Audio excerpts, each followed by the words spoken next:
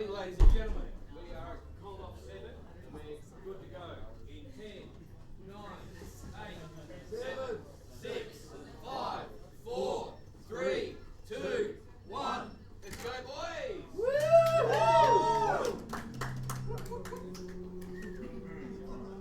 I didn't start a stream, by the way. Stream hasn't started. You got to press start. Change the title. I don't know how to start the stream. Cab 1 and cab 2. Cab 2, no, which cab do you want? Who's playing? Jeff? Do you want the names right? Jeff is cabinet 2, yep, that's correct. Barra, 4, that's correct, mate. Yeah, so 4B, so B is that side. Yep. A is that, so you kind of like switch from that side. Yeah. That's perfect, mate, yeah. Done.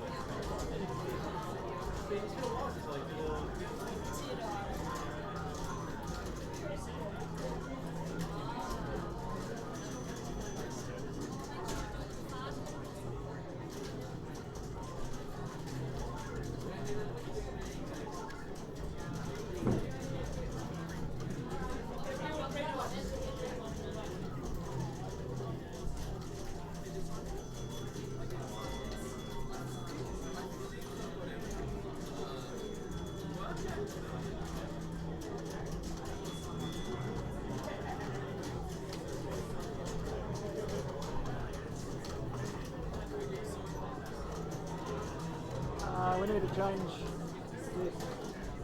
No longer Jeff.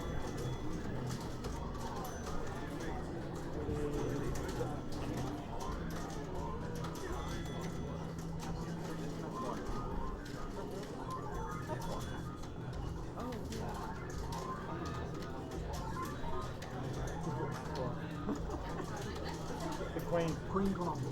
I think this is it.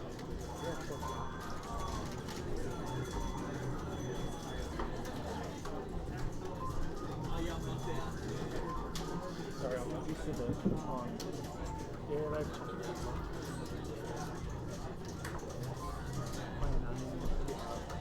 Need to change the screen info as well.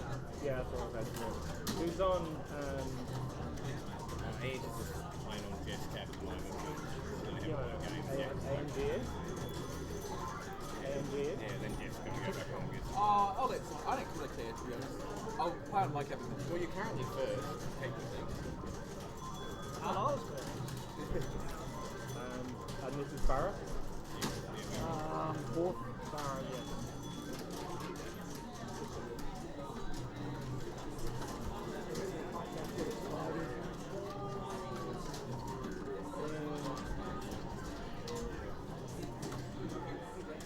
Here we go, guys. You're live.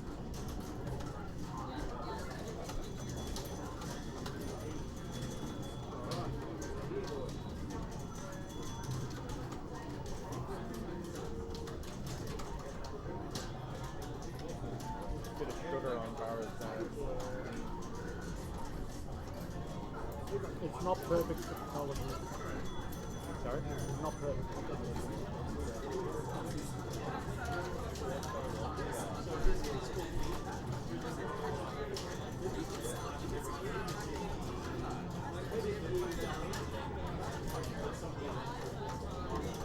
Can you hear me?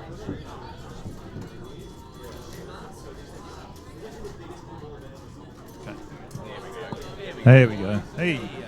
All right, here we are, morning at the qualifying. So we've got Danny here and Patrick to start off on today's events. And they've just said, well, they've probably started about, had an introduction. You ran through, rules were run through. You did the countdown, Danny. And yeah, we've done, well, we just... Yeah, we'll figure it out. We'll see like Just we're doing the scrunch mic. up. Move the camera a bit closer. Yeah, no, it should be all right. Memories of another night out, but Yeah, well, let's not talk about that on the stream. Not again. It's a family channel, mate. Yeah. So the way they're setting up the first round of games was based on last year's order of qualifying. So, for example, Barra had won last year, so he got first choice of which cab, for example. So that's how they're going to run the initial goes here, and then they're going to filter through based on who's here and who where they qualified last year, essentially. And the good thing is from last night, because the level 3 they had a chance to play on the machine, so they obviously Barra's chosen one he liked. Or, Yeah. I mean, not all, he did. What the differences are, I have no idea. Probably just emotional difference, I guess. Yeah, like it can be like that. Like it would be like if you like say for example we go a 5 game later and I like I just have a really shitty game, I'll probably be like, well that it's definitely the cabinet's fault, not my fault. Oh, yeah, it's never your fault. That's what I mean, there must be... No, that's the thing. So, and then if you have like if you get like a pretty good run going on a machine, you're probably going to gravitate back to that machine. You feel like, well, it's not first. It's people underrate that, I think, because if you psychologically think that, then it psychologically makes sense not to be on that machine. Like if you really think, oh, I haven't got my lucky shoes on, then maybe you should put, because you're going to be distracted by it. You've got to create that. there's a huge element of like superstition. People get used to sort of certain things that they get spooked by a cab, and that's it. They won't play it again. Well, it's true of sport. Like you get sports stars, like you only have to look at Nadal and all his touching he does. That obsessive, becomes a ritual. And I think people build these. It'd be true of all sport. I think I think sports people would have a level of type of superstition of such. They've got a lucky number, or they've got a they do this thing before they play, or they don't do this thing. And we're playing on matching hardware, but the hardware has a different feel. Yeah. So like the joystick's a brand new joystick versus a stick that's been in heavy use for 4, 5, 30 years. They put that different sort of feel to them, and some feel good to you depending on how you play and what you're expecting and what you're used to, 100%. and others don't. Like, Well, that's what happened. Sorry, Danny, but Oh, just quickly, that's what Matt was saying last night. He was saying the button on the number 1 chin Kibby's on was a bit jammy. Maybe it was, but it also could be just the way you play, and you might find you're pressing too hard or not hard enough or something, just something like that. and that's like a thing, like for example, like the players like that have cabinets at home. Like I'm used to, the screen looking a certain way, the way the joystick feels, the way the button feels, and every Donkey Kong cabinet you play is a different feel. So when you're really used to a certain setup, you can sort of you've got to try and find one that you think, well, that's the colours even look similar to home, like so like you've got that sort of like those triggers that sort of might help you out with like the way you approach things. And speaking of lucky shoes, Phil, are those the shoes you picked up in 2021? No, those ones were all cool. These are recent shoes. These ones, Did you get a good deal though? I think they were just pretty standard. Wow. Yeah. Not like Wow. the deal I got last Oh, time. mate, I still think about that to this day. It's a good deal. It was an unbelievable deal. It was from more, out the back. Yeah. But just going back to the machines and stuff, it's interesting to say that, Danny, because remembering I came into this scene very early, and there wasn't a scene, and mine was an old Hankin upright, Hankin 5, which is this big, heavy-looking machine. And so when I went to the US, because I went to US in 2010, and I went to the Big Bang, and they had all the dedicated cabs there, and I thought, and I'd never played on any of these because Australia didn't have dedicated, apart from later with the Dragon's Lairs and certain Gauntlet and Missile Command did have dedicated ones, but by and large they just weren't. And I found the American-style cabinet such an uncomfortable thing to play. You have to sit down and play them. In our case, when I was a kid, the only thing you sat down was on tabletops. You never sat down at a... There was no room for stools. It was like, so that you're standing going, what am I doing? And same with school. When we went there, 'cause we had to play on the Gallagher cabinet, and where the buttons and the way the joystick was, it was so... Not that that's an apology for any scores. I'm just saying it was just so different. There is a very... Like, I much prefer the low boys by far. Yeah. They're the best cabinet in the world, in my opinion. I think these American cabinets are I horrible. had the same experience last year. So last year coming to the Kong off was one of the first times I actually played on a Donkey Kong cab. I play at home on an LAL low boy, and I'm used to that. And like coming here, it takes a little bit of adjusting to get used to the different angle of the screen, how far away it is, just the feel of everything. Well, I think the American, I do find them very uncomfortable, because I think the thinking of it was to create a sort of a dark enclosed environment, I guess, and that makes sense. But the arcades here were very dark anyway. And like size-wise, they're not designed for they weren't created for adults to play. They're sort of those things are marketed towards like your teens or your pre-teens. That's the size. They're sort of, designed for them to be able to stand up. So like when you're not that I'm not a tall man by any means, but Not short. But some of the bigger fellas, you'll see that they're quite uncomfortable. I'm tall. Play, I mean, I'm 6'3" or something. So you're standing there, you're almost as tall. I probably am taller than the cabinet. But anyway, so I think all that plays into it, especially not so much today.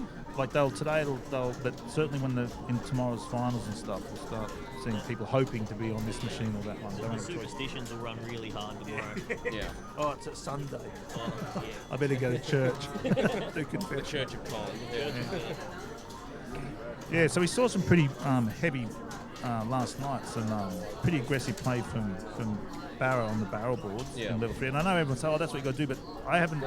This is the 4th time I've done level 3, and I've not seen that level of aggression on the barrel boards. I don't know if we're going to see more of that today, but that was on level 3 that made it look super frantic. Yeah, and that's another thing I guess we haven't really mentioned off the top of the stream is last night's winner of the Yeah, that's what I was level going to 3 get to. So Jeff Sutter was undefeated last night in the level 3 comp, and he ended up going up against both Barra and Tekio, and came out on top. So he'd be coming in quite confident today. He's easily the most well-rehearsed player going into the comp as well. So I think more now than any, this is potentially his Kong off to win, because he knows how to play the safe style, whereas you've got your players like Barra and especially Tekio, who really only play that high, 1.1 plus style of gameplay as well. So that's, it can either be a blessing or a curse, depends on, I guess, how you look at it. I'm nowhere near that caliber of player to be able to attempt to try and do the bottom hammer. That'd just be ludicrous.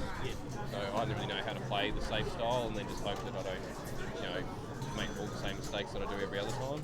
Well, I think there's a lot to be said for the consistency of the way that Jeff plays. Yeah. To be able to just run and pump out kill screens and that sort of thing. And Whereas, like you were saying, Barrett and Tekio, that they get higher points, but it's a much higher risk game. So, the consistency in the way that Jeff plays, I think, will be a huge thing in determining the outcome of the Commonwealth this year. And you'd think they're just playing it safe, and if you just played like a basic sort of strategy like these guys could, like a kill screen out of nowhere. If you go into the finals and you're playing like a basic style, you're like in high 800s or early, low 900s. It's a safe game for these guys, which you'd think would be a no-brainer when it comes to finals, but they don't play that style regardless because they probably don't know how. They kind of get in their own head a little bit, where they're so concerned about the fact that the other bloke can put them nearly on 1.1 that they have to play those strats, which is a high risk. Yeah, and bomb themselves out. As we see in finals over and over, because you don't see kill screens in the finals. People don't play that safe strategy. They know that the other person's capable, and they try and defend against that, which means they've got to go in aggressive as themselves. Well, I think that's where this Commonwealth's very different. I mean, I don't exactly what you're saying, but that's true. And we don't see those big scores in the Commonwealth, not Australia anyway. I mean, they were in the Copeland, Lakeman years, they got massive scores. But here we don't see 1 million scores in the finals. I don't think we've ever seen above 700,000, certainly not above 800,000. So I think this year, though, I think there's when you look at, we were talking about last night, Shane Stall's not here and Alan Stall's not here. And although we don't think it, but Shane's won one Commonwealth, but he's finished in the top three on almost nearly all the Commonwealths he's finished, except for one where he knocked out very early. And he finished second to Billy Mitchell when he was here. And then he's finished, last few years, he's finished about third or two in the last 2 years. He's very consistent player, but he's very, very deadly opponent. And so is Alan Stall. They knock out people. Because they're not here this year, that means that Shane not being there means that there's a chance that someone like Pelly's come fourth, Neil came fourth last year, that someone can move up into that third position. Absolutely. Now, my thinking on the way over is that you've got Jeff, Barra, Tekio. Because it's tight, they've all got to put scores up, otherwise they might meet each other early and then they won't get through, one of them won't get through the final. So they've got to be out of the top four and we think, they'll easily do that. Well, they could easily do it, but Jeff had a lot of trouble getting a good score last year because sometimes qualifying days people just don't get the game they want. So I think this year is a funny one, and also because of what they're playing for, and that's the real thing, is what's motivating. Jeff has put in so much practice that he wants, this is his Commonwealth, this is it, because he's played so hard. And Barra's playing for a third belt, and I think once he gets that third belt, that's something he can underline. I really think it is. He hasn't said that, but I think winning three, you've got that's it. There's nothing more now. I don't have to. I can just, exactly. And to go back to back for Barrett too would be huge. Oh, it's back to back last year. It's Tekio got won 4, so it's not 3 in a row. And then Matt, he won 2. He's won 2 level 3s, and this year he came third. He's won 1 Commonwealth, and I don't think for a moment that he wouldn't want to improve on that. Jeff's ahead at the moment. He's on 161. He'd certainly want to improve on that one win, Matt would. It's not like he's here just for the fun of it. Everyone's here for the fun, but I think there's at the top tension there's there. Now when the next, I'm putting in groups here, the next tier down from that, you've got Neil, you've got Pat Silver, Pelly, Pat Silver. They're in their own competition. Tags is theirs too. Those players there, they're here to actually put a score up and try and win. Then you've got other kill screeners there. Should they play well, like Dennis, Danny, Kibby, that the ones that have been consistently up around that top end, particularly Neil and Pelly, they are a proper threat somewhere along the way. If the ladder, because those other two not being here just shuffles the ladder in a very different way, and those top players will know that they're going to be here to put the best score they can today. As you said, it's one score from one of those top players or someone just on that fringe to really throw a spanner in the works. You end up with those top 3 guys getting knocked out early, and your Neils and your Pellys that suddenly become really into contention there. Well, that's the thing, is that well, there you go. So and that's it. That's such a low score for Neil, right? So that's just a warm-up game. So the thing is that exactly what you're saying is that in previous years, like early on, the very like like you remember at Kong-Off too. Yeah. Like people would put a score up with like 350. Like I remember Barra going 450. I'll qualify with that and just walk away. Well, that's gonna like that could leave you in the wrong group for those guys. Like they're not going to sit on that. They've got to put a good solid 600 plus up. You know. We got Tekio just putting his first credit in the machine now, getting underway. So that'll be interesting. And I can give you a spoiler alert of where I would qualify. So, if, say for example, Barra finishes second, I'll be 15th. Give that one too, because we'll pick up your. So I'm pretty much cursed with that every single year. So no matter wherever I fit, it's always first round against Barra. So you're pretty unlucky. I know exactly where I'm going to finish up. You're going to be facing Barra, no matter what happens. You're going to face him in the first round. And the one year that I actually did alright, which was like Kong-Off 5, I got like 10th, I think. That was the one year that like Tekio had like I might have been Barra again. I'm so used to losing to those guys first round. But it was like one of those guys didn't have like a really high qualifying score, so they finished like third or fourth or whatever. So that made my first game, when I came 10th, I had to go against like Tekio or Barra. So it's like I'm pretty cursed at Kong. But there is a part of the Kong-Off, and you know this, Dan. Like once you got your kill screen, you felt that's what it was always about for you, was getting the kill screen, you know. And you can rest on your laurels on that. And that's the same as a lot of players here. Like Kibi's got his kill screen, and he's also a ranked D player through Kong-Off Forum. But also he says one day he'll go for his million. And the thing about Kibi, like it must be in the back of his mind, but he's doing other stuff. And it's like Nibbler. Like all of a sudden he came out and did Nibbler. I thought he'd given up, and all of a sudden he just crushed it, you know. So you don't know one. One of those players that can just master something if he sets his mind to it. So. But people like Neil, he doesn't want to chase a million. It's like another game, and he's got other games to play. Yeah, he just goes, just want to try and be competitive at Kong-Off, and that's it. I don't need to get a million points. He's not interested, but it can leave you in a position that maybe leaves you slightly wrong-footed if you get against the wrong opponent, you know. And Neil's definitely a player who feels the nerves pretty hard on qualifying and finals day. Like you go from like being cool as a cucumber to like, you just need to know that just leave Neil alone for a bit. He just needs to get his bearings straight kind of thing. But I love that. That shows that you're that invested in this event, which is like at the end of the day, that's what we're all here for. It's to make sure this event keeps going forward, and everyone's passionate about it and just wants to have at the end of the day a great couple of days with their mates that they only see once a year. 100%. But saying there's a few plays where nerves plays a big part in it. I reckon that Jeff of the top three is someone who you really notice when it comes to the comp days. He gets very nervous. Where if he's playing at home, he can kill screen almost on command. You get him into that comp environment, and it does change a little bit, which just goes to show even at that level that there is still. 100%. Well, simply put, it's like, a lot of people can sit and talk around the kitchen table fine. Put them on a stage with 500 people, and they just clam up. It's just like, it's that simple as that. It's like it's easy to get undressed to hop in the shower. It's not so easy to get undressed in front of a crowd. That's the voice of experience there. And it's not wrong. And some people they really don't like the spotlight. They're just like you can be exponentially talented, they're happy to do that at home. But then when there's people that are watching them, it's like that's like the last thing in the world they want to be doing is really playing in front of people. And you get others. That's when they click. You get them in front of him. Mate. Yourself, Paddy Silver. The more people are watching, the more on they are. Exactly. We like to be the centre of attention. Okay.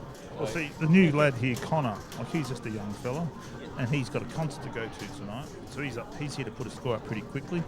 How old is he? He's like 20 something. Yeah. Oh, I thought he looked younger than that. No, he looks very young. He is young. But comparison to us,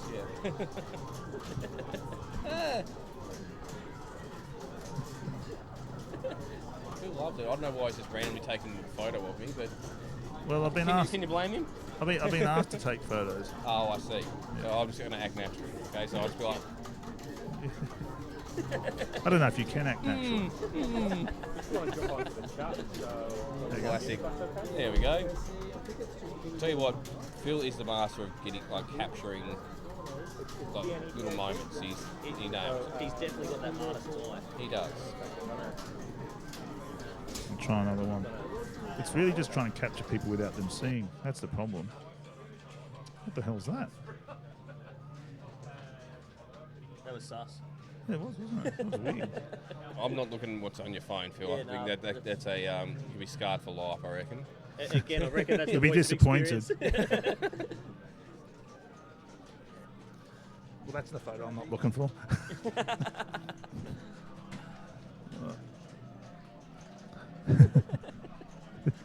If you just actually just... Oh yeah, That's what I because thought. like I agree, I agree. when you come to like the strategies and things like that, Yeah. strategies in Donkey Kong, you know, and you really got Donkey to Kong? Donkey Kong, yeah. So like Yeah, you right, see right, like players like that are doing like stuff like this.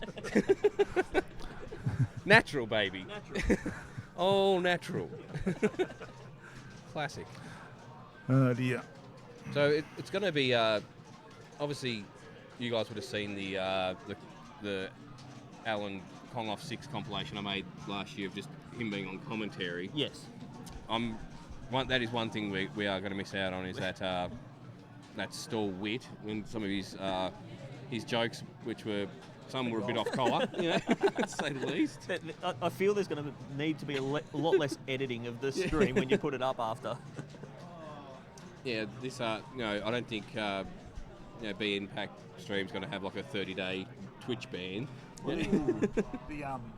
The Techio with an error.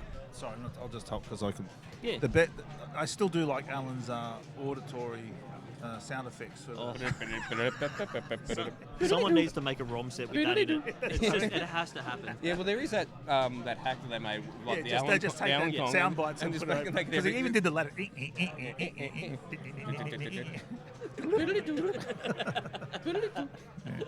I wonder if he's tuned in to Big Al. He would be. He'd have to be. Surely. Actually, Joe would be a classic Alan. He'd decide to stream now. That's Alan. 100%. He'd be like, oh, is it this big game going on? Well, I'm going to stream to sort of try and get that audience on. Imagine if he me. did stream and he actually hit bet his you million he's- and no one watched because I watched the comment. He's just sitting there at home. Hello, Serpy? Anybody there? Brian Allen. What we got? We'll see if Big Al is in the chat. Oh, it doesn't let me find out. It's got DK Madness and the missus are there watching. Missus loves it, mate. She's really into it? She actually does love it. Like, we were having a couple of... there's been two specific occasions recently. We'll be like having a few drinks at home. And she's like, oh...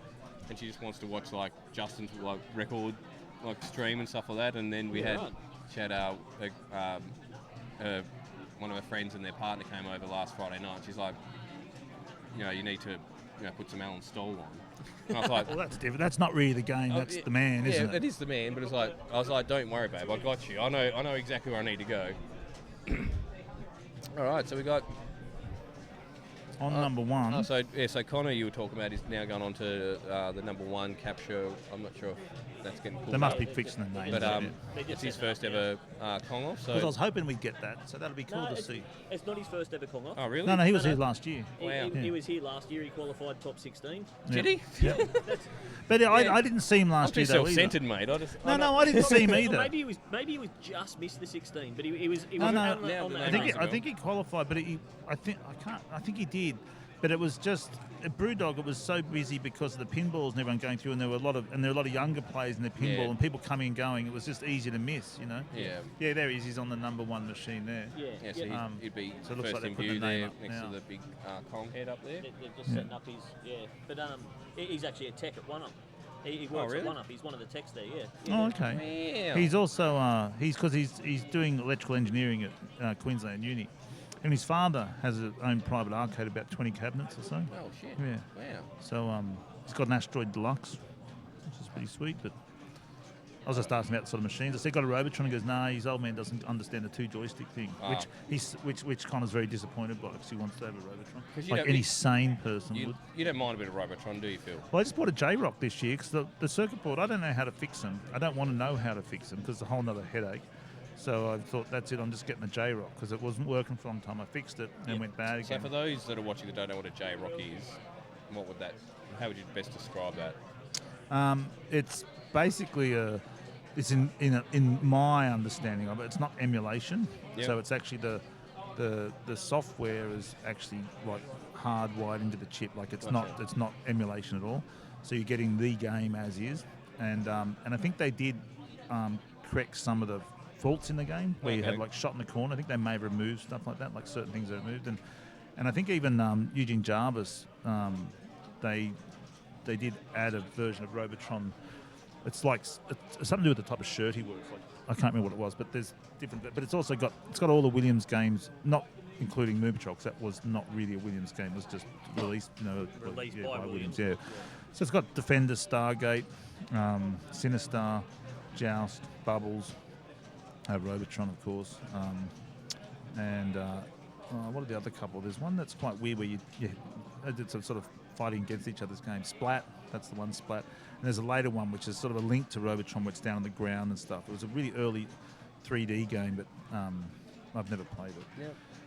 It's only about so big, it's about that big. And I'll get rid of my CRT and just put the flat screen in. Yep. I just think that unless you're working on these things, it's just such an enormous hassle. They I just can't be bothered with As soon it. as they go wrong, it's just like, No, because I don't know anything about, like, whenever I have an issue with my cabinet, I just be like, boys, what do I do? I open up that cabinet, I'm like, I don't know what the hell all these knobs do, and you've got to check As this someone chip who's got and stuff 15 like that. cabs at home, I can tell you that it is just a nightmare keeping them running. It is just insane. That's right. Like, it's just, for me, I don't need the hassle. And I think everyone's going to hit this wall because this technology is just getting, like, they're not going to start blowing glass again for CRT. So, it's not going to happen. And so eventually, I mean, they can gas them again and things like that, but that's a whole nother skill, and I don't know how long they can go for or whether they do. And some of these old circuit boards, they're just going to, they're just Like the hard. flybacks fail on the chassis for the CRT.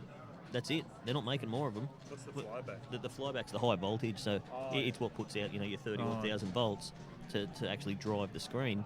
They failed, and it's the nature of the way they're built. They're just going to fail eventually. But when they go, that's it. You can't get a new one. And I mean, there'd be heaps of them out there. There are lots of TVs in the world, but it's just where they are and how many of them being mined for materials and stuff. But And, that's it. yeah. It's a finite resource. Yeah. It's going to reach a point, and we're getting closer to that point all the time, where you just can't get replacement parts. And like 99% of people or 99.9% of people who would have a CRT at home wouldn't even think twice before they chuck it on the tip. Like, because they think, well, no one's going to want this. Yeah, Why yeah. would they? Yeah. And they, because they wouldn't realise that there's people like us that exist that are like that sort of thing, and like do that retro stuff. They'd be like, it's junk. Same with like retro game collecting. A lot of people would be like, oh, I've got these 20 original Nintendo games. Who the hell would want this? Well, that's when I was a teacher. Like, people would bring TVs in, old TVs, and there was so many CRTs in this storeroom, and then I had this massive one. It was huge, big, heavy one. Yeah. They would have just chucked out in the end. And I remember people used to bring in old 35mm cameras because I was an art, teaching art. And they go, oh, you want these old cameras? Well, what are you going to do with them? Like they don't have a dark room and stuff. Yeah. So it is a bit like that, but the real thing is people can get. It's not like, okay, it's nostalgic and that, but the real thing is the software. As long as the game's playing, 100%. that's the real thing, And I think that's where people have to embrace things like J-Rocks and emulation. Like a lot of these games are identical in emulation, like Donkey Kong. Yeah. It's no different, and just forget or just move past that and just get on with it. Because it's just a headache, all this equipment, especially for tournaments. Donkey Kong's actually one of the most difficult games to emulate because it's got digital sounds and analog sounds, and those analog sounds are actually really, really difficult. They're struggling to actually make emulation that perfectly replicates the analog sounds. And that's one So thing. what are the which bits are the analog sounds in it? The walk noise, the stomp, the music is digital. So like the startup noise and the hammer and that they're digital sounds, but the actual like the jump and the walk sound and Kong stomp, they're the analog ones that they're having a lot of difficulty replicating. And that's what you will notice as well if you do play MAME and then play cabinet. You will notice that it does sound very, very different. It's not like I remember going from playing on MAME at home to then having a cabinet. I was like, it's almost night and day. You're like, wow, that's like certain sounds are way more acute and some are way less down. Like the first thing I noticed from going from emulation was like the background music, barely noticeable. Then as I got a cabinet, I was like, there's something wrong with it. It's that loud. But then that's, as you find out, it is the norm. It's just, but that's not what you're used to, kind of thing. I think it also depends on what you're trying to get out of it too. Like you're playing the game to try and set a world record that you're going to be posting on Twin Galaxies and all those sorts of things, then having the original hardware, original board with a CRT and everything holding original like that, I think holds a little bit of credit. Where when you start getting into emulation, you start getting into LCDs, you have that input lag that's there a little bit, and it kind of takes a little bit of adjusting to. Like I was talking to Tekio, his cab at home, he's got an LCD in it, and there's just that 0.2 of a millisecond delay, but the way he plays the game, that makes a difference. Yeah. Yeah. So why is there a delay on an LCD? It's because it's got to digitally draw the image as opposed to like the CRT is just a live scrolling thing. It's taking basically an analog signal and digitizing it to put it on the LCD, and you get that little bit of delay. But the delay would be, I mean, Jesus, it can't. For the casual player, You wouldn't pick up on and it. that's like you look at the cabs that are out there in the world, those cabs with 6,000 games in them and an LCD in some backyard mate thing. But for the average user, that's perfect. For the guys that are the top end that are real serious about their gaming, they notice that input lag. But there must be, but there also must be a point because you think things like Fortnite, they're playing on LCD. But it's built for LCD. It outputs a digital. So you're saying that like my J-Rock would be built for LCD? Yes. Yep. But the original games, all that sort of stuff, they're outputting an analog signal. So if you're playing on a main to an LCD, you're fine. Then you've got the delays actually in emulation because emulation isn't perfect. On main. So it doesn't affect your play on main. It does. There's input lag, but that's because the emulation is where the delay is there. All right. Ooh, going to get a game on. We'll wait here. Yeah, it's all very peculiar, that stuff. Peculiar in the sense that it's within the evolution of technology. You know, I don't know the evolution of technology, but you've got this retrospective fitting this into that, and I think there's a part of it where it's inheriting. Look, it's a longer conversation, but there's inheriting a leaderboard, which is basically US Twin Galaxies leaderboard. Yeah, correct. Which is the best thing going, but it's incredibly flawed because some of the tracks were written with the best intentions. They actually made errors in making them the way they are, which actually means that the ceiling has gotten so high, or that the scores have gotten so high, and people are stuck with that now. Do you know what I mean? Like there's faults within it that you can see where speed running, for instance, avoids that problem by reducing the game down to something quicker and the way they police it, because you've got, it's on consoles and this, that and the other, and same with fighting games where it's head to head. Whereas these old games, they're just, the tracks were just, because a lot of the games don't have enough dip switches in the banks to actually alter the games enough to alter the behaviour. Yeah. And you end up with games like playing Donkey Kong the way we are. The game was never designed to be played this well. It was never designed to play to it wasn't supposed to last 40-something years. No, but even to get to level 20, like the fact there is a kill screen that the code breaks at level 22, no one was ever meant to get that far in the game. We've basically broken the game to get to where we are now. Yeah. And where you look at later games where the dip switch banks are there, like Robotron's a good example, where you can alter the amount of lines and difficulty, and even when you do loop it for a marathon score, it skips, I think, the first 5 levels. It just jumps past that again because they're introductory, like a lot of games have an introductory level to, like Donkey Kong does, you go, well, the American one does, you go barrels, then a rivet, and so it says this is how you play the game. And that's the other thing, we never really talk about it, but we play a bastardized version of it. The original one in Japan, the sequencing of the game is different to this, Correct. So we sort of, this is Donkey Kong. Well, no, it's the American version. This is the version of Donkey Kong that we play. Yeah. And then people get really like, oh, you got to play it in the real one. And go, well, this isn't the original one, which is fine. I don't have a problem with that. But be interesting. Imagine throwing in a Japanese circuit boards of Donkey Kong where he just goes. I think the sequence is just you start with all 4 and it doesn't. And I think it's easier. Yeah. From what I'm told. Oh.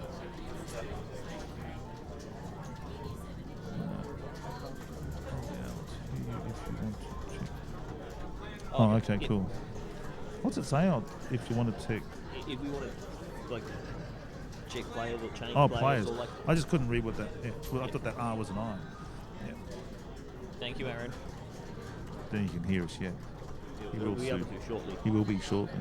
We're getting real. Now that Kiwi's here, the whole thing's just changed. Barra's out on 305.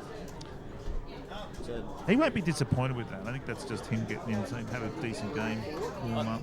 I think his strategy this morning, and I think we'll find a few guys that are like that, is to go fairly hard early on, Yeah. knowing that if you can pull that first kill screen or pull that first kill in and get the bounty, great. Yeah. And if you don't, you've got a lot of time up your sleeve to put a score down, Yeah. and you can come back later and go back to it. Yeah, well, I think it is a case of just getting in there, thrashing around a bit, put a score up. That, Yeah. like you got to put it. You got to. It's like it's just doing stretches. It's like, get in and warm your muscles up, so to speak. So I think these guys the only person who never used to do this was Shane Saul. He'd just come in and drop a credit in and just sink That was into it. And I think Jeff's kind of similar to that in a certain way. If he's on his game, he's that player that can just come in, put a credit in, and just run it. Yeah, well, he's on his second. No, that's not Jeff. That's Neil there. John McNeil. So he's back in. Yeah. But yeah, they'll all. I think. Jeff's playing again. He's on cap 8. Oh, there you go. Yeah. So he'll be. I think those players will be on and off pretty regularly. Correct. Yep. I wouldn't be surprised if Barron's back on as soon as someone's off the machine, he's playing or whatever. Yeah. He'll get back on again. Punch one out, and you've got to put a score up later, Pat. Suppose. Suppose. Put a score. You don't have to. A score. I can put a score up. Like level 3 comp yesterday, I took the wooden spoon in that quite well. Oh, did you? I'm confident that I got the lowest score in the level 3 comp yesterday, which is, I don't know if that's something to be proud of or not, but here we are. Yeah, why not? Why not? Someone's got to have the low score. Exactly, mate. Well, you're more likely to remember for getting the lowest score rather than somewhere in the middle. If it's legacy you want, you could come here and lose every Kong off, and now you've got a legacy. They come bottom of the Kong off every year. No one remembers what happened in the final of level 3 comp last year. We know what the outcome was, but Yeah. no one actually remembers No. what that game was. No. But I tell you, everyone remembers Neil's Gormless effort last year. Oh, Everyone. yeah. The Gormless Trophy, yeah, that's right. We don't have one this year. We might have to make something. Not yet. Not yet. Have you got No one? one's done anything. Oh, no, but we haven't got an award. Yeah, have to fix something up. But earlier you were talking about Twin Galaxies and the fact that it's kind of the best thing that we've got out there at the moment, even with its flaws. But you look at that, it's really a capture of like Western society's high scores. Like you don't see people from like Asia posting scores on Twin Galaxies. It really is, as you said, it's an American-based thing, and it's really is like Western culture that we're keeping track of the Western high scores. You're not necessarily keeping track of the highest scores that are out there. Yeah, well, it's quite odd because when you look at, say, for instance, I've spoken to Tags about it and I've seen stuff on it. It seems to be there is quite a strong, if there's anyone in Britain listening, that they've got a stronger Williams community. I've seen a couple of years ago they had a Defender Robotron tournament. That is banking machines of both, Yeah. So there's other places that have their own interest and they're just not interested in the other things. They just don't care. So, for instance, like Jeff was saying when he had his world record on, when he had the world record on Rygar, there were plenty of people in Japan who could blitz that. They just don't submit. But Barra was saying that they have a different attitude towards it, which is you they just sort of retire themselves. So once you roll the score, you beat the game. So you just go, I've rolled that score, or I've got to, whatever the finish might be, or just rolled it, a million or whatever. I'll go play something else. You've done it. Just stop thrashing it out. Do something else. There's not that desire and drive or the community to really grind out the highest possible score that you can get. Yeah. It's more about like the Donkey Kong equivalent is getting a kill screen and that's enough. Yeah. But without having to then move on to million point strats, 1.1, 1.2, or those sorts of space, they're sort of content with finish the game. Yeah. Yeah, well, I understand that. Is that the same from yesterday's, the address? Is it the same? Sorry? Is that the same as level 3 yesterday? Yeah. Okay. I've just got to let someone know I forgot to do it this morning. I've got to let Paul Hnitzky know, but he's probably on there already. Paul Nitzko, I had a good chat with him earlier this year. Man, he knows the history of arcades. He used to work in arcades on George Street in Sydney in the day. Yeah. You know, he was going to the 70s, I think. Yeah, it was a pretty interesting story.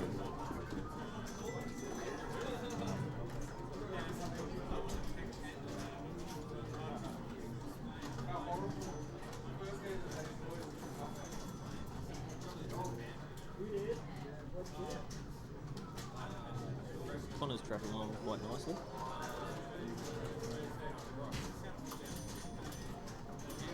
I'll just do this, sorry. Yeah, no, you're right. Just having a look at who's on the cabs at the moment. It's, Danny's got himself on. Down on cab 5 there. Oh, yeah. Jeff's down there.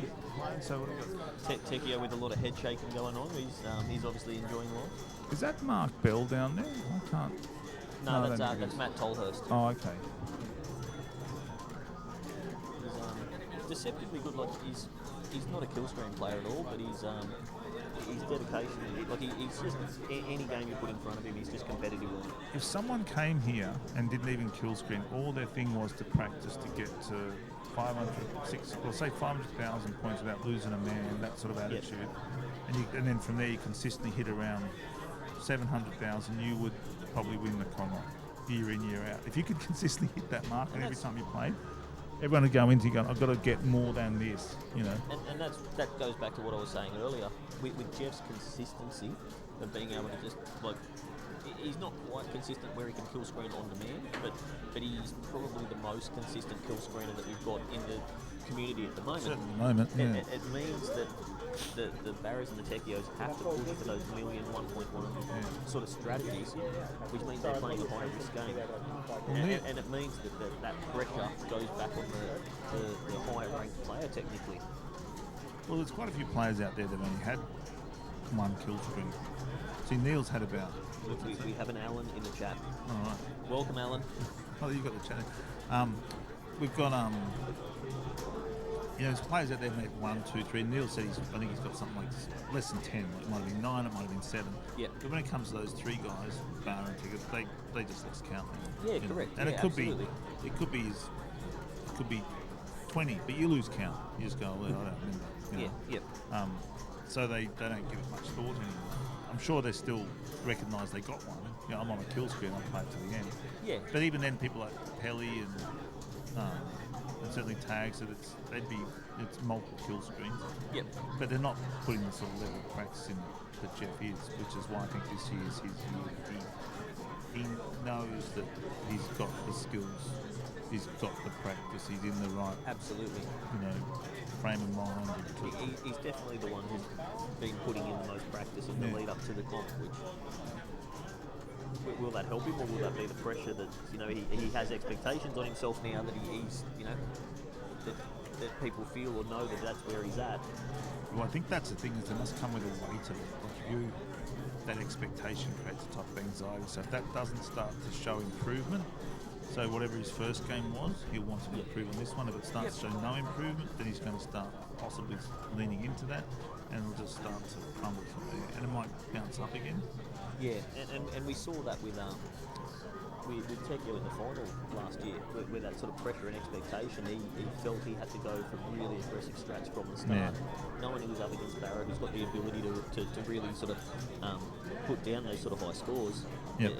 You really saw that, and it was his undoing in the end. He lost a couple of lives early on, and that was kind of it. Well, I also think that, I've never said this before at the Australian Combat, but I feel that, I was saying before, there's various branches of this main trunk. People have just gone out, oh, I'm a kill screen player, I've had enough, that's it. Absolutely. Or someone goes, oh, I want to get to 1 million points, or I want to, just try and improve my score and just get a bit higher kill screen, or they just want to get more kill screen. There's various sort of approaches. Yeah, correct. But because they're not all sitting in that realm of saying, oh, everyone's practicing, then everyone sort of can think, oh, that person's not been practicing, or they don't have 1 million points, so I'm not too concerned about them. And it sort of makes sense, because we're going to have to look at last night. who was in the top three? The top three highest scorers. Yeah, Who correct. was in the top three last year? It wasn't necessarily top five scorer, it was Shane Saul, Yeah. who's also he's a top, I think Shane, if he wanted, it's easy to say if he wanted to, but if he really wanted to go to a 1 million point player, I think he could get there. I agree. Yeah, he's absolutely got the skill set and the right mentality. Yeah, He could do it. So at the so you see these top scorers always sitting in the top three. So there's a sense that they know that some people aren't a threat, but therefore they only have to stay a little bit in front of the person that's the biggest concern. Yeah. And that's not really sharpening all the skills of everyone the same way. Do you know what I mean? So there's brackets that we all know.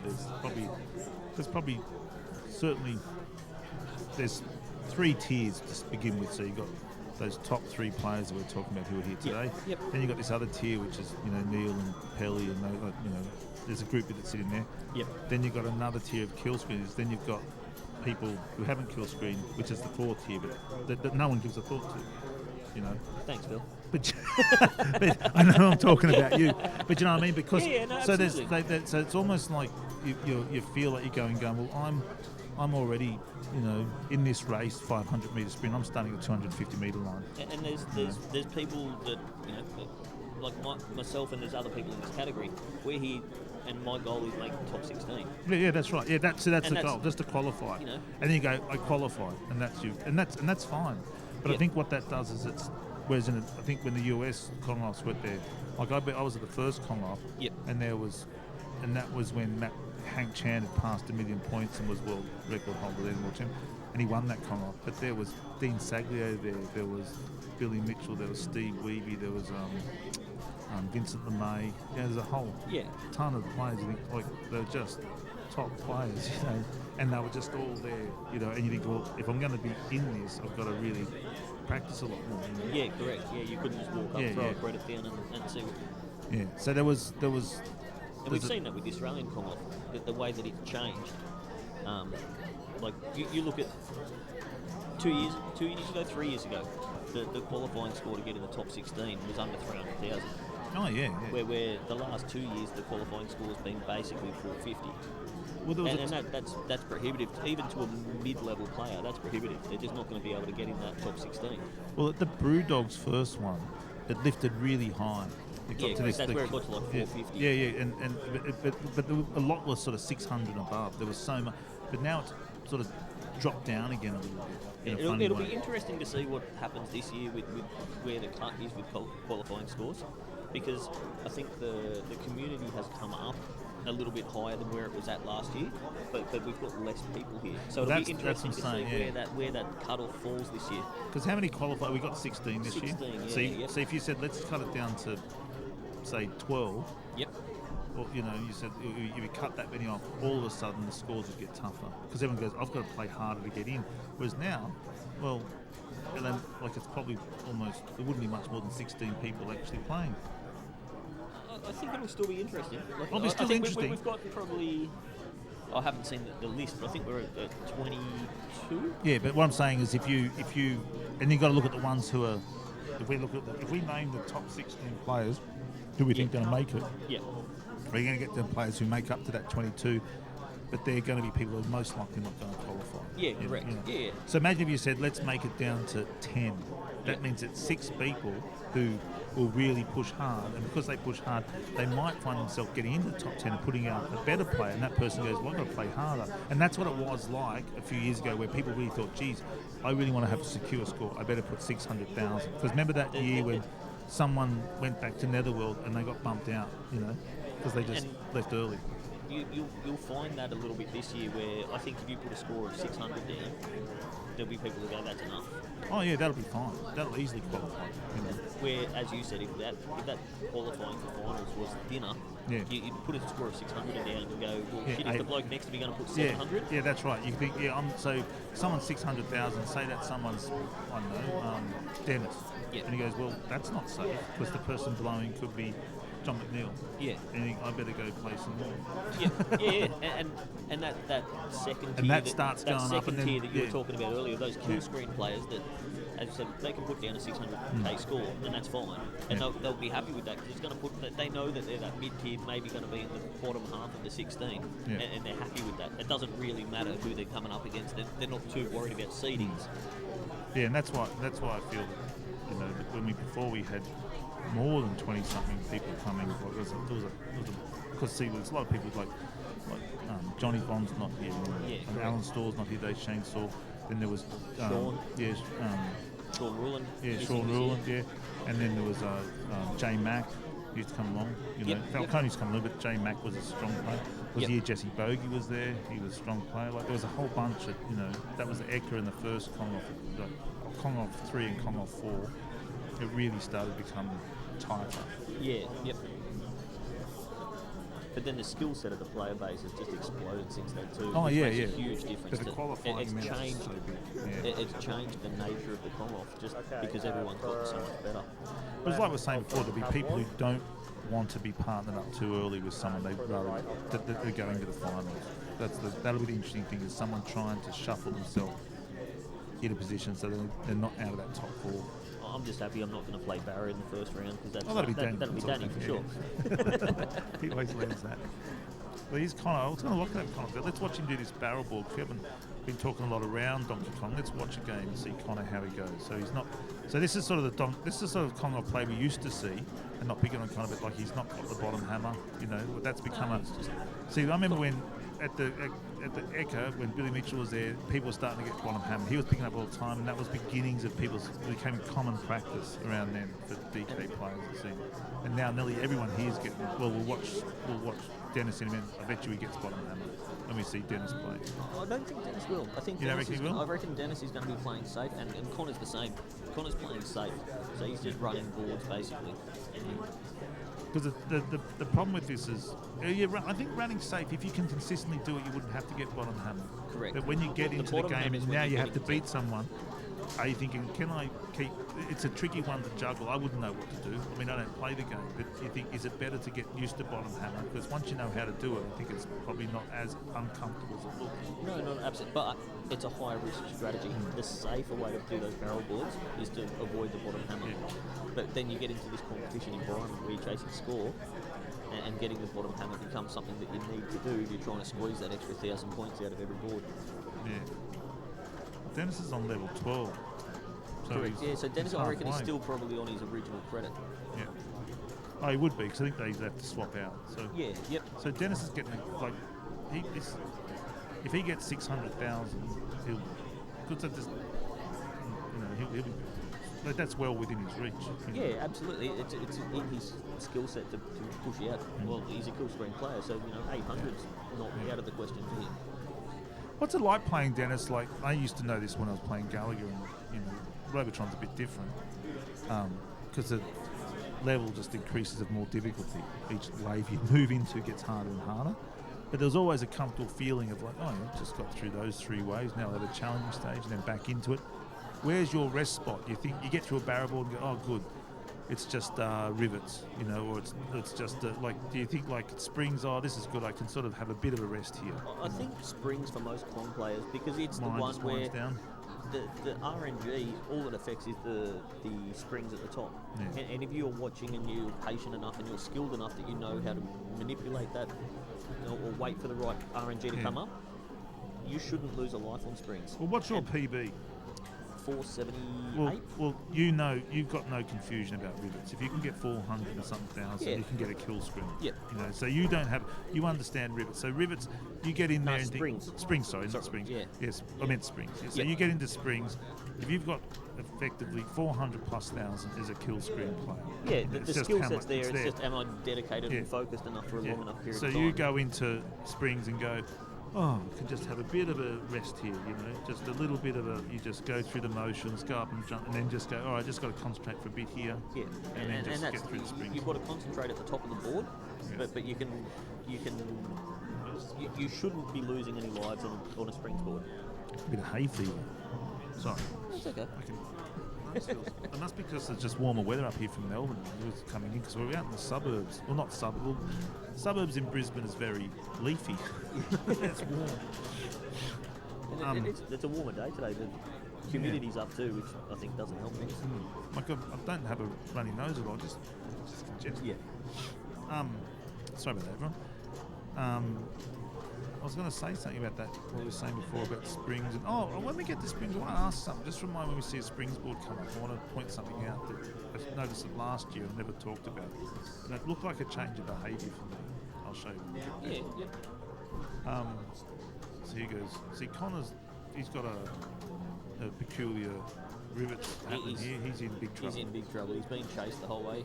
Oh, Can he get out of go, it? Connor, Come on, Connor. go. Yes. Go, son.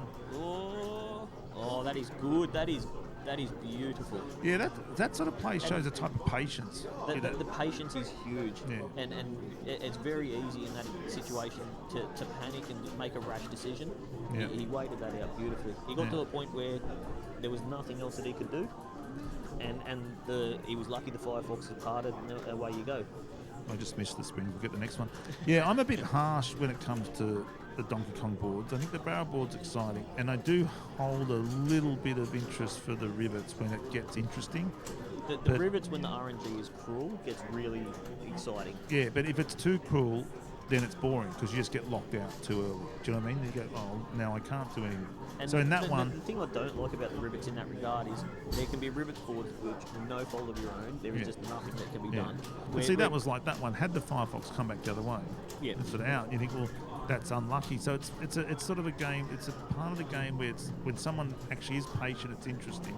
But even no matter how patient you are, you might be forced to try and jump a Firefox home to land in another one. Yep. So it's something. It's a weird one, but when it does show some interest like that, you can really be excited for the player to get through. The Pie Factory. The Pie is the second most boring stage.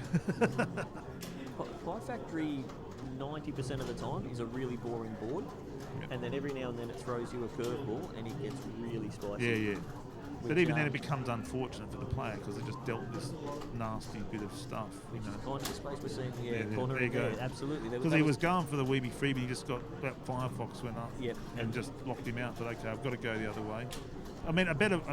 Not saying that, but someone else with more experience would have probably jumped and got the hammer or done something. A little bit more patience, a little bit more experience to see the behaviour of the Firefoxes and where they were moving to. Going back down the bottom was probably the better option there. But what's he waiting for? He just waiting for it to come down. Firefox to come down, and it opens that window for that for the Weeby Freebie. Not quite Weeby freebie, but it is pretty close enough. Yeah. If Weeby discount. The Weeby discount.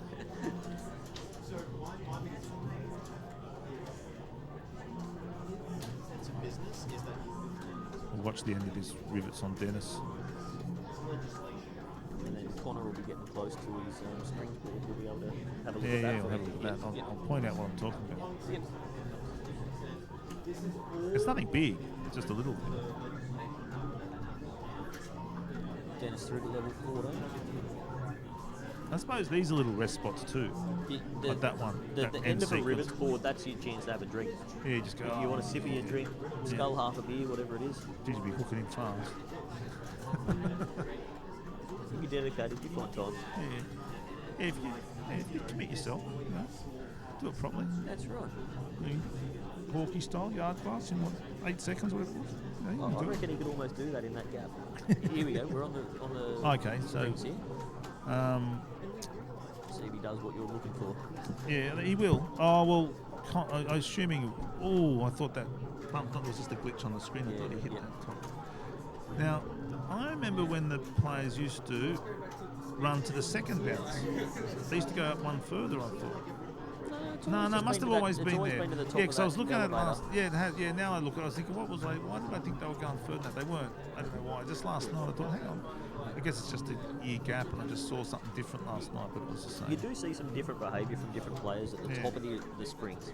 So we saw Connor there, he stood still on the top of that elevator. Yeah. You see some players, and they'll actually follow each spring as it comes out, and they'll track. They used to do that more, but I think what it was last night, because Barra's game was up a lot, and he was just playing so hard and fast. I think it was like he was just running quicker, and I thought maybe there's a new gap found, because he was just almost like I'm there and running. But obviously he was counting it. It might have just been not being too cautious, like just saying I've seen it, I'm going. But you used to see the guys run back and forth. Barra, I think, it's just the player's got a lot better. Got his eye in so well. You'll see him actually, and most players will do it on level 3. As they transition from the top of the ladder to the top of the elevator, they'll bounce straight back on the next spring and go straight up the ladder. And Barrier will do that on the later boards. I think that's just to get that extra. I think it's because you don't see people juggling like he used to. Just going, oh, is this it? Like that sort of. Did you ever skip as a teenager with double Dutch with the 2 ropes? And you sort of go how to get in, but you really think you can jump in at any time. Like not any time, but each loop that's there, and people think they overthink it, And you go, well, there it is, I'm getting in. So I think it's like that now. The players have gotten so good, they just jump in. And they just jump in. They know where that gap is, and they see it quicker than they used to. They might have seen it, go, oh no, I've seen it, but I just hesitated. Connor's getting some bad RNG here. This could open up for him though. If he can pop these 2 rivets here, he's done good. Yeah, that's nice. Very lucky for him there, the way that fell. Yeah, just sitting under the hammer, and hopefully get this other one to come up. Even if it doesn't, you've got one there. That's safe. That's done. Well, he's having a good first game. Like, what was Barra's first game? Was 300 and something. Yep. So he'll be happy. Well, I think. Well, you know what I mean? Like you think, oh, this is my first game. Yeah. And I would talk to him. He knows everyone a little bit, but not really. So, probably to break that 300k barrier is just to put a solid score down to sort of set yourself a little bit. Yeah, like you can do it. Yeah. Dennis is on 509. I'd love to see Dennis push this all the way. Kill screen, bang, done. Kill screen, go home, done. Take the check. But Dennis has actually got a uni exam at 1:30 today, so he's got limited time. He actually has to. What's he doing at uni? Down. What's he doing? What's the exam? All I know is that he's got an exam. He was telling me before. So he's got to leave around about 12:30. Yep. And obviously he can come back afterwards, but he's got that window in the middle of the day where he's not going to be available. Donkey Kong. What better way to prepare for an exam? See, he's just sort of take. This is what you see a lot more of, just sitting and waiting. Yeah. Maybe they're waiting for that long spring. Yeah. But you used to see him wait and they'd see it. So I used to watch it. We used to talk about it a lot. Just don't talk about it anymore. Yep. Tired of talking about it. But you'd see it go, there it is, and they go, oh, they didn't take it. They didn't take it. And you get to a point you spook yourself. Yeah, that's what I'm saying. You get spooked. You have a couple where you go on a long spring, see the next one's long and you retreat. And then you spook yourself and you see a long one and you double guess yourself and you don't take it. Then it was the one that you could have gone on, and then the timer starts putting a bit of pressure on you, and yeah. See, this in the finals would be a really good score. Like, if, like 500,000. It's not common you see these scores. So the players can do it. Like, if this was a finals game happening now, you go, okay, Dennis looks like he's winning seat, but it's still a very high score, 2 games. And this is the thing that's, I don't know what, like, you could talk about it forever, but it just, I know tomorrow the mood's different in the player's head. Yeah. For obvious reasons. Like, yeah, absolutely. But how do you get past that? That's the trick. How do you get over that hump? And for the players at this level, the kill screen players, it's once you get into level 5, you're pretty much there. It's getting in that rhythm of it, which with the finals pressure, that they start pushing a little bit harder and making those mistakes early on. That's why you sort of don't see them getting into this, that sort of high calibre of scores that you do see in qualifying. Well, I see Connor's got his headphones on. Yes. Shane used to do that. Yeah. It looks like Tekio might have headphones on as well. Tekio does the same. So, and Pelly was saying, like you heard him say this morning, I should have some headphones, just listen to you guys band. So he thought that might be good for him. Because otherwise, just hearing the noise around you, people talking and behind your back saying stuff. Like, I've got a set of headphones in my pocket, which I'll use them at various points through the day. For me, that like having a conversation with someone while I'm playing, or having some music that I'm kind of just tuning out, the less I focus on playing, it actually makes life easier. You kind of tune out and you're relying on that muscle memory without overthinking everything. Well, it's kind of like being in what I think they might talk in a mental sense, like a type of free fall. Yeah. Like if you think too much, it's like dancing. You can dance at home, like if you think about it, you can't dance. It's like it's like in cricket, you pick a ball up and throw it at the wicket. If you think about it, you've already missed. Yeah. Do you know what I mean? Because if you don't miss, you've already missed your chance of winning because they've crossed the line. You've just got to be in this middle zone of sort of a concentration thing. And as I said, you're there and you're present, but you're kind of tuned out. You're relying on muscle memory. You're paying attention without overthinking it. Yeah. And it's finding that way to get into that space where, you're not thinking too hard about what you're doing, but you're not too distracted by shit in the background either. It's a type of puzzling, like you think about doing something like a jigsaw puzzle, which I know sounds really really banal, but you're looking for some pieces, but by chance you might see something else, so you pick it up. Do you know what I mean? Yeah. But if you've got a really strict, rigid idea, no, I'm doing this, well, you're missing opportunities. So if you go in with a really heavy set mind, you go, I don't do that. And that might work in some parts of the game, but the game is changing. You've got to adapt to it. So when things go a bit funny, you've just got to see it fresh for what it is. And on competition day, I think the pressure to not, the idea of what might seem like a risk wouldn't normally seem like a risk. You just go, I'll just jump it. Yeah, I'll just run through absolutely. that. And then they delay, and then, see, Dennis before ran through 2 falling barrels, Yeah. He thought, that's safe, I'll go, but tomorrow he might think, well, that looks a bit uncomfortable, I won't do it. When you balk, well, that's trouble. It's like,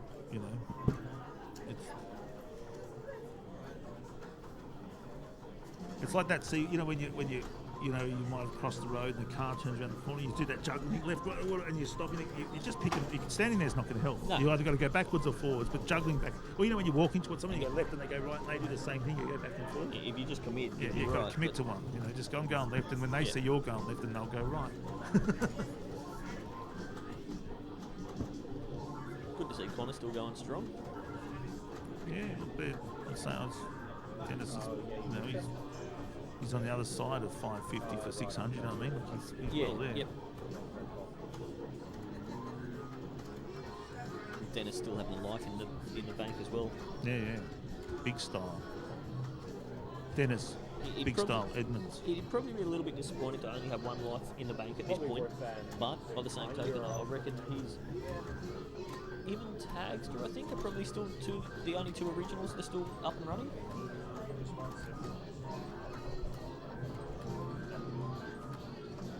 Such a clever, like,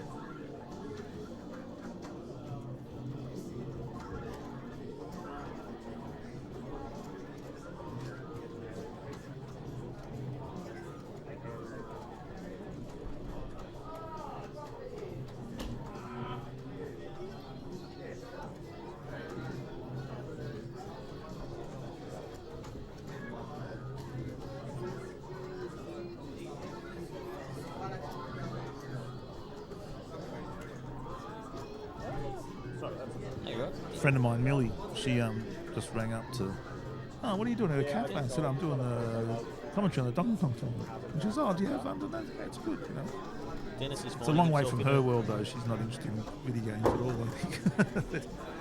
Anyway. Dennis just found himself in that sport. He missed a couple of opportunities there because he had a couple of retreats early on the top of the spring. Yeah. So that's one of the part of it's nerve. Yeah. That's what I'm saying. There's a sense of I'm doing well. So you start playing against your own intuition.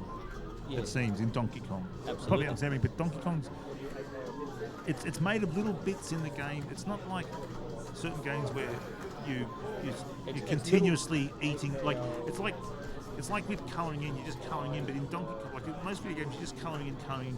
And this one's like you're colouring, but now I'm in this really fiddly bit and I can't go out of the lines. I've got to go really slow here. Now I've got to colour in, and they get these little tight fiddly bits, and you get it's a game of moments. Yeah, it is. It's like it's not necessarily about, you don't necessarily need to concentrate 100% the whole time, but you need to make sure that you're in the right headspace and concentrate. That's probably one of the most perceptive things I've ever heard anyone say in 6 years of commentary is a game of moments.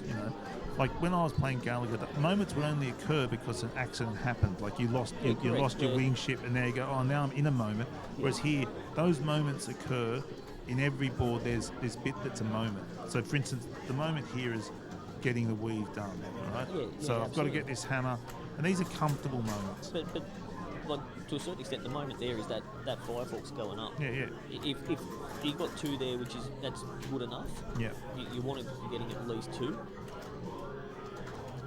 But the moments, that's what I'm saying, the moments here are somewhat comfortable. You think that's the bigger picture coming. Correct. Now it's getting fiddly. And you go, now this is the moment. If this all goes well, then he's finished, and it looks like it And will go that's very well. comfortable That's there done. for it, You yeah. know, like nothing can happen from here really. It's going to give. It can. There you go. There we go. It's cleared up nicely. Yeah, but you know, what I mean, that was a little moment. But when it gets into those moments, you're saying, but in But barrel it's ball, the decisions you make in Yeah. those moments too. If you got spooked there and started making some poor decisions, that moment escalates. And the other problem with it is there's things that happen in certain games or sports where your psychologically get the advantage. Like often a batsman will, like they'll hit a ball and a catch is dropped, and it's like, oh, well, I'm invincible now. That was my out, and I got a pass, so now I can relax do again. whatever I Yeah. want. Whereas Donkey Kong doesn't have that. It's just like, you know, it doesn't. And I think there might be a case that some games do have that. Like there might be moments in Donkey Kong where it goes, geez, I got through that, and it boosts your morality. Like you get a boost. Like I managed to jump that Firefox, got through that. That was really difficult, and I think, oh, gee, if I can do that, that was the moment I should have died, and now I can feel good about it. You know. It can go both ways. Yeah. There was the moment last year, the where's the beef moment. Oh, where's with the Neil, beef? Where's where, the beef? Where, like that moment gave Yeah, Neil confidence that's and, what I'm saying, and strength, and he drew from that. Yeah. But there can be other times where those moments are like just the bad RNG. You end up in a corner with Firefoxes, and even if you get out of it, it can put you in a negative mindset where you start just being like, well, the game's just out to get me today. Yeah. See, I often argue the case of the good, bad RNG, like, you know, to quote Hamlet, there is no good and bad RNG, only thinking makes it so. Like, there really is just, you know, because it's happening all the time, and it's how you sort through the pattern, you know. Yeah, no, so absolutely. you are building the pattern as you play. So it's unfortunate. If you actually traced it back, go, what was the cause of that firefly? And it's probably something you did early on that created that, but it's so unmappable that you can't figure it out because you have to go this way and that way, and it causes this weird behaviour. And there are situations, I believe, where understanding the behaviour of the game can actually be detrimental, because you know that 99% of the time this is what's going to happen, and you make certain decisions based on that, and the RNG can corner you. Where someone who doesn't know it so thoroughly will make illogical decisions, which will actually end up benefiting them. That could be the next Kong Off shirt. There is no good or bad RNG, only thinking makes it so. I'm going to make a sticker or something. Make some protest flyers. Yeah. But I think there's something in that. Like, remember because I've interviewed Eugene Jarvis a few times and just talked to him about Robotron, and he said on the big blockers, the way it tracks you is it actually is tracking you down as a player, but it moves to a space that's around you. He made it program a pixel that's around you. So I mean, imagine people can look into Firefox, it probably just is they're kind of following you, because you can sort of shepherd them a bit. You can move them around by going There's a little bit of manipulation you can put into them, but a lot of their behaviour is based on RNG. Yeah, but that's the point, as I'm saying, is that there is a little bit, so that you are, whatever you do does influence them somewhere, and there's another bit you can't. So like in the Enforcers in Robotron, they will try and shoot at you and track you, but you don't know how many, like the spheroids, you don't know how many forces they're going to spew out. That's completely random. Yep. So that's a bit like this. There's things that are going on, but eventually if you, like in Gallagher, if you stand to the left, they'll drop bullets at you. Go to the right, they'll drop bullets at you. So you're moving back and forth and drawing their bullets because of where you're sitting. So you're forcing the RNG to play. Yeah, correct. Whereas really, really mechanical ones like Space Invaders, it's not moving left or right for any reason. It's dropping bombs even when you're not under those spots. Yeah. It's just really random, you know. But also For predictable. Kong and the way you're talking about Robotron, I imagine it's the same. The RNG is there. It's how do you manipulate that RNG to give yourself the best chance. Yeah. Nothing is like foolproof. There's always going to be the RNG is just going to get you from time to time. But if you can manipulate the RNG to your advantage as best as possible, then you put yourself in the position where you can be on level 16 on 600k with a man in the bank. Like Hey, you got there, 600. I'm just going to duck out for a second. I'll just send someone over. You happy here for pay? I'll grab someone. I'll send someone over. Yep. Just need to go and take some photos. Yep. The doc is in the house.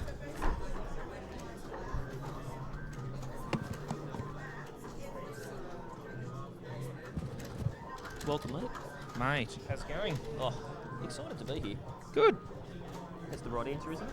It is. I just want to say, Connor is doing really well. Unbelievably well. You know, that's. I think that'll be a qualifying score. I think we're missing some big hitters this year, sadly. I think that sort of 4 to 450 is going to be where it's going to lie. I personally think so. Last year, the cutoff was 453. Yep. Personally, I think it'll be 380, 400, 420 maybe.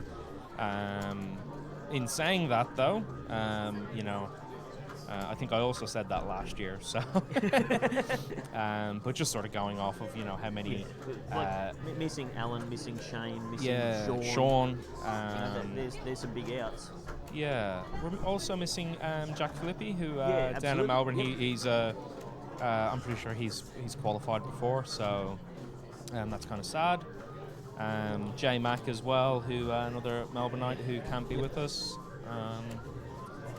So a little bit of a smaller venue this year, but you know, still got, you know, some of the best players in the world. So Absolutely. Yeah. We've got 2 of the top 10 here, don't we? yes, so Matthew Tecchio and Andrew Barrow still in Yeah. top 10. Yep. So Tecchio's 5, and I think Barrow's 9. I think. yeah, I mean, I might be wrong on that. But yeah, it's in yeah. It's in that ballpark anyway. yeah. So, you know, for a small country in terms of population, Definitely punch above our weight. yeah, definitely. You know, and New Zealand as well. I'm sort of claiming. But, Well, I don't know about claiming New Zealand, but we'll claim Barrow. oh yeah, that's it. That's it. You know, we have the sort of ANZAC. Yeah. You know, Yep. treaty going on, for want of a better term, of which I believe Andrew is an inductee. I'm not correct. sure about Tecchio, but I don't think so. yeah, well, I mean, But you'd have to say that's just a matter of time now. well, I mean, yeah, like the highest tiered player. I think if Matthew was here and we called him the best player, he'd get upset. But you know, he would grind and grind and grind and grind until you know, he got his scores, Absolutely. and that's sort of what it takes. That 1.2 was. It Oh. nearly broke him going for Oh, it. It man, took him way man. too long. Like, but the dedication to do that and the skill set required to do that is just. Dennis is in a tricky spot here, incredibly tricky spot. So he's picking up quite a few points here. Break nicely. Yeah, nice.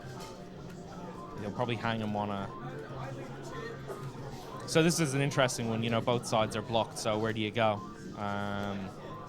That's. Oh, look at And doesn't be greedy. Doesn't be greedy. That was beautiful. Yeah, If he recognize. If he You know. stopped and got that prize, then he would have made that ladder. Yeah, exactly. And that's sort of it's one of those things. Connor's just bombed out. He's he's cracked the 450 Well, mark, that's- which, that's as we brilliant. say, I I- reckon that's a qualifier. Yeah. I don't know his background. I think Connor is a tech from One Up. Yeah, yeah. correct, yep. So. I'm pretty sure he competed last year. You Oh, saying okay. I'm fairly confident he competed last year. Oh, okay. My mistake then. Yeah. I just do not recognise him. Yeah.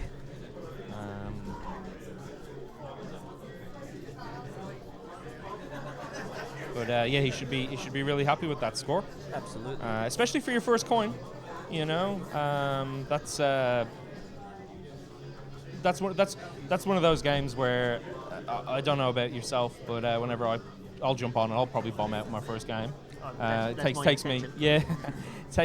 takes me a hot minute to get ready. So yeah. So have you got a strategy for this year? What's going on? Strategy. Yeah, just a strategy. So I've got a couple of goals, not necessarily a strategy. So my first goal is to try and go over 300. Beautiful. Which, like, I don't do that consistently enough. My PB is only 476, 478, something like that. So if I can get a 400k game, I'd be really happy. And if I can make the top 16, that'd be you know, weekend complete for me. Yeah, beautiful. Do it, man. What about yourself? What's the plans? What's the strategy? My strategy is don't play Donkey Kong. That's a very, very sane plan. Yeah, you know, it's really funny. I come to these things every year, and every time I play, I'm like, I really should actually, you know, put in some effort and try and kill screen, or try and actually, you know, be not just he might finish in the top 16, he might not type of player. Yep. And I'm going to practice, and I never do. So the last 2 years, I qualified and PB'd. Yep. So by not practicing, so I'm just, if it ain't broke, don't fix it. Yeah, no, well, that's... Why would you? Yeah. So sorry, please. Connor was competed last year. Yeah. Finished 22nd with 193. So Well, there you go. So pretty much doubled and some. two and a half times his Yeah, score from that's last year, beautiful. which is huge. That's what you want to see. So we have Greg Pell on that cab 1 now. That is not Connor. Yep. We just don't have anyone manning the stream station just yet to change that chat, but just in case anybody's confused. When you were on the desk, had you seen where Tagster's up to? I hadn't. 'Cause I think him and Dennis are the only two of the original coins that are still going. But I'm not sure Right, if that okay. means that Tagster is still on his original credit or not. Yeah, I'm not sure.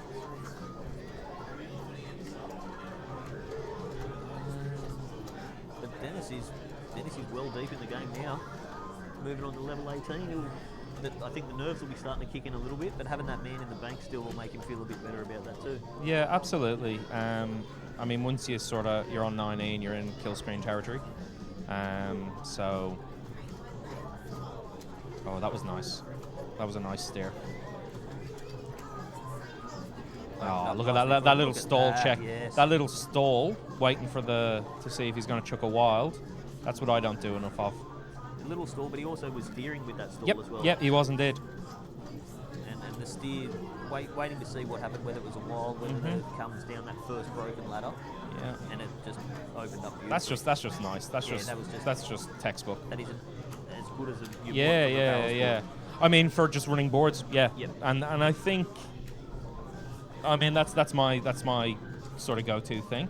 Yep. I'll leech on rivets, but that's about it. I might leech on the first couple of elevators. Yep. I'll leech rivets 1 and 2. Yep. And then outside of that, it's just running boards. Yeah, absolutely. Cheeky little grab by Pelly there. That's all right. We don't mind that. Just trying to open himself up to get as much leeching as possible. I think, yeah, I think so. And it's wow, Dennis, nice. Hey. That little.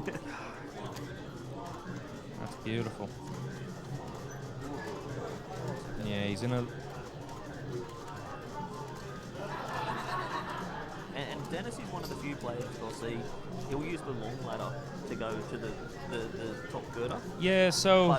But you just saw it there. He had a little check, and the grouping or the steering didn't work the way he planned. Yep. And he adapted and he went up the short ladder because it opened up for him. Yeah, that's it. I mean, you kind of going up that short ladder, you got to watch he doesn't drop something on your face. So it kind of is a bit safer, but you are closer to the barrels coming down. So yeah. And I think having that flexibility to use either. Yeah, that's exactly it.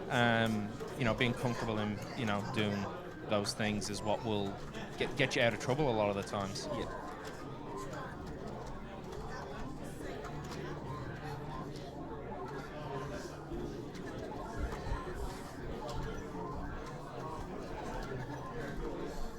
Mr. Silver joining us on the couch.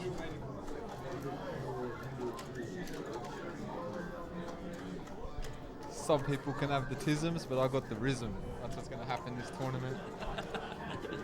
I'll put my rhythm up against the autisms, and I'll be qualifying sweet. Who's leading?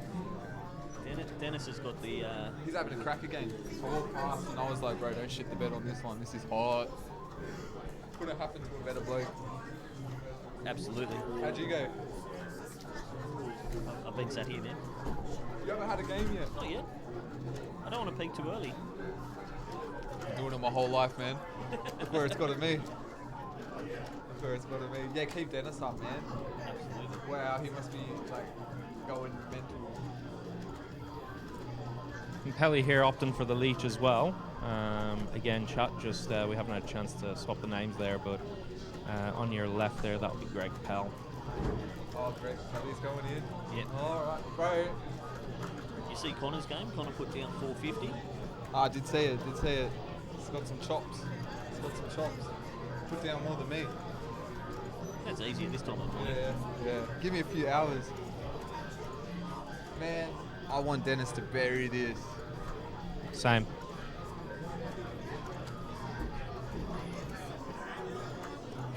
Big. It is big. Oh my god. It would be so amazing. It would be so amazing. Dennis only has the single kill screen so far, yeah? Only the single kill screen and probably work the hardest for it. This is nice. This is that little. I just love that strat on rivets there. Go for it. Pop that thing. Watch, he's just gonna clear. Yeah, clear it. That's Smart it. boy. Yeah, let's go, Denny. He's Oh, chucked up a little peace sign there. Yeah, thank you, Tyson. Tyson, if you chuck those headphones on as well, you'll be able to hear us. So now pretty much he's can seal the deal from here. Oh, easy. Yeah. Well, not easy. But this is sort of this is now kill screen territory. Oh, why is it? I gotta slow that down a little bit. Hey, Tyson. Plenty of room. Can we have a look at where Tags is up to, please? Thanks, Let's go. Thanks, Let's Tyson. go. Thank you. So, Tyson, you'll need to turn off the cat. Yeah, and then turn it on. Legend. Thank you so much. We've Tyson, who he's been to pretty much I think every Kong off.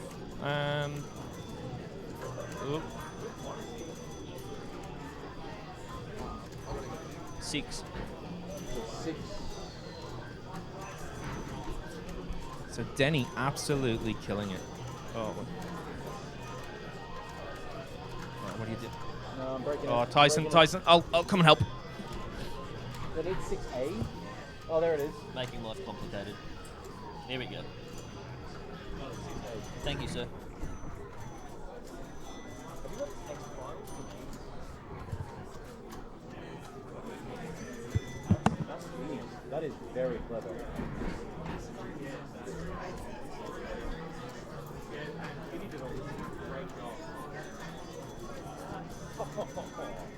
Clever. Opened up nicely there for Dennis.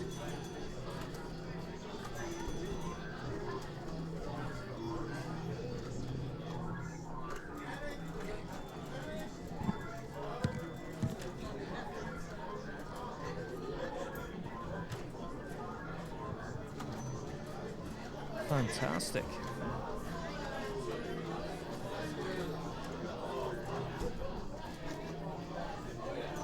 Dennis So, just powering through those Yeah, boards. yeah, he's just Low got. fast, just That's it. Just stand run boards, mate. that's Play all your you have to game. do. Hard part's over.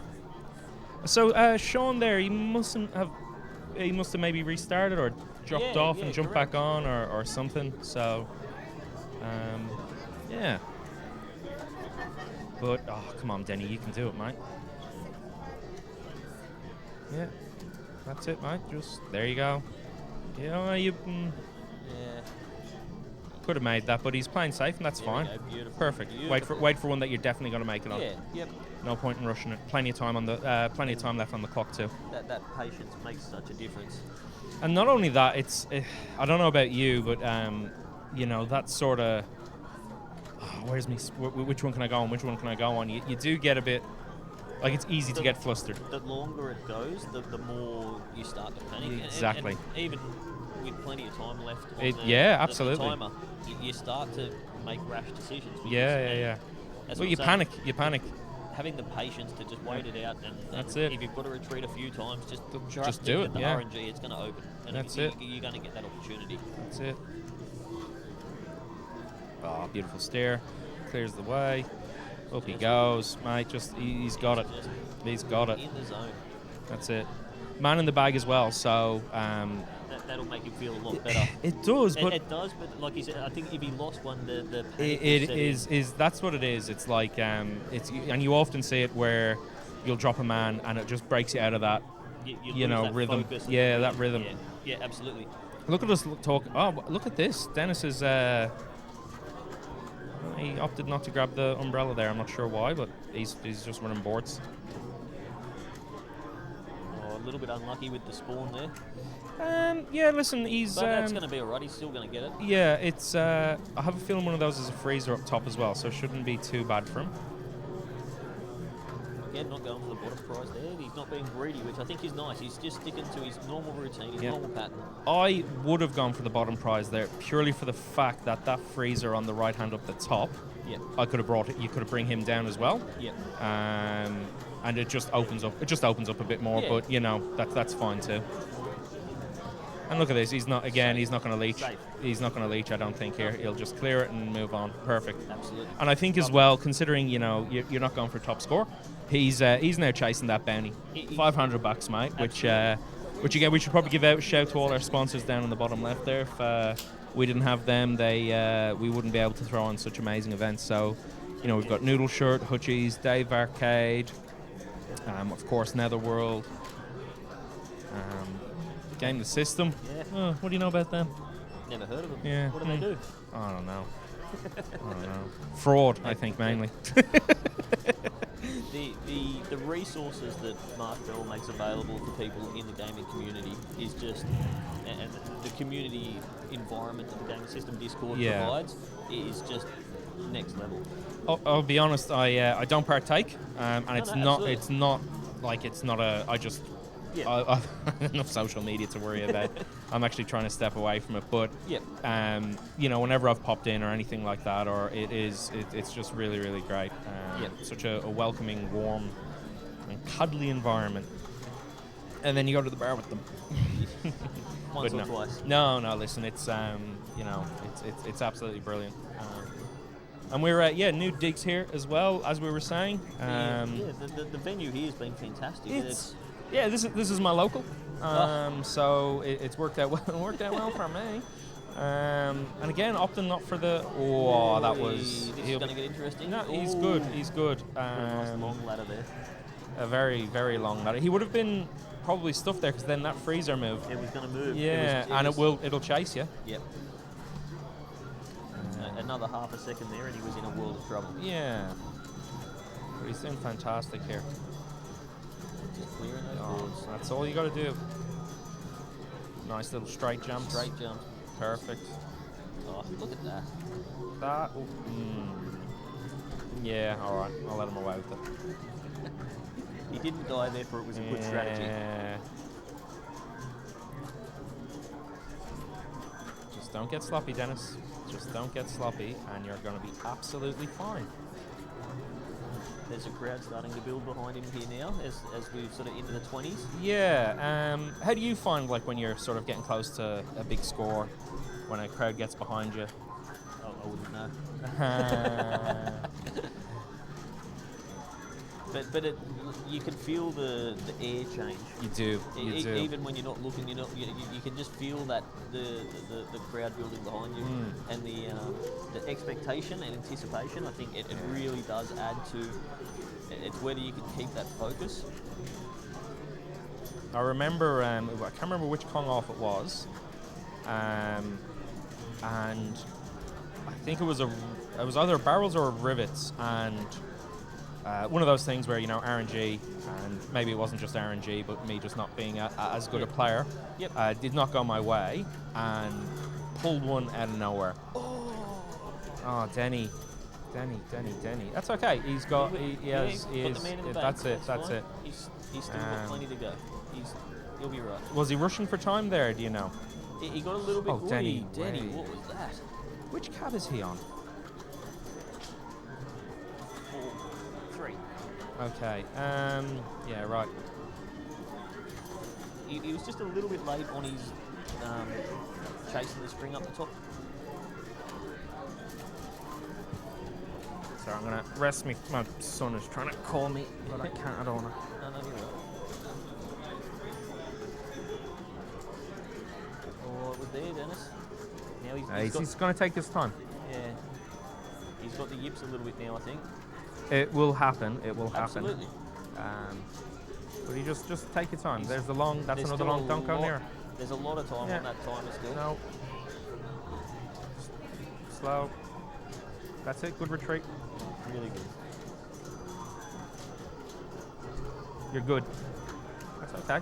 Yeah, Take your as I said, time. There's still plenty of time on the timer. I even sometimes, when I start getting a little bit flustered with it, I sort of close my eyes and break my sight.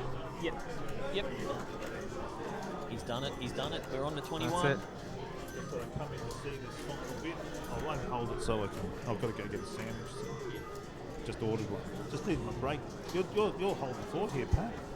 I didn't think I won't have to come. No, it's good. I'll just don't have to do it next year. Do the whole show. Yeah, sorry. It's hard to do a show. Well, it is a show. It is. No, it's good. I remember when I first did it, I couldn't get people to come and sit down. I'm a bit nervous. City, I'll talk. But now everyone's used to it. They all come on and talk. It's great. Get different opinions, have a bit of banter. I'll talk shit with anyone. Oh, I'll talk shit with myself. I think most of the time I do. Look across a person's dozing. We're just here to facilitate you talking. Yeah, that's right. Yeah. It's got to look like I'm not crazy. Denny, this is it. Get close. As long as just nothing bad happens for him.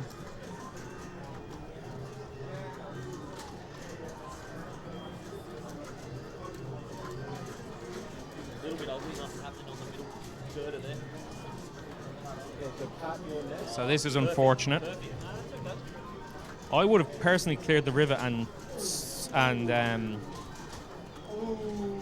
plenty of room. So that's a free. Yeah, this is nice. But okay. So what he's doing here is trying to tease that one on the right hand side down, which is nice, and this should give him plenty of space. And just take time. Face left, dude. Oh, okay. Don't worry about it, Dennis. He's got this far. I know. I want him to get further.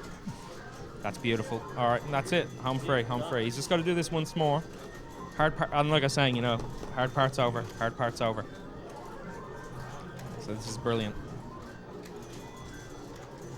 The one thing that's disappointing, the thing I like is the achievement of getting there, but the disappointing about kill screen is that the focus, this is when we people crowd around a machine and see nothing happen. Yeah. They're like this. I get the idea of being there to watch someone finish. Oh, that's Sean Tagg, sorry. That was tight. Yeah.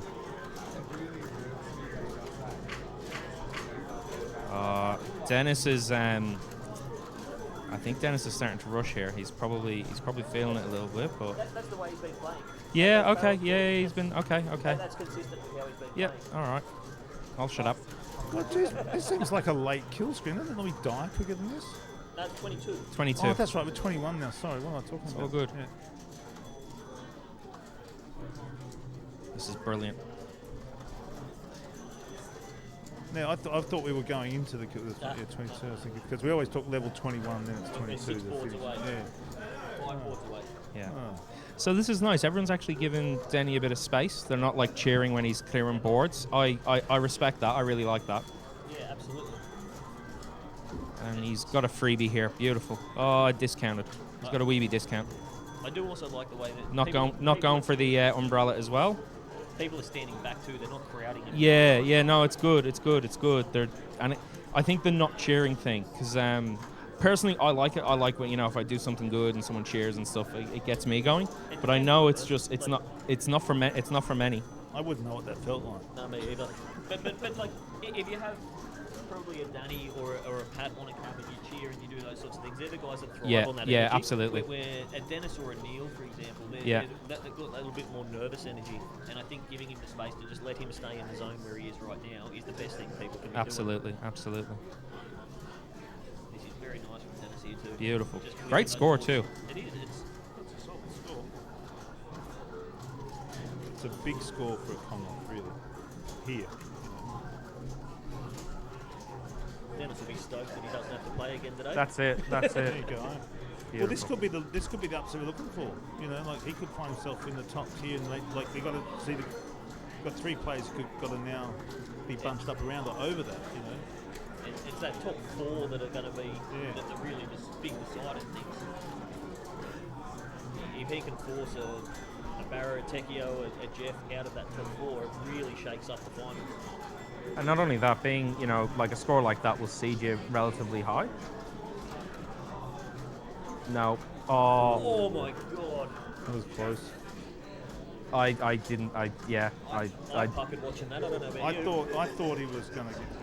But maybe sometimes because at these points you watch closer and there was nothing in it anyway. So we're 2 boards away now. 2 boards away. Don't rush it, Dennis. Ooh, a little change up there, which I'm not super happy with that, but it's going to work out for him. Yes.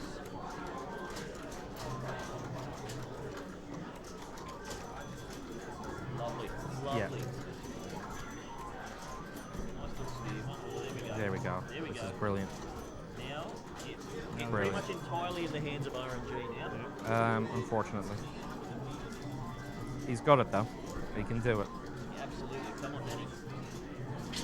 I want a heart rate monitor on him right about now. The heart rate monitor on me. I'm getting nervous. No. It's okay.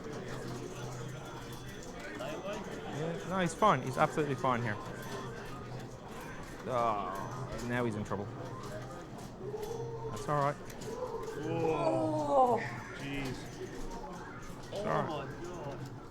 This is an unfortunate rivets for him. Let's see what he can do. Going to have to improvise a bit. Yeah, now. absolutely. It's going to get interesting. Yeah, I think what he's best doing is trying to clear all the bottom ones. Maybe trying to steer them to the middle, up and across, grab that hammer, hope for the best. It's pretty. That's beautiful. It's not putting him in a good spot. It's just ugly as Nah. fuck. Nah, go get the hammer, No, Dennis. no. That's what I just got ugly big time. Got chased the whole way there. That's unlucky for Well, Dennis. it's keeping the Look, either way, Wow. that's a top score. Wow, that is That's amazing. it's an incredible score, but it's going to be disheartening for him. I think if he had died on level 9 with that score, he'd be stoked. Well, the only real unfortunate thing is that he didn't get the prize money.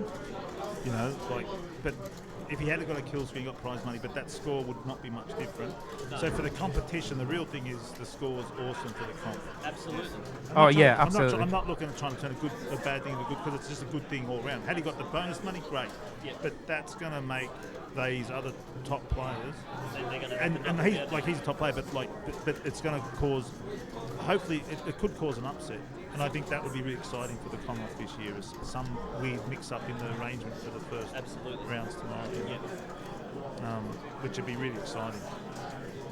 I'm going to go and grab some food. Yeah, I've just done that, so I'm waiting for my buzzer to go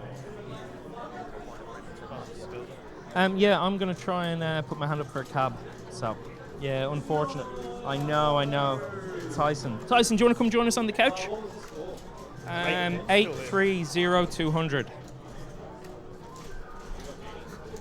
Yeah, well, I'm not. I mean, I feel for Dennis. I Get him feel on the for couch. Dennis, Get him but on the couch. But I'm not disappointed by the score. No, It's no, brilliant. God, no. But just thing, just the.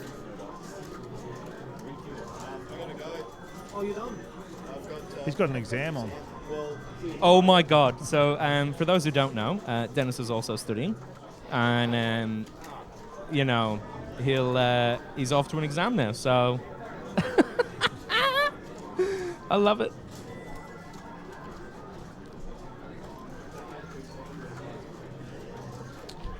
So who is on Dennis's cab now? Might have to get that name changed. Patrick Silva, I believe. Oh, okay. Do you want to change it? Yes. Because I don't know how.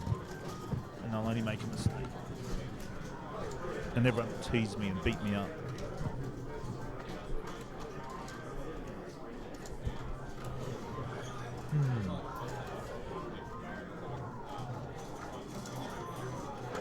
I'll see if I can get Dennis over before he goes off the exam.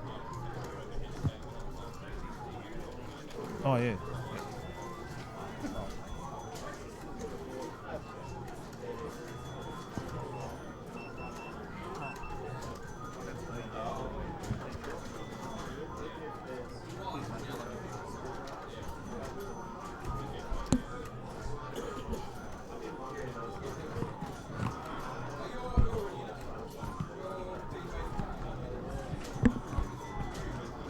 Hey, Dennis, you got 1 minute? Just one?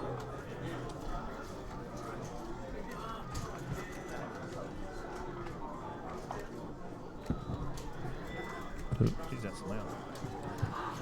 Oh, Jeff.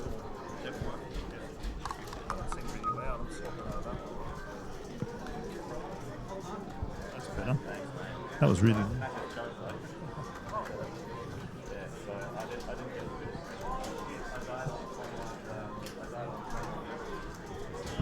Oh, cheers, mate.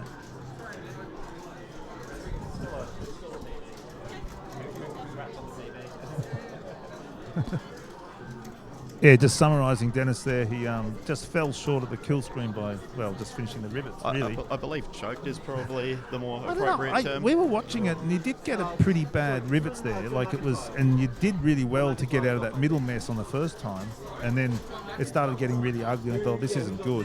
But I said to everyone, regardless, I mean, really what you missed out was a kill screen, which you've done before. It's a PB, that's great. And on top of that, the real thing for me is that it's such a good score early on for this Commonwealth because we have two top players who are like big hitters like Alan Stall and Shane Solana. So you've actually juggled the order around, which is what I'm hoping for this year. Yeah. So you've really set a solid score, but people now have to play against those other three players that we're like Barra, Jeff Sutherland, Matt Tecchio. I really got to put a score up.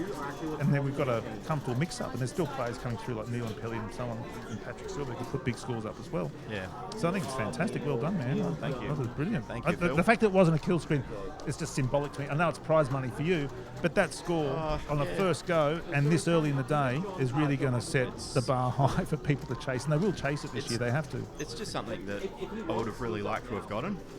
To get a kill screen at a Kong off is something that's got a fair bit of prestige to it, and I was so close to it, but that's okay. Like, I think that I had this this anxiety going into 21 rivets. I was thinking that I've had a few really nice, easy rivet boards in the lead up to level 21. I was like, I know what game I'm playing here, and I know what's going to happen. So yeah, and sure enough, it didn't disappoint. As soon as I saw those Firefoxes go left and stayed up the top left, I was just like, yeah, it's going to be one of those. So you just have to ad-lib it.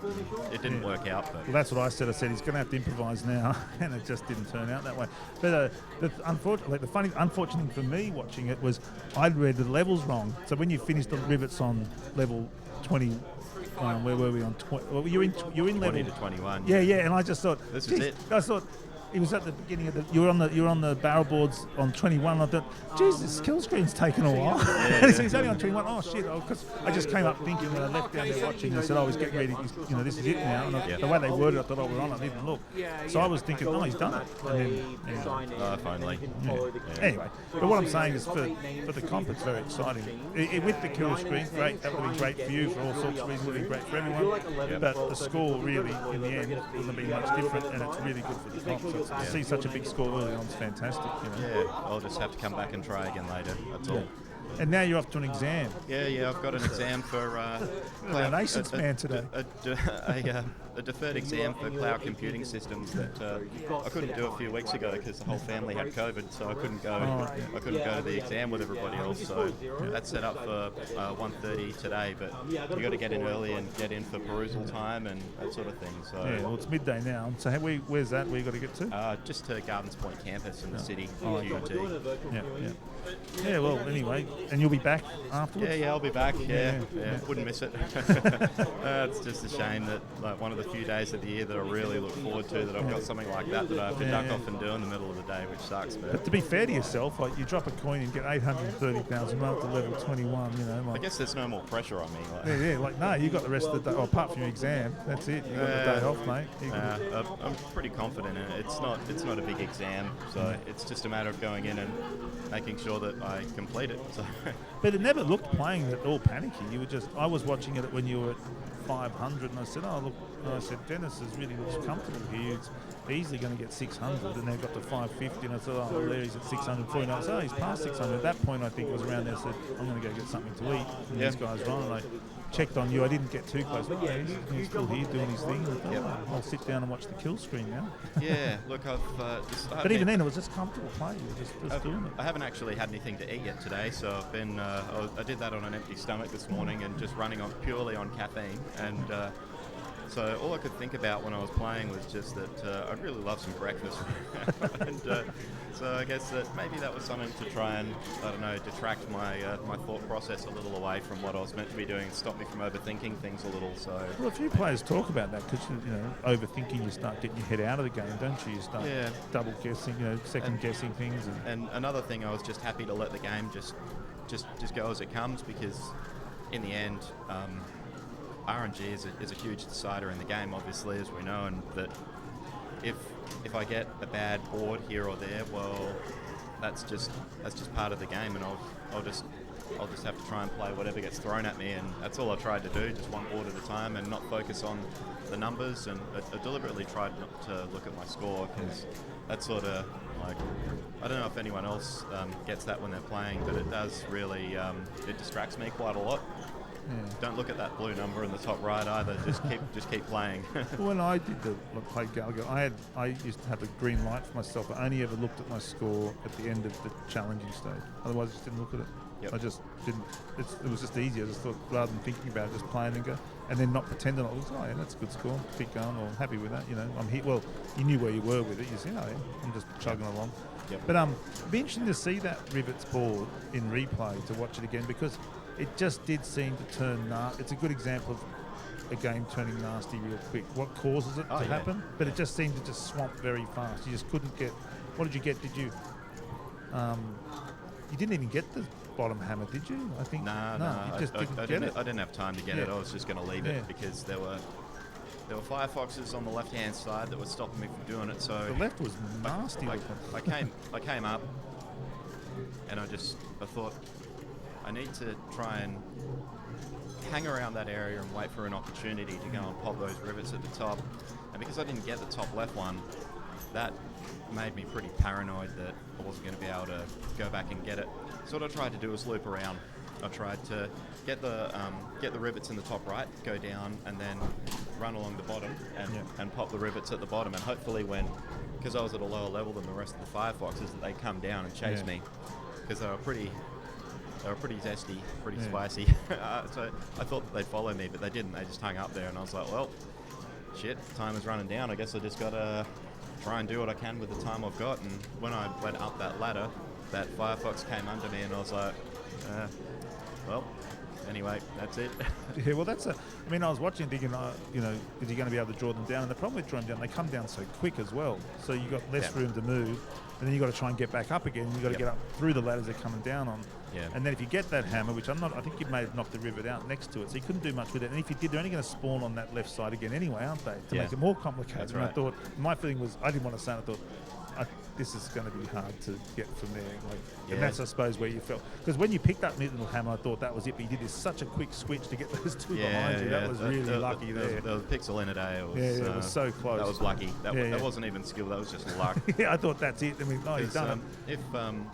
If the hammer, so I think there's like a sort of a sequence in the hammer where it can you turn and it can flick up. And I thought if I turn around and the hammer flicks up, then it's all over. But when I turned around, the hammer stayed down, which was what saved me there.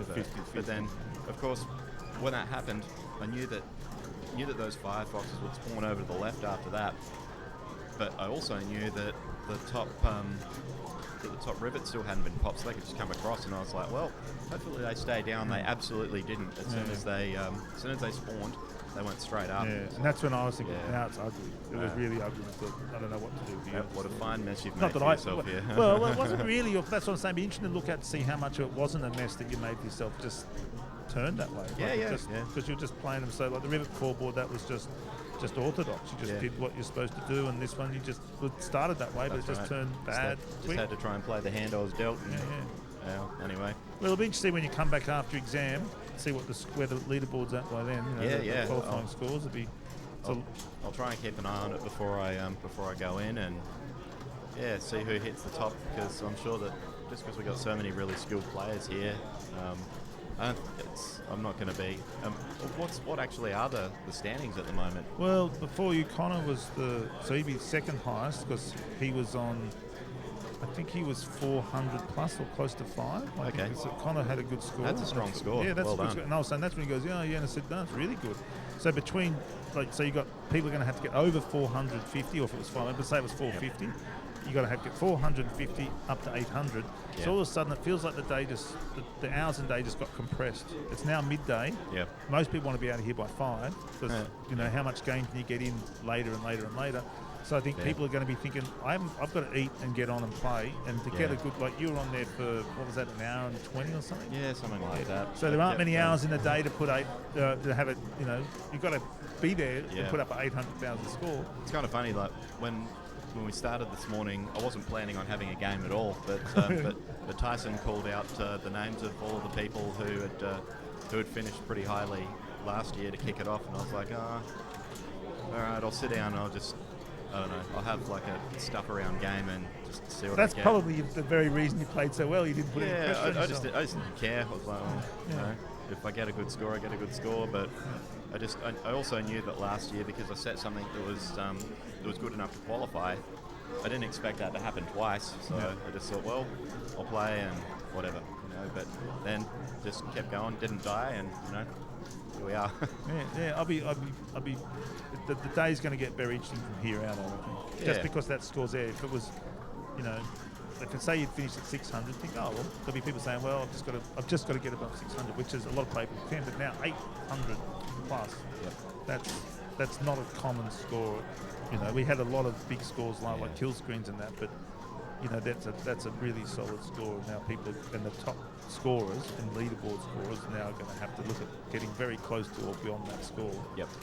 And then everyone else in between's got to get above 450. Yeah. If they don't want to be lower, because you know what I mean. Like the bar's getting raised higher every year, mate. It's pretty good to see though. Like it just goes to show what the level of talent we've got and just how comfortable everyone's getting with the game here in Australia. Because I think a few coming offs earlier, what was our qualifying score at like AK03? It was pretty low. Oh, it was really low. It was AK. After that, it picked up. All of a sudden, you know, it was number 4. We thought, oh, geez, this is going to be. They were getting higher, but they were pretty low. Like I remember coming in and like, I think at the Echo, I think Barra went, they might put a score up at 450. Said that'll do. That'll keep me in a good spot. You know, something like that, like 450, 500. Wasn't a lot. Yeah. You know, I mean, it was a lot, but it wasn't like now. You know. Yeah. Excellent. Yeah. Well, I'm going to go and A, get something to eat, B, head off into the city. And C, thrash that exam. Probably not. I haven't studied, so I'm just going to raw dog it and see what happens. That's all I can do. Well, that's now. what you did today, so yeah, exactly. Well, see if it works out for me. Good on you, champ. Thanks, brother. Phil. Yeah, sorry, I'm still a bit sweaty from no. damn great. game. Anyway, was there anyone you wanted me to get? Oh, just John will jump on it. So. Okay. Cheers, Will mate. do. Good on you. Yeah, Dennis Edmonds, kicking goals, gun gamer. Yeah, you know. Oh, okay, no worries. No stranger to high scores. You know, Ghost and Goblins, Rastan recently in Double Dragon and various other games, but they're the two he has. Two notable games he has world records on. Talking about world records, Tyson. Oh, what a Point time. Blank. Hargraves. That's a score. Good mate. That's a score that's been swapping around a lot, hasn't it? It's in a small group of people in very Australia. small group of people. That's all you need. Stayed in Australia, which I really like. But yeah, I held it. I kind of unofficially held it for like 3 months, I want to say, because I had issues uploading the score to Twin Galaxies. I had like issue on the first upload. It took so long, I just sort of left it for a while, and then when I came back, it had timed out. But it used the credit to upload the score, so I had to like earn the credits back. And by the time I got it submitted, it was only really there for about a month. And then someone from Melbourne took it over. But interestingly, there were only 3 scores that had been registered for Point Blank when I beat it, and they were all submitted by referee more or less like the year that it came out. So I think it might have been like a launch for Point Blank, and there might have been a ref from Twin Galaxies who put them in live. And other than that, there were no other attempts really for the score, which is wild considering the popularity of the game. Yeah, I think But it made a very easy job for me because no one had really been trying to beat the high score. So I put up 200,000, which is a good score. I'm happy with it. But where is it now? It's like 211, I think. Oh, so it's a pretty tight game then. It's tight, but once you get sort of around that 200,000. Like every point is like clawing for points. It's kind of like this, where there is a ceiling that can be reached, and that last, say, 10% of that ceiling. I suppose in snooker terms, it's like, you know, 147. You know, like, so there's a point where people go, yeah, 120, that's a really good score. But getting that one, like, I don't know what a good score is. Like, but when you get 147, well, that's it. That's the perfect game. Yeah, that's what you got to do. Like 200,000 is very hard, and I'm very happy that I got that. 211. Once I heard that score, I was like, I don't think I can beat that. And I more or less gave up my point blank days. Once I saw that. Because there's, I don't know her name, a woman in, she was playing at 1989. She's a. Oh yeah. Because they got that really big one, right? Yeah, but I don't know. Is it Point Blank 2 she plays on, or Point Blank? I'm not sure. There's a Point Blank 2. There is a Point Blank 2, and there's a Point Blank X, I think, was their newer kind of remake of 1 and 2 with better controls, I think. But it's one of the new ones. So me, Point Blank is when it comes to, if I had my own private arcade, my own personal arcade ones where, not for me, but for friends to come over and play, Point Blank would be in there. Yeah, absolutely. It's like that, things like that. Gauntlet, Smash TV. Ones where you just go, everyone jump on. Jackal. No one ever plays Jackal, but it's like Jackal. It's a really good game. It was it's like Commando, but you have 2 jeeps, like army jeeps, and you're driving up the screen. Oh, that's like cool. Working with each other, just, you know, rescuing POWs and stuff, and blowing up little. It's just the street, and then you get like bullets to come out. It's not clubbing. It's just like Commando. You're driving in jeeps, and you've got this sort of gun on the back, like a bazooka thing. I think there's 2 bullets and stuff. Yeah, and you hit buildings, and they. Yeah, maybe, yeah. Game Boy version? But there were some games like that where they're just too like Bubble. I mean, that's one of the funnest games because it's just so mindless. It's just like not mindlessly like violent, just and then all of a sudden something happens and about 1,000 paddle pops land on you, and then there's strawberries everywhere, and then someone hits. All of a sudden, a waterfall takes you, round the loop of the game, and it's just fun, and the music's fun, and. So there's some games like, and Point Blank's up there. Just go, let's just me and you, let's try and beat each other, or me and you work together. It's kind of silly, but it's fun, and it's like, it can be intense if you want to, get to that like high pressure, try and get a high score. It can get very frustrating, but for 99% of the play, it's just a fun game. That's really goofy, and you can shoot Dr. Dan and Dave in the head and all that stuff. The first time I played Point Blank, it's true, and it's because of, it was funny, but you'll like it. A friend of mine, Ed Cuthbertson, we were doing the Dip Ed together for education. I was at University of Canberra. I went to the university and said, come play this Point Blank game. So this was in 1999. So when did Point Blank came out? 94? Yeah, so that's the first time I'd seen it, right? Yep. I said, all right. He said, what are you going to do? He goes, well, you just got to, do this. And he said, we'll play together. And he said, what are you going to do? You've got to shoot the feather. Yeah. And I really just went from the hip. I just went, bang, and I got it. And he goes, what are you up? You said you never played it, and said, yeah. And he goes, well, I just thought I'd just shoot the feather. And I just went like this. Yep. Thinking I'll shoot. He said, but in that one, you only get 1 bullet, so it's just complete arse. I'd never be able to do it again. It's one of those things, but if you're so relaxed, maybe you can, Maybe, And if, but now when you got 1 bullet, you'd be going, So he was doing this slow jam, and I just went bang, not thinking, But I love playing the game. Then you get the method where you do these. Yep, you got the finger clack and all that stuff. Because we really got into it after that. I never did it again. It'd be like, fucking hit the feather. So my I remember exactly as you said. Almost every time I walked into a venue, wow, he just jumped 3 barrels then. Well done, Kibby. Every time I walked into a venue and I saw a Point Blank, I had to play it. I had to play it. It just appealed to me. It's big, bright, beautiful. It's a gun, which is a child. I was like, yeah, guns. Now less so, but had to play it. And I remember I used to go to a bowling alley. I used to do what was called league bowling. So every Thursday after school, I would go to a bowling alley, get like a coach. That was like in primary school. Yeah. But I was like 8 years old. Loved bowling, still do, but they had a little arcade attached to it, and so I would, I'd play my games and I'd get about $10 out in coins, and that was all my pocket money, and I would spend almost every dollar at Point Blank. I was about 13 or so, and I thought because of my skill level being young, I should do the easy level, which is that training level, and I didn't realize until much later, embarrassingly, that no matter how well you do at the training level, you only get the 4 levels. It's only when you go to the intermediate or the advanced or whatever that you get like the 16 levels to choose from. So this whole time I thought that the only reason it was giving me 4 was because I wasn't good enough and I wasn't like earning the other levels. Because back in those days they used to do, like in the 90s it was a big thing. Games would have extra levels if you went to a harder difficulty. Remember Mickey's Palace is that Disney game? There was all these extra levels if you went to hard or harder difficulty. And so I kind of thought, like, oh, I just have to be better at the game and I'll get them. Yeah. And so I wasn't really playing properly. But for a year, I was doing that. There were some Then I early went to games that, Netherworld like and I Tempest gave you options, Yeah. and then also Paperboy gave you Yep, options, beginner yep. and stuff. You know, so it was early on, but then it became more. Yeah, then you just kind of work your way through. But then, yeah, I sort of figured out, like, oh, if I pick this thing, I actually can play for a lot longer, my dollar goes further, and I can get onto that scoreboard. And once I sort of realized that, then it was figuring out all the other things. But there is so much in Point Blank that I had to go and research and find and be like, you don't just shoot, you know. Which wasn't the so thing. easy then, because now to be No. all on YouTube. You're on the internet, but yeah, back in the day, it was talk to your There was friends. nothing on the internet, Like, it was try just- and talk to the guy at the bowling alley. Like, how do I get better? And I think it was one of them that was like, oh, you should never pick the training level because you only ever get 4 levels.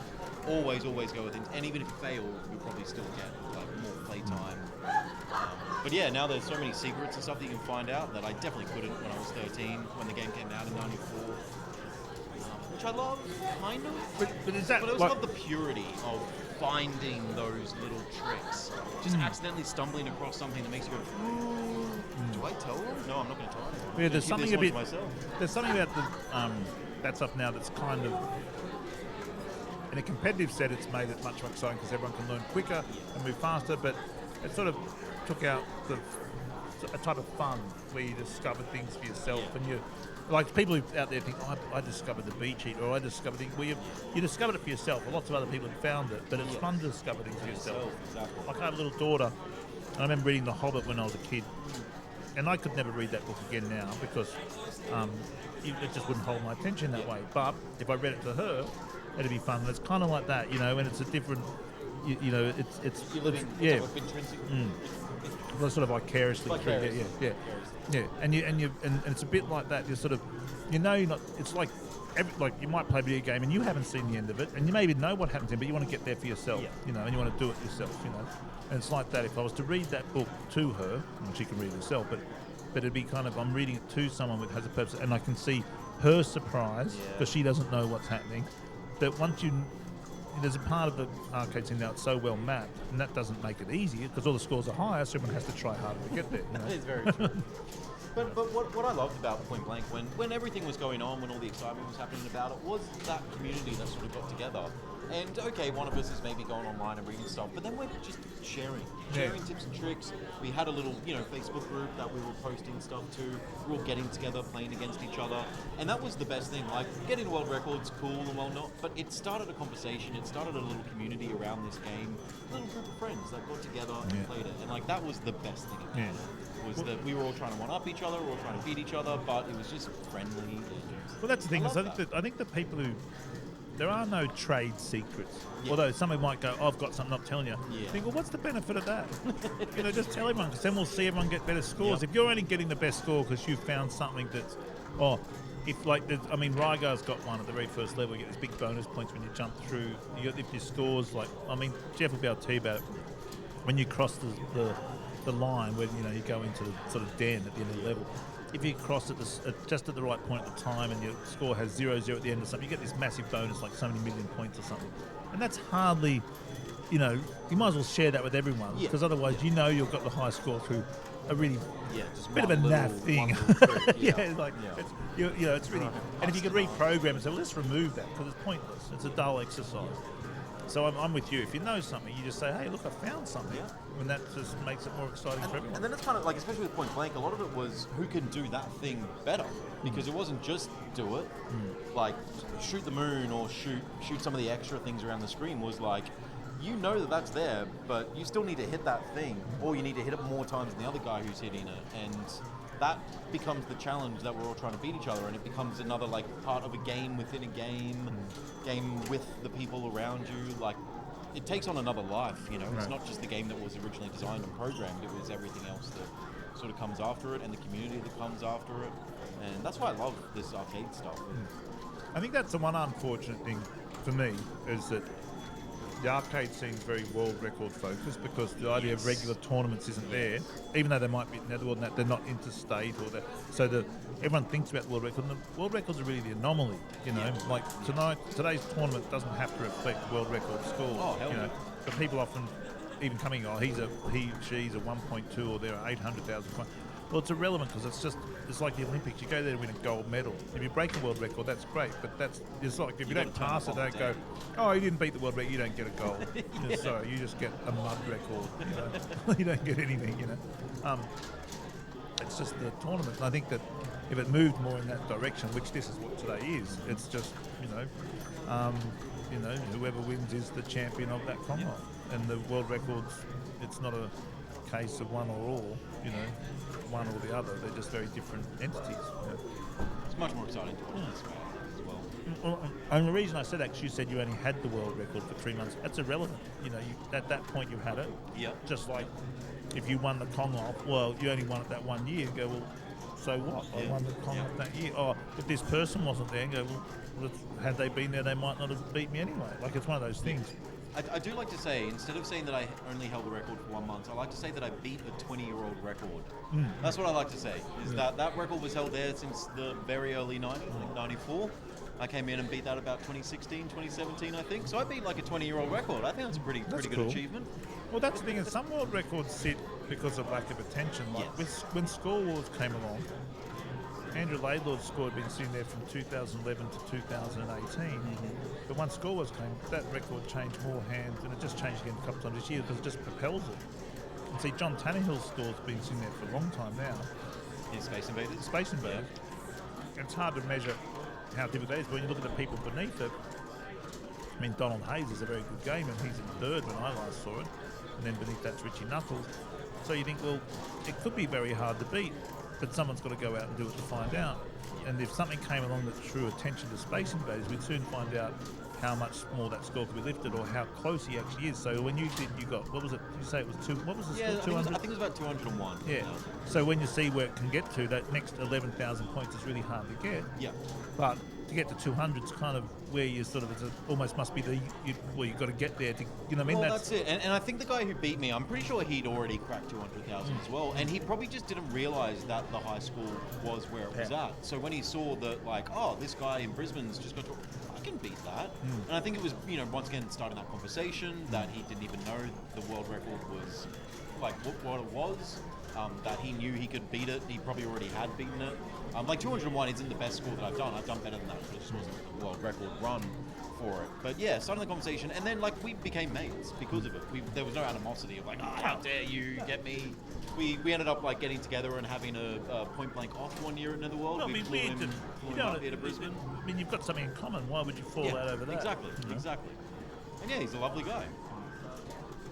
Still seems to be, and he ended up buying a point blank machine at his own for himself at home. So once he did that, I was like, there's a guy in Melbourne, isn't it? Yeah. But there's two of them in Melbourne, aren't there? I think there's another bloke in Melbourne who's given it a good hot slog. Sorry. Hard slog. Hard slog. But I don't think he's cracked it yet. I think it still sits with Alexander is his name. But that was it. It's like, once again, people are like, oh, okay, cool. I think I can actually do that. There's a conversation. Now we all start to share tips and stuff. And it's just nice to have a community. Was that a one-time deal for you? Like, you don't play games otherwise, really? Like I play games. I just don't play a whole lot of arcade games. There's a few that I have definitely fallen in love with. Dragon's Lair is one that I'm trying to beat at the moment. I have one more screen and then I'm at the Dragon. Very, very hard game though. I play arcades, but I am mostly pinball these days. I play a lot more pinball. What screen you stuck on? I used to do that as a kid. The Mudmen. Right. I know, like, I did everything without Googling it, but I was so stuck there that I was like, I think I need to look it up. And the input that I'm doing is the correct input. I think it's just the timing. Yeah, I just got through at the arcade, like, graduate myself, and the guy, he always talks about it when I see his friend from Golden, Paul Britton, and he'd say, oh, you're Dragons, because he loved it. And I'd say, look, you put the credits in and I'll show you how to do it. Yeah. But there is a way I remember you can, as you steer through, it can steer you towards some stages or not, can't it? Yeah. And I remember the elevator, I think, if you get off. I can't, there's something where it sort of decides you, and sometimes I remember one that I didn't come across so often is the flying, is it like a flying unicorn? You go through the bridge horse, gap? and then you go, because that one swaps. That one's quite easy. Left, right, and then but I didn't see it as often, where I used to get the skeleton claw that came out, things like that. And there's little clues, little flashes. Yeah, to there do are stuff. some clues, but some like by the time they pop up, you go, oh, okay, and then it's over, and you got to work your way all the way back. Well, I to that remember level. the So doing ball Mudman, rolling I've one. died, The ball rolling one is the action to pull down if you go too early or too like That last flick as well, because by Yeah. the time the screen changes, you should have already done. Yeah, the that's input. right. You think I want to run now, and you run. Yeah. The action says you're too early. You've got to wait for an animated sequence. To I think, if I remember, you have to wait. Is it like he turns and looks, and then you do it or something? Yeah, something I think like that. like yeah. the second it turns. I mean, we're does going it. back to like circa 1986 here. Great game though. Put in Michael's score. Alrighty, how do we go? Dragon's Lair.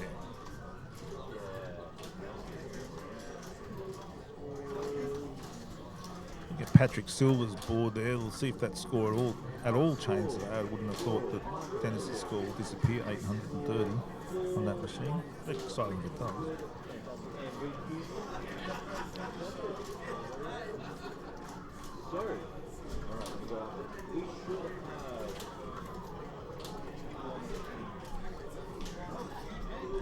I'll have to get someone here with me. Talking by myself. It's like the first year I was here.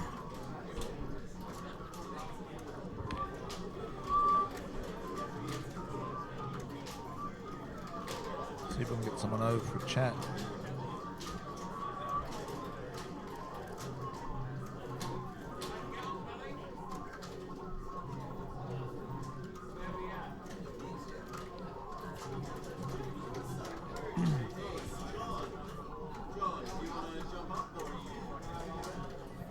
So who should we watch, Patrick or Michael? Patrick's in a good spot, 246. All his men in the bank. Looks like he's settled into the game. He killed screen last year, so there's no reason why he can't do it this year. The bounty's still there. It's a nice, easy run for him. It'd be pretty sweet if he did it 2 years in a row. Could be his thing. Make it his thing.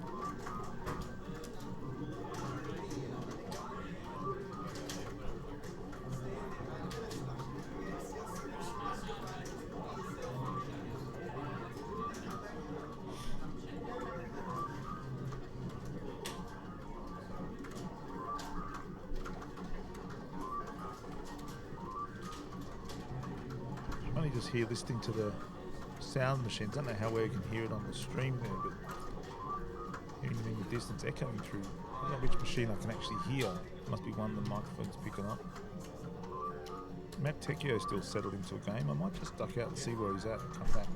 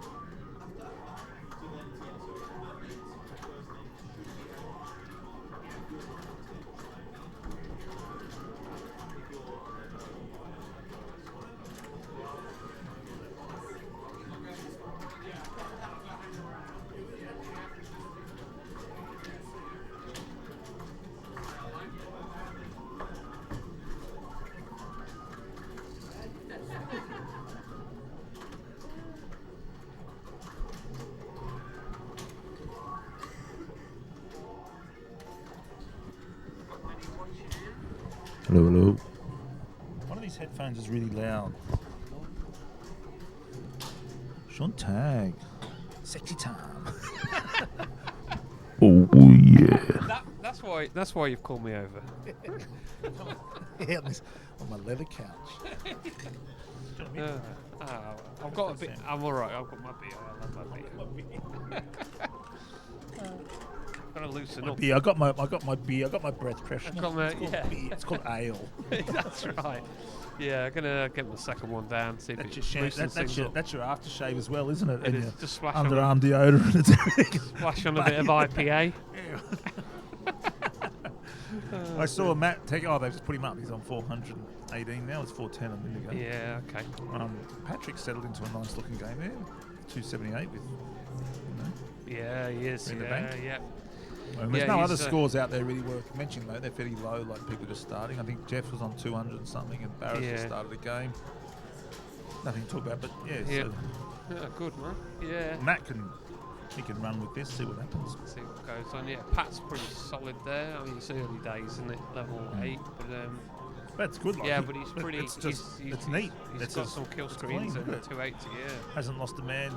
Basically, effectively 300,000. Yeah, it's very good. good. Yeah, it's good going. Bit of an upset for Dennis with the kill screen, but that aside, great score Yeah, early it on was for the comp. It seems I was saying it's compressed time. Like there's now it's nearly must be nearly 1 o'clock now. Yeah, And now it's like, geez, someone's got to put some scores up. Yeah, like, yeah. And Connor's was the second highest score, and I don't know where it is with Matt's now. I can't remember if it was. I think it was 400 something. I think Connor's was. Have you got the leaderboard there? You got the leaderboard there, mate? What's going on, brother? What we got going on here? At the moment, I'm just keeping an eye on this thing. But, oh, that doesn't have the scores up on it. no. I'll just ask Kibby. Hey, Kibby, what did Connor get? It was 400 and something, wasn't it? 450. What did Connor get? Oh, cheers. Yeah, there you go. Connor Weeks, 450. I thought it was, so 453. Yeah. And bonus, that's a good score, 414. Oh, there's a few high scores up there. I didn't realise there was a few over 400 already. Yeah, there you Dennis go. has done well, No, really so big. 351, that was your first game, was it? Second. Oh, yeah. Yeah. That's good, I though. was just chasing, trying to chase boards, but I got chased down ladders like twice or maybe 3 times. So apart from that, it's been pretty. Yeah. A bit of hay fever, I think, from being in the warm weather from Melbourne. Just pollen or something. Hey, might just get that. You want to have a look at that leaderboard again? Hey, Kibby, can we just see that leaderboard for a minute? Just leave it up, I'll let you. Yeah. Let's just have a look at what we've got. Kibby's the tech. Yesterday we had no one on the control deck. We had no. Yeah. Yeah, the Starship Enterprise was Switching really and not changing. moving, was it? we just sitting It in was the in command set going, hit the autopilot. thrusters. It's in and autopilot. No, can't. Kibby's not here. So yeah, let's have a look. So where we get. So let's look at scores. Well, Patrick's passed. Well, he's basically going to pass that score easily. So Andrew Barra's going to, we're going to see scores come up. Where's Matt? Matt Teko's well past that. He's nearly 500, 400. So it's all going to start moving up, Yeah. And it's just sort of seeing where this. For me, it's about the where the top 4 scores sit. Then we get a weird sort of shaping. Then, don't we? I think is my theory. I reckon we'll have a few sitting around 600k, somewhere around there. Yeah. There'll be a couple of high ones and a lot sitting around 500-600. I think. Yeah. Well, there's 16 positions, so we don't have 16 names up there yet. No. So everyone's going to qualify. Potentially, I think so. If there's no one, Yeah. because I know there's meant to be 20-something players, Yeah. so they haven't sort of stepped in yet. Who's not? So we always have a bit of a late starter with Mike. So Mike's not dropped a score in yet, but his glasses. Had a problem with his glasses. His lens fell out of his glasses as he was playing. Mike who? Mike Coolican. Oh, right, sorry, yeah. Yeah, so Mike hasn't come on Yeah, well, yet. he's always busy through the day. I don't know what he's doing. He's always But running around. But he'll come in and probably drop a good score on. How good does it look this year? Like they've got all the typeface and stuff in. I think that's must be all Kibby's doing, I guess. Yeah. So Pat wants this double. He wants perhaps a double kill screen. Yeah. He's going to be Mr. Double Barrel. That's who he's going to be. He looks like he's really solid here. So Yeah. But as we know, Anything. this game can be a bit of a biatch. Yeah. Anything can happen. The only place I've been losing lives at the moment really is on the rivets, the fireballs on the ladder, which has been a bit of a nuisance. The thing I find most difficult about Donkey Kong, is being just to sit down and want to play it. I mean, it is a very finicky, difficult game. It's not a game you get to wail around and have instant fun in. Yeah. That's the biggest thing. You really got to say, I want to get to the top of this thing. I want to beat this thing. If you get on Time Pilot, You just circle It's around, full shoots on, it. You yeah. just go, oh, let's just start shooting stuff. You know, Yeah. 942, Tempest. And then there's other games that like Marble Madness, you know, you're scrolling around. Yeah, oh, I'm in it. yeah. I'm doing it now. Whereas Yeah, this is, yeah. it's like, it's It's so a bit of- analytical, you know. Yeah. I think you've got to get a 2-hour game, and it's, you know, there's a level of concentration and also switching off. You kind of almost muscle memory in some of it, and then in other times yeah, it's strange. I kind of get into like a zone almost. You're playing it and comfy zone, but The comfy then again zone. it annoys you. And then it wanna annoys you know because what- it throws a. I want to see the Patrick's just like 2 in a row.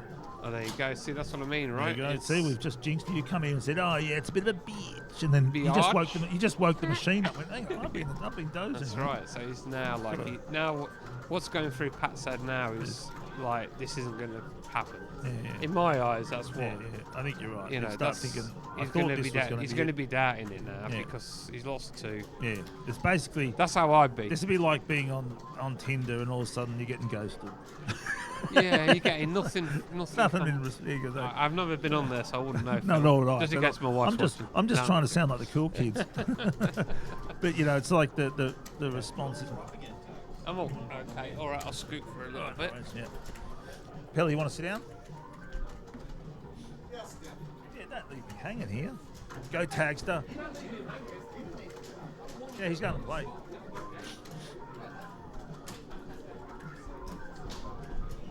We just watched watching Patrick. He just dropped 2 men one after the other. I don't know if you heard that. I did hear that, Yeah, so he just lost 2 men after the other. You're right. So he was all had a full tank until the last 5 minutes. And Sean was saying just then, psychologically, you think, well, this ain't going to happen for me now. You know, one thing to lose one man, then another, you start thinking, what am I doing wrong? I think that's what Sean was pointing at. Yeah, She came over. Oh, Tyson came over. Yeah, I was talking to Patrick about that earlier. Just like, I think if you can get past that 500, 550 barrier, and then you get into this situation, you're probably a bit more psychologically fine with keep pushing through because you still could run the next, the rest of the boards. But yeah, at this lower score, it's a bit harder. And what are your thoughts now that Dennis has got an 830 up? And yeah, that's good. I haven't even looked at the scores since I got off my game. So yeah. well, it's 830 now. Matt Tech at 460, and then Connor at 450. They're the top 3 scores. It's cool. There's a bit of a compression, in time. I'm saying here we now, go. like it's. Yeah, right. There you go. So we've got this. Yeah. So they're,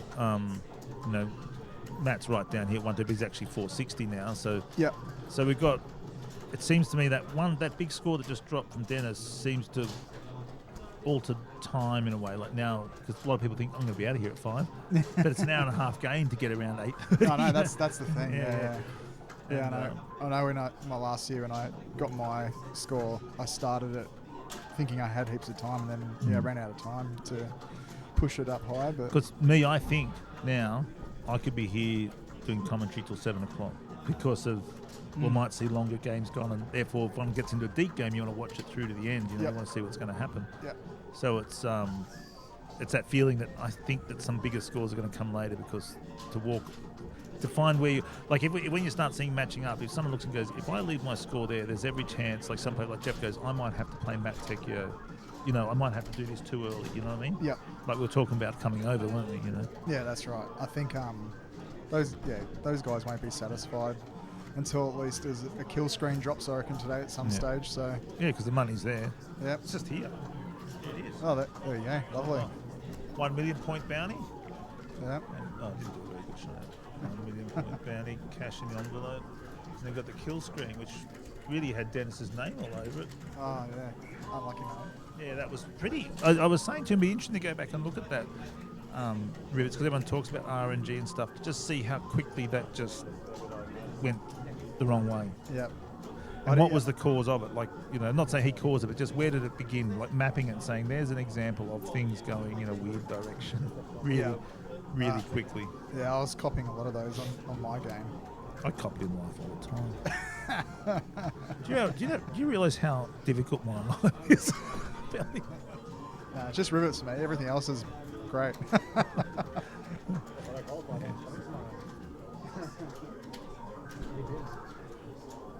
So yeah, so where's your mind at when you're thinking, what score are you looking for? Or is that too much pressure to say? No. What would you be comfortable with? Oh, end of the day? 550 I would have been pretty happy Yeah. with. Yeah. Yeah. If I got in that game, if I got 550, I probably wouldn't even have another go. Yeah. I would have been pretty happy with that, but Yeah. I'll probably have another go now. Oh, you'll most certainly have another go. Yeah. Well, what are you going to do between now and 5 o'clock? Have a drink? No. Oh, look at your watch. That's like one from the 80s. Yeah, it is. Oh, it came out in 94, Oh, but yeah, close but enough. But it's because remember the 80s watch was like, oh, how much shit can you put on a watch face? It isn't the part of the watch itself. Well, You know, like- this does put some pretty cool things like tells the temperature. Yeah, my brother had one like that really early in the 80s. My uncle went to Hong Kong and came back with one that could tell the temperature. Had this bit that stuck out. Yeah. So this one, funny story you mentioned Hong Kong. I think that's where everyone got their Yeah, good put it tech. up so you can have a look so people can... Yeah. You'll have to take it off. Hey, I'll take it off. Take it off. Yeah, it's a retro world we're in here at the Commonwealth. I've got to show the watch. So when I was in high school, This funnily would've- enough, a mate of mine, his dad came back from Hong Kong and brought this back with him. And then, Oh, look at that. yeah. That's, as a kid in the 80s, that'd be like, whoa, look at that sweet watch. It's So got it's- 4 buttons. It's got the analog, it's got the digital, it's stop clock, Got temperature. It's awesome. So what's the? I'll hold it up. So Citizen. So what's the on the screen there? Looking on the screen, what's the one on the left with the dark? You can see the dark. I think that's the analog time. Oh, okay. And what's the one on the right then? The other It's seconds. Oh, so there's. Oh, there we go. Here we go. There we go. Look at that. Kibby's on. He's the master. Oh yeah, just get that reflection. There we go. Oh, that's better. Look at that. Yeah. There you go. Those guys out there in the retro. Is that the bit down the bottom that looks like a Dick Tracy kind of speak? Is that your temperature bit? Must read the Yeah, temperature. that reads the temperature. Yeah, my brother's one had something like that. Yeah. Yeah. Is that such a the digital age? What crack can we do just to do it? You know, Yeah. which serves a purpose. Otherwise, we wouldn't have the smartphones we have now. Like, why are we doing this? Like the first portable phone that came with a car battery or something. Wristwatches were cutting edge technology. Like Oh, they were put. You know, one a mate of mine again. Dad went to Hong Kong for work and came back with one that had a infrared receiver on it, so you could program it to control TVs and stuff. All right. So you know, you go to a bar and you want to change the channel, you just sit there and watch and change the channel. But that's the thing. Is like if you had like James Bond and Dick Tracy, those sort of characters. Today, their gadgets. We have those gadgets. Yeah. You know, like talking into a watch and stuff, or That's get right. smart with talking to his shoe. You know. Yeah. Like if you had a spy hero, you don't have to make up technologies. It's all there. Like right. drone planes, little tiny drones this big with cameras in, little tiny cameras that are, you know, you can't see them. You know, you could put them in. You could have a camera as a nose piece today, and just you know you could. They're that small. Yeah, I know, it's ridiculous. Isn't it? So it's all there now. But yeah, but back then that was the thing. And the more buttons a digital watch had, the better. Yeah. It's got 3 buttons, it's got 4 buttons. The calculators. I just wanted one. I got one when I was a kid, and it only had like 2 buttons. But the thing was, one thing I really wanted was a light. I just thought it was the coolest thing. You press it, dark. I'll see what time it is. Wasn't it? It was always a competition with me and my mates to get the one that had the deeper waterproof. You know how it's 150 meters. Yeah.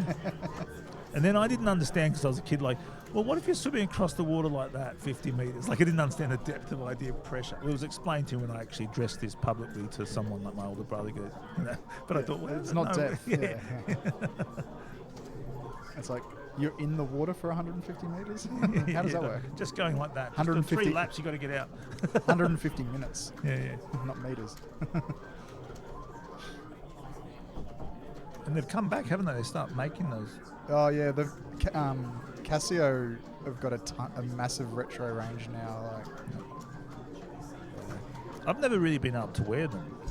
I've had watches, they just stop when I wear them. And I was told, because I've always had analog ones, apart from that one digital. And I was told, do you get static electricity much? I said, yeah, a lot. Yeah. And they said, well, that's what I was told that could stop. But then I spoke to a watchman and goes, well, that wouldn't do it. It wouldn't, not to a complete analog watch, I wouldn't have thought. No, that's just it's not. So I don't know what I do to watches. I must just be a klutz or something. No, I do. I was seeing a girl at uni and I borrowed a watch for just a week and it died. It just stopped. Really? Yeah. Well, it could be just a coincidence. You know. Sure, it could be just a battery. Yeah, I mean, it could be just a complete coincidence. But I don't like wearing them, so I'm always taking them off. Yeah. I have them go, put it on, take it off. someone else always knows the time, like you. So just go, hey, Kelly, what's time? Where'd your watch go? I haven't put it back on yet. It's hard to do that one-handed. Oh, I saw that coming. I was just watching him jump that barrel and I just saw it drop right down on his head. Yeah. Sometimes I think I'm a cooler in this game. If I start watching someone, they just die. I'm not joking.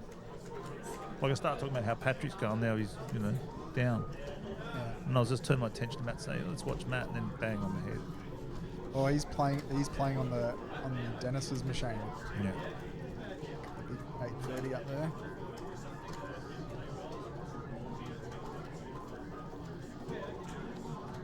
Yeah, we've got 2 games going here that could, well, anything can happen, but they're close to the, they haven't got much in the, well, Matt's got nothing left.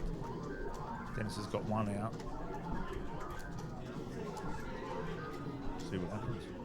I think I need to, I should have brought some headphones. I think I need to try, Your theory of just hear me babble on tomorrow. yeah, just listen to the commentary. And I'll just start singing to you.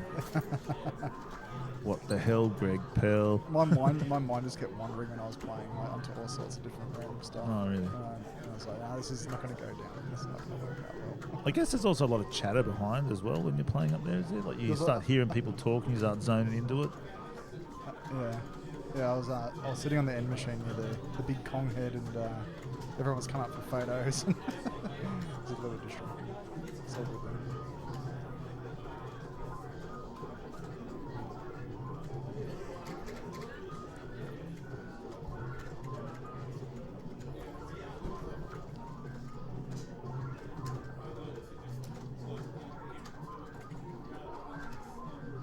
I mean, you would have had, I know you've got them now, but as a kid, what was your first Game & Watch? Just talking about watches and thinking about Donkey Kong? Donkey Kong 2, the brown one. Oh, yeah. My grandfather had that and Mario Brothers, the double screen cement factory type one. I had Snoopy. Oh, yeah. It was playing tennis. Yep. And it had a little arm. I thought it was the best thing because you could set an alarm on that one, a little woodchuck. What's it? No, it's woodpecker. No, it's not called woodpecker. Isn't it? Woodstock. The little Snoopy's bird, and he would come out and it'd be animated, chirp, chirp, Yeah. And my mum, she was a nurse and a surgeon who was Japanese. He'd go back and forth, and he bought that for me, which I thought was pretty sweet. Yeah, cool. And it had 3 buttons, which was pretty cool, because you had to go up and down, and one would hit the tennis ball. I don't know, whatever it was, I can't remember. It had 3 buttons.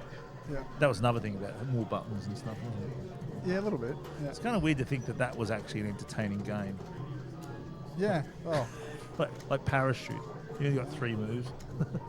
Yeah, that was funny, because back at that time when I was still collecting them and playing them, there was, there's already heaps better tech out there, like the NES and Atari, but yeah, they were still selling Game & Watches in the shops at the same time they were selling that sort of home entertainment tech, right? So what year was that? Oh, 86, 87. Right. Like, Maya was still selling Game & Watches in 87, 88. Right, because I was in high school in 86. I was in year 7. Yeah. And I sold my Game & Watch to a kid at school who must have been collecting it. I just went, yeah, you can sell it to you. You might have given me something like $10. And yeah, great. Yeah, I used to pick them up from at garage sales for $2, $5. Yeah. Yeah. There was that time in the sort of 90s when they were really just thought it was a cheap old toy that no one wanted anymore. I quite liked the look of the generic character in Parachute, that he had that sort of rubber hose look, like the graphics. A lot of them are like that. There was this one sort of guy, he was just a silhouette, figure with a nose, bald head. Yeah. And I quite liked that character. He looked good. Well, even all those Nintendo games had that same art style. I think it was the same artist that did a lot of it. I wonder what his name is, Mr. Game & Watch or something, probably. Who did the artwork? No, what's the character called? Oh, don't know. There must be someone for the Mr. Game & Watch fella. Yeah. Stick figure dude. Remember there was one called, was it Oil Panic? Yep. And you saw the way the oil sort of spilt out, like the way they did the graphics were. That was pretty cool, I remember. Yep.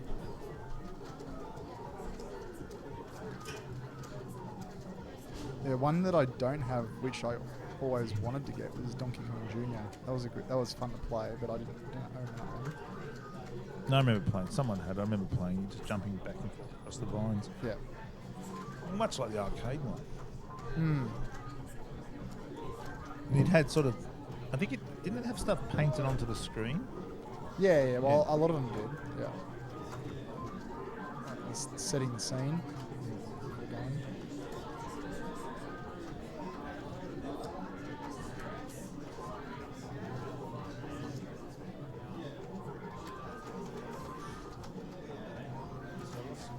So, what happened to Patrick? He, Yep. Unfortunately. I'll find out the score later from Patrick. Once that score goes in, Kibby hasn't got his headphones on. No, I'll be right. He'll sort it out. Get the scoreboard back Got up. talking about Game and Watch. Got distracted. That's it. It's all relevant. Oh. See, we start watching Andrew lose. I know. You don't want me watching. You don't want me watching you. It's the right hand side. It's cursed. Matt's got a good score up there, 549. Yep. He could keep going, couldn't he? Definitely.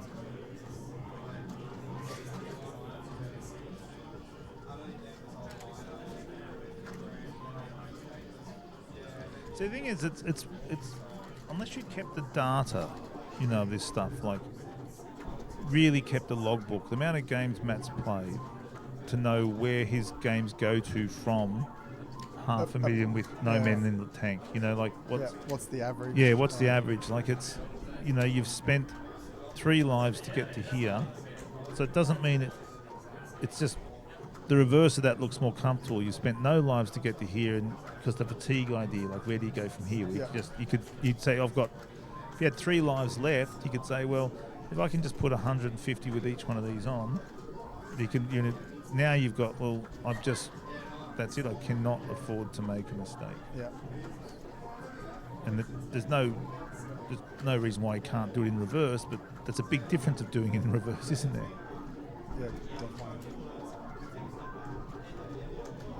And that'd be interesting if there was somebody who kept that sort of track to see psychologically how much their game is altered by the scoring early. I think you could probably get some of that from the games that have been entered into Kong Tracker. Oh, yeah. So that database would probably, if you looked at where the last lives started and then where they finished, would be interesting for some of the players. The ones that could sort of more give up when you're on your last life if you're too low versus just wanting to play through and see where it gets you.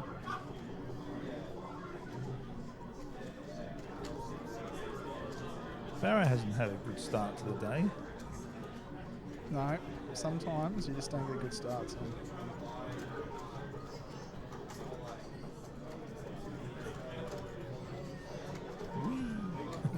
That's the best feeling. You just gotta fly along. It's one of the more fun things to watch when the people.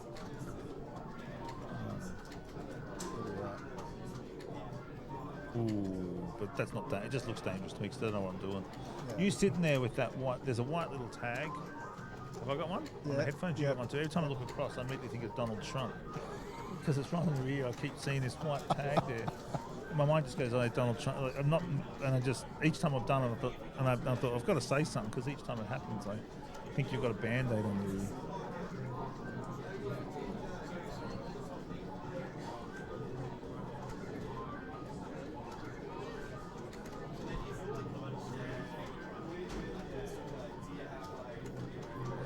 To the people out there seeing that big Donkey Kong, the big Kong head there, I was told it was from a movie set. Yeah, on the top screen on the left there, you can see there's a big, massive head. massive driller head. Yeah, And looks like it's trying to eat Pat. Yeah, there was a movie in Brisbane, something or other, and this was a prop for it. I don't know what movie it was. It obviously wasn't some special effect, I don't think. Must have been, I don't know what it is. Yeah, right. I don't know how they managed to get hold of it, but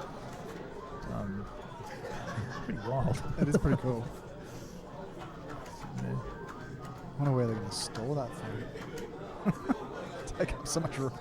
Well, imagine if you got a hit, it might say, "You can buy it, obviously you want. What would you want it for?" Exactly. If they've loaned it, you think, well, it's obviously not that precious. Surely they're not going to keep it in the basement at Netherworld. No. Not enough room. Let's put it on the roof. Yeah. We must ask what in the space in Netherworld upstairs is. I'll find out. Yeah. I've been downstairs. I haven't been upstairs. I've been downstairs.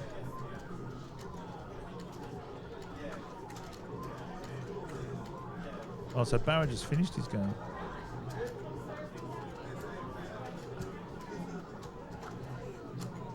Yep. Yeah. Must have. A little bit disappointed, I think. Not in a bad way, just thinking shit, need to get a score up. Yeah. Oh, Jeff, here we go. Jeffrey. He'd be Rygar Sutter. Love Rygar. He'd be wanting to. Oh, hang on. Is this Jeff's game? Must be. Yeah, because its name's up there too. It switched from the. I think we're right now. No, that was Andrew Barrow's game we were watching at the side, wasn't it? Yeah, the name changed before the game changed, I think. It's alright. Well, Jeff's not having a great start either, I would say. No, like him and Matt are looking sort of in the same position. Well, they are. It's just one's 100,000 points plus in front, but same sort of situation, really. You know, they could. It's just a long haul with one man. Yep. Be exciting if they just kept going. Yeah, definitely. It's a long way to go on your last life, that's for sure.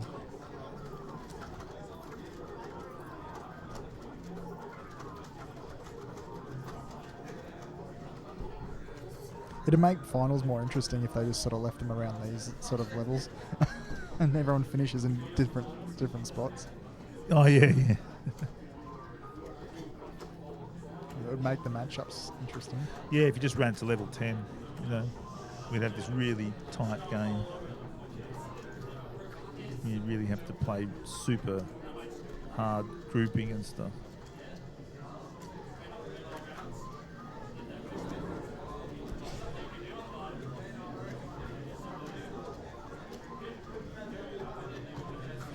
We can hear one machine. That must be Matt's we can hear because that hammer's going.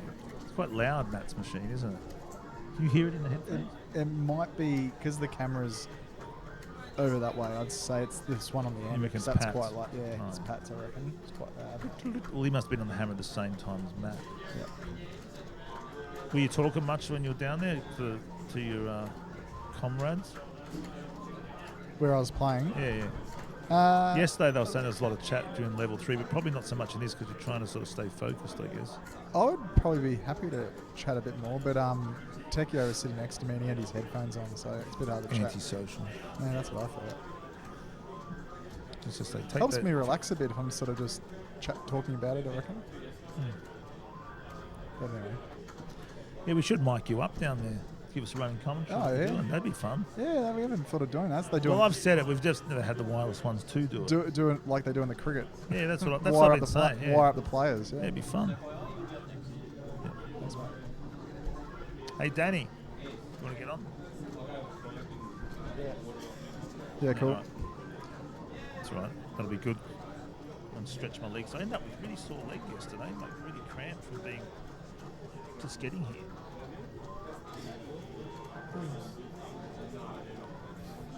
Well, Barra's still going. Oh, is he? Yeah. Oh, so he is. Oh, that's good. So you got Yep. those three still on there. Yeah. And Neil's been there for a while, I think, hasn't he? Neil's been on for a while. Who else is in there? Danny. Tags are not long started. Yeah. Oh, okay. So he's not that far behind these guys. There's a lot of games all going sort of similar pace, aren't they? And how's the arcade machines going? You working on anything, Pelly, Mr. Fixer-Upper? Yeah, the one that's probably getting the most attention, which isn't a lot at the moment, is my Helifire cab that I got off Dennis. Oh, yeah, but you just slowly going with that one. But it's in pretty good nick, though. It is. That's what I mean. I haven't had to do much. Yeah, that's to what I mean. it, So there's no, there's no rush to do it, is there? Really? No, it's Except more to make room for other shit to bring in. yeah, I'm gonna might have to put a bit into storage at some point. Oh, there's Matt. Gone. What happened there? Like he must have. Did the hammer run out or something? I was watching Jeff's game. I just turned to look at Matt and I saw him jump. I thought he just jumped into it rather than jumping the other way. Yeah, okay. Don't know what happened there. Well, I know what happened. I don't know what the cause of why he jumped. It looked like he jumped into it rather than away from it. Yeah, right. Like he was going to jump across the rivet gap and he jumped into it. Maybe tried to jump over it. Yeah, possibly. Not sure why. Instinct, I guess. Yep. So you got your heli fire. What else you got to work on? All right. That's the main one at the moment, really. Yeah. I better go have a game, and then I'll come back and talk some restoration with you. Yeah, ask if Matt will come and sit on. See if we can get him on. All right. He might go. Yeah. All right. I'll pass the baton. Yeah, no worries. Danny will be over soon.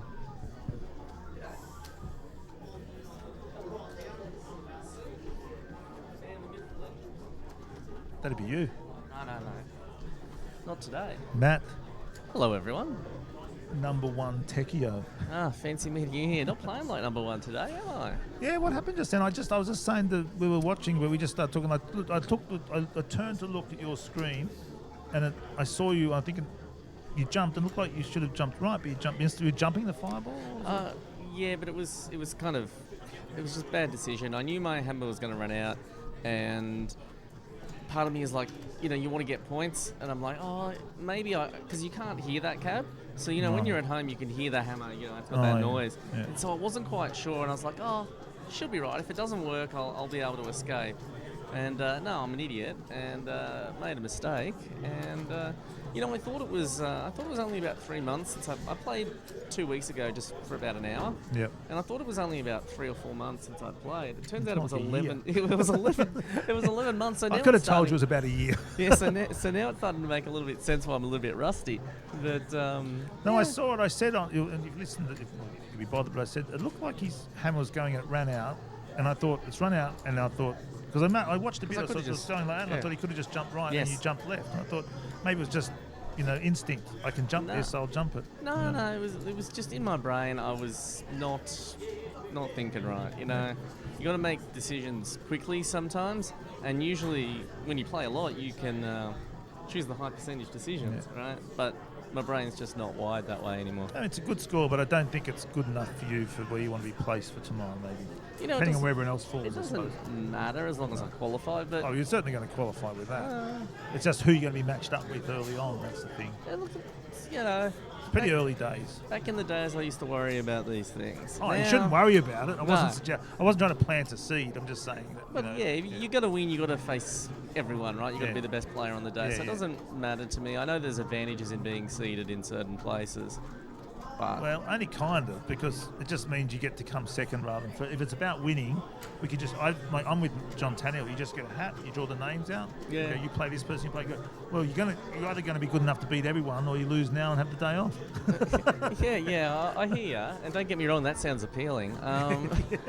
What I've noticed is, geez, it's a long game, isn't it? It's just stupidly long. Tell me about it. Like, you sit down, you start playing. The next thing you know, you're at 500k. You look at your watch and go, I just spent, good almost 2 45 hours. minutes, yeah. An hour and a half or Yeah. something on it. Yeah. It's like, holy crap, this is a boring long game.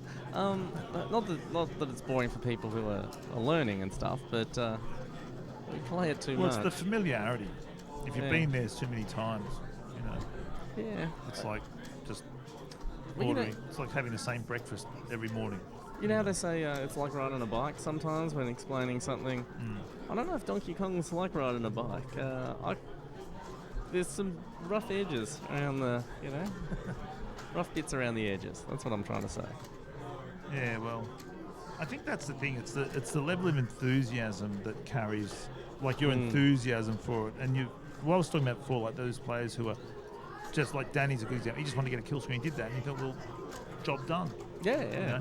So it's sort of it's like Saw that coming. yeah, an aspirational sort of middle class view.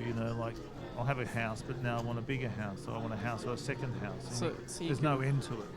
Consumerization of Well, Donkey video Kong, games. well, it's the same. Yeah. It's just I want more score, more. I don't score. want any more. Yeah, It's I would like to win. Don't get me wrong. It'd be but like someone it's saying, not- all I want to do is get to a start. And then now all I want to do is get to, I want a kill screen. Now I want a high kill screen. Now I want a million points. Now I want 1.1. It goes up, and that's fine. That's what's pushed. Yeah. You're a 1.2 player, so you've got that score you want to. But but you probably started off, thinking, I just want 40k. Yeah, want to learn how to play it. Want to get a kill screen. I can do that. Yeah. How hard can million be? I'll do that. That's how it goes. And once you get there, you think, I thought I've done this already.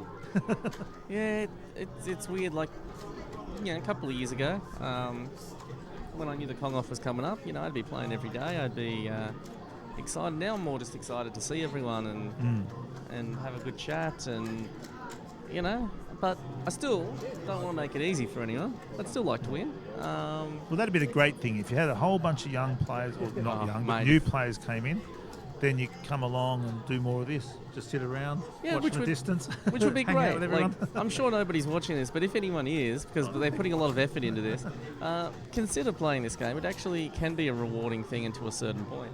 I think it is. Look, there's lots of things that rewards come with it. It's just eventually the case of, like you're saying, like if you think about it, it's like, I'm not trying to make kind of hyperbolic, comparisons, but it's like, Pat Rafter, he won the US Open, he won the Australian Open, or whatever it is, and goes, I'm retiring, So you go, I've won a Kong off, I've won a level 3, anymore. I've got a 1.2 million, I've done that many kill screens. You think, well, okay, how much do you want to keep doing? And that's fine if people still want to keep going. It's not, absolutely. I'm just talking about the effects of getting the learning. The most interesting side of anything is being on the steep learning curve of knowledge.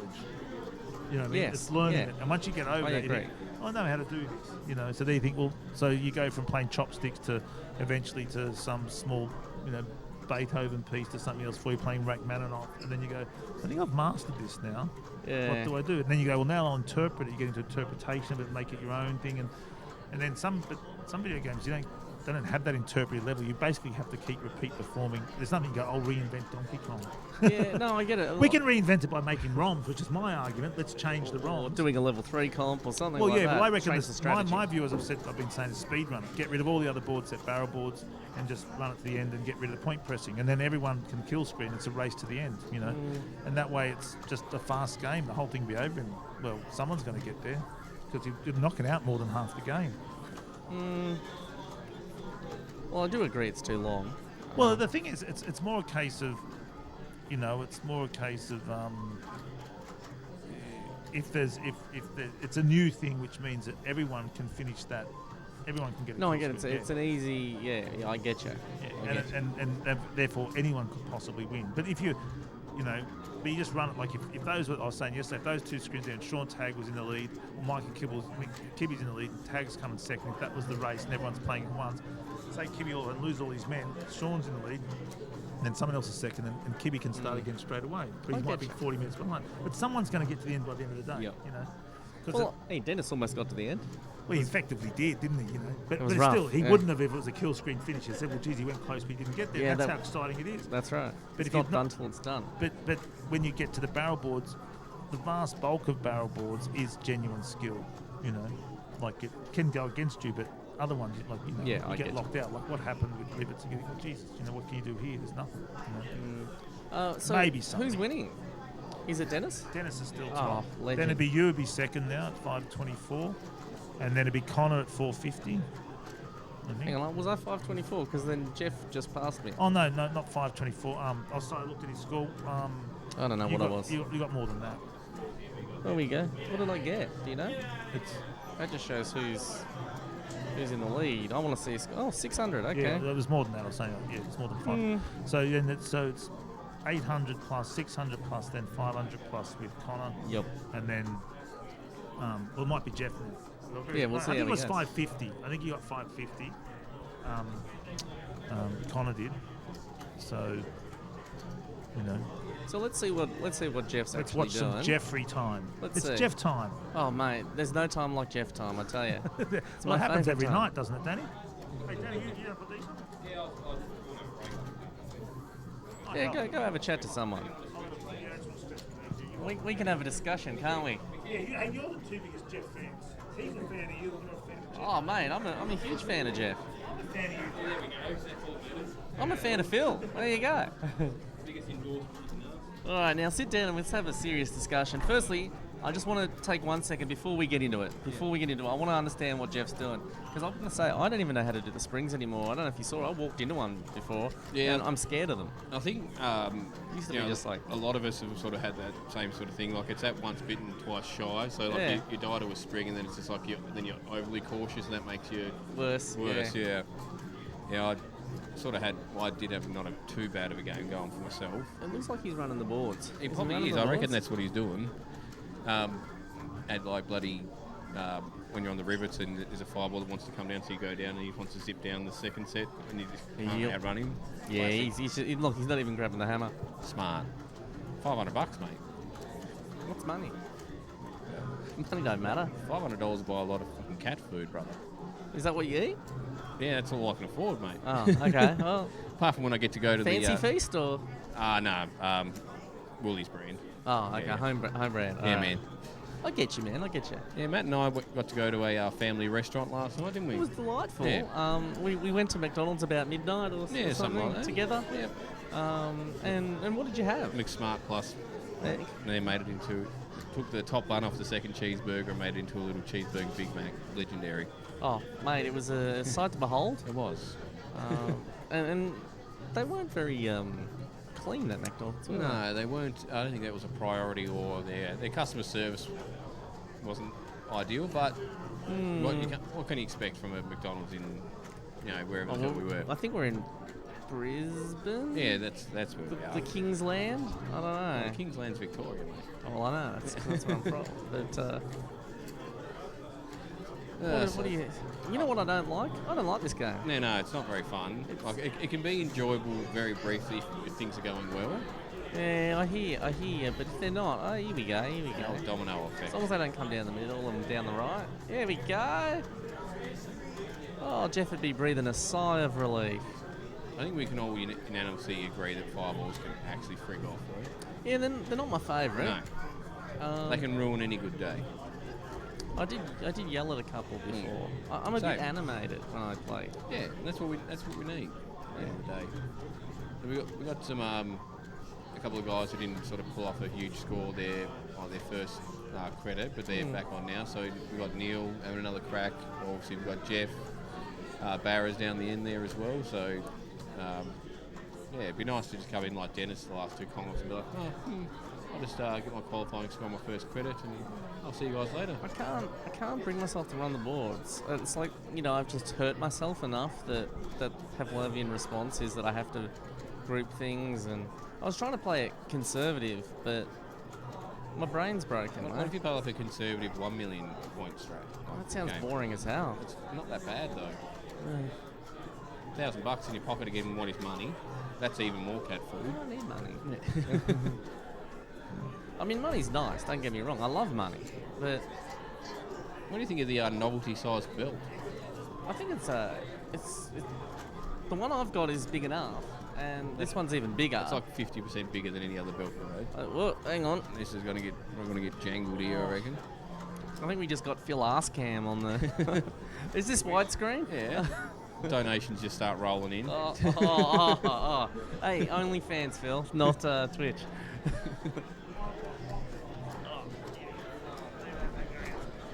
What did he do? Anyways, you never like this. You never like when all the fireballs sort of go. He's got plenty of time though. So I don't care. That's cowardly. But oh no, we look at that play. That play was hot. You don't see Tartekio having luck like that, do you? I had a few prize like that. Don't worry about that. Oh, beautifully played, Mr. Sutter. I just looked over and he looked around to see if anyone would witness that. We witnessed it. We saw it. We're watching, mate. We'll be How watching. Come we can't see the chat. Oh, that's a Phil thing, isn't he? Yeah, he doesn't like the chat. I just brought it up here, though. I love the chat. Who's in the chat? Currently, we've got Spin Daddy and Mr. Alan Stoll. Oh, yes, and what have they got to say for themselves? Dad fuck. Yeah, that sounds about right. Not much else. Oh, there was someone who offered the channel the best viewers. Oh, yeah. They said they could design some stuff for us, and yeah, wow. Customise them. How many viewers we got? There's 21 watching at the moment. So 21. So maybe like 5. yeah, that's like rookie numbers. Yeah, we've got to pump those numbers, boys and girls. We need to get some raids going. We need to get something. We need to get the eyeballs on the Kong. That's right. Because this is the right. home of champions today. Exactly. And Jeff. And But Jeff. And we got a couple of people. I know he's rolling going to in watch saying this hello. back. So hello, no. everyone. It is great to have you guys here. And we love Jeffrey so much. He's our favourite person. Okay. I do love Jeff. Yeah, same. Sam's just entered the chat as well. Oh my God. Sam, she's like, you get it. That woman is a patient and benevolent woman. Yeah. Like well, is there like a award you can get in Tasmania, like where they give you the keys to New Chicken Norfolk feed. or something? They give you the keys to the chicken feed. Oh, Mr. Tagster, that scares Lucky. the bejesus That was out lucky. of. Oh my! No, don't jump into the fireball. What's he doing? You just want to. He had the clearance twice there to go up the ladder. I had one go all the way What up, the- and it froze, and I was able to get past it. So that And, death, if he makes it out of this, he should be happy. But he literally had a free pass up there. He Both did, times but, he jumped the fireball. I can understand when you panic. I never used to panic. Like, when I was getting my high scores, panic was gone. There was no hesitation, and now it's just hesitation and panic. And you can't have that. Now, if Jeff finishes maybe 2 more boards, he'll pass me. So don't do that, Jeff. It's time to die. Jeffrey, please. Oh, Tagster.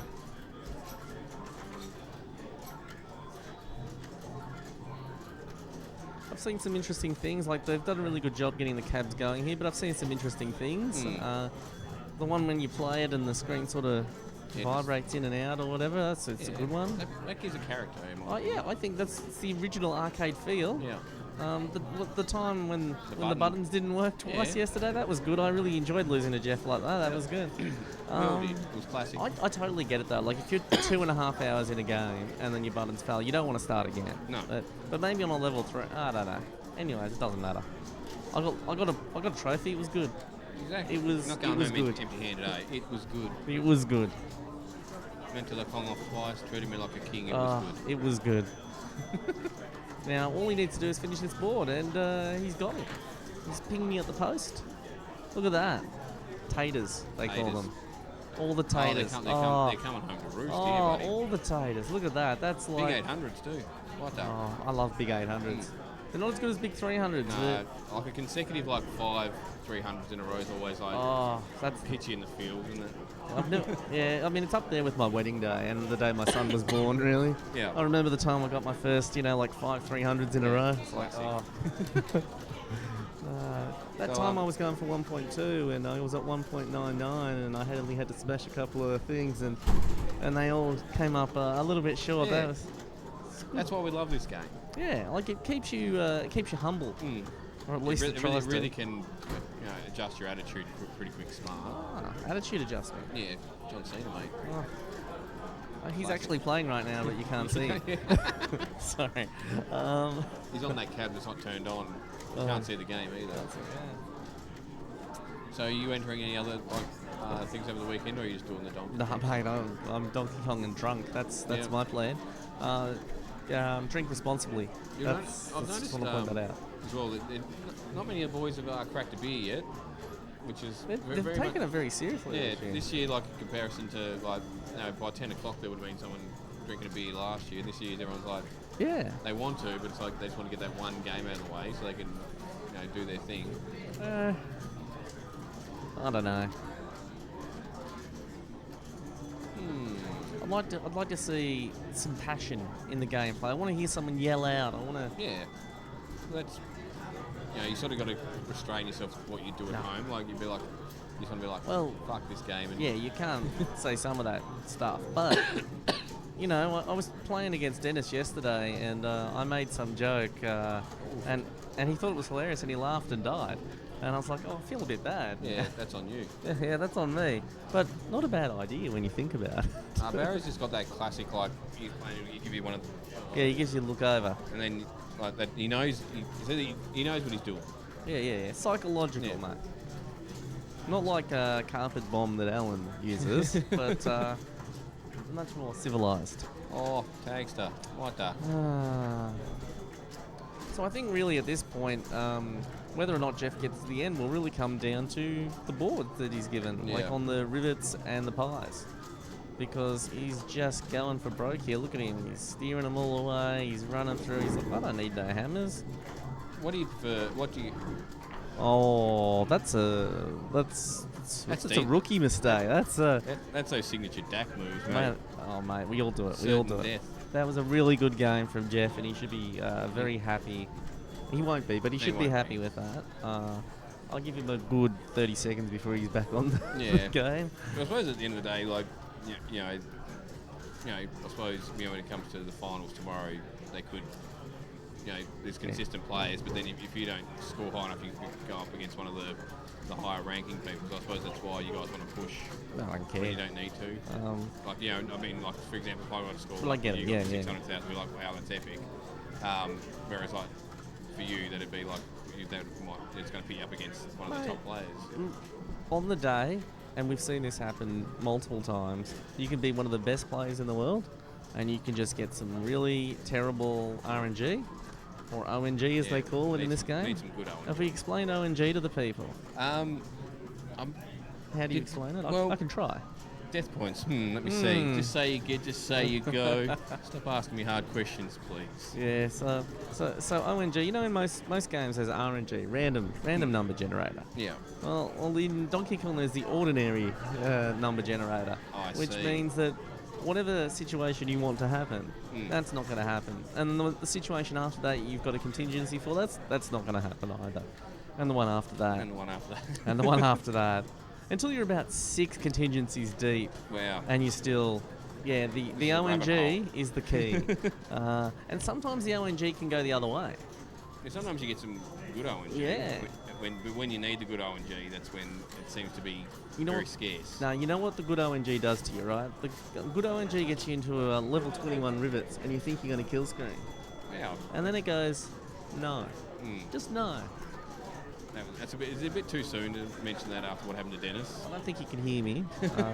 I was the funny thing is, I saw him and he was sitting next to me. I leaned over, and because you know how you take out the top right rivet last, I saw the rivet was out, and I said to him, "Congratulations, mate, good game." And then I realised he was dead. So you stitched him up again. You stitched him up last night, and you stitched him up again today. And then I realised he was dead, and I'm like, "Oh, cursed! Shit. You're cursed. I am Bewitched." Oh, do the people know about Bewitched?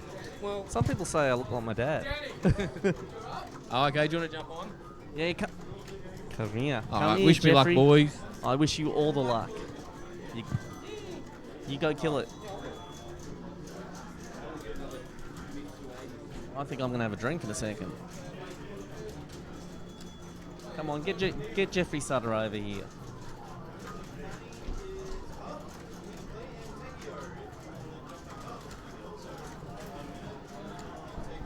Apparently there are free cabinets now. It must be lunchtime. I personally think people who put eating before winning, are they even competing? What are they doing here? So I think that Jeffrey Sutter on the list now is not actually Jeffrey Sutter. That would be probably Danny. Maybe not.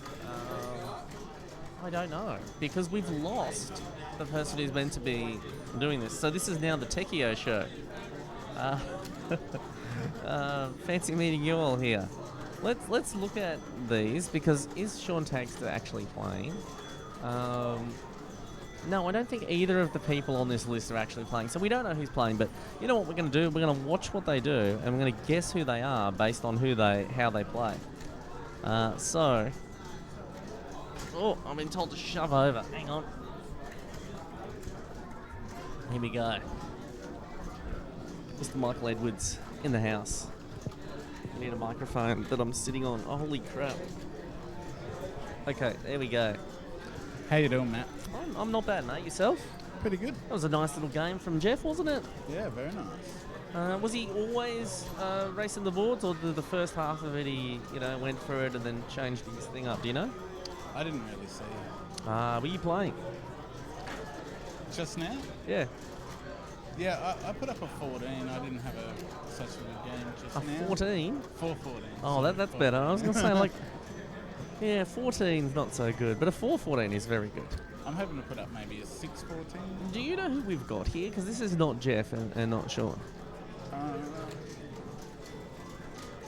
There's actually... Nobody knows. It's a mystery. It's a mystery to us all. But I think the way it works is if someone puts up a good score now, we have to attribute it to the people whose names are on the list because... I think Danny's on the right, and it looks like 2 machines are turned on the A bank, so I have... Who's... 6 and 7 is turned on, so I'm not sure if the first one takes preference. Let's watch this person do... Yep, okay. Whoever's on the right-hand side is not point pressing. Let's leave it at that. I believe it's Danny on the right-hand side. He must be going for the kill screen. Machine 7.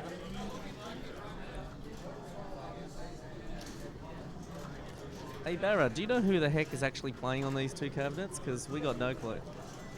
Well, the switch thing's over there, but see how 6 and 7 Yeah, are turned on the A bank? That's not supposed to happen. One day we'll find out, don't worry. So you happy with your first game yet? No. Not really, but, you know, it'll do. It's a good start. Yeah, but that means I have to play again. Yeah. Don't know if I want to.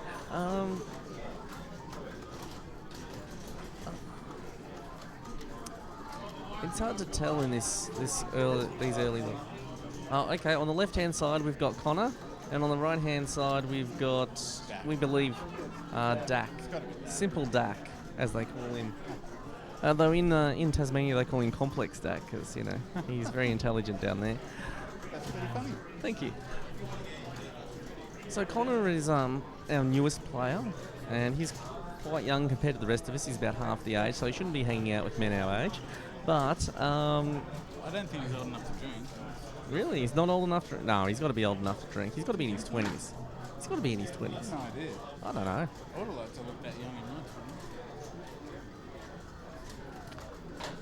It's genetics, mate. It's I genetics. still look pretty young. What am I talking Anyways, Connor is what is he, a 600k player or something? I believe that's his Which is pretty good, right? And I believe he only started playing last year. Is that right?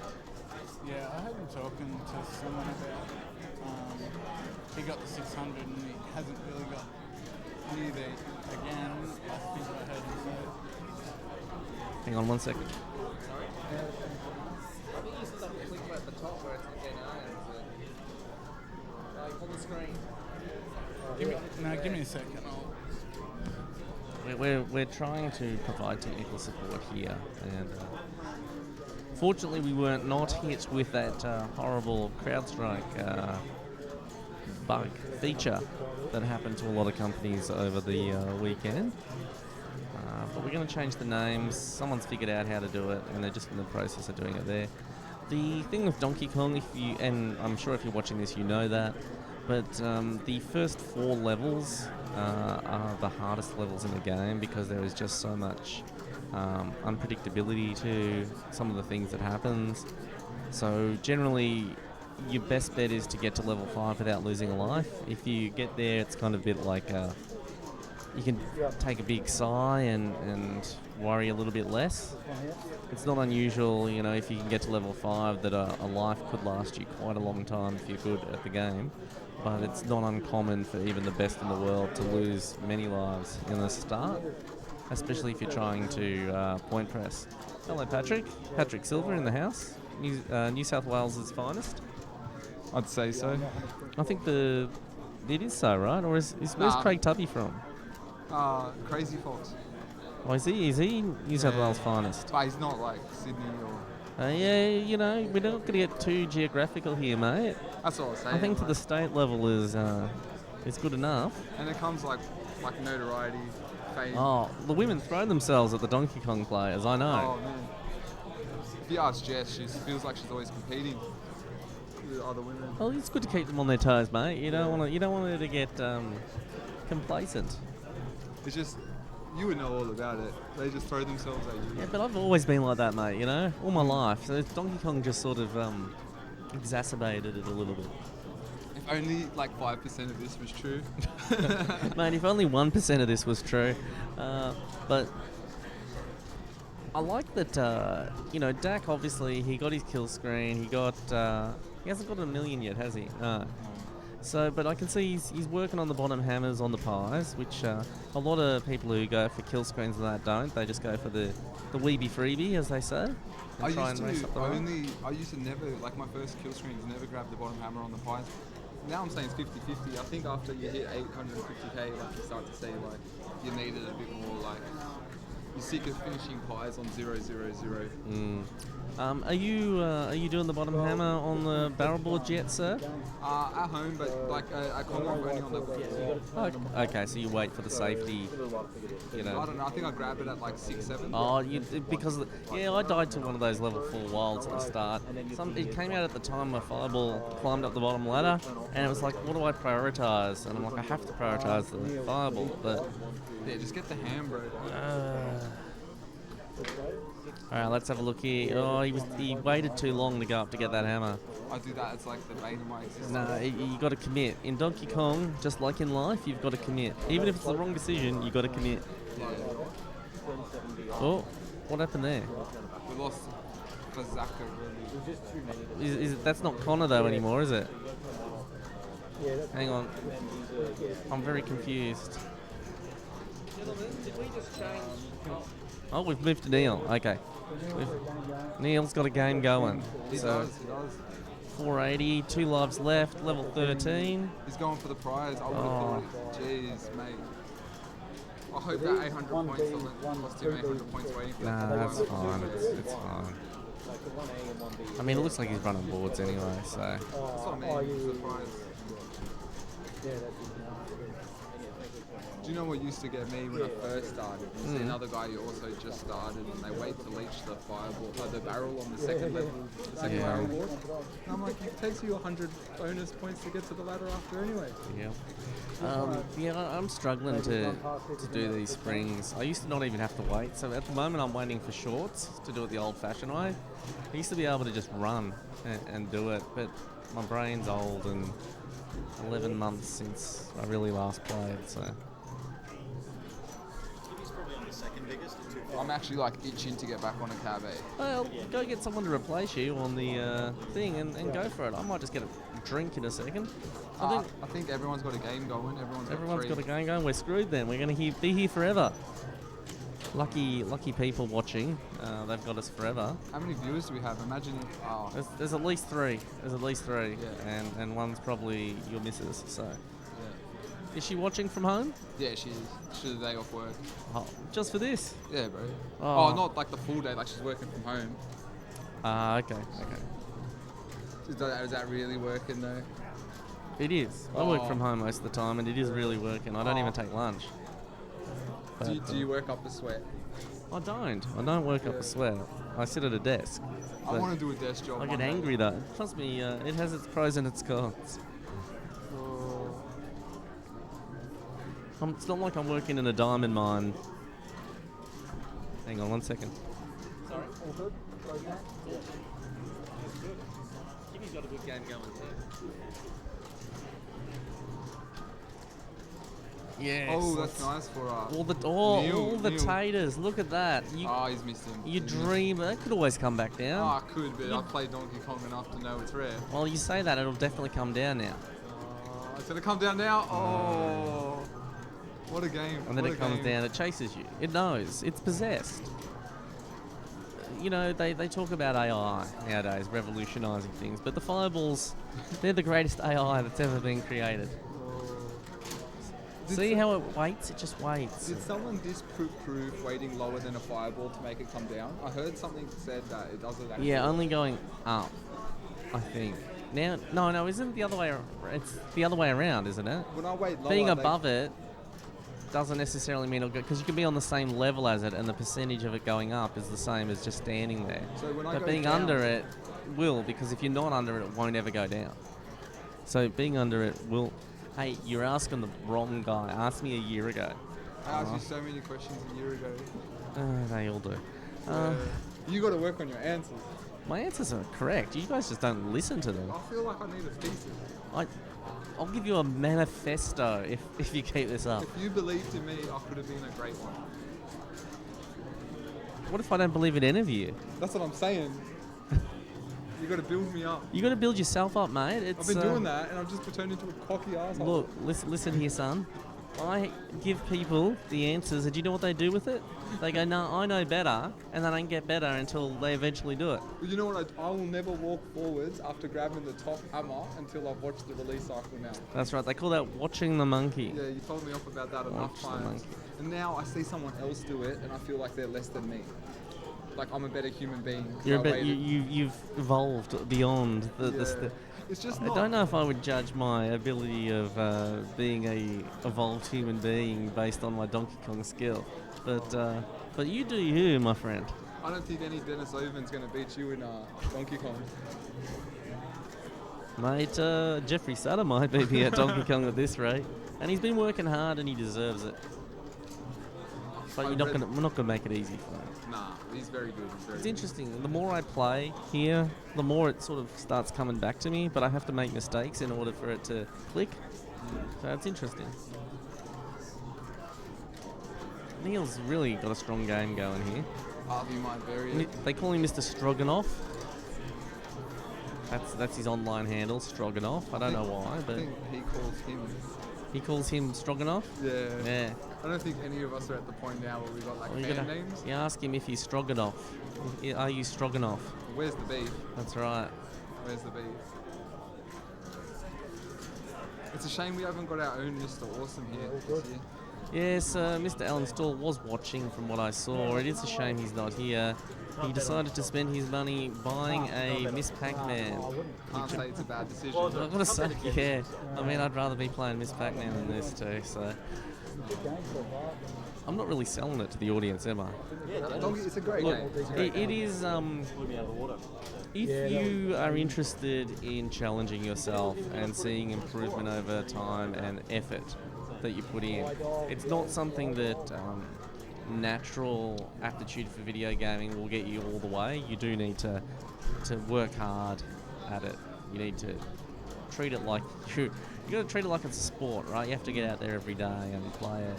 And a lot of us play it at night because we're working during the day. What time do you usually play? 10 or something. Yep. And sometimes I see you start a game up after midnight. And Yeah, I do that. But I'm like an athlete and I've got other sports. And that's true. You're a ice hockey player, isn't that right? Oh, and I bowled the 290s this week. A few weeks ago at bowling. I saw that. I think you posted, that's a bloody impressive feat. I'm just going to be the man, you know? A man for all seasons. Yeah. That's right. But I try and have a few things going on, and sometimes I think like it'd be nice to focus more on Donkey Kong. Would it though? Would it really? Well, I'm not becoming a pro bowler anytime soon. Are we pro Donkey Kong players? I suppose we are if we're at a Kong off, right? I asked someone else recently, have you won any money playing video games? Because I got $500. Ben was interviewing me at my house, and they were asking Look me how like, far Kitty was standing out there. That gives me the heebie-jeebies. I think he goes closer to the bounce though, so it works out being the same. I don't know. I wouldn't do it. You do you, Kibby. He's good enough. He's better than me. I don't want to say anything. Is he? I think so. I think he's got a higher score than you. He's like 900 and something, right? I'd assume so. Let's just go with yes. I'm pretty great though. Oh, mate, there's no doubt about that. Mr. Consistent. Man, the myth, the legend. Kibby's going to jump into a wild doing that. You don't jump left on the 1, 2, 3, 4th girder. Yeah, you never do that. There's I mean, you can do it if you know what you're doing, but you just don't do it. If he's got the barrel in his hand and you know it's not going to be a while. Do you see what happened to Neil just then? That fireball just chased him all the way down. He ran away from it. He ran away from it again, but it was like, nah, bro. As the kids say nowadays, that was skibbity something or other. Kids say that? No cap. Oh, no cap. Do you know what no cap means? It means like no lie, right? Yeah. Can't be capping. Yeah. Don't be capping, bro. I don't like it. You don't like it? Nah. Cap is like when you like... I found out what mewing was this week, and I'm like, that shit is just terrible. Oh. Do you know what lit is? Yeah. Oh, mate, it is lit. Yeah, good. You should drop an album. Oh.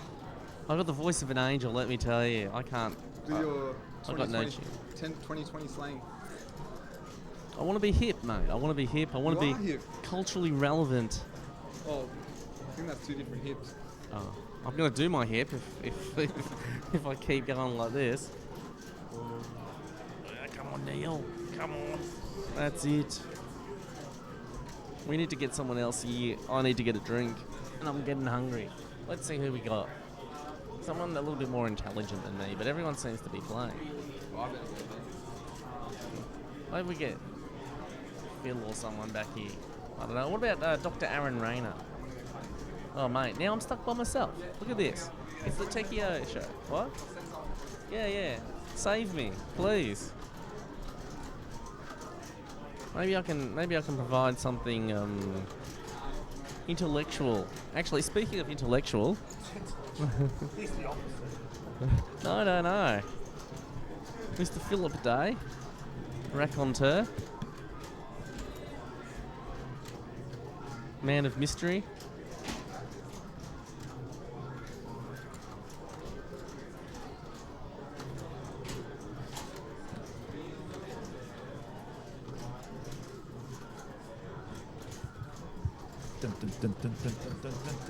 Matt Picchio. Hey.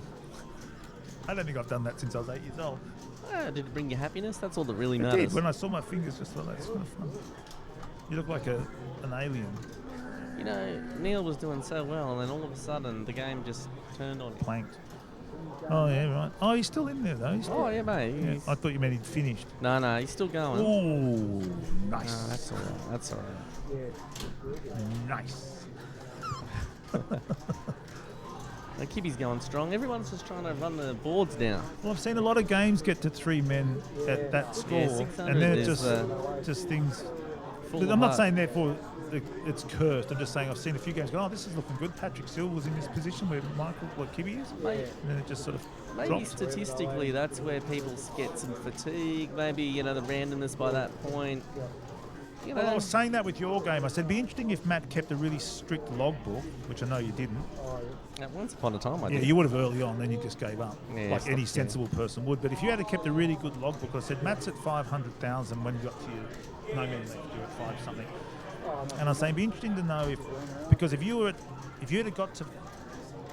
500,000 with 3 men, like you'd lost one, so you had 2 remaining. Psychologically, that's a big difference to being 3 men all down and you're at 500,000 still going. Yeah, it is, but I don't think that really affects me much anymore. I'm not saying it does, but it's still present No. somewhere. I get you. It definitely used to, especially if you're trying to point press at home or something. I used to be like, oh no, I died early, I've got to restart. But then it became just like, well, if I died, did I do a good death? Yeah. Did I get a good amount of points on that board? So who cares? But a logbook would show how many of those games at 500,000 yeah. actually went on to be That's 800, right. 900 plus, Yeah. And that would be the thing. And I thought that would be, then we could get a more of assessment because it's not the same as saying you're at this position. Be like on a par 4 and you've spent 3 shots and now you've got to get under the green and get it in 1, Yep, Easier I to do it gotcha. the other way around. Yeah, exactly. Be sort of approaching the green with 3 shots remaining. But you see, what you're saying means we'd have to think of this logically, with our brains. Without emotionally. And and I think most of our brain cells are dead by this point. Well, it was just it just as a thought as to how where the players' minds are at, because you can see where their playing's at, but what does it mean when they lose a man and when they lose a man, and how they lost the man, all those things. Like if you lost the man because you did something really stupid, like you just fell off the edge of on the spring, the very first platform, you go, well, that was not required. I feel that I should be allowed to get that back. That was just like a spelling error on not a spelling test.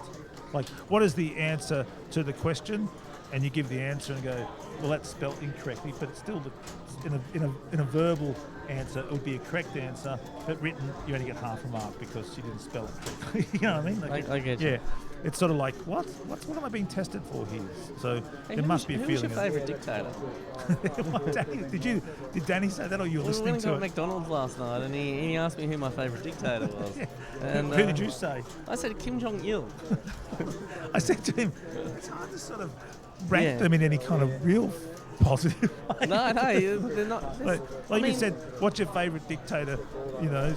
What's your favourite moustache for dictators? Well, Stalin was pretty good. So was Hitler. You know, Yeah, but that's yeah. not the same as like. What about their views? What is your most appealing? Well, yeah, I get what you're saying, and I mean, so many of them caused untold death and famine and all those kind of things. It's hard to choose a dictator, really. Well, that's what I said. At some point, you're saying we've got to look at the popes. They were the most powerful people in the world at one point, and, and they weren't a democracy. So the same with Pope some could of be the our favourite Caesars. dictator, yeah. Well, then, not so much now. Like well, I suppose it depends what you're saying. Vatican City, they rule, and it's not, That's true. It's not like you get. They sort of vote in, but only if you're an archbishop or something. It's not yeah. like they say, all right, all the Catholics in the world cast your vote. That'll take a while. Yeah. My favourite dictator is Donkey Kong. I don't think he's smart enough. Oh, yeah. Some of these dictators aren't that smart, though. They've just got power, people around them that are smart. Well, think about it. He's just sheer force, isn't he? Like, Sometimes that's all you Pauline need. doesn't want to be there. So true. who's he ruling over? The barrels. The fireballs. The fireballs seem to do his bidding. Oh, there you go. That's you got something there. He's got henchmen. Actually, no one's ever talked about And the blue fireball is like the sergeant. the sort of emergence of life from the fireball, like it becomes sentient. No one's explained how this works ever. Look, I think it's better if we can create our own ideas in our head, And why do fireballs go up broken ladders, but it doesn't even arms and legs? What's going on there? Is it just, are they actually alive? It's burning its way up the ladder. I mean, we don't know if those ladders are metal or they're wood or what, right? I mean, really, we're looking at a Japanese narrative, and in most things, that could just be whatever it wants to be when it comes to pop culture. Oh, this looks, it looks like they're building a building, right? That doesn't explain why there's oil on the top of the building full of like what, like what's the need for burning? Like this pie factory is I like to refer to it as Mario's cocaine factory, and that's the goods going across the top. Now I don't know, the Bunsen burner needs to be running, and I don't think it really matters narrative too much, but there is it is curious that there are fireballs with eyes running around. Well, I think that's just people like to give personality. There's a word for it, anthropomorphize. Anthropomorphize. Yeah, well, usually animals, but it's personified. Either way, it doesn't. I get the let's call it the what's the right word for it? The archetype. Of we can put a face on the sun. We can do all those things, but that still doesn't explain why you would choose to do it. Other than we can give it give it character. I get all that. But if we were to sort of say, okay, now that that's happened, I understand what's where you're the coming thinking of this? Like why is it that is that? Not that it matters. No. These are the questions that keep me up at night. So, like the rest makes sense. That's all Pauline's junked on the way that she's been dragged up there. It's fallen out of her bag, and the hammers are just stuff that's loaded around. Are we sure she doesn't want to be there? She's saying help. Maybe she's asking Donkey Kong help for Mario. Like, she's like, keep Mario away from me, he's coming. No, why not? I mean, who's to say? Yeah, maybe Mario's gone. I don't want to be saved. Mario's the villain. Yeah.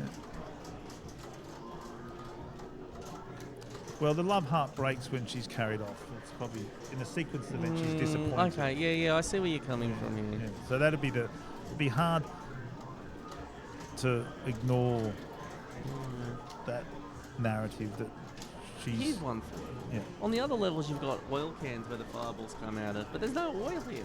How did the fireball, how did you get on that platform? Yeah, that's what I'm saying. It's just a big... It's a mystery to all of us. As your boy says, hot rubbish. This game is hot rubbish. It's not as bad as Junior. Junior is the worst game ever. Junior. Donkey Kong Junior. Yeah. I mean, there would be worse ones, but for big name titles. Yeah, to call it Donkey Kong Junior, the sequel to Donkey Kong, and to give us that piling steam of garbage. In truth, I just think that Donkey Kong is not the best spectators game. Is my issue. Oh, I agree with you. I think it's actually all agree. It's a very interesting game, and it's only because two parts of it are solidly very little to happen, which pies and spring. Yeah. And the rivets is interesting to a point. It's a fussy sort of stage. The barrels, though, Barrels it's are a great. genius. Yeah, barrels are like brilliant. the way they can be grouped, but yet the ladders are in different places, and it's just I don't Well, the think they grouping's could have just a defined- complete accident. Yeah, that's what I'm but saying. It's, I but think it's a the whole beautiful thing's- accident. Yeah. But the rest is kind of a bit clunky and a bit why, and you just got to do it. Whereas the barrels is The rivets is all right. I mean, the rivets is. Well, let's look at the rivets now, okay? The spring sucks. This is why the rivets is only kind of interesting. So that's going to happen. And now, if he's lucky, he will do the weave, okay? And this is almost how it always goes, because I've watched, not played, but watched a lot of no, this. he's going to do the star, not the weave. Okay. Oh, sorry, the start. All right. And now... Only the sickest of individuals do I said the weaves. weave earlier. It's been a year, yeah. It's the, Oh, mate, the I start. understand. Yeah, you know what I'm saying. So now you think, now something could happen here that might appear interesting, or nothing interesting happens at all. Now let's see. So Well, what? that's just like life. Yeah, but what I'm saying is, what makes it interesting can be the point where it's a point of almost unfairness, and you think, well, Oh, yeah. that doesn't make it interesting. That just makes it exciting. Makes it frustrating. But yeah, so you sort of go. Whereas in the barrels, I think it's fair to say there's enough with the wild barrels to say if you're smart enough to stay out of the way of this spot, you're probably safe, but you're going to have to traverse through it, and you've got to choose the time to do it, and there is a clue to see that happening. So the barrels, you can create your own mess. Yep. But in here, you kind of do in a weird way, but everyone tries to create it in the same way. Same with the pie factory, right? Like sometimes Well, the here's the fireballs pies, will, you know. Like this time he just Straight runs up. up the side. You know, they get to jump a pie, and then you think, do we really need that in the game now? It's just there. You know, if this was test played like this, go, let's just remove that. Yeah, it's not very exciting, We is it? programmed it. Yeah, but our test players say everyone just does the same thing. Whereas the barrels, even though everyone does the same thing effectively, you go up the first ladder, you meet, you stay on the, on the upside ladder, all that stuff. It's still interesting because people group and do stuff, and even if you run it, you got to run it fast, and that still takes effort. Yeah. You know. And you've got the fireball coming up from the bottom that sort of just pressures you a Yeah, little yeah, bit, right? you got it's like a vice. You got this thing Yeah. coming up and things come down, and you got the perpetual. You got the movement with the clock. You've got to finish it, you Yep. know, which is fun. So I think the pies, the barrels are brilliant. Yeah, if it was they just more of that, it'd be terrific. If other barrels were just different variations of that barrel board, rather than like this could be a barrel board on the pies. That could be another barrel board. You just make it all barrels, you know. And don't throw the rivets in. Right. Yeah, I want my rivets. Yeah, have your rivet. All right. Have one. But maybe have just one. one in the whole game. Well, And randomly put it in there. Don't tell them where it's going to happen. Every game it's different. You start the level Well, off and you're like, what the hell? It could be the actual finish of the game when you drop Kong and that's it over, you know. But That's a good point, right? But I'm saying my complaints are more to do with spectator view. There's bits where, like, look at the springs. There's really very kill little me. to talk about. And not that it's about me talking, but in a commentary sense and having people watch, you think, well, it's only interesting if something bad happens, and that's not the way you want to watch a sport. You don't watch unless you're a masochist. Who goes, I watch car racing to see if someone crashes. Well, people watch, like the monster trucks smash things. And Yeah, but that's because they're just idiots. I know. It's like why people watch NASCAR, right? Yeah, it's the car going around and yeah, around. Yeah, because it's like they want to see a pun. But that's a bit strange. Like you don't. Donkey Kong's the NASCAR of competitive gaming. If I was playing this in this tournament, I would. Be If bad. everyone was honest playing it, you'd say, I want this person to get bombed so I can win. Because you're in the competition, so you want to see people do well, not so well that they beat you. You know, so you go, okay, I want to see them do Crush better them. than themselves, but I don't want to see them do better than me. Yeah, of course. Because I watch it, I've got no skin in the game. Yeah, it's just nothing to me. It's like, every game I watch, I want to see this person do well. Doesn't matter who I'm watching. I just think, I hope that they makes do well. you benevolent. Yeah, I'm the benevolent dictator. You're the Pope of Donkey Kong. Congratulations. We've now officially ordained you. Yeah, see, that's where the Jews had it right by giving off that at the seventh day. You got a free day, like God said, have a day off. Yeah. You need to extend that. 2 days off, 3 days off. Keep it going. Mate, Keep it going. every day off. Every day. I think So So in this case, I'm saying, hey, you guys, let's not suffer these stages. They're boring. You're getting copped out on these games. Nobody's it's going forgiven us our sins here. See, I would say I forgive you for all those things. I shall remove rivets, pies, and springs. Wow. And there was much rejoicing. There would be much rejoicing. Because you don't have to deal Forgive with me, this. Father, I have played junior. Look, we would have said, say for instance, you lost out on the rivets. Mm-hmm. Dennis lost out on the rivets because of a kill screen. And you think it wasn't because we all can't be winners. well, look, there's only one me. That's right. They broke the mold. I need to go at some point, Phil. No, someone. We need someone to replace you. Yeah. Replace me. No, me. I don't know what I'm saying. We need like tag staff here. Someone will come up. Let me see, ladies and gentlemen. Please excuse me a moment. He's not out.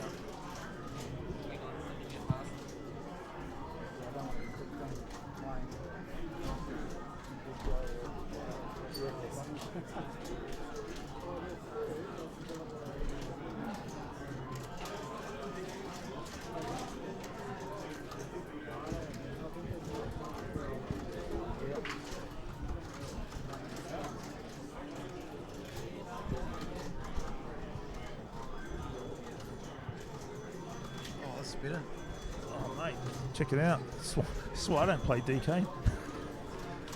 Sit back. Yeah, here's that. I'll fix this up. I'm not tech, but I can do this. What's going on here? These headphones are super loud.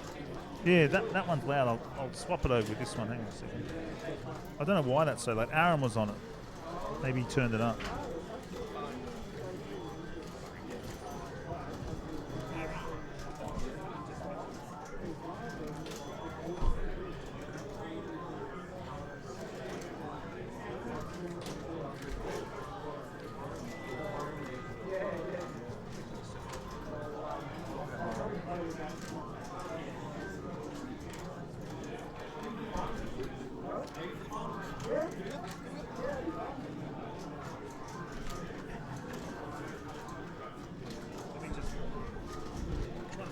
See if I can turn it down. This one here. Is that better? No, it's worse. Is that better? No. Right. Now, let me try. Is that better? Yeah, there you go. There you go. Good now? Up a little bit. Up a bit? How's that? Yep, fine. Yeah, good. Perfect. Yeah, Aaron must have turned it up. What's that? No. Aaron was on it before and I got it. I thought, geez, he's allowed. Yeah. So where are you we sitting? have Where are you sitting at the Neil moment? Cairns on the Pie Factory level 50. Where's your score? Like 400. Oh, yeah. 4 something, 406. Pretty bad. I said to Dennis, his score I said is, and I've said it a few times today, is it just said, hey, now we are aware of the clock. You know, he put 800,000 up. It's like, geez, we all want to be out of here at 5. Yeah. And it sort of causes a pressure cooker in a way, doesn't it? Well, he's done now. Denny's done. Yeah, it was a great game. Doesn't have that hanger over his head, Yeah. you know, that he has to hang around till 10 p.m. Well, I was empathetic to the idea of, you know, it's a shame he didn't get the kill screen, took some cash, got a kill screen at Donkey Kong. The Kong off is always good, you know. Yeah. But yeah. I said, regardless, it's a great score. It doesn't matter in the end. It's more interesting for the competition that the score's there. Kill screen would have made a little difference to the leaderboard in the end. Oh, exactly, yeah. But it's so nice just, to get one live, you know, on a cab. Yeah, I wasn't dismissing it. I was Yeah. saying, but, you know, still look like you got this score. You can go home and do that, and good for the tournament. Geez, Neil's having a rough time with his pies. In typical Denny fashion, he's not pleased. He's not happy with it. Neil's got a good game going. I'll say that and you'll get bombed now. I'm starting to think I cool people off. I start watching their game and they die. I'm serious. Oh, don't put mine up then. Oh, here we go. He's got it. Got it. Kibby must have lost a man somewhere. He's going really good He's though. going well. Well, it'll be interesting the lineup. You know, I was saying on the way in the car, like the top 3 players, like high scorers yourself and Jeff and Matt. You know, if that gets out of whack somewhere. Yeah, we end up playing each other. Yeah, if you end up playing someone else early on and you think, oh, now it's got a really different sort of, you know, look. And if it goes the way it is, that's what could happen. Like, never this is know. the second high score now. Yeah, I don't want to be in the bottom quarter of the draw. No. But Connor put up a good score, 550. Oh yeah, have you talked to him? What's his PB? That He's putting up. If he's putting up 550 now, like he must have kill screen. No, he hasn't kill screened. See, I think that might be a PB. I think Oh, he said it really? was like 400 something. Oh, pounds. really? Yeah. Well, he comes in and just chucks down 500. Throws the credit down and goes, "You old guys." This is how you young fellas do it.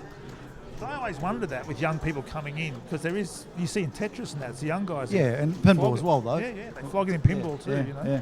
So you get these young guys come in, and it makes sense, you know, to. Yeah. You know. Did you want to sit down too, Tyson?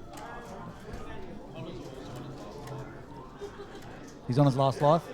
What's he on? Do you know what his score is? Oh, okay. Yeah. No, so Connor's got another game at 400. They're starting to lift now at this time of the day. It's good to see. Like Kibby, that could eat. I don't want to Here comes the Phil Day curse. Well, I said it about Dennis. Trademark. I said Dennis at 500. Said, he's going to go 600 here easy. You know? Yeah. But I can see this going to 700 easy. Do you know what I mean? Oh yeah. But I mean, anything can happen. But it's a good position to be in. Yeah. Well, that's what I was saying to Matt. Matt was at this point with no men in the bank. Yeah. And you think that's psychologically, I don't care who you are, that's still not comfortable. Yeah. Was he doing match strats, playing bottom hammer and all that? Yeah, he was grouping. Yeah, he was. Yeah, he was doing. I don't know if he was doing that much grouping. I think he was playing a more relaxed game actually. He wasn't doing not like we saw last year. Yeah, he wasn't. But I was saying to people because on the counts last night, that's what you got to do on level 3. What you were doing on level 3, that hasn't been done before. You were going full. Well, just you got to get awesome. all the points. It was the most entertaining battle boards I've ever seen. It's like it was like getting all the points. It was like you were just. It was like someone in like a grab for cash. Yeah. There it is. It was like someone like kids swatting flies and swatting butterflies in a field, just running around, just whacking. It's a lolly scramble, man. Yeah, that's what it was. It was like it was like you were trying to kick barrels out of the way to jump one. You know, it was really. I said, and everyone was saying, yeah, that's. And I think when Matt, because they hadn't seen it, I said, no, it was full mental. Like it was really crazy. I don't really remember it. I have to go and watch it back. Well, you were doing lots of backward jumping, and a few times you lost lives like that because you were just so like, there it is, I'm going to go for it, and of course you've got with level 3, it's just the wilds that get you most of the time. Yeah, because it's because level it's so 3. erratic. And I've seen people do a bit of this before, but not like that. That was just full on. It was really entertaining. Yeah. I mean, you obviously don't play like that in any other format if you're trying to play the long game. No, see, it's I've been a short format. So well, that's what I was saying. Go like, for it. You know, if I redid level 3 now, you just do, wild barrels, level 3. Just throw the rivet in, barrels only. barrels and give a rivet in there just as an equaliser. That'll do. So you just watch people just run crazy on So barrels. when I'm playing now, I just run through those. Of course you would. That's what I'm saying. Barrow would. I said, he just Yeah. run through this. He wouldn't be doing it. Just get through it, then start A point waste pressing. of time. You don't need the points. But that's what I mean. But here you think, and I said, because when I first noticed it, thinking he's picking up, he's running this out, the clock down. This is where he's going points. And he goes, that's what you got to do. But no one's sacking lives like that. And if they were sacking it, they weren't doing that kind of stuff to get the points. And I said to you last night, for those who haven't seen the level 3 or weren't here last night, I said on the one with you and Matt, because you're playing, that was on at the same time, and you were basically approaching the end of The first one or second? The second one, Yeah. that we had them up on the screen, of course. And I said, to see these come through to fruition, if their strategies hold through to the end, which they did, it would give a good indication, which it did, of how much further, how many more points you can get on a good barrel board. And I hadn't seen people sack on the springs before like that. It was more obvious this year. Like this is my I've got a clear strategy. I'm doing it. You're going to get good points from the springs generally, but you can get more from barrels more consistently. Yeah. But even rivets you can sack on, but they're a bit hit or miss as well. It's good Connor's here though, someone young and it's awesome to see. to it. I don't know how old he is or when he got into it or anything. But well, he's at University of Queensland. I was talking to him. His dad's got a bunch of arcade machines, about 20 he said. And so he's and I said, like, what do you got Asteroid Deluxe? I said, got a Robotron? He goes, no, I'm trying to get him one, but he doesn't understand this 2 joystick thing. I'm sure you can talk him into it. I said, what's to understand? 2's better than 1.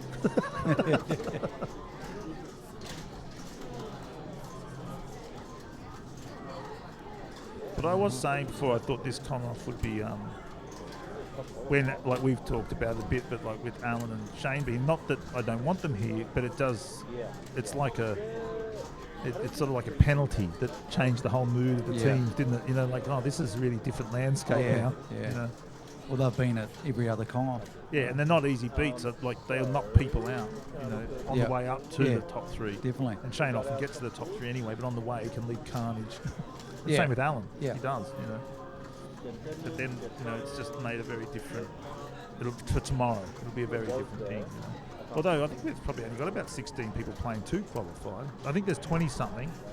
Oh yeah. I think there's a like few 22 people haven't or got a something. score on yet, but I think the ones but who are most of putting us the have. scores on Yeah. are the ones who are going to get through because there won't be time. Like if they haven't, like Mike Cooligan will put in one late.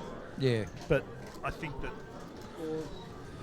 by the come 6 o'clock tonight, I think we're going to have quite a few 500 plus thousand point Yeah, scores. yeah. Or 600, 700, whatever.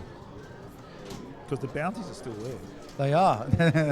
That's why I'm going to play again very soon. Oh, give me that. Write my name on them. Well, it had Dennis's name How on much it are they? for about $500 each, $1,000. For fuck's sake. Yeah, there you go. That's your airfare, mate. Well, someone has to get them, eh? Yeah. That's your air for a big night on Sunday, one of the two. No, it's whoever wins is paying for the big night on Sunday. Oh, yeah. Well, Neil might kill screen this game. Yeah, that'd be sweet. Oh. Could be. Well, it'd be a Forward shame. level It'd be a 14. shame not to pull money out of the hands of BPAC, but it'd be a shame not to see it. Or Netherworld. Who does do it? I think it's Netherworld, isn't it? Yeah, I'm not too sure where it or all comes whoever. from. Some Netherworld, part of the BPAC, entry fee and all that sort of stuff. Yeah. So it'd be a shame not to see it land in someone's lap. Yeah. Doesn't matter who. Oh, so as long as it's not that person we don't like. Yeah. We won't mention their name. The person we never wish they weren't here. And, we just go, I hope they're not going to be here.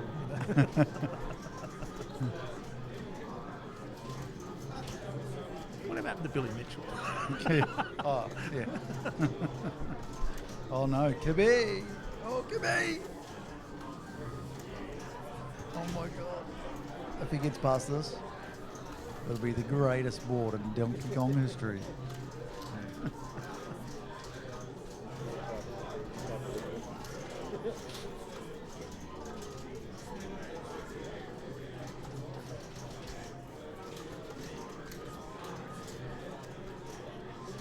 Talking about old Kong offs and winners, like when you look back on it, like jokes aside, Billy was a competitive player at that Kong off at Echo 3.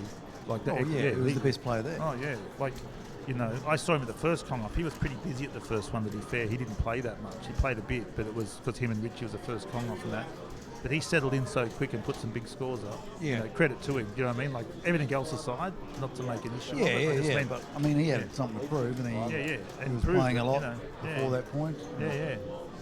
But it just shows that like some because there were players there who easily could have like you were a higher scorer than him. Like No, not at the time I wasn't. Oh, wasn't he? No, he was. If we were going to seed it, he would be top seed. So, Oh, okay, yeah. Because he was. I only had like a basic million. Yeah, And so did Tekio. But what I'm saying, I think his score was 700,000 or something was the high score of the day or something. Yeah. So scores that you could do, But Oh, okay, yeah, competition yeah. changes the mood, doesn't it, a lot, So let's look at the players. So Shane Saul, still around but not here today. Yep. Estelle Gonifant, I assume he's not playing anymore. He's been playing other games. Yeah, a bit of But not DK. Kong, no. It's, Crazy Kong DK3. Oh, yeah. What about Ethan Daniels? What's? I'm just looking at. Yeah, I'm not sure. Yeah. Still around, but not playing much Kong. And Johnny Bond, of course, had the Denmark Kong off recently. Yep. What was it? Was it called the Denmark Kong off, or was the city they know? What was it? The Danish Kong off? Yeah, Danish Kong off Yeah, at the shed there. Yeah, the shed. So he's still active, which is cool. Then we get to the other winners after that is you and Matt. That's the swap back and forth. Yeah. Okay, Jay Mack's not here. That's a big loss, Yeah, for the that tournament was a bunch. and socially, and Falcone's not here. Jack. Yeah, Jack Fleepy, yeah. I mentioned him yesterday, said he's not here. It was early this morning or last night, I can't remember. Starts to blur a bit over the weekend in front of the camera. But I think some of these people will be back again, hope so. But all that aside, some of those people just can't be here, like Johnny, Yeah.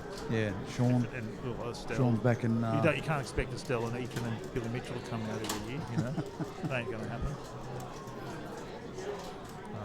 But there was talk of Justin coming out, and some other Americans were talking about getting here. Got quite keen. Yeah, a few people have been talking about it. It just takes one to sort of pull the trigger and entice the other ones along. Well, if Justin Elliott came out, and played as good as he can, he'd get enough prize money to pay for his Yeah, flight yeah. and just go home again. You know, Yeah. like, it'd pay for his flight. He'd still have to cover the other stuff, but he'd have the money for the flight. But the problem is they've got to fly. He's on the East Coast, so he's got to fly across Yeah, the country. yeah. Again, It's so a long way. Yeah, and it's a lot of money. Like it gets expensive to fly. It's still an added expense. You know, it gets pretty dear. And also, I think for a lot of people who haven't travelled, for you or for a lot of Australians and New Zealanders, the 13-hour flight's just, well, that's what you do if you want to go somewhere. Yeah, yeah. You know, but when you live in the Northern Hemisphere, you go, why am I flying 13 hours, 20 minutes? Why am I going the long way around to get to the city? Yeah. Just be quick if I go that Well, way. the Earth's flat, so you know you can only go one way. Yeah, just out in the middle.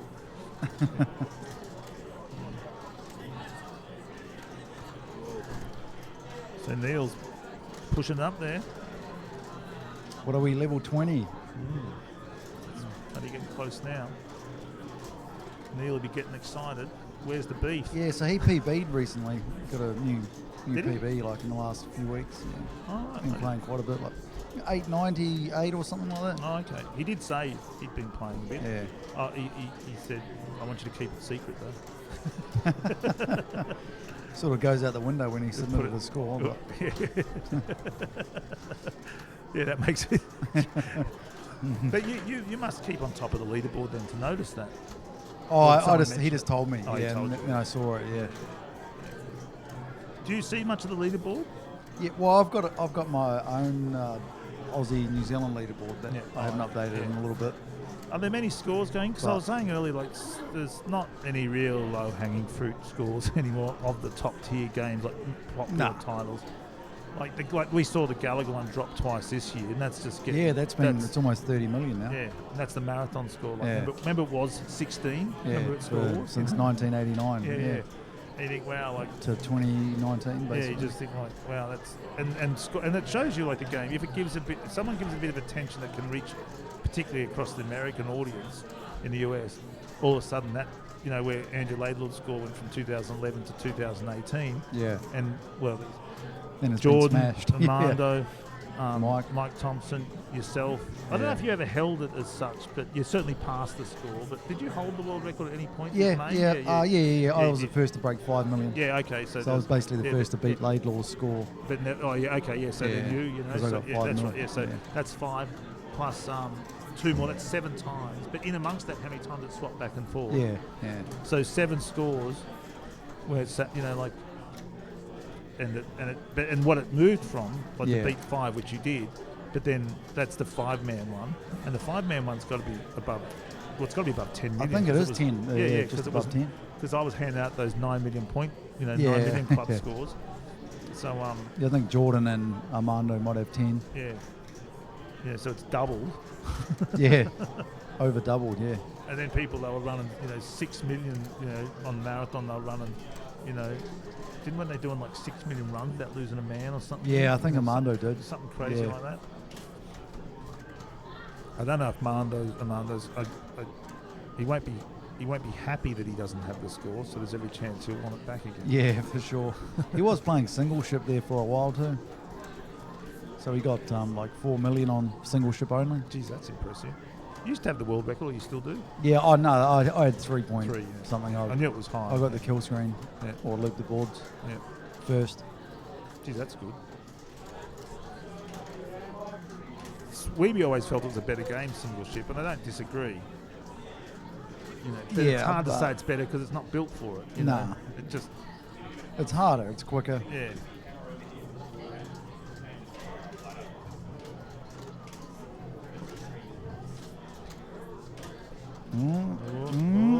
Oh, he's got to get that rivet anyway. Yeah. Stay down there, bring this other one back down. Yeah, there you go. Up. This is risky. You've got to go for it. Oh, nicely Didn't have done. much choice there. Nicely done, Neil, Wonderboy Cans. Neil Wonderboy, where's the beef? Ghost and Goblins, Spectre Cans. Good on him. Love it. Lit. So if he's definitely going to pass Denny's score here if he makes it. Because Denny got what, 830 or something, 830ish. There we go. Yep. Thank you. Tyson. So Dennis Edmonds there, 8:30. 8:30, Jeff 6:21. Matt so Tigger he's- 6. Oh, Matt got because he got 6:02. I forgot Connor. I was saying 5:50, 4:50. Sorry, Mike Ledge 4:14. Patrick 4:13. Andrew Led, Greg Pell 4:05. Sean's probably the most outstanding low score there of that group. Do you know what I mean? Like he can do comfortably better. Also can you, but do you know what I mean? Like, Yeah. And yeah. he struggled a bit to get that score. I guess he's admitted that. He said he's had struggled to get a good score today. He often does that. Then he just gets one. Well, he's PB'd at like 3 of the Kong offs or something, so just rocks up. New PB. So we've got Neil Cairns on the run. About to go into first place.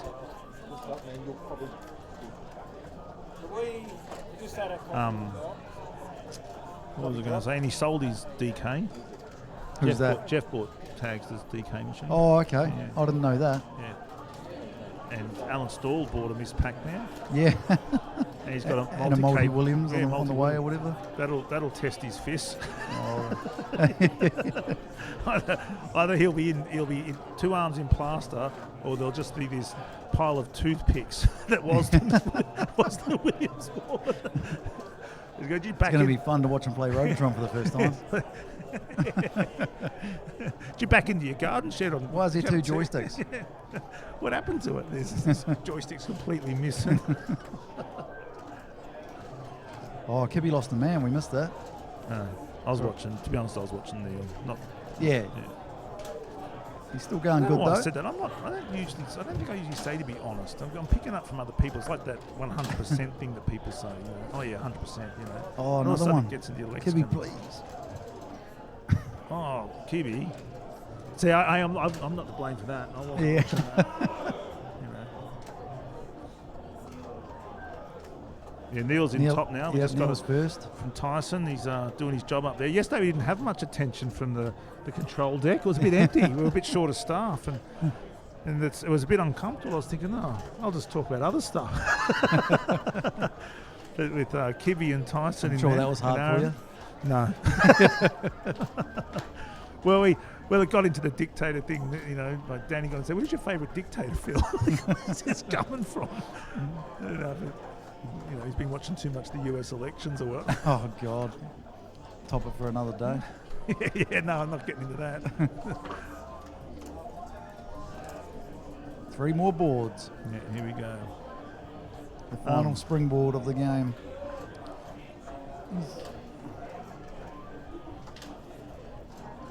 Too easy. What was I going to say? Just before that, you said something, you know, before I got on to, when Kibby lost a man, I was going to get back to that. So I felt that he'll comfortably get to 700 was my prediction. So I think that's very plausible. The Phil Day jinx. The Phil Day drinks. yeah. Did you say drinks? Jinx. Jinx, the Phil Day jinx. I mean, either way for Kibby, he's qualified here, so yeah. he doesn't need to play again if he doesn't want to. I've seen Kibby do this so many times, just walk up and get 600,000 and go, that's it. He does this every con. Well, Kibby's mentioned, and when he with the nibbler, and I've said it before, I thought he'd just given up when Boner got a billion points, and he just sort of did it, and he had a lot of goes at it, and just felt he just couldn't get in the groove. And I thought he's never going to do it now. He's just sort of past him now, and then all of a sudden he gets that happens every now and then. He gets a billion points. So Kibby said, one day I'll go for $1 million on DK. Nick, well, that means he's going to do it. Yeah, That's it. when he's ready. Bloody when he's ready. Yeah, when he's ready, just go, I don't want to do it right now. I'm too busy playing, I don't know, probably blackjack. Final rivet board here for Neil. In a better position than Dennis was, that's for sure. Yeah, that was horrible. That was nasty. He gets this one here. Ooh, that's good. Just caught Looking good. 3 on the left. That's what you want. Ooh. Just take this easy. They'll give him an opening. Mike, lift this. Could get pinched here. Hopefully he goes up the left.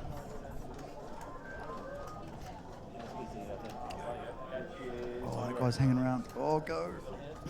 I think he's got it. Oh, he's done it. Yeah. He's done it. He's done it. Here it is. Now don't die on the kill screen before time runs out. Yeah. I may have done But that how many once. seconds is it? Oh, I don't know exactly. Was it like 10 It's pretty seconds or quick, something? isn't it? Maybe we can count it. Here I go. 1, 2, 3,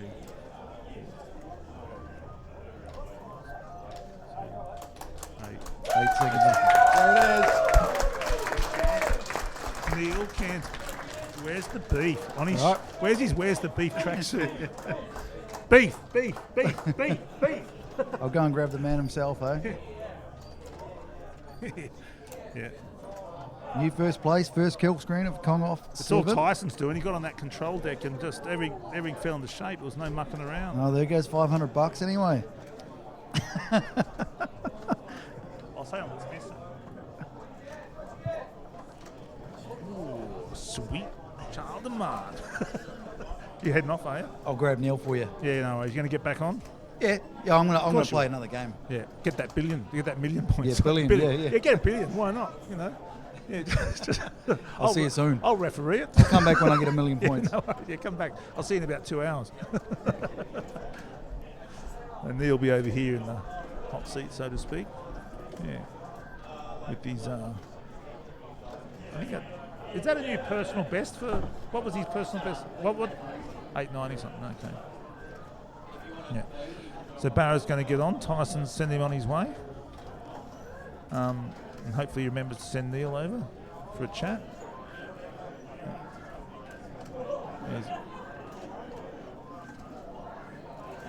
He's forgotten to tell him. He's forgot to tell him.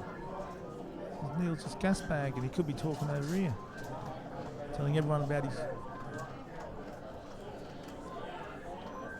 big win. Neil! Oh, he's giving me the 1 minute signal. Or either that, he was giving me the bird. Yeah, good on Neil Cairns. Brilliant. He'll be happy with that. I think that must be... He must have kill screened it before. I feel like he has to have done. So Kibby's still going. I'm not sure who's just sat down on Neil's machine. It might be Danny. I can't quite tell from here. Tags are still playing. I assume that's the same game. And Michael Edwards-Bone is still in there. Patrick's in there. So might get a bit of a update on the leaderboard soon and where the score's sitting. But Kibby's sitting in a nice spot. So I hope he goes all the way. I think he should at least get 700. What am I saying? Anything could happen, but I think he feels pretty comfortable. Still a great score anyway. Put some pressure on the top players. I wonder where Jeff's at. Like, he's been there for a while now. Or is he not there? Did I say? Oh yeah, he's right at the end. Jeff's still there.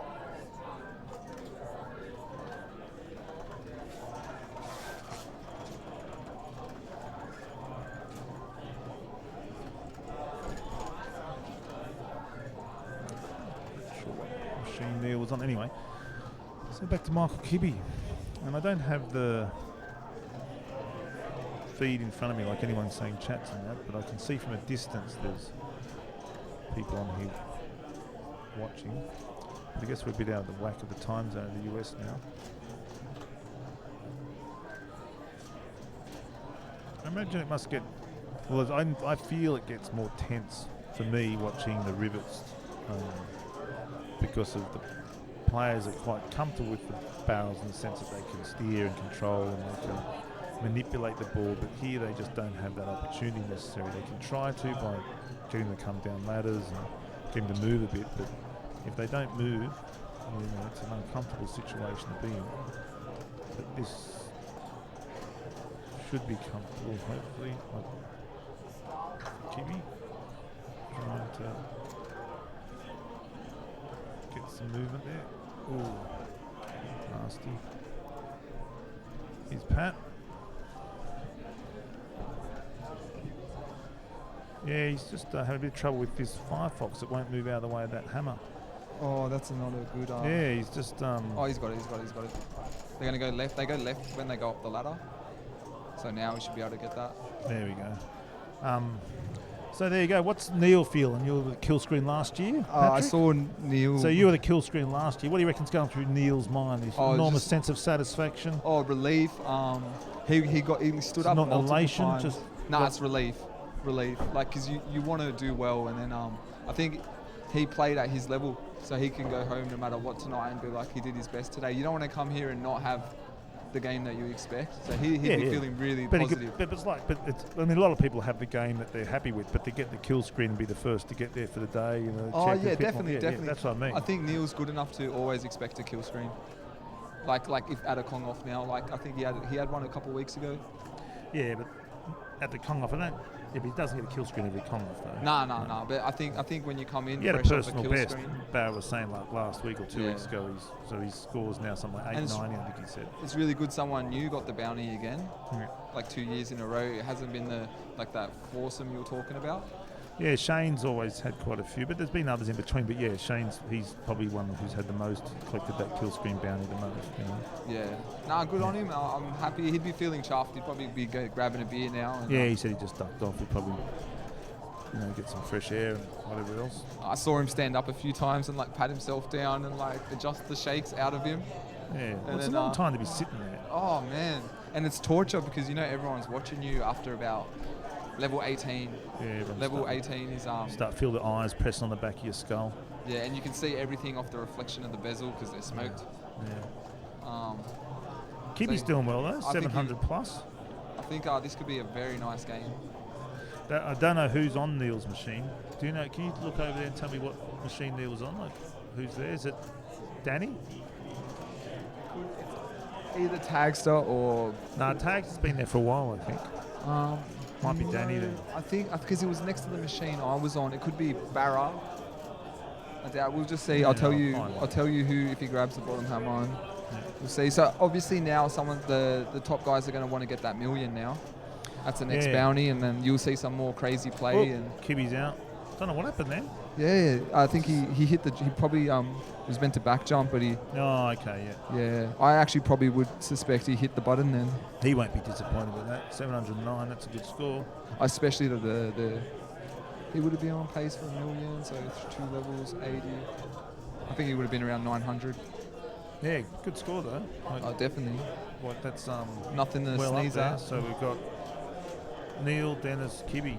That's the top 3 now, which is pretty different to what previous years. Well, different to what the Donkey Kong Forum leaderboard looks like, considering the players here. So it's different animal. Yeah, it's very good. Kibby just sort of walks up and often just puts up. Kibby, legend, nice one, mate. Got to be happy with that. Great player. Oh man, I'm chuffed for Neil. Like he'd be so happy. Yeah. Even though when I came, I think there was a few boys itching to do it, and I guess now it sets the tone for the rest of the night. Everyone wants to do it. Oh man. Yeah. Like Dennis, But the nice thing is, Dennis got very close. He won't be disappointed when he hears that Neil got it. Yeah. Oh, definitely. And I think you wouldn't be surprised if Dennis didn't play since then. So he's just going to relax for the night. Yep. Come into tomorrow, don't stress himself out. Someone in my position, you're going to keep chucking credits down until you get something you're actually happy with. Yeah. And then, you want to relax today. You want to get a good score, then go out with the boys, go to Netherworld or something, and just have fun. Well, that's going to happen regardless, isn't it? I'll be here to 10 if I have to. I wouldn't say. No, I mean, go. No, people. You'll still go out when you've done it 10 o'clock as well. Just what kind of mood will I be in? But yeah, But you've got a good score up. What's your score today so far? I saw 400 it. 400 something. Yeah. No, nothing. I'm happy. It's a good score, but you might want to go in and put a higher score up. That's fine. Go for it, and you'll do it. If I put up a 700 or something, I'll sit down and not play again. But until then, I'll so you'll be back on again in 40 minutes or something? I hope so. I'll be back on now if I could. Oh, okay. Yeah. But wow, I'm so stoked for Neil. You want to see that, that's what Kong Off's all about, those high pressure moments, someone shaking at the machine, trying to survive the. So Pat's out. Wow, and I think should we change up the Kibby screen and go to Barra or? Well, I can't. I don't know how to work the machine, so I'll just wait till Kibby comes over. Wow.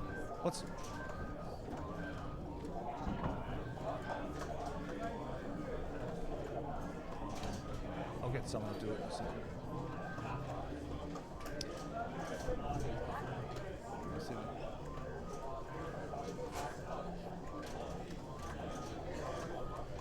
Kibby's on all this technique stuff. This is pretty good. Yeah, I think he's going to take a minute anyway after the game no, he had. he's busy doing other tech stuff again. They're trying to get organised some screen they're putting up, doing something. Hey, Kibby. Hey, Kibby. Oh, how about Neil? Can I ask? Congratulations too, by the way. Great game. Can I just get you to put whose names these are in here? Yeah, I'm not sure who. I can't see who it is. That's all. Were you on for 900, Kibby? 880. Nice. I thought that's good. Yeah, so that's like the riskier style of play that, you know, like if Kibby had ran boards, then it would have made life a little bit easier. You watch those guys, man, it's so much of a longer game to do that.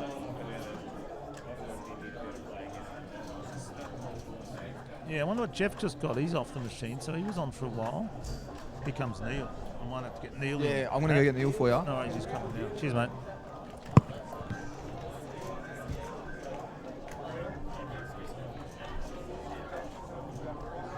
Neil coming over. Neil's he's my favourite type of gamer in many ways. He plays various games and picks ones he's liked. They're often quite peculiar but very difficult, or and he just likes to get into the nuts and bolts of it, you know, figure out how to do it. Like his more recent one was Spectre, max out on Circus Charlie, former world record on Wonder Boy, world record on Ghost and Goblins. Fucking legend, Neil Cairns. Mate, how goes it? Yeah, pretty good. Pretty. I don't know if I'm allowed to hand the check out, but here it is. Oh, the cash. Coming off kill screen bounty. You got any other? Oh, thank you. Look at that. Boom. Yeah. Hey, I might just take this. Danny should hand you that. He's our au pair. Oh, mate. Yeah.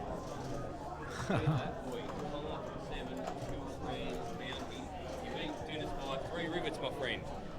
Is that right? Yeah, there you go. Only 3 rivets of his kill screen.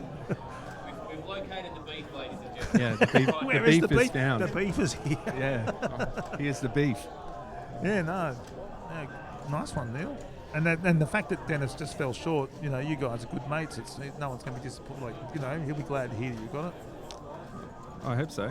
Well, he might be pretty ticked. Well, what I'm saying is because he didn't get it, to come back and hear that you got it, you think, oh, that's cool, you know. Yeah. You know what I mean? Like, it's not saying he's not friends with everyone, but you know, you're both up in Brisbane. You know, you hang out a lot. You know. Yeah. Stuff. He can take a joke too, so I might hand him some tissues later and something. Yeah. If you take a joke, well, I'm a joke, so he must take. Yeah, nice one. Thanks, mate. So that puts you in first place. At the moment. Yeah, at the moment. Last, well, not if someone puts 1 million points up, then that's because that bounty's there. Someone's going to chase it. They're still got to get there. Yeah. But between that's you, Dennis, Matt, and then it's a string of. What did Jeff just finish with? Jeff, what did you just finish with? What's your score that you just finished with? Oh, 621. So all the scores are starting to push up, aren't they? Yep. 621. So it'd be. So sorry, wow, it's Neil, Dennis, Kibby. Yeah, nice one, Kibby. Yeah. So it's a nice tight 3. All Brisbane crew. Oh, it's Queensland crew. Queensland there you go. crew. Yeah. Queensland crew.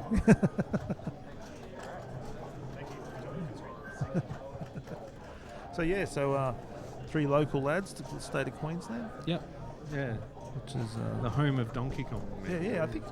Yeah, who was it? It was Governor Kong, wasn't it? Who back in like 1902, who formulated this as a board game originally, wasn't it? I've got no idea. Yeah, I think Donkey Kong started as a board game, and they got picked up by Nintendo. Yeah, right. So it originally came out of Queensland, just out of. Yeah, that's right. Yeah. There was some governor his kids were bored, and he said, "Well, I'll make you a board game." You know, he made a joke about that, and sat down and thought, "Well." Yeah. And they didn't, you know, he came up with kangaroo originally, and they thought that's crap. That was sold on much later. They're just sick of kangaroos. What about a grill? And they thought that was exotic. Yeah. And then they, yeah, the rest is history. And there was some racist slurs on this idea of an Italian. It wasn't popular at the time, but Yeah. that's why it's yeah. So what's now for the rest of the day? That's it. You've spent, I guess. You just won't play again. Yeah, mate, just hookers and blow, and yeah, we just have a good time. And Yeah. So when are you on tags to go? yeah. No, it in all honesty, it's I was just after a game where I could put up a decent score where you can relax. You Yeah. know? There's always that for some as much as people like to downplay it, there's a lot of angst about just getting a decent game on the board. Yeah. So I was in that situation. I had 2 bad games coming for my first credits, and then the third one I got the kill screen. Oh yeah, you're right. You do it. Yeah.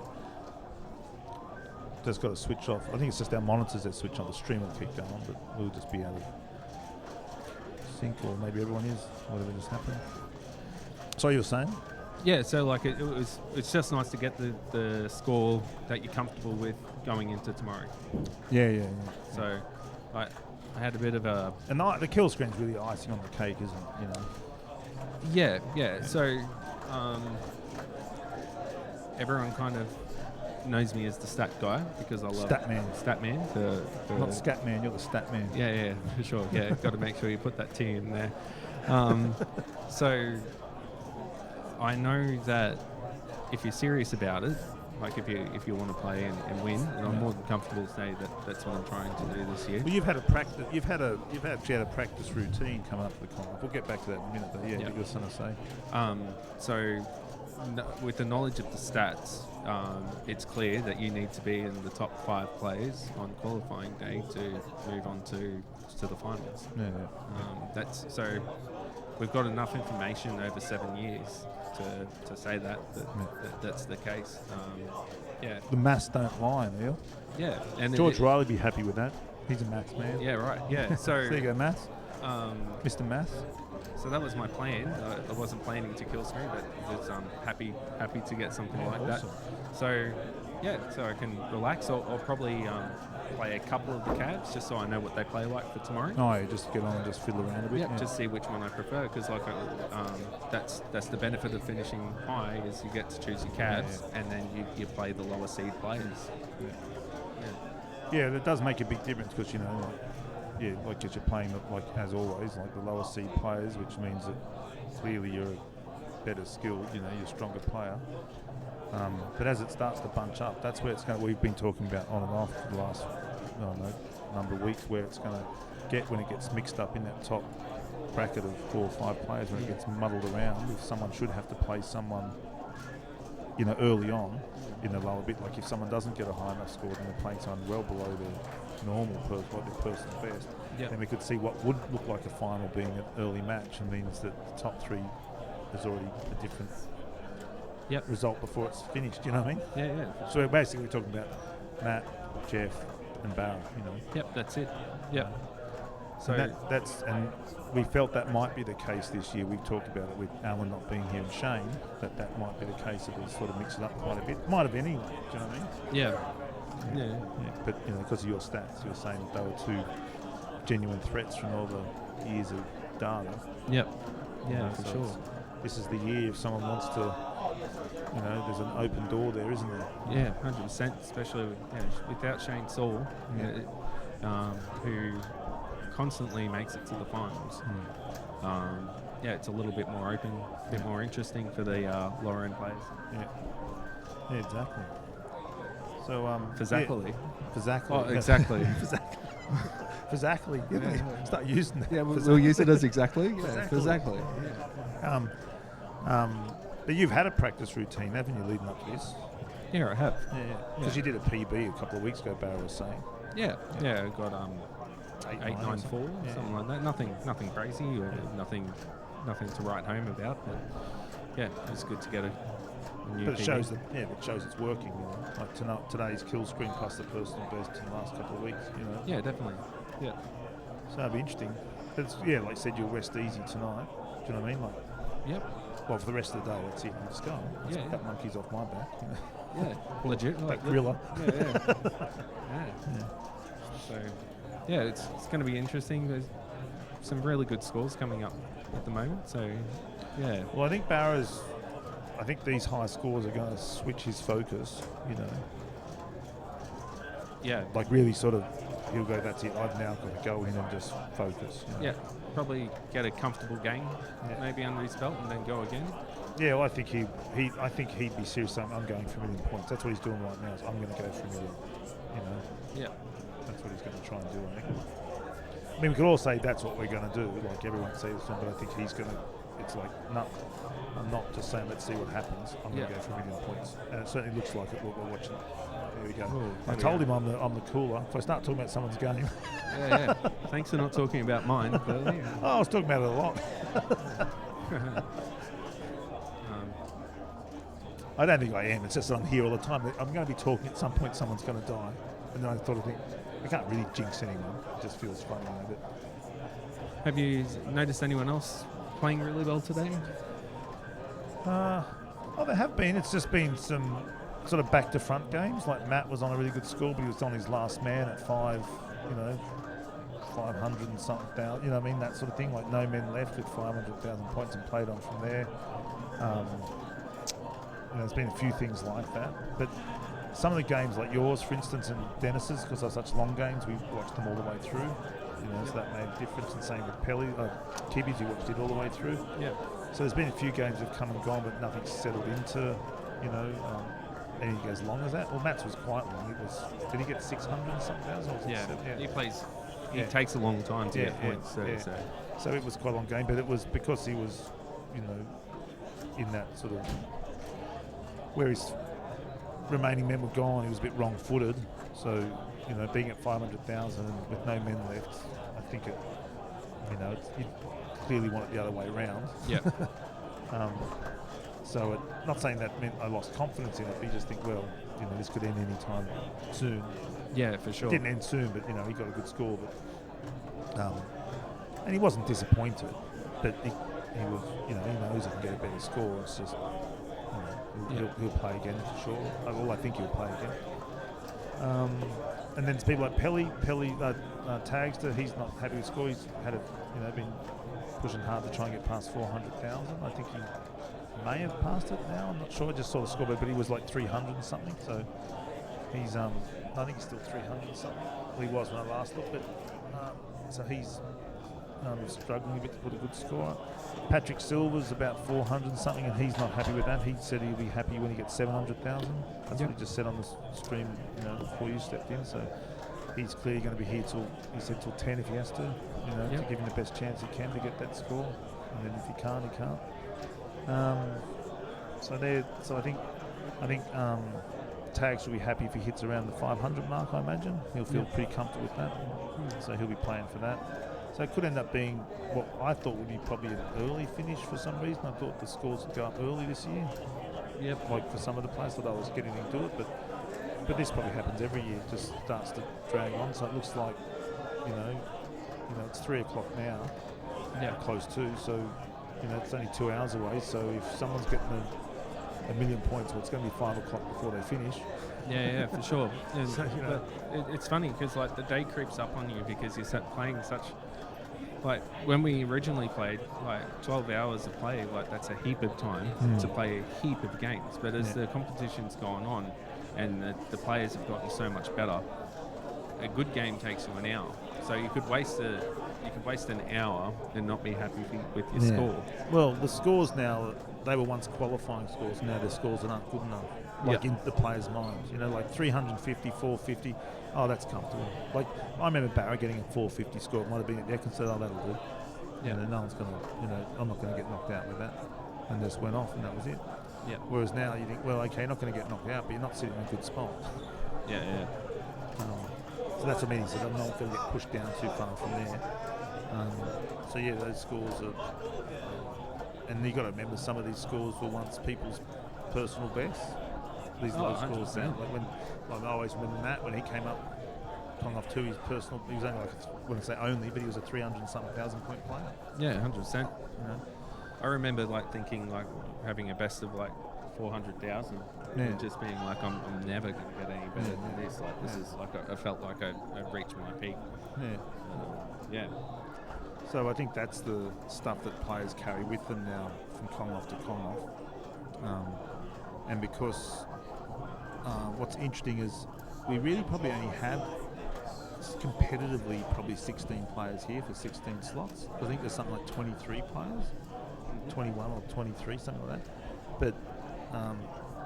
But the players we're seeing playing now are the ones who are competitively playing, like really sort of putting the time in because they can. So ones who come after those, do you know what I mean? Like if they're not putting a score here, they're probably unlikely to get a score up unless they just have a personal best. You know, because we've got all the players who have got kill screens are playing already.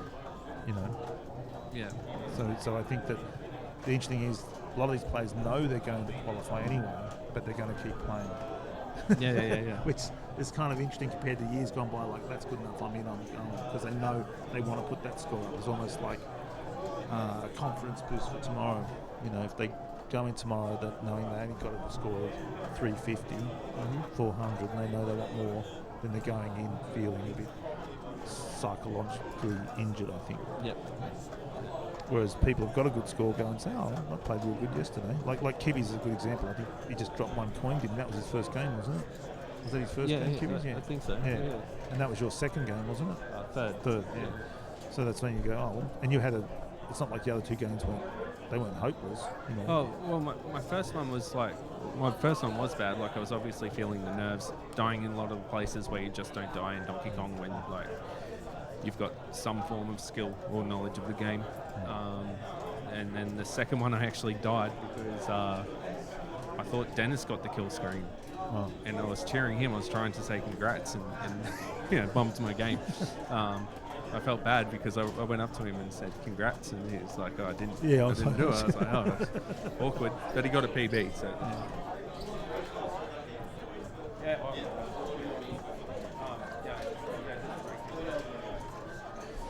Tyson doing the job out on the floor.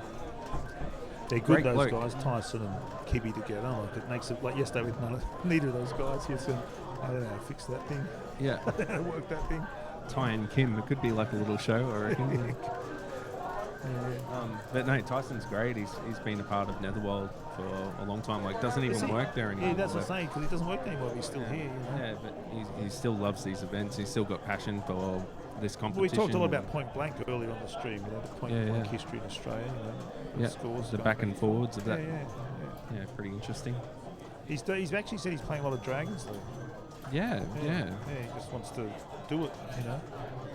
Yeah, he's talented. He's quite far through it. There's just a couple of boards that he needs to work out. Yeah, sweet.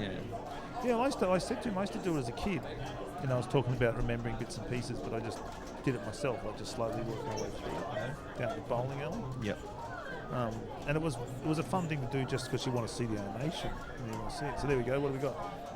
2 8s, a 7, and 2 6s, 5, and then so it's 11 up. Let's look from there. You know, so 400 above. Like so, the top 11 are 400 plus. You know, but I think John,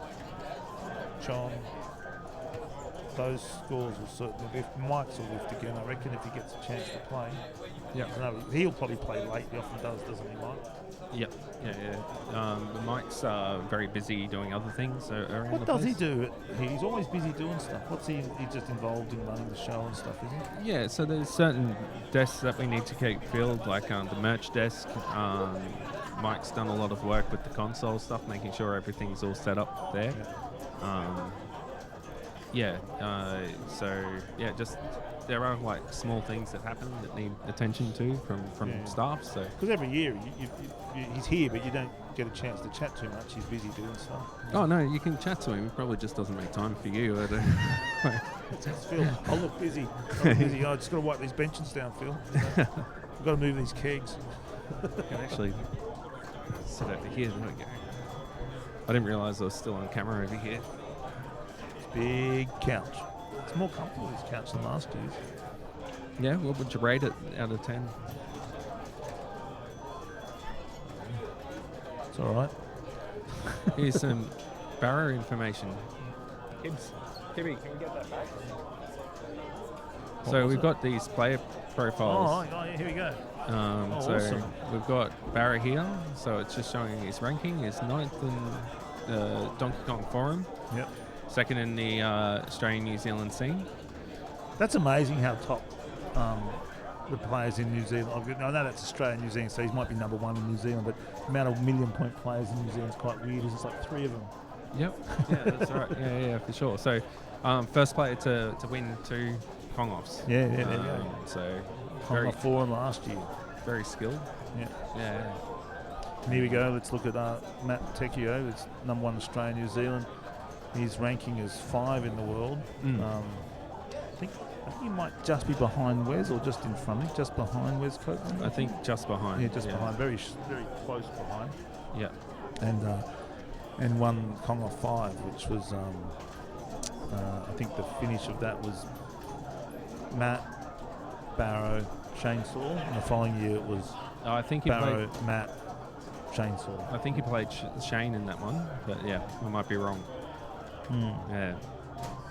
Well, whatever it was, but yeah, so you can see those mingling back and forth. Yeah, it might have been Shane, might have come second, I can't remember. But that's what I'm saying. The point was that Shane's not there. Yeah. So the last, so Shane's been in the last 3 Kong-offs. The last 3 Kong-offs, he's finished somewhere in there. It looks like Greg's having an okay game. Like he's lost 1 man, but still on 127. I wonder if we can get his stat sheet up as well. Yeah, I reckon we can. Tuned in, Kiwi. Yeah. I was saying before, it's like Starship Enterprise. I thought he was I being feel like, not that I'm any captain, but you see Captain Kirk just sits there saying stuff. He doesn't do anything. He doesn't steer or anything, does he? Or does he? I don't know. But yesterday I was completely rudderless. Yeah. Kiwi wasn't here. Tyson wasn't here. I was going, oh, I don't know how to do this stuff. There you go. Yeah. Personal best, 876. 14th in Australia. That's a top score for a guy who doesn't play that much. No, he's a casual. He's a casual player. So Yeah. he worked hard for the game, for the kill screen. But he's. But 4th at the Kong isn't off, life, And Kong off 4, that was Barra won that year, and Tecchio. No. And that's the one that Shane did. Yeah, Shane. I can't. But he won. That was one year Barra won. So you're looking at Shane and Matt were. Well, Matt was present that year. They all were, So it's that, and Jeff Sutter, they're all around. So he's very good, Pelly. As we say it. Oh, there you go. We should probably stop mentioning people. Look, I think Geez, Barra's good. The problem is if you do, it happens. You feel like you're jinxing yourself because you just have to talk about it because they're there. Yeah. Think, oh, look, I spoke about. It's a bit like I'm not superstitious. It's a bit like football players when the commentators say how good they are at kicking they go, goals. Oh, yeah, he's just missed. Oh, this guy rarely ever misses. He's got this. Oh, he missed. Maybe we should start talking poorly of him. Like, no way that Matt's going to get 1.1.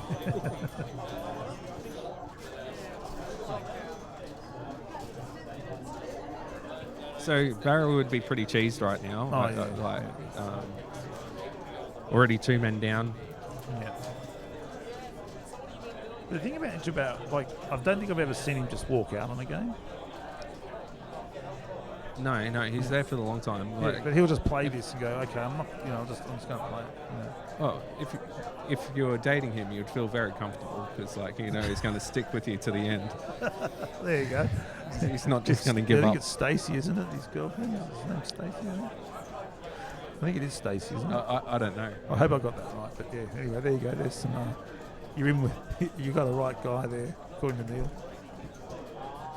So Tagster up now. Pretty good game, 183. 2 men in the bank. It doesn't really matter though. It's more about how comfortable you feel. So are we talking about Donkey Kong or relationship? Yeah, Donkey Kong. Oh, yeah. When I play, I try and get 200 per man. Yeah. So that's the kind of area I feel comfortable about. But it doesn't necessarily mean anything. Like I think my last man was at 530. Yep. And then I was able to take that man all the way to 860. So what's that, 330? So yeah. Yeah, that's the thing. If you've got to look at it like that, you've got to start again. Seems it just means you've got to come play all this again anyway. Yeah. And then you might be in a worse position. So you just think, well, I'll just play it and see what happens. Which is really the angst. Yeah. Well, you just don't want to play it again. Yeah. So you just think, well, I'm here. I'll play it and see where I get to.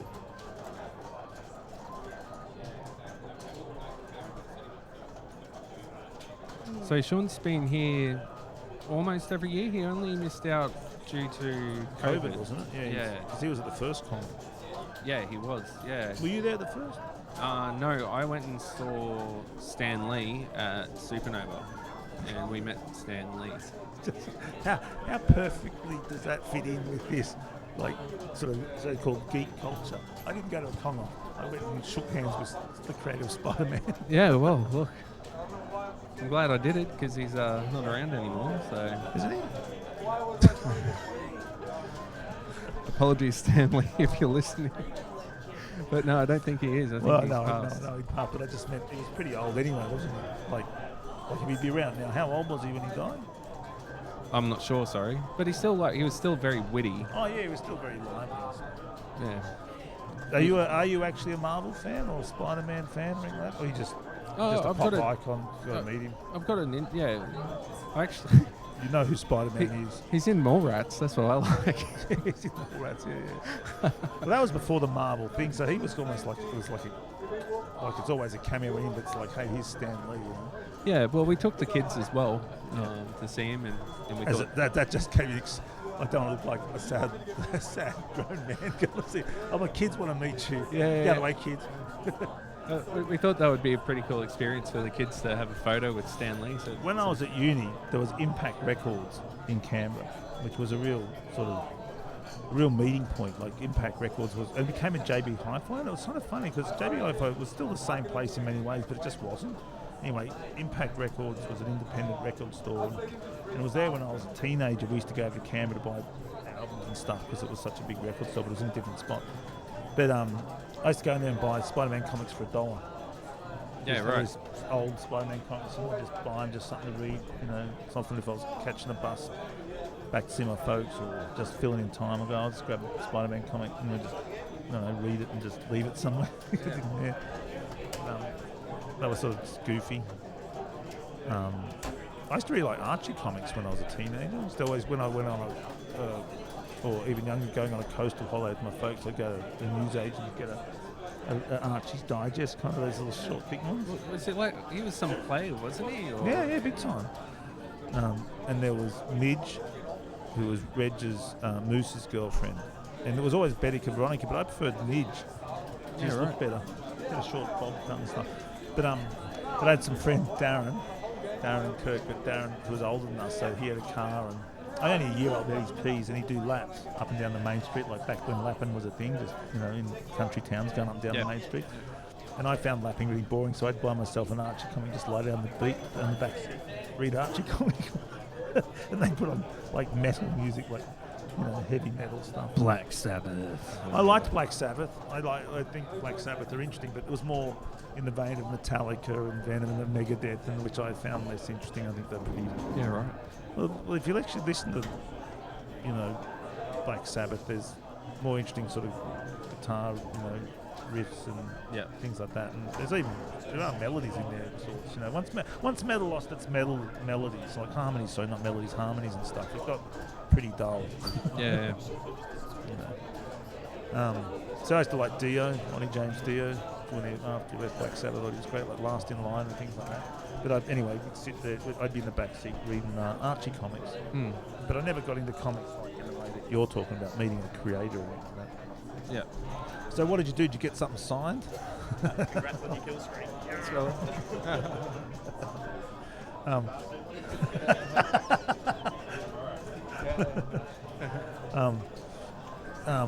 Did you get him signed, or does he sign comics, or he doesn't do it knowing that people just get signed and flog it off on eBay? Yeah. Just like signing checks for someone else. No, we just got it for the kids, and yeah. But did you take anything to sign? Yeah, I think we got something signed. Like a Spider-Man comic? No, we got a photograph of us and signed. But Stan Lee wasn't in the photograph. It's picture of my dad. Can you sign it? Imagine that. Just a photograph from a dog. Just a blank check. I love your work. You just sign this and you hand in the Superman comic.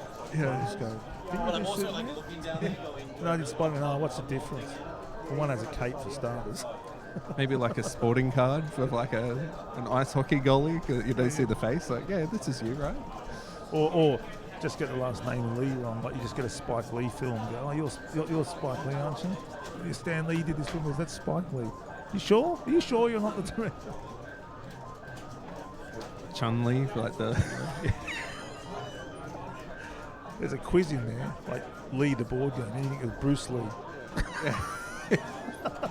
Which Lee starred in Fists of... I'm just making something like Fists of... Enter the Dragon or something. Whatever it is. Stan Lee, Spike Lee, Bruce Lee, all of the above. What are some other Lees?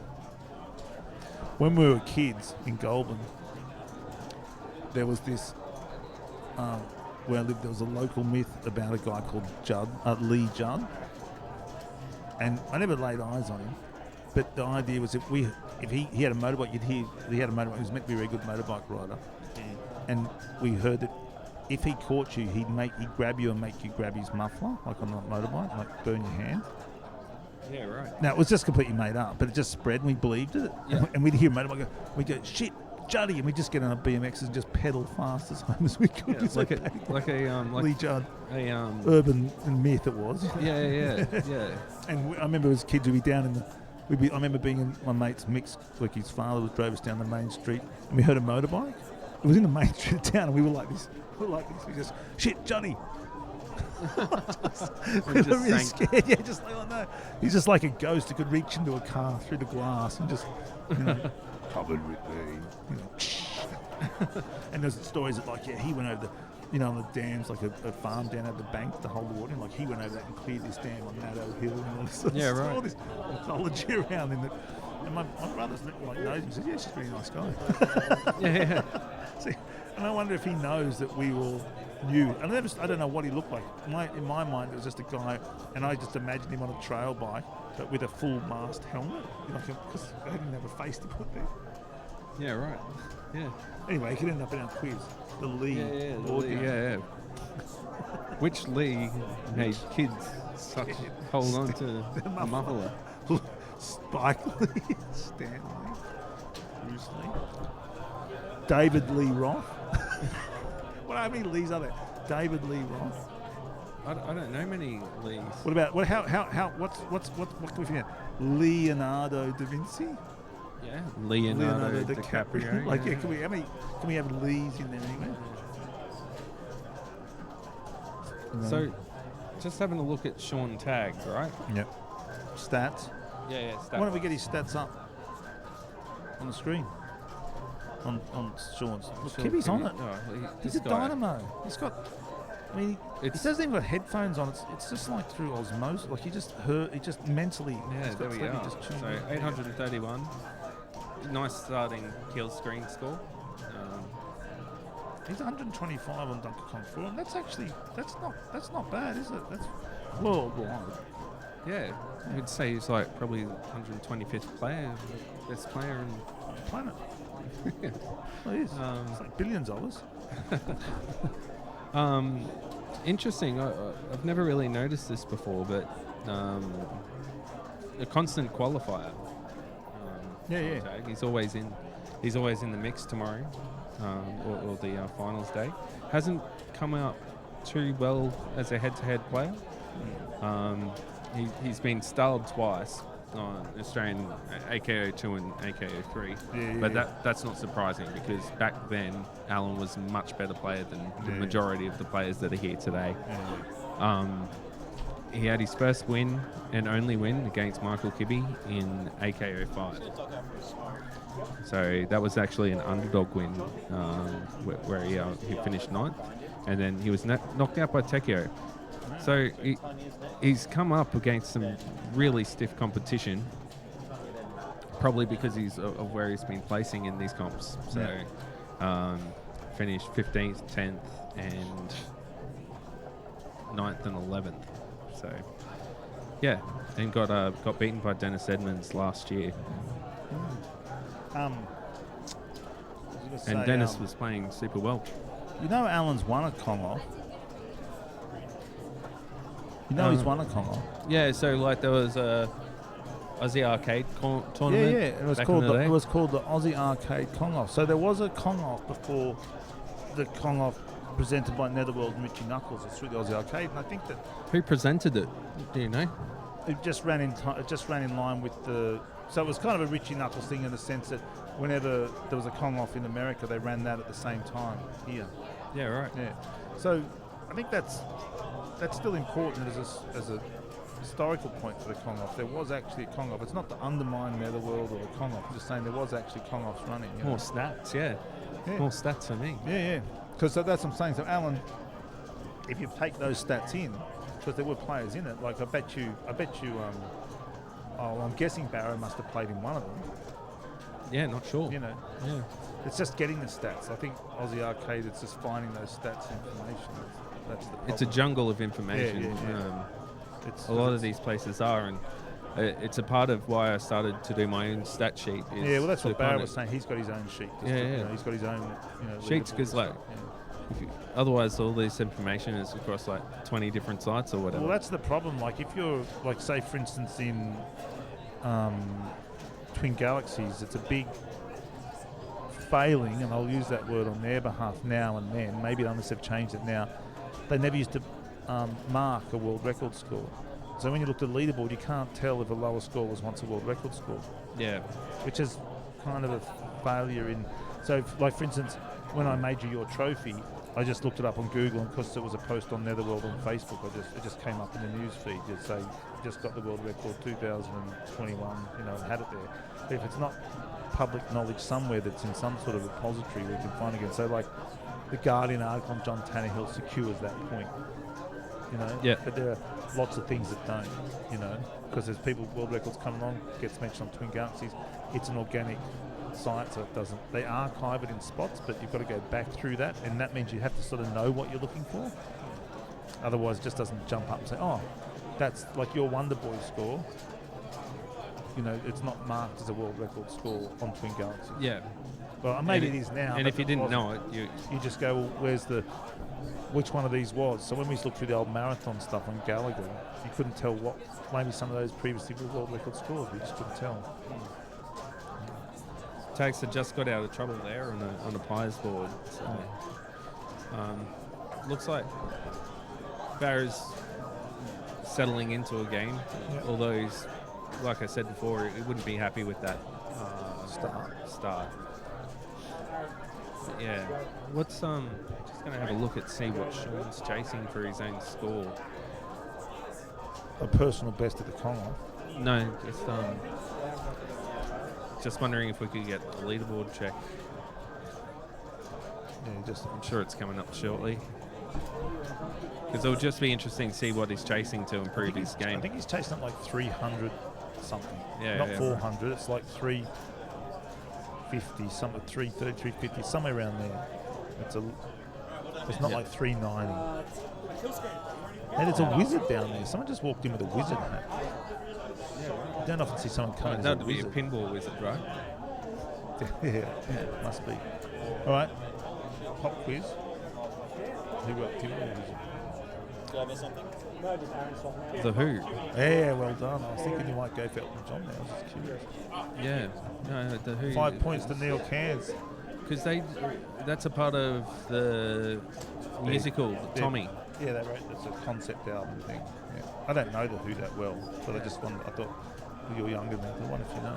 Yeah, they did a movie or like a. There's some. Yeah, I don't know what it can we get the leaderboard up?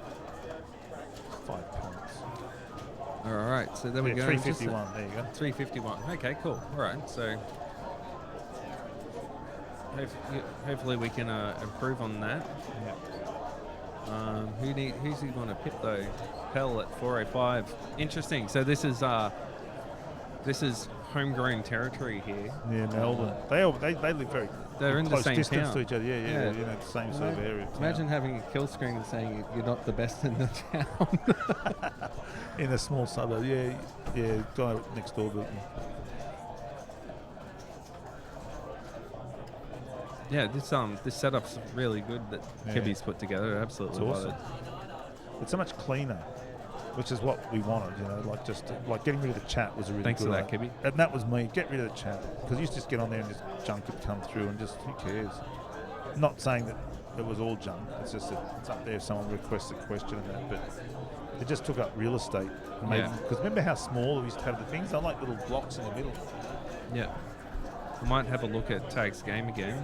So he's chasing 405. 350 to beat his own PB, but it doesn't really matter if you beat it. You need to beat the player up from you, really, which he's looking really comfortable at doing. Yeah.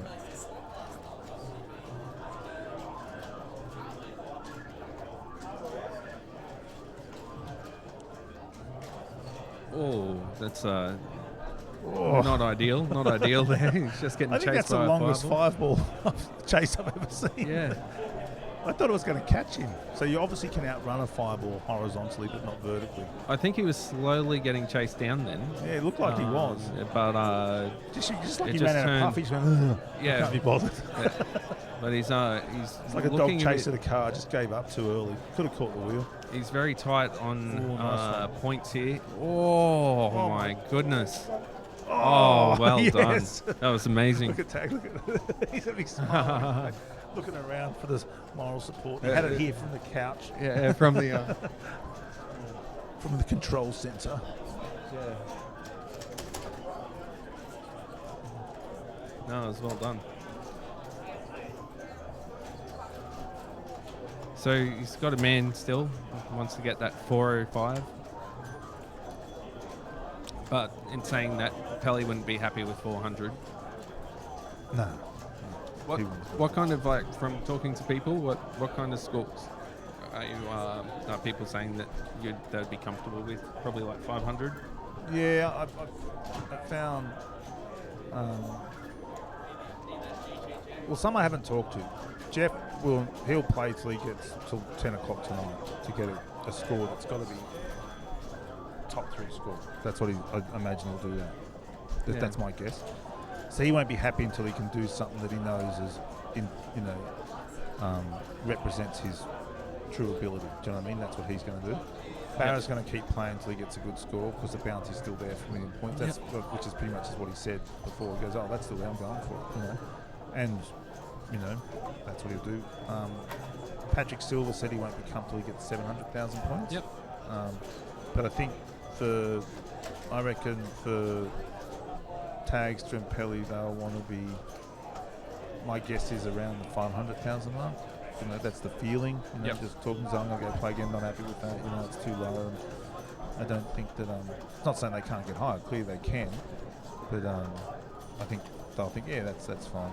You know. Otherwise, if you're too far down, like you just said, you could find yourself meeting someone you don't want to too early. Danny just sees himself as having to face Barra, no matter what he does. Yeah, like he succumbed to it. Yes, I'll have to face Barra. That's what always happens. So if he goes, oh good, I don't have to. Oh no, I do because Barra didn't play. He might play better, and Barra won't play as well, and you have to face him. Yeah. But like that's the thing. Like that's exactly with the seeding, isn't it? Like there's constantly these good players finishing in the top, and then they play players like, no offense, but like Danny Fazackley, who's not as comfortable with the game. Yeah. Well, I mean, we can be honest. It's just not as strong as the game. That's really it. It's not.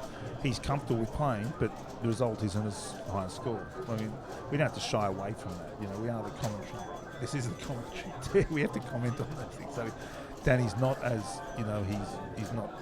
He just doesn't get those scores those guys do. You know, he hasn't got the years of practice behind him either. You're going to be on Today Tonight now. He's cancelling.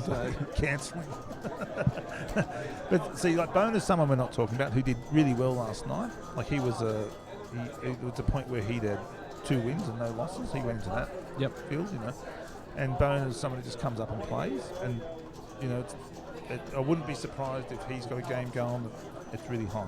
You know what I mean? He just quietly does his thing. You know, just be curious to find out what he's got. Like, I don't know if he's just sat down, but he's there playing. But he could have a score of. He might have a score of 300,000, 200-something thousand. No men gone. You know. Yeah, true. He just doesn't. Well, obviously not. He just got up and walked away from the machine. Either he got a really good score and he's leaving, or he's got a really low score and he's leaving. So just having a look at Tag again. He's passed his PB for today. Yeah. So well, that'll be good. I think that my feeling is if I was playing this and your second game, if you have a really good first game, you don't care about your second game. Like if you go and say I'm going to play again, you're playing for a different reason. You know what I mean? You're not playing to try and get, I've got to beat that. Yeah. Whereas if Sean got a lower game than his last one, then he'd think, I'm just going backwards now. And that psychologically is a torment, I reckon. Well, it would be for me. You think, I'm trying to get I know I can get a better score than this, and I'm not getting one. I'm just playing, can't get the game going while I'm here. You know? Yeah. So that was really nice. Like Sean would feel really comfortable with finishing that. Not that it was uncomfortable, but just taking those little things you have to do and doing it. Yeah. It all works out right. You think, this is going smooth. This is easy. And he's just in a painting set. He's done all his corners now. He's just rolling in the big beat. He's just like it's going. Just feel the big broad strokes. Yeah. Do you know what I mean? Like all the fiddly stuff has just sort of fallen in place. Seems to be doing well. So I reckon that he'd be feeling pretty comfortable now that he's past that spot. And I haven't mentioned this, but earlier this year he was playing a lot because he thought, no, I'm fine. Just a can. And I think he was practicing and did a lot of practice to try and lift his game to 1 million points. Yeah, water would be good. To 1 million points. So he was playing quite regularly for quite a bit. This was earlier in the year. And then he employed tactics like bottom hammer and things like that. So whether he's using that today is irrelevant. It just gave him a lot of other knowledge around grouping and managing those barrel boards better, I think. Yeah. That's my feeling. Because he put some practice in this year earlier on and sold his machine. Yeah. Which now Jeff Sutter has, I mentioned earlier. So I'm just going to have a look at what Barra's put up today. Yeah, right. I'll just have a look down the line there. So I can see Mike Cooligan's on, I think, down at the very end. Patrick's there, then John McNeil's on Barra, then Sean Tagg obviously still playing, and Adam, one of the techs, is on, and Jeff, of course, and then Ryan. What's Ryan's last name from One Up? Ryan McGlogue. Yeah. I think his PB is like 300 or something thousand, but he's not. He's a very good gamer, but Donkey Kong's not a game he often plays. Yeah. Obviously plays enough to get 300,000, which is still a lot of gaming. You don't just casually walk up and get 300,000 on Donkey Kong. Yeah. So he's Barra's just beaten his PB for today. But like that, he would very much not be comfortable, happy with that at all. Yeah. Like he's not going to be happy until he gets 1 million, 1.1. I think he'd be happy if he got a really good score of 800,000. But I think if he got it, he thought, well, that's good. I'm going to go for the million. I think he would. I think he'd think, why not? The money's there. Why not play for it? Yeah. So we're starting to get some good cheers, scores. mate. Thanks.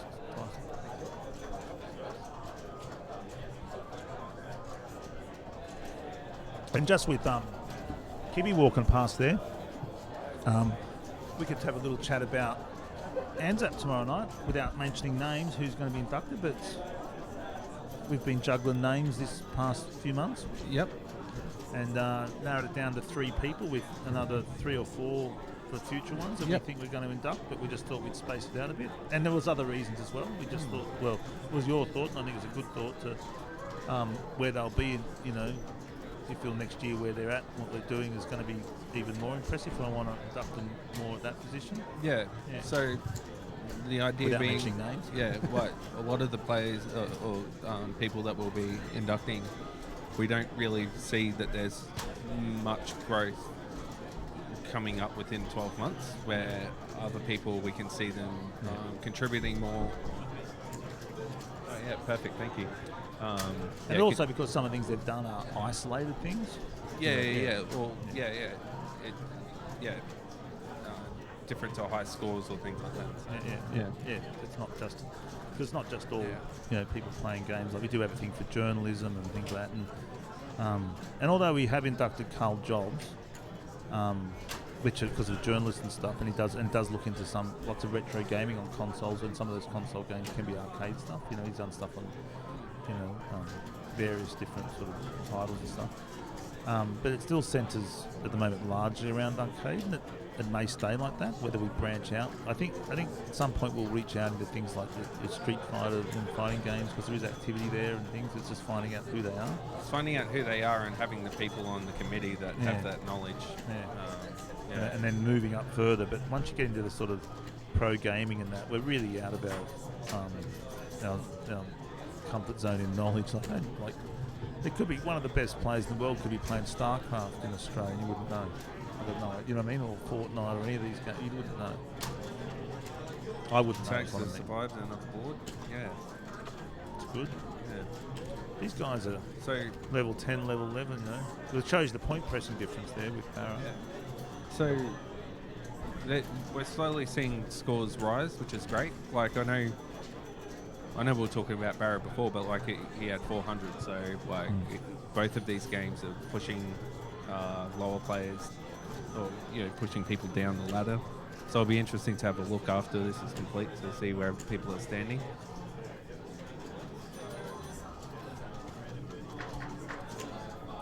I think Tags has just passed Greg Bell now. Yep. Yeah, he was 405 or something. Yeah. Pilly. And now he's pushing for Pat Silva. All right, yep. Well, he's really Michael Edwards 414. Like he's really chasing up to Connor Weeks. Yeah. 453. Like with another man in the bag. Yeah. So it's sort of he could jump that whole group, which is a lot. So his PB is 608 for qualifying. Wow. So that's up there. Yeah, it's a really good score. So he's I would say he's on pace to beat that at the moment. Not pace, sorry, but like he's hopefully he can beat that. Like you think you could get 100k per man for the 2 men left. Yep. He's having a bit of trouble here though. Just taking his time, which is great. He should be fine for here. If you've got only one on the left, then you're more than, it's easy to get up, unless you do stupid things like that. Just run into one. Yeah, almost got eaten up by a pie. Done. Nice. Nice. That was gas. That's gas. So next up would be Connor Weeks, did we say? 453. So we'll watch that score. It's interesting the games that are going because there's a whole bank of players out there who must be in the middle of a bunch of games, and there's a whole change of players coming in soon, I guess, waiting to get in. Yeah, I think we've got quite a lot of good games happening right now because there hasn't been much movement off the Cats. Yeah. Let's see, Boner moved out. Not sure what score he got, whether it was, he's 416 or whatever it was, so I don't know what it was before, or if that's improved score or whatever. It might have been improved because he was hanging around waiting for Tyson to come over, so maybe he did improve on his score. I just noticed that Derek Broadfoot just came in, so he'll certainly he'll stir things up. Is he playing? Is he? Well, he's just stretching at the moment. All right. I'm sure he does plan to play. He's gone grey. He's getting really warmed up over here. Like if he's like relaxing. He's going to put on your tracksuit. He's a good player. All right, I might move over. Do you want to hop on?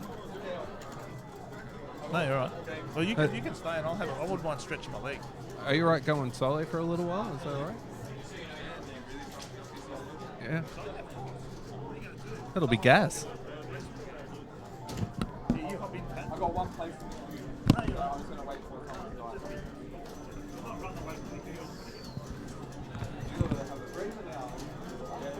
I've been on this.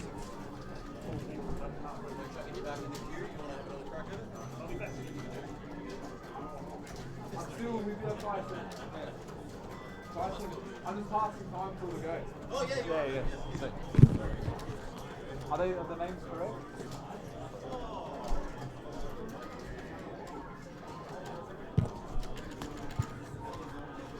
Two good games going on.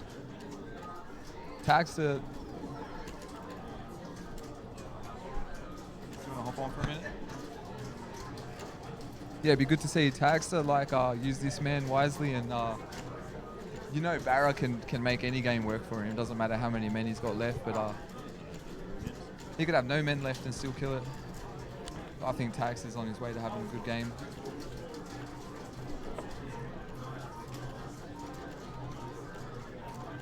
How you think you've been playing today, Pat?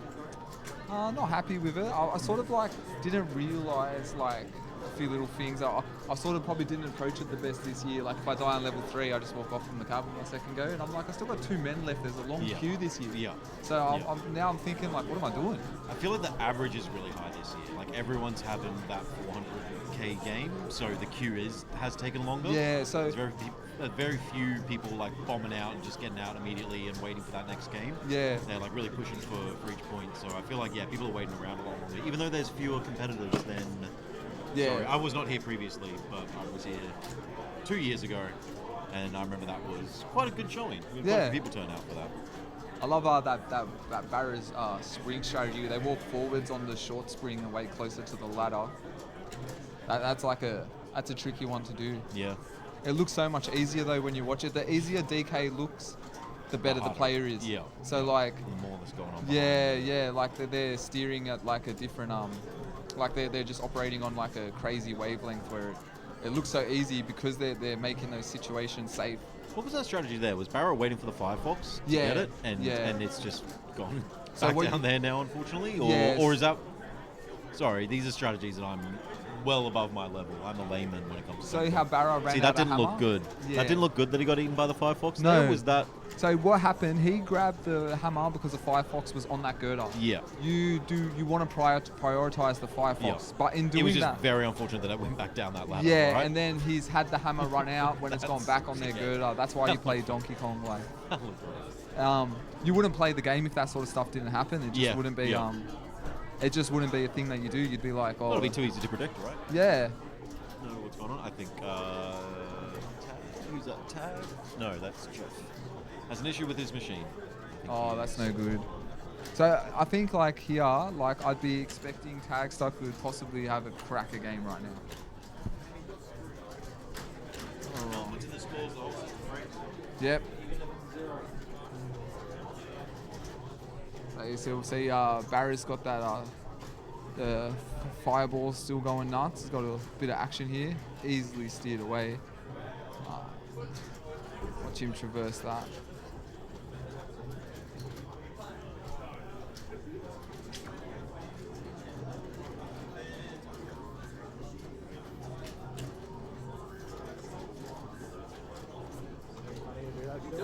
We see Tagster's going to be finishing this board.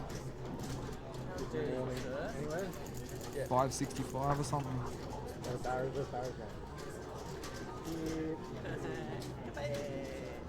Maybe along this dark bit down the bottom under com. Watch that Firefox on the left go away.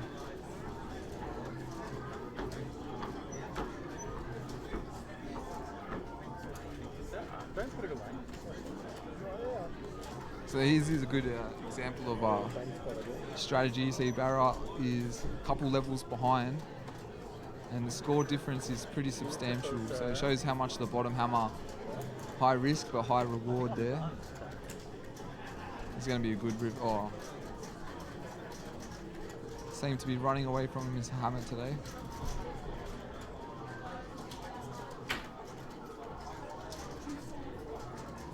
I think we need someone more qualified on the microphone.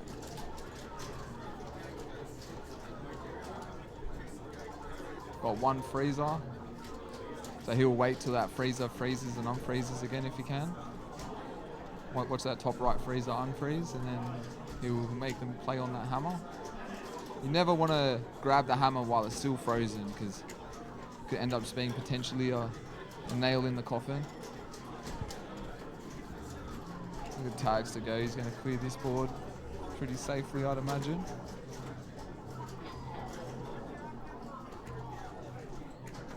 What did I miss? Not much. Looks like Adam might be out. Just I think you're up next, actually. Oh, is it not McNeil? Oh, sweet. I'm up next. Let's just hope I have a good game. Should be taking everyone down.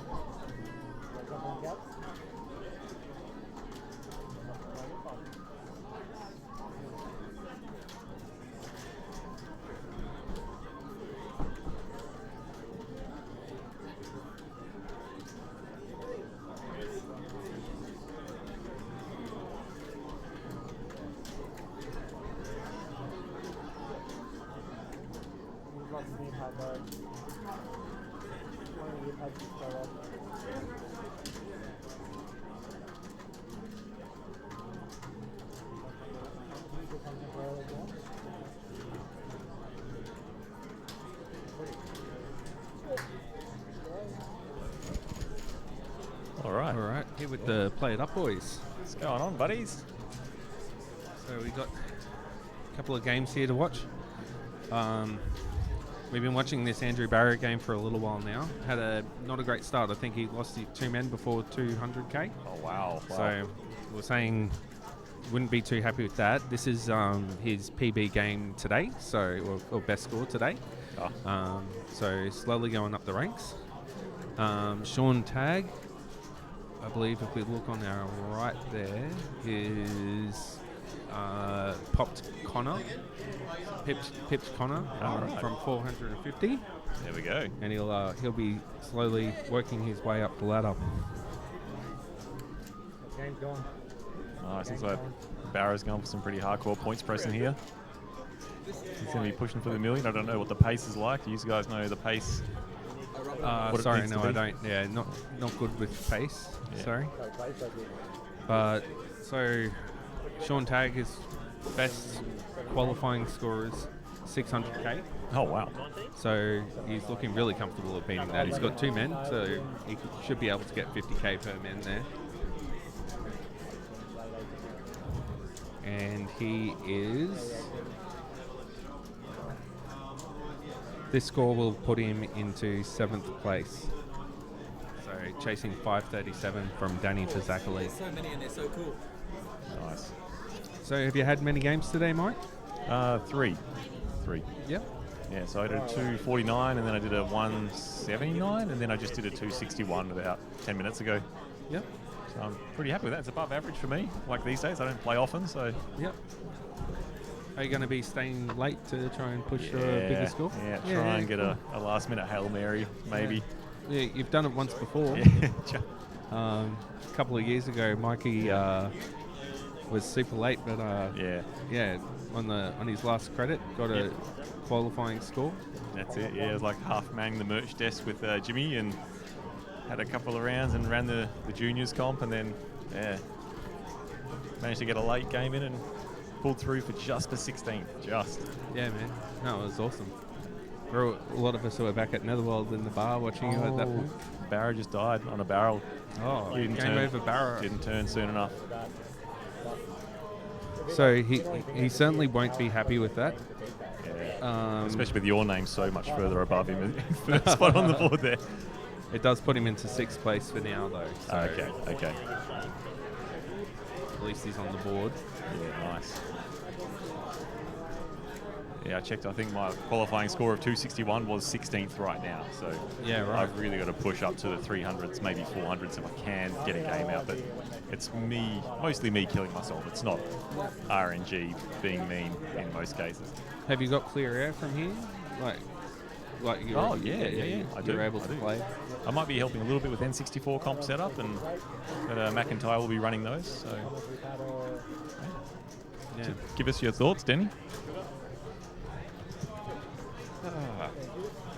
Well, I did jump in before and say congrats to Neil, and just wanted to, just bring that up again. And I was happy to see that when I came back that you're able to get that kill screen, man. It's really awesome. So I'm sure that Phil's probably already discussed it with you at length, but just wanted to say congrats once again because it was really cool to see, man. Yeah, no, thank you. Play it up, represent, brother. Yeah. First kill screen I've had at the Kong off. Was happy about that. Because that's right. Because the other one you did was at BPAC, but it wasn't specifically during Kong off, was it? It was just after. Yeah, that's right. Which is like completely different environments, right? Like, just playing on in a cab with not having to worry about anything about tomorrow or anything like that. So, was stoked to do it this time. Which, Has Barra finished up? Yeah, Barra's finished up, unfortunately. So. Oh no. Yeah. Towards the barrel, and his hammer was up. Oof. Okay. But yeah, no, it was a great experience, and I got very nervous at the end. Like, you start to notice during late game when you do something risky or something gets close and you hear the ooh of the crowd, like you slowly hear more and more people like tuning in. Yep. I started feeling that from about level 17 onward, but I noticed that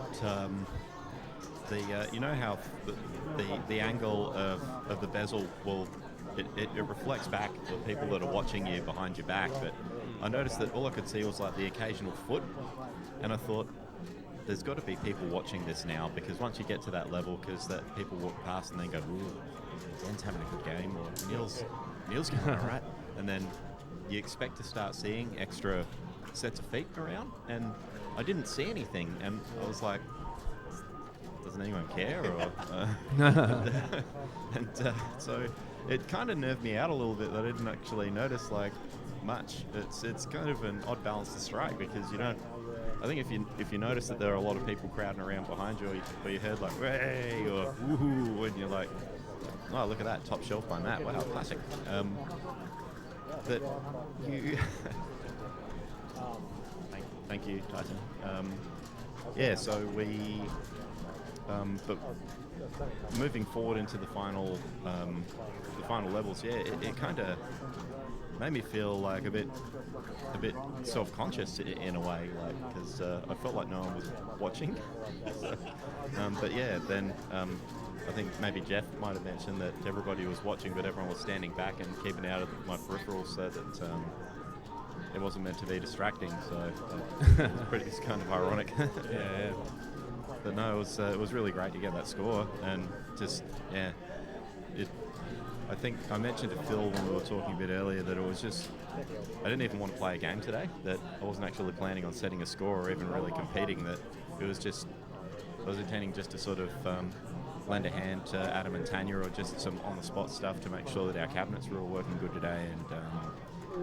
And it was only when Tyson had announced the people who are going to be seated on the cabs for the start of the session.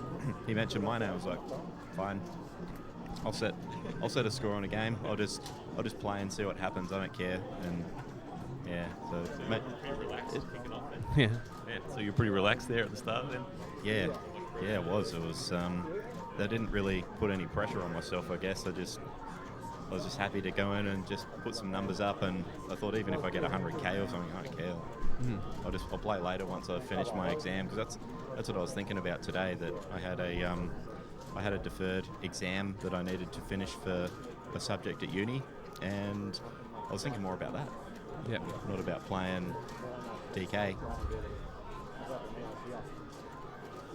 No, it was a great effort, straight off the bat too. First credit. Yeah, bizarre. So bizarre. No. Yeah. Just got to live it and love it. Oh, mate. Yeah, absolutely. And PB for Dennis and too. PB, That's huge. Yeah, so there's a few 3,000 points higher or something. Like I think I was at about 827 as a PB, and so just up that a tiny bit, which is good. Yeah. So you could have ended up with something like 850 or something, 860 maybe. You could have. Actually, no, because it was 21.6 when I died, so I would have got another, I don't know, another few thousand points. So maybe somewhere between the 830 to the 840 mark. I'm guessing. Yeah, great. But I mean, that's not to be sneezed at. It's a good score. No, PB is a PB. It's solid. Yeah, definitely. So, Taxter is close to beating Tech's score here, which will push him into 5th place. Oh yeah. So he's doing really great. He's past Barra, who was at 543. Matt's next at 602, 500. Yep. So our top 10 is just over there, Neil. Yeah, I've got butchered You've eyes. got it, okay.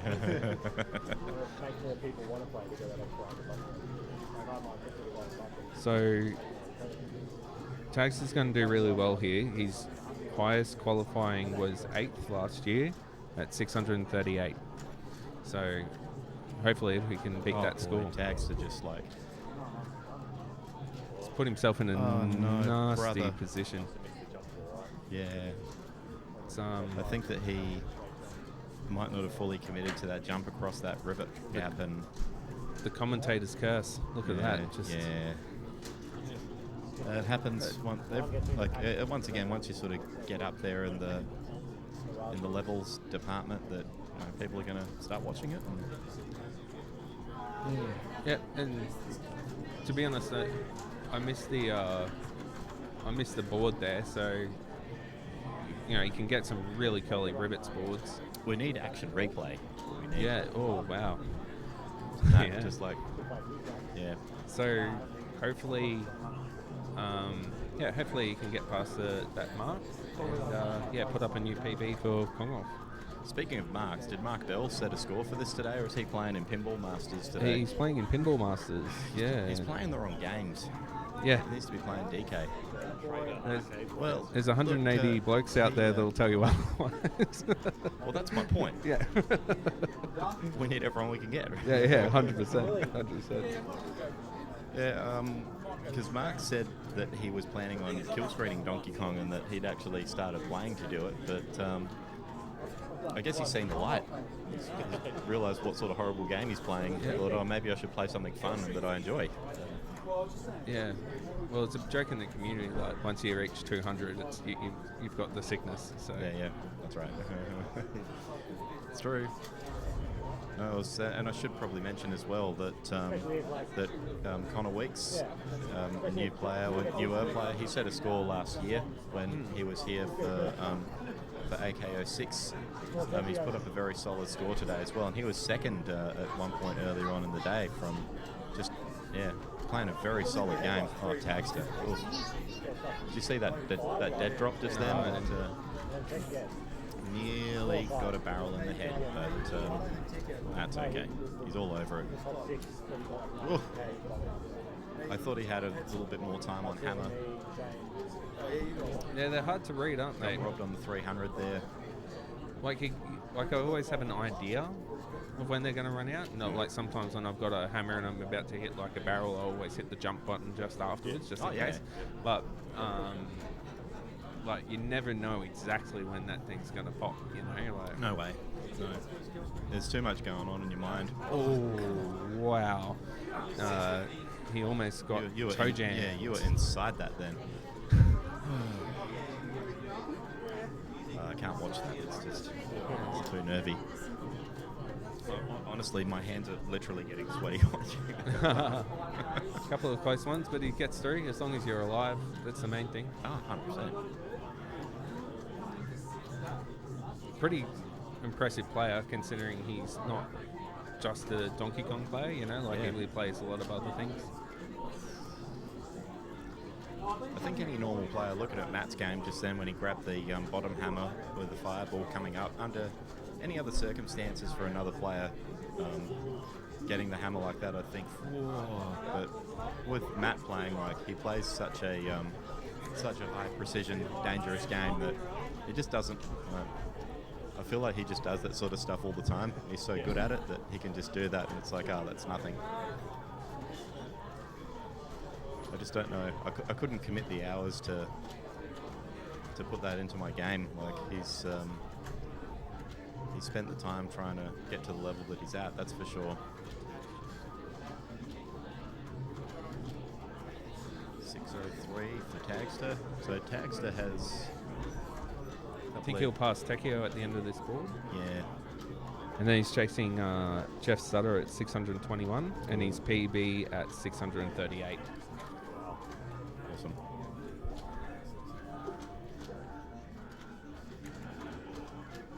I'm trying to see the scores, but so this is when you start to think that a kill screen could be possible, I reckon, around the 600k mark. Yeah. Yep, one good man.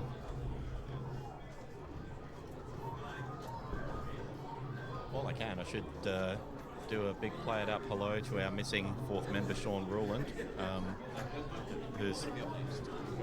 Oh, Mikey's up next. I'll drop that down. Thanks for joining us, Mike. Good luck, Mike. And stretch out. Great. Yeah. It's a shame Sean had to go to Germany. Would have been good to have him here. Yeah, for sure. It's odd because he's missed a couple because he's lived in Germany. Yep. Now he lives in Australia but goes back to Germany, during Kong Off. Yep. It's just because he's afraid of getting beaten by you, I think. Yeah, I think you're right. I think there is a bit of cowardice there. Seeing he's not here to refute that. Yeah. Well, we can only assume. I know. Yeah. Look, I mean, I would consider it facts. Watching players like Matt do records. I was just going to say, watching Matt and Justin, the way that they do springs. Springs, apologies. It's just, they have a level of understanding of, It's gas. I can't. Yeah. Yeah, it's like a dance that they do. Yeah, they move back and forward with the spring that's generated from the left-hand side, and they're always in the perfect spot, ready to move forward. And they've seen that many springs go past them that they just know intuitively where to stand. Yeah, so like I'm one to look at the springs, where my understanding when they play like that, it's a lot of periphery that they use like that. Yeah. which is very impressive. But yeah, I just don't have that skill. Oh, mate. So a lot of when I do springs, I'm stationary until I find the right spring, and then I'll 100%. advance and Yep. then You retreat run. or go up. You run. You look for the short spring after it. Otherwise, I go back and just stay stationary again until I get another good run. Yeah, that I'm comfortable with. So. Yeah, I did have a spring death in that run this morning, which was horrible because I went on a spring that was a little bit iffy, and I knew I shouldn't have, but I went anyway. I took the chance because I got impatient. Bit of an annoying. Oh, that's fine. Yeah, just having a look at Tekio's. Yeah, I'm just watching Matt there as well. Tagster's through to level 17. 627, so this is going to be a new PB for Tagster. Go Tagster. Is it really a PB for him? Because he's kill screened before. PB during Kong off. Kong off PB, yeah. Yeah, so 638, which is he's chasing, so he should have this. That's huge, by the way. What a score. Yeah, it's fantastic. He's done fantastic. Which will put him in 5th for now. No? 4th. So he's just passed Jeff Sutter in 4th place. Even in. He's now chasing Michael Kibbe on 709. So a few boards to go before that happens. Well done, Michael Kibbe on 700. Yeah. Amazing score. Heck yeah. He's a hell of a qualifying player, Michael Kibbe. Yep. Hell of a guy, just in general. No, one of the best.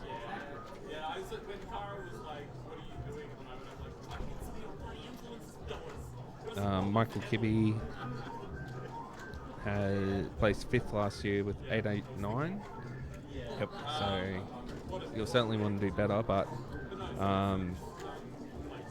most of his scores are showing within 600 or 700k of previous qualifying. So yeah, one of those guys that's like when I play games, I'm not necessarily naturally gifted at games. Like I really need to like slog in the hours to be able to put up scores. But like Kibbe's just like next level when it comes to like just picking up a game and working it out. And when he plays when he plays Donkey Kong, he's just such a stable player. It's all those Olympics games that he's played that he's just got experience picking up a game and playing it. Yeah, for sure. Intuitively good at stuff. Yeah, kills you, doesn't it? Yeah, 100%. Oh, look at that. Nice work, Pretty Matt. neat, yeah. So there he is. He's passed his new PB. Yep. 644. Yeah, boy. He's going to be absolutely stoked with this one. Yep. It's a good Kong golf score. Yeah, for sure. Pity you can't talk, but you know, we all have gifts in different areas. Vocabulary is not one for. I don't know. I'm sure that our accent is funny to well, everyone else as well. Like 100%. Everyone from the States watching at the moment will be like, I can't understand half of what they're saying. Yeah, those tinny. What's those tinny sounds like the tinny accents? Yep. Wilds. What's a wild? Yeah. Pies.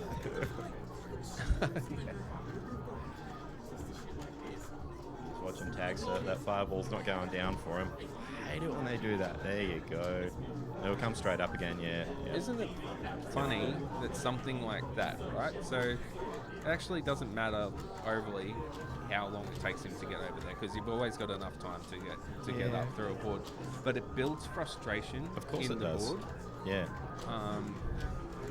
Just absolutely.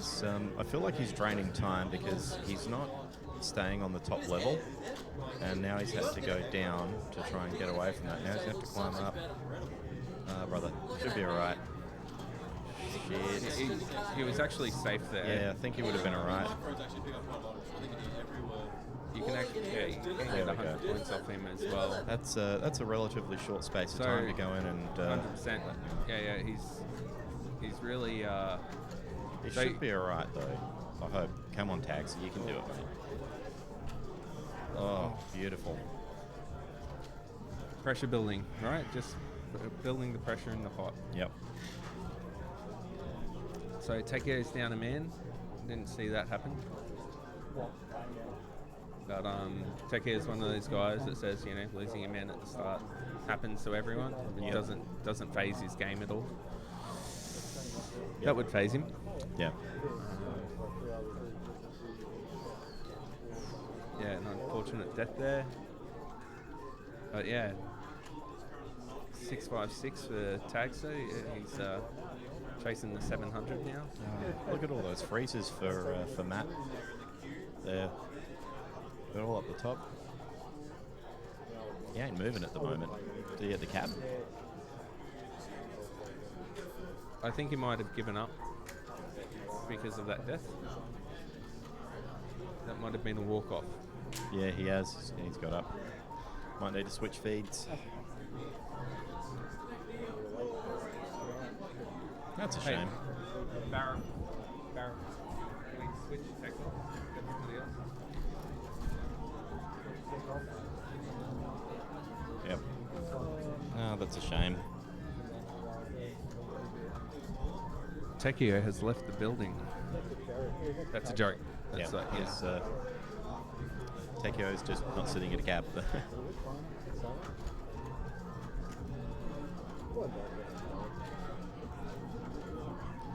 We're just going to have a quick look through and figure out who to tune over to, and just watching Jeff walk around on his phone. I've got a few comments in chat from Jeff. Don't ban me, Jeff. Well, now that you've said that, we are going to.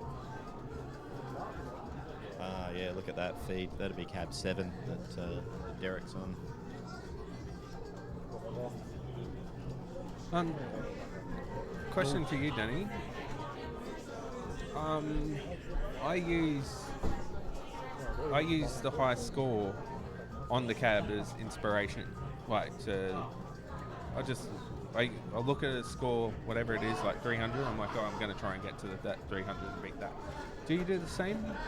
During a comp or at home? During the comp. With like a high score? During this comp, yeah. So. Well, to be honest, when I sit there and I look at a top score, because I know that we've got some great players here that Tagster. Tagster's out. No, that's a nice round number, 670. Wow. Well done, Tags. He's that's put him in 4th, isn't it? That's a damn bloody good score. Well done, mate. So PB at the Kong off for Tagster. Yep. He is a kill screener. So let's wave him over. I might get you to sit with him if that's all right. Dan. Yeah, mate. Yeah. I'll just thanks for having me on. I'll move these cables. And, yeah. Thanks for today. And congrats again. Congrats again to you, mate. Yeah.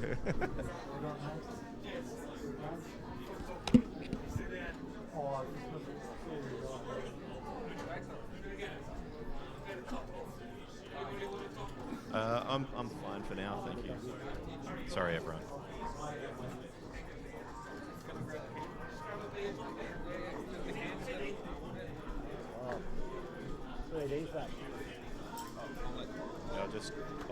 I'll stoop down so that I don't get snagged from like stepping over. Sorry, Phil.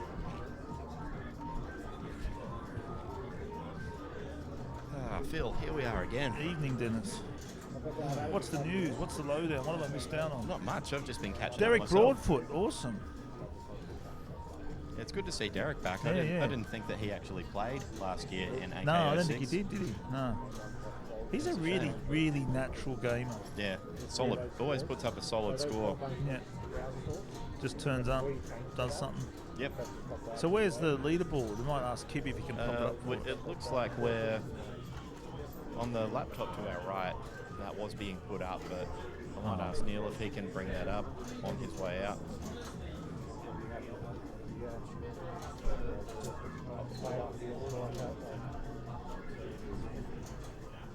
Well, you can put it on the screen. Maybe the other. Maybe Kibby. Oh, Kibby's got it on the screen now. There we go. So 865, followed by. Oh no, that guy in 2. Knock him down a bit. Come on, guys. Kibby 709. Sean finished at 670. He'll be fucking stoked with that. He That's had an awesome. amazing game. That's why I I was wanted to get up watching. here and I talk just to him. I just got off just because I needed to stretch my legs. Yep. Matt put a good game up, 602. Oh, Jeff did too. Andrew Barrow 5:43. Danny 5:37 for Danny. That's awesome. He won't be disappointed with that. Yep. Connor Weeks. Yeah, it's going to be a long night, I think, for some of these guys, because I don't see Barrow resting on that. No, not at all. And I don't see Jeff sitting on that.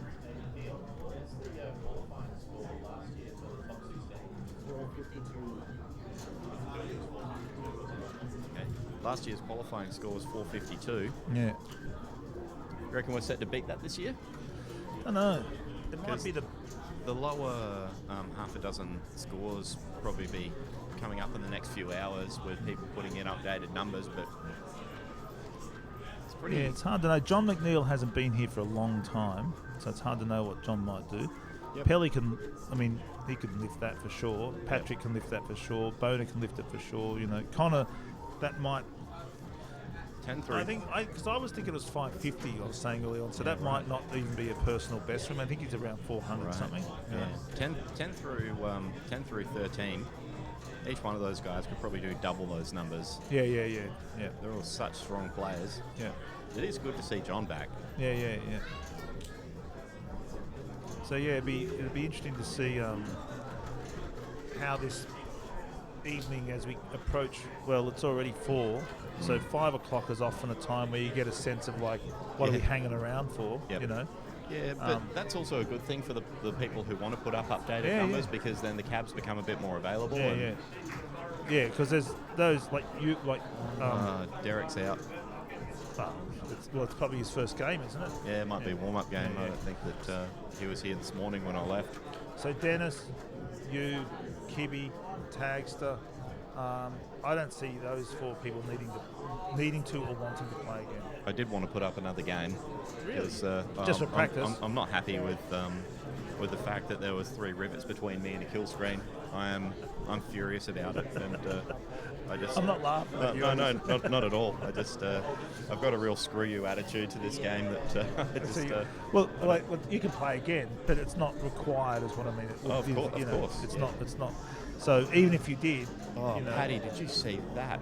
If only we had action replay. That was amazing. So he was surrounded by firefoxes in the top right of that board, and he managed to dodge so that he could get across and pop that rivet.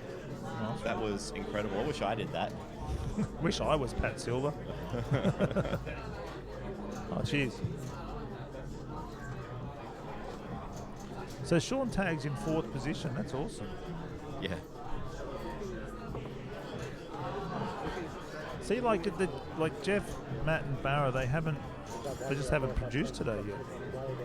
Yeah, I was talking to somebody else about that and figured that it may actually be that the guys are happy with just having runs on the board, and that they're going to do their heavy lifting tomorrow during the finals, and that may not want to exert themselves a bit too much just for qualifying scores.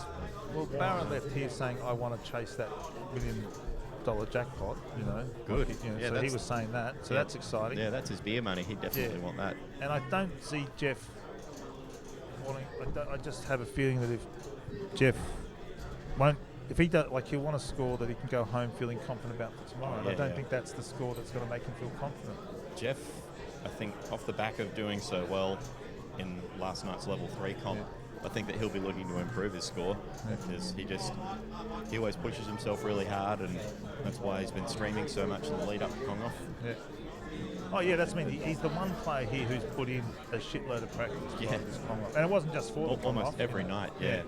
It's not just for the Kong off. He's been chasing 1.1, so he the amount of kill screens he's got, he couldn't count it. The amount of scores of 800 plus 1,000, you know, because a lot of those aren't kill screens that'd be up there.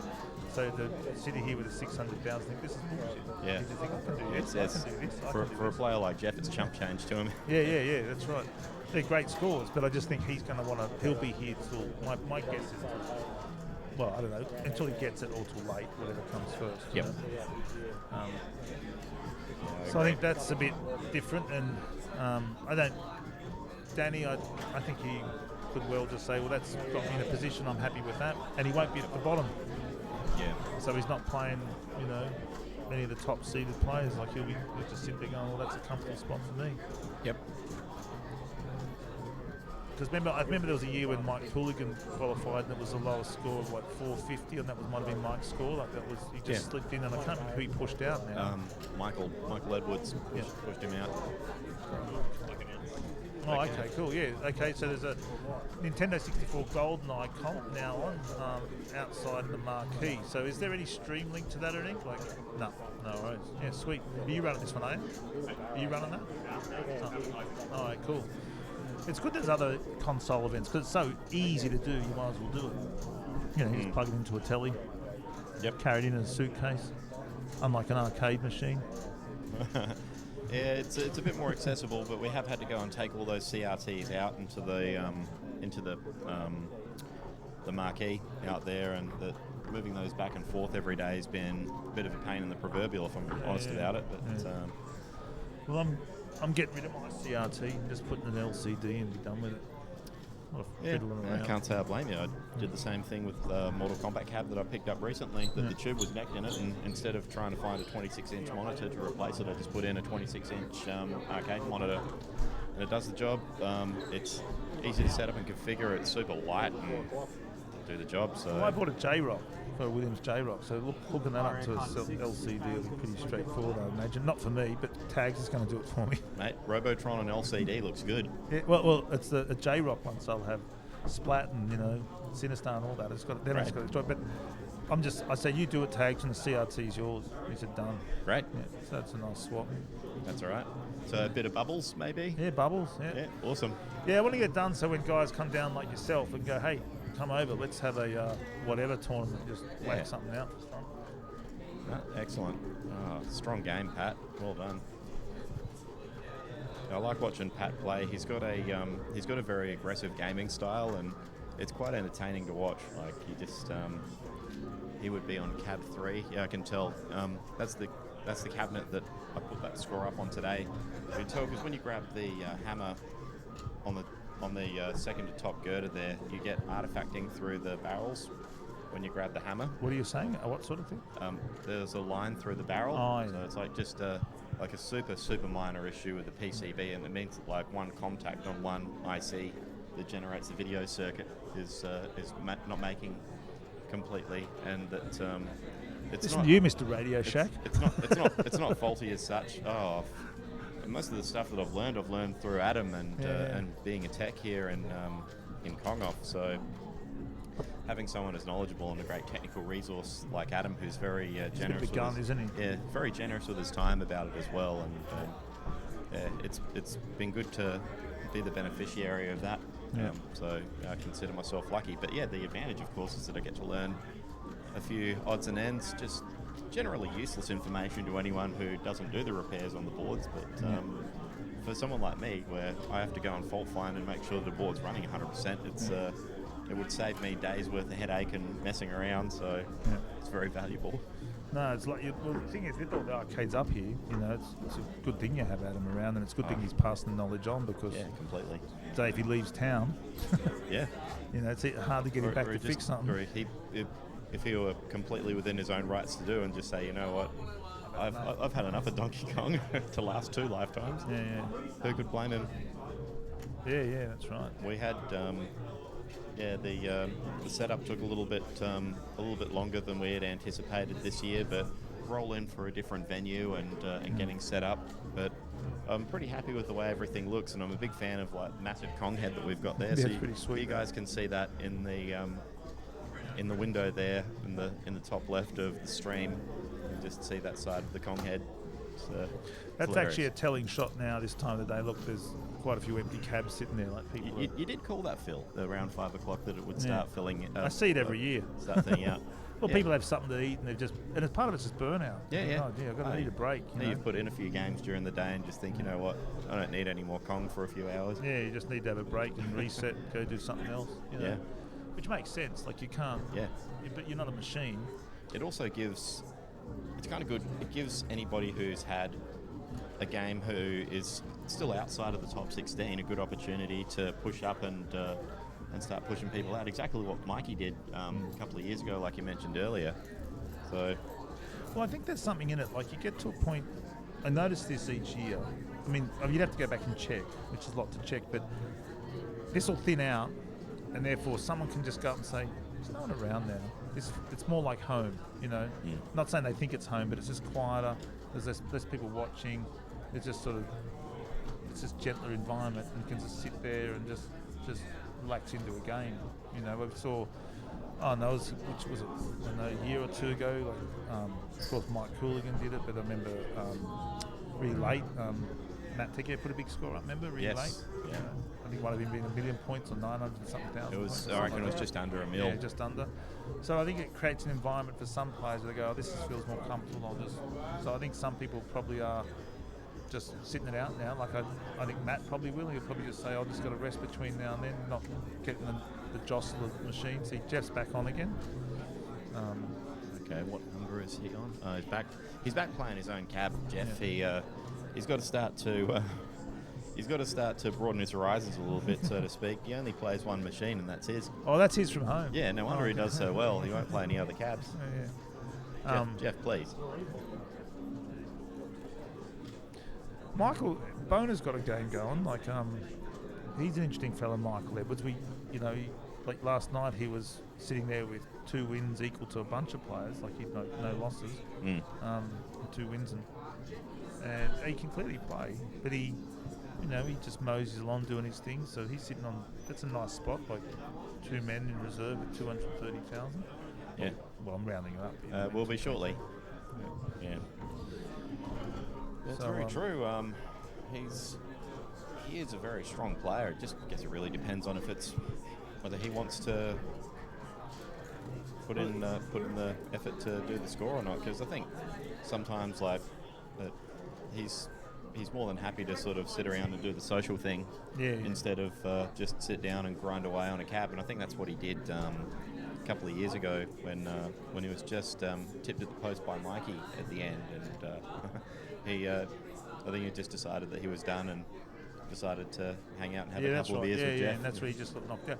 But see, if you can get 1 billion points on Nibbler, you've got clear concentration ability.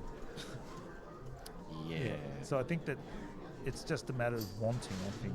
You know, like and I think he likes coming up. It's a social thing, hangs out, happy to play some games. And if he was someone who really turned his attention to, I'm not saying all of a sudden he's going to be a 1.2+ million player, I'm not saying that. But he could certainly, find that groove pretty, like give that concentration if he really wanted to desire. But that's the big thing, isn't it? It's desire to do these things. It's a lot of effort. Yeah. Well, you put a lot more in this last 12 months, didn't you, into Donkey Kong? I got my kill screen a week after Kong off last year. Oh, it was last year then, yeah. And but you were putting quite a bit in then, weren't you? Yeah, I was very keen to just try and get that just kill try screen. And tick that off. As soon as I did that, I stepped back a fair bit from so it. It was the year before, But no, it's kind of nice to know. And Matt and Jeff had mentioned it to me specifically, and Justin Elliott as well, that once you're at that level and you get a kill screen, for some reason it just works out that it's not as hard to go and get a follow-up kill screen. I think that was sort of that advice was kind of testament to what I felt today when I was playing, and it didn't feel difficult. And I think that once you get a kill screen, it takes away the nerves from having to get up to the upper levels of the game, and what would typically make you nervous because you've never had a kill screen before. You don't care anymore because you already got one, so you really got nothing to lose. It's like you're in the club, aren't you? You've earned those stripes, so to speak. Yeah, just you've already been at that spot in the game before, and that you don't feel as nervous about it anymore. And I definitely felt like that today. Like, I mean, I certainly was still nervous, but nowhere near as bad as I was when I was playing last year. So I don't know. Something that I really want to see for Paddy. I believe that he was in a similar spot to me over the last couple of Kong offs. Can you remember if Paddy's had a kill screen while he's been at an event? So he's got Patrick Silver. Yeah, he got a kill screen last year. He got the bounty. Did he? I thought Shane got the bounty. No, Patrick. Yeah, last year. Yeah, right. Yeah. That's very interesting. He was sitting next to Barra. Yeah. He got the kill screen last year. Yeah. That's great. Yeah. So, and again, that's something you tick off. Like you said, it would have been a really nice thing to get today. Just say, got that, Yeah, that would have been great, but wasn't meant to be, Phil. But the thing is, what I'm saying is that because he's done that, you know, you feel like, oh, done that, you know, like it's just a nice thing to have done. And I'm not saying he wouldn't want to do it again, but it's not an itch you've got to scratch anymore, you know. Yeah, correct. I think it's a funny thing, that sort of stuff. Like, it's the idea of it's being ready for something that you don't know what you're ready for. So it's like being a parent. Yeah. You decide, I'm ready to be a dad. And you think, what am I ready for here? What does this mean? Like, I know what I had a dad. Yeah, you know, I still have a dad, but I've never been a dad. And you think, and then when you're in it, you think, it's I suppose without, I mean, being, you know, it's like, you know. Yeah, I guess you get the gist of what you're up for, but you don't really know because you haven't lived it. Yeah, and it's like entering a relationship. You know, like, you know, it's like losing your virginity. Same thing. Like, are you ready? Like, I'm ready for this, and you don't know what that means. You know, you just jump at it, don't you? It's the same sort of idea. So there's something about, though, once you pass a certain point, those things are never the same again. You know, so you go, yeah, I did that. I had a kid, and you know, you're excited for other people, but you're not as anxious about it because you've been through that. You know, you think, oh, you'll be. My nephew, he just became a father. He's 31, and I said, oh, you'll sort it out, Tom. Like, you know, millions and millions, billions of people have done it before. Yeah, lots of people done it. Yeah. You know, you'll figure it out. Like, and he wasn't asking for advice. I said, you know, there's little things I could say, but otherwise, you know, you'll figure it out. Like, it's not instinct. Some of it is, but some of it's just being a, you know, wanting to do it, which is what I'm trying to get at. Therefore, you do it. Yeah. But then once you've done it, like, I decided, my wife and I said, we only want the one kid because we just do it all once, and it's all fresh and new. You know, go around again. But that was us, you know, and that's it. You know, so we're doing it, and that's it. Yep. And it's the want to do it makes you do it. So if you really want to get a kill screen, you almost invariably will get a kill screen. Yeah. You know. Yeah. As is the case for a lot of people in the event, and that now, like, because it's been a few years that we've been running the event, obviously AK07 now, that we've been through quite a few Kong-offs, and now people have got that experience exactly like what you mean, and so now we're starting to see people that have those kill screens and have those upper echelon scores, and seeing people getting million-point games in a competition like this, it's super exciting. Well, I think it was last year there was like, isn't there like 4 or 5 kill screens and a million-point score? And we're nothing like that this year. And I sometimes wonder, was it a year gone by and people just aren't, like, obviously not playing as much as they used to, or is it change of location just threw things out a bit? I do know a little about that. That's just situational, because at that point people were chasing certain PBs, and I know that Matt was still chasing his 1.2 game, and that Barra was still playing pretty regularly. Jeff was pushing, trying to find 1 million points. I was trying to get my kill screen. I think at that point maybe Dak just got his kill screen. Yeah, he just got it. So from that last year, because everybody was so close to either meeting or just meeting their goals with playing this game, everybody's still pretty fresh, and consequently we had some really strong scores. So, well, Patrick, that was his second coming off. He came to the first one. That's right. Realised the competition was a lot stronger, so he went back and probably played a hell of a lot. Yeah. You know?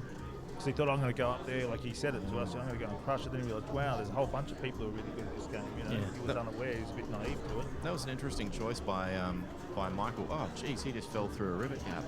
That's unfortunate. That's a lousy way to lose a life. Because I just watched instead of because he had 2 Firefoxes on the third girder up, and instead of going down the ladder to get away, he jumped across when there was a Firefox that hadn't actually gone up that ladder just yet. It was interesting. Come on, mate, you can do it. Yeah, the game doesn't look as confident now with those men not there. Yeah, it does. Just speaking the truth. No, you're dead right. It makes you play a lot more conservatively, I think. Which can be to your own detriment. It can be, because you have to play confidently, or otherwise the game will punish you. Yeah, you can't delay. If you don't take those opportunities when the window's open for you, and I think Rivets is a perfect example. That door shuts pretty quickly on you. Yeah, you'll get the door slammed in your face, and then that's it. You're done. You won't get another chance at grabbing top hammer, and that's it. It just closes up so fast. All right.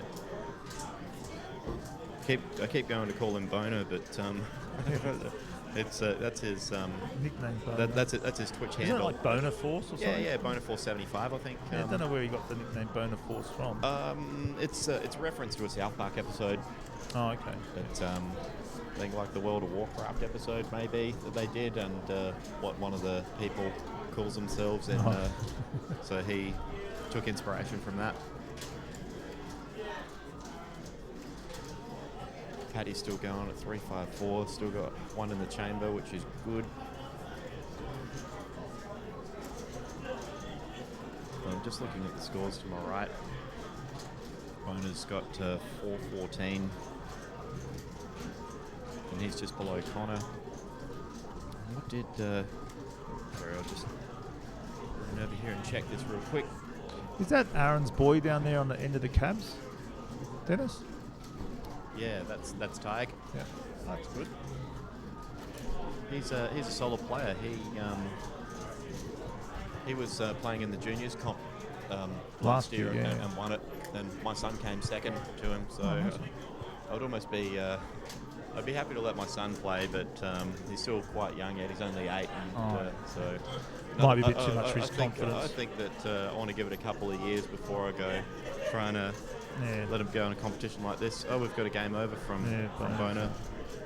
Yeah, it's probably not the best thing for his confidence just to go in, and unless he's a real... I think that he's... he doesn't seem to be terribly fazed by that stuff. No, He'd be more than happy to just sit down and play a game, but... it's a long day. Oh, mate, it's a long day for us. Yeah, that's what I mean, for an 8-year-old. Like, we just gone had enough of this. Yeah. Yep. So what's Tig's personal best, you know?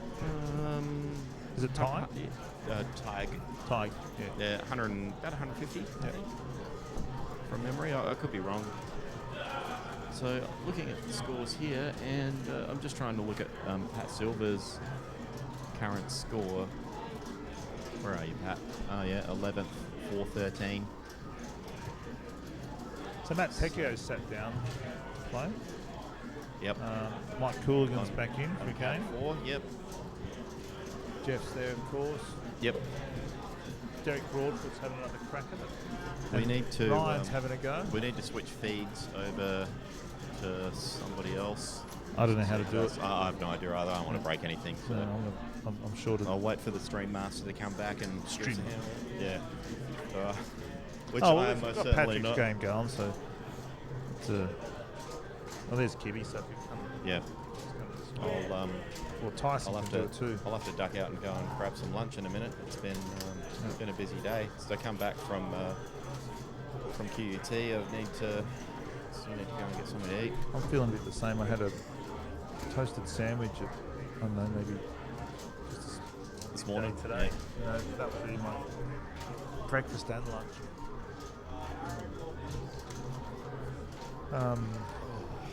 Yeah, it does. This is the time of the day where it does get long. You know. Yep. And I'm not doing anything. Nothing really. So the players must be feeling it. Yeah. One thing that I did notice was that I felt really uncomfortable sitting on those steel stools they've got they're there. a bit harsh. I sat on one early. It wasn't much fun. So I got a chair instead.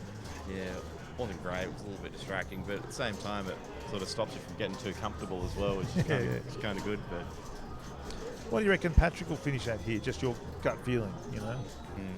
He'll get 400 for sure. As my two men. He's like I was saying before, he's a really confident player, and I like the way he plays. I feel like he's probably good for about 650 to 700 if everything goes well. Yeah. He said he wants to get 700. I'd like him to get more, of course, but you can get realistically, 900. Go for it. Do it, son. Realistically, it's really what you can get between a combination of your skill and the RNG that gets thrown at you. He wants to get 700, he said, because he knows that he can do that. Yep. Comfortably do that. It's not some PB or anything. Yep.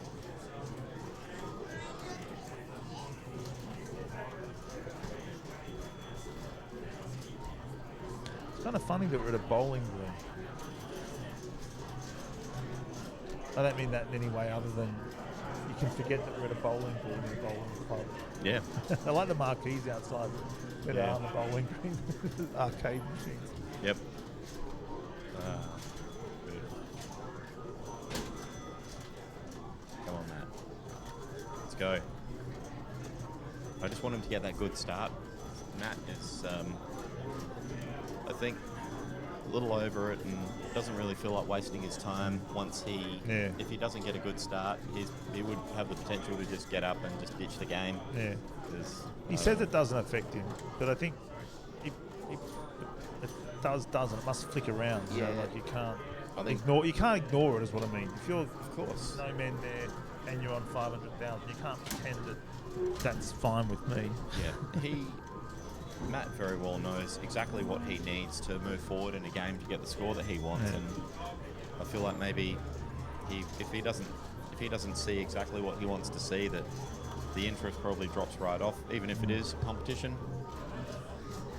So I hope that he does get a good start, because I'd really love to see a good game out of him. He's spectacular to watch once he gets going. Yeah. I love it. He's like, you can tell the care factor's pretty low because he's top shelving when he's going along on. Barrett was doing that last night on level 3. Yep. Yeah, just going. It's confident. I love it. So Paddy's hit 409, and his previous, Pat, 413. 413 was his PB for the moment of the day. So pretty sure that he's going to top that. Well, it looks like Matt's going for it. He's sitting there, he's not mucking at me. He's point pressing, he's not. I hope so. Yeah, he's thinking I'm going to do this.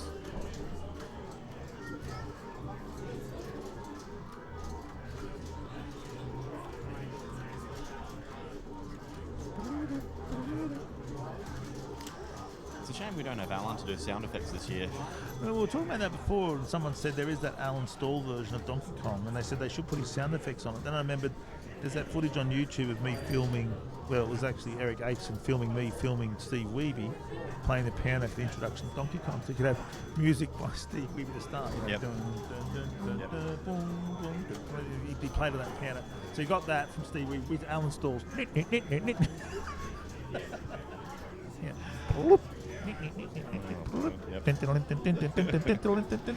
That's the best bit. Oh man, that tickles me. It really does. Oh man. That and Alan say knock knock. Yeah, that. Knock knock. What? Who's there? Who's who? I said, no, you say knock knock. Zerpy? Hello? I still don't know if he got what was going on. Brian Allen. Yep. It's a shame you're not here, Alan. We miss you, mate. Yeah. You got the stream earlier. Yep. Yeah, I think that I think he was actually streaming himself a little earlier in the day. Yeah. I didn't get to tune in on his stream, so it just came up on a notification. I turned my phone back on after I walked out of that flipping exam and saw Muscle and Fitness was streaming, and thought, under normal circumstances, I'd probably sit there and tune in, but driving back to the venue. Well, the weird thing is, this is the 1 year. This is the, like, without Shane here, like, this would have been a really good year for Alan to be here. Yeah. You know, like, he just, reckon he would have had a real chance of, getting up around the top 3, like, it's not like he hasn't done it before. Yep. Yeah, and I did say it last year as well when we talked, and I still stand by the fact that Alan is a very strong competition player, and that he can, I think that when he's at home and he's comfortable sitting at his cab, that he'll just happily ditch a game and only stream for 5 minutes, and which is right to do, but when he's in a comp, he actually sticks to a game. He's such a strong, consistent player, and it's I think that's really missed this year. Yeah. Hopefully next year, we'll see. Yeah, see what happens. He might realise he missed something this year and come back again. Or he might just go, well, I actually like having the money from the airfares and the accommodation I didn't spend. Yeah.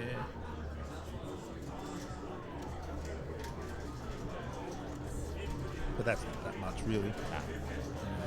He just bought him his Pac-Man. That's right, yeah, he bought that off Ben, didn't he? Yeah. can't be that strapped for cash. So it's a good game, this pack, man. Be a worthwhile tournament if people played it. I still hold out hope for the Galagala to come back. Yeah, well, that'd be good. Got to talk to Tanya about that. It's such an easy thing to fit in. You only need 2 cabinets. Yeah, That's it. yeah, set them up back to back, like you were mentioning. Yeah, that's the way to do it. Put them back to back, and you can just do micro 31. Yeah, and just do exactly what we're doing here with side by side streams, and away you go. And it'd be all over in no time. You know? Yeah, that's something that I do like about Gallagher. That unless you've got some really high caliber gamers, that the game itself doesn't go as long as a standard game of DK for kill screening, right? Well, micro 31 doesn't. It's only 31 stages. Yeah. You know, the Galagala. If you so, go, so that would be like what? 20 minutes, under half an hour, 15 minutes. If they point, including challenging stages. Yeah, it's very quick. The mic method, the mic method that what's he doing? Mike Thompson sort of found out slowed it down quite a bit, but in micro 31 it has a risk factor. So to avoid that, you just give everyone 3 men only. Yep. So Matt's killing himself off. Yeah. Starting again. Brother. Just what I was saying before. I just really wanted him to get a start. See, I'm not sure. I'm not sure if killing yourself off is the right approach. You've still got to play that 50,000 again. There's 2 schools of thought on it, to be honest. Like, I get the other thought as well. I'm not sure what the right approach is. I'm not too sure. Like, what do you do? You know, it totally depends on the person. I think. Yeah. Because I think, I suppose it's not that far in. What's he been playing for? 50,000. What's that? 15 minutes or something? Yeah, level 3. I think he was on. Go Paddy, look at that, 458. Still got one in the chamber. I'm not sure what he was trying to do, like going, jumping across. Maybe he was trying to trick that fireball into going down and chasing him. I don't know. Oh boy. It seems to have slowed down a bit, Pat, hasn't it? The game's got a bit slow in the progress of score. Or maybe it's just I'm getting tired. I'm not sure. I was paying a little bit more attention to Matt's game because I was keen on watching him getting a start, but I've only been watching like the odd little bit of Pat's game. But so 462 at the moment. I'll just check where that'll put him. So you playing any games in the future you've got your eye on, Dennis? Well, I'm meant to be doing a final fight, 1cc, which is what I was trying to work on after I got my kill screen, but because we run Battle of the Arcades here as well in Australia every year, and that we choose a bunch of 10 games, and those games just been selected, and I don't want to play, I really don't, but it's just simply for the fact that every year we have to select 10 games, and I'm getting really weary of it because it takes me away from games that I've got things that I need to try and tick off, and I have to spend more time playing competition games instead. I just don't want to do that. I think I've always found the Battle of the Arcade slightly flawed for that reason. I think if they just chose 10 games and said that's the 10 games, and you set the tracks, and you might change the tracks on them, what you've got to do in those 10 games per year. Maybe, yeah. Say like Ghost and Goblins was in there, right? And say, okay, fastest to the end of level 1. But then another time might be, okay, high score at the end of level, like level 2. You still know the game. Because there aren't 10 games. You can keep mixing it up, but at least you know the game. Yep. And that way you don't have to come in and relearn. Because that's the big thing, isn't learning all these new games. Yeah, that's the problem, that it takes up so much of your time, and if I'd taken even a fraction of that time and put it into Final Fight, I would have 1cc'd that game by now, because I played that yesterday because 1UP were hosting a Final Fight competition yesterday, which I was absent from here, and having flagrant disregard for my crew support duties here, which I feel a little bad for. It was only a couple of hours, but yeah, I set a score of 1.96 mil or something like that. It's available on 1UP's high scoring system, which is online at the moment. That you can check out if you do want to check the score. I'm not going to at the moment. But yeah, if I'm getting up there and getting to the final stage with those scores, it means that a 1cc of that game is definitely on the cards. Just need more time to refine a few things, and I've got it.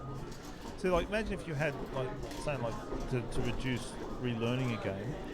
So, just because you mentioned Gallagher before, like you said, you go, if Gallagher's going to be, you know what they're going to do, and they might say, okay, it's single ship, one man from the start, single ship, one man only, high score. And you've got to go through challenging stages and stuff like that. You think, well, how far can one man?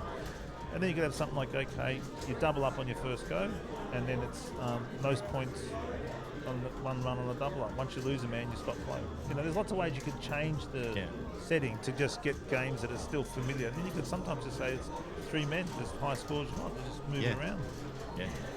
So that way you don't have to go and learn all these new games. Yeah, and to be honest, I'd welcome a little bit more variety in it instead of just punching out a high score. And some of the games that get selected do have certain inherent scoring capabilities, which aren't exactly, they're not leeching, but it's definitely point pressing. And I don't know, I feel like it doesn't really test the player's skill as well doing that. Well, Asteroids is a good example. It is really just point leeching. It's not point pressing. It's just, there's no progression in the game, because when the UFO comes out, you just shoot it and shoot it and shoot it and shoot it. There's no reason to leave until what happens. We're at the point where people can just coordinate points themselves and never get any scores, so I need to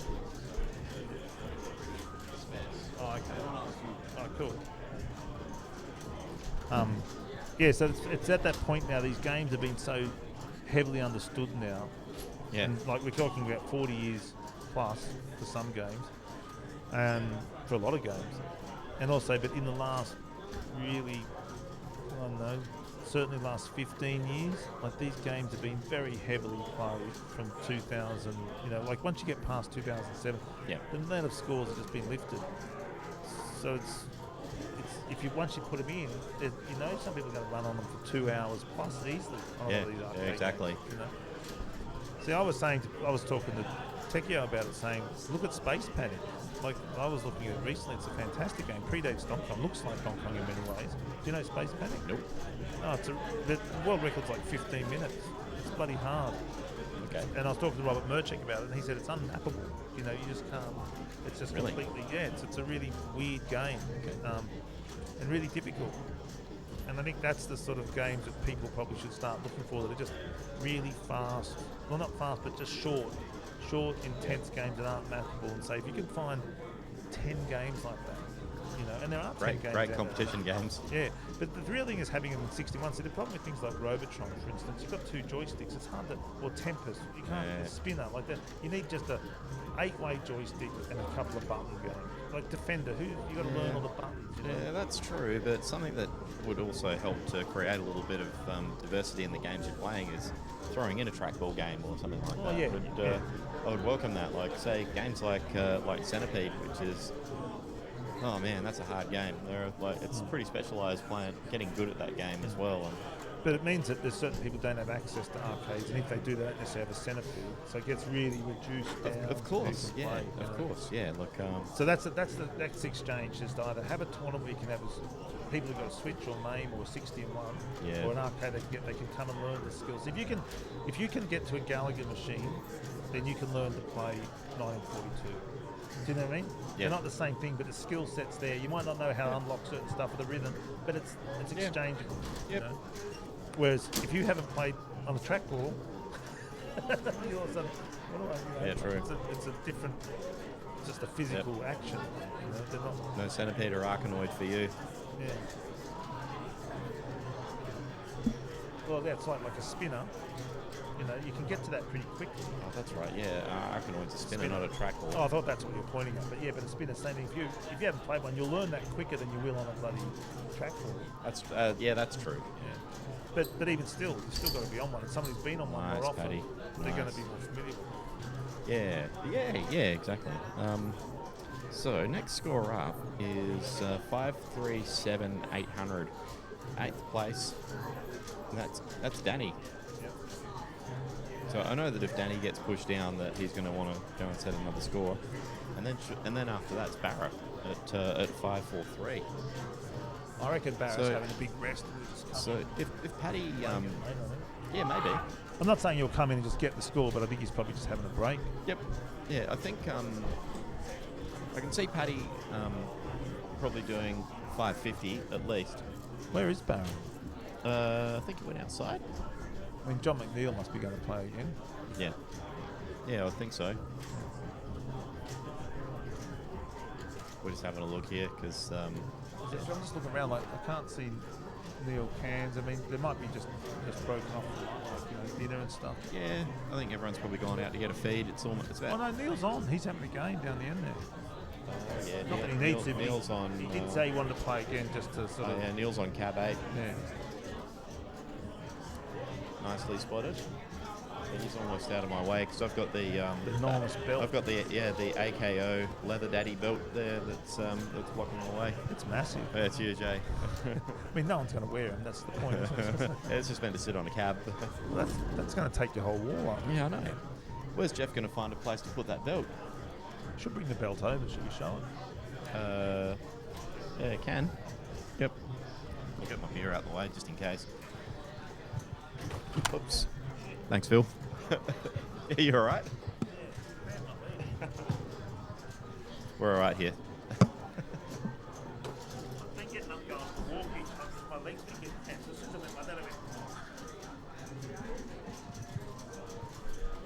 And that is why I try to move the cabling whenever someone steps over.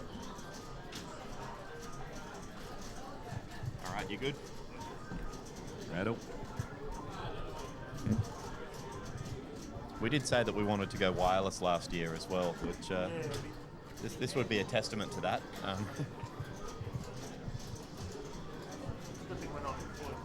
Yeah, we could pop the belt. Oh yeah, we can put it up. There, I'll put it. There we go. There it is. There.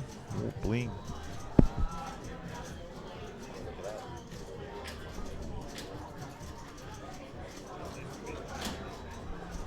It's a monster. I was saying, if you don't like it as a belt, you just turn it into a big speaker. Yeah. It's all leather wrapped and steel and studded. Who makes the belt? Some trophy store or something? I think that Jimmy's got a contact in Melbourne that makes them. Oh, right. I might go make one. Whether or not they get shipped up here, I think last year with the electric, oh geez, Tekio just got a wild. Then he's going to kill it off again. You reckon? Yeah, he will at 40. Yeah. He killed it off at 50-something 1004. Yep. Just play the game, Matt. Oh. Out, man. So this is the bit I mean, like now you're 30 minutes in, you know? Yeah, yeah when so you could have just... I know that his expectations are really high and that he wants to be able to get like that perfect start, but just because it's a comp, you're going to get it. I really want him to. And I think you can start to dig into a hole. That's true. Yeah, it's almost a psychological game. Yeah, where you just think, well, I need to just let's go on. I don't know. Yeah. Something just noticed there. Paddy's on 548. Nice. So he's about to pass that score, isn't he? So he's passed Andrew Barrow and he's passed Dak. Oh, okay. So he passed. So he's in 6th place now. Next up is Matt Tekio at 602. All right. So he could well go there. Yeah, that's well within. Just he's playing a pretty good composed game. Relaxed, yeah. Every time I look over, he looks like he's playing pretty consistent. Oh, definitely. Like he just it's great. Yeah.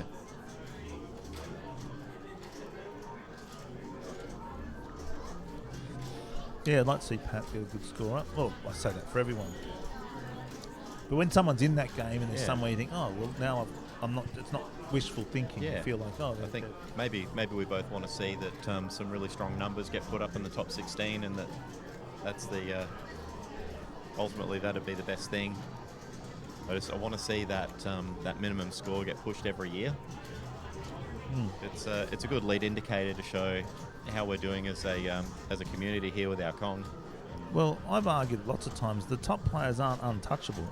Yep. They're not getting like million-point scores, in the finals. They're not getting kill screens in the finals. They're getting scores that players have had in their own. That's true, but competition scoring is very different to sitting down in what you would consider like an ideal environment when you're at home. Oh, of course. But if you practice to get used to just getting, you don't have to go and practice to get 1.2 million to win a Kong off. Yeah. You could just be someone who consistently hits around the 700,000 and you could win a Kong off with that, definitely. Yeah, that's true. But at the same time, the guys who are really high tier, high scorers, just they have their game refined in a certain way, and that they play a certain way every time, because that's just the way that they've taught themselves to play. And that I've heard the boys say, that by that I mean like Matt, Barra, Jeff, Justin, a few of the guys online, that when you go transition from say a kill screen to start chasing 1 mil or 1.1 or even heaven forbid 1.2, that you almost go through and relearn the game again. Yeah, and so they've gone to relearn the game and learn to play at, say, like for Matt's example, 1.2 level, and that it makes perfect sense that that's the way that he plays, and every scoring opportunity he sees it a certain way. And I think that makes perfect sense to me. Like, oh yeah, I'm not looking forward to having to relearn if I do eventually go for the mill, which is another thing as well, Phil. That if I finish, if I get this final fight 1cc that I have been working on, I'd love to go back and try and get a mill on DK, and I just get a sniff of that from. Tell that to Justin and Matt, and they're like, yeah, they're all excited about it because they've got someone to watch and join us on the journey. But I don't know if I'm like completely ready for it or not, because I know how much work's it's going a lot to of go work, into it. isn't it? Yeah. And when you look at someone like Alan, who never really embraced the theory behind how to do that, Yeah. So how easy it is to play a lot of games, well, not easy, how many games you can get and fall short, but he wasn't embraced theory, but even still, it still takes a lot to get 1 million points. Of course, yeah. Unless you're, well, you might just learn that really quickly and have, just hit it a lot quicker, who knows? Yeah. But I think a lot of the stuff they do for the million, a lot of players who aren't million-point players are employing those tactics anyway, like bottom hammer now, It's more than just that. But that's where I've got to start learning. I've got to start learning my bottom hammer, which changes the game a little bit, or a lot, because you're not. But when the difficulty timer starts to step up, you're at the bottom of the board. You're not at the top. So yeah, you can see it when barrels doing. You just get flooded with barrels. Yeah, you can do it just like a storm of barrels coming down. Yeah, and earlier on, the perfect storm in this instance is when you start to do that in the first few levels to try and maximise that score. And you don't have a very high percentage of successful barrel steers as well, that trying to bottom hammer when you can't actually steer in direct traffic, it would make it hard to get a decent start. Would picking up the bottom hammer at level 5 onwards be safe enough to get 1 million? I imagine it would be, wouldn't it? If you were grouping barrels as well? I don't know. Anyone on the chat, do you reckon that... level 5 onwards, bottom hammer and just grouping barrels would be enough to get you the million? It'd have to be, because people get to 1.2. It can't be all in the first 4 levels. I'd consider that it would have to be achievable, but I have heard through good advice that if you bottom hammer and top hammer, and usually that's enough to sort of get around million-point territory. Yeah. Sometimes plus minus, but overall. Let me just... my leg cramp right then. I'm getting old, Dennis. Yeah, you and me both. 42 now. 42, I'm 51 this year. What the... Just checking the chat here. I know that we're not meant to interact with the chat a whole lot. But oh, no, I don't mind it. It's just when you used to sit up there, it became difficult to hold a conversation. Yeah.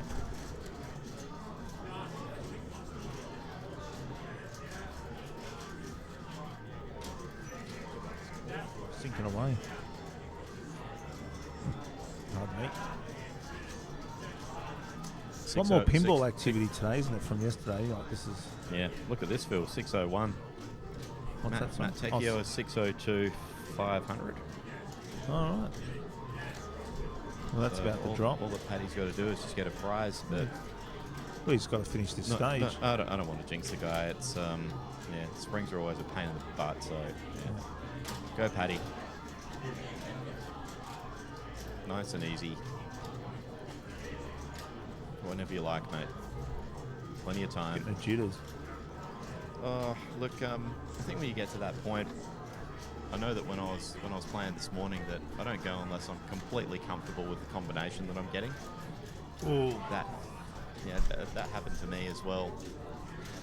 Yeah, So there's one where you ran and your one- kill screen one- was close to it. There was one that we thought, oh, and it just scraped across. You didn't die. There was one you got through on, but it looked really close. Yeah, it was. It was pretty tight. I think that might have been like level 18 or something like that. Yeah, it was 'cause really I late saw in the it and I game. was like, woohoo, that was a real close shave.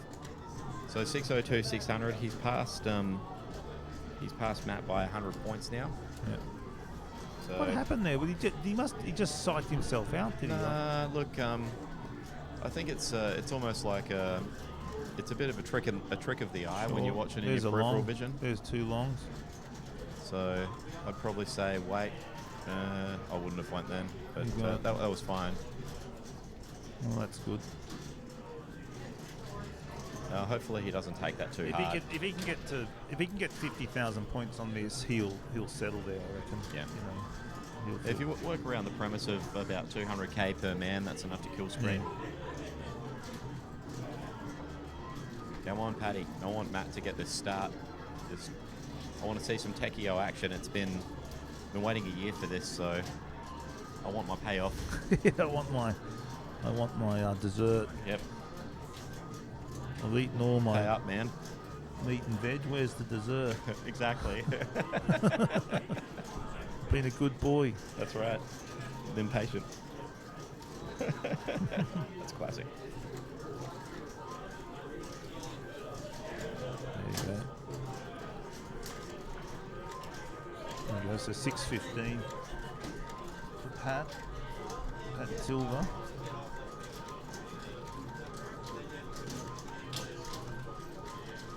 I really want him to get some friendly rivet boards. I don't want him to have a hard time Yeah, with this, but rivet's nasty. Like if you with the springs, you sort of go, well, that's just on you really when things like, you know, I'm not cursing on, but rivets, you just think, oh, it just gets really brutal. That's lovely. That's a lot of points. If it was only like, if only that would happen every time. If only that was on your last rivets, you know, that would be sweet. That was never going to happen.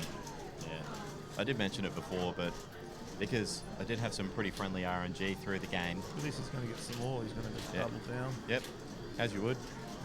Go and help himself to a little bit of extra something. Come over. Yeah, he's all right. His hammer's not even yellow yet. Oh, I thought he was going to get that one and go. No, I just meant, was he going to? Good game, Paddy. There you go. He's already 225. 625. Yep. Too easy. I think he'll come 650. And, well, I hope so. I am hoping so. But and then after that, whatever. I don't think he can. He'll have his own little disappointment, but nothing to be disappointed about now. Yeah. Do you know what I mean? You can't. That's great numbers. Yeah. He's got 625. That's really good. Oh look, I hope he goes all the way to 800. Yeah, so do I. That's brilliant. I just want to make sure he gets a good, 650 to me tonight is a very good score. Yeah. It is a good score. And next up, he'll be chasing. So he's passed Jeff Sutter. Jeff was on 621, 800. So he's at 670 even. Yeah. Yeah, that's still a big chase. I mean, it's not a big chase, but it's still there's work to be done. Yeah, there's a lot of things that can happen between 634 and 670. Yeah. I'm not siding with Sean there. I'm saying, that's... No. If this was a final I know and what the other you're guy just finished his game at 670, you've still got on one man go, well... Good play to it's get not that in the bottom bag. hammer. Good play. Yeah. Hopefully a couple of those flamers go up because, mate, as soon as as soon as you lose that hammer, you've lost your insurance, and it makes it. Oh, this could be it. If it comes across the left, get up that ladder, son. Go. If he goes left, that freezer should go down. Yeah, he's safe now. It's good. Yeah, good. Good stuff, Paddy. Watch out for the second pie. Oh, there we go. Nice. That's for everyone stateside, just giving you a little bit of Australian accent flavour. I'm sure you like it. I think that he should be able to, if he sticks to his guns and just This is Pat. keeps playing as consistently as he has, then there's no reason why he wouldn't be able to sort of do exactly what we were just discussing before. Yeah. Like Matt just died on level 4 springs. Will he kick on? Ooh, I only caught that in the corner. I was looking at Matt's and I just glanced across and I thought he just got hit. Pat did, but he didn't. Yeah, okay. Well, at some point he's just got to play on. Like you just think. I think if he sacks it here, you're nearly an hour. You're basically an hour in. Maybe that's what he's decided now. He's just thought, you know what? You've got to. But this isn't unusual, man. I've seen him do this before at Congo. Yep. Just find it difficult to get a game going. Yeah. I wanted to stop spinning his wheels and just look into it. I think because he's probably looking at about 100, probably about at least 100k for a start. But by the end of level 4, at least 100k. Right, let's go, Paddy.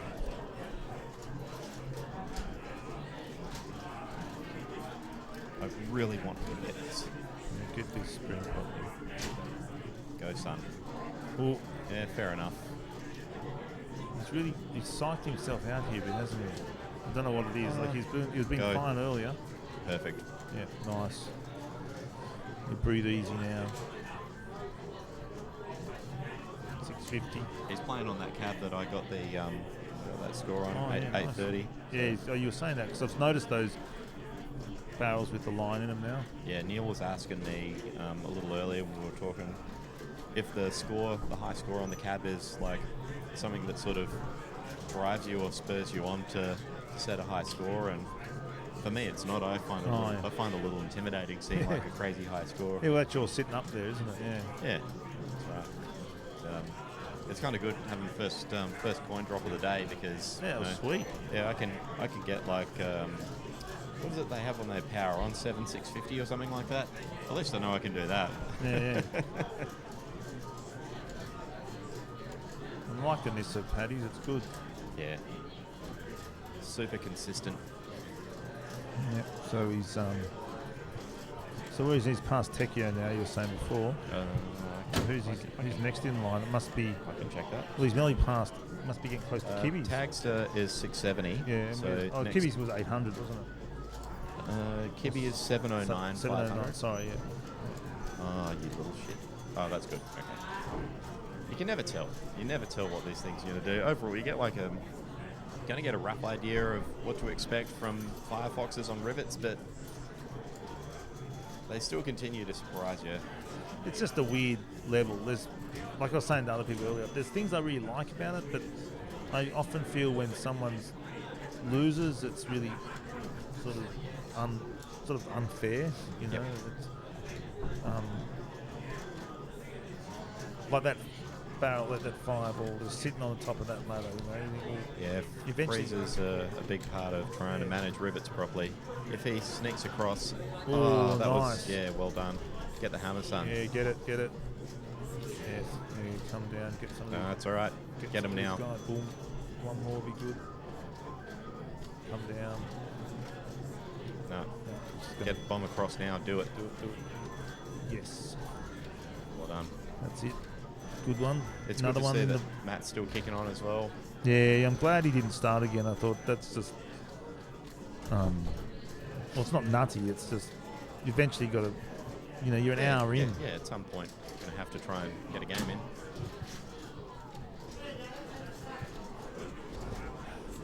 Yeah, we're both on the edge of the seat now with Pat.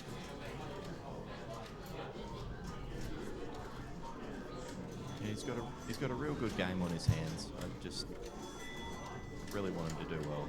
Go on, mate. Yes. You got to be careful doing that. A couple of pixels out and it's all it takes to watch out for that hammer underneath Kong. I've had it so many times where I go and jump, get that hammer, and I think, yeah, that's not going to go under my hammer. And the barrel does. Jeff. So that's 675. So he just passed Tagster. Yeah, come sit down.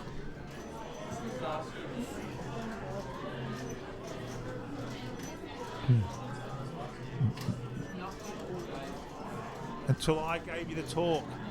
Do you want the talk, Jeff? Do you want me to give you the talk? I'm serious. It's called therapy. Yeah, that's a good idea. So that's the dig in the hole. You know, you gotta somehow decompress. I don't know the answer to that, but it's like, Oh, there is no answer. It'd be different for everybody.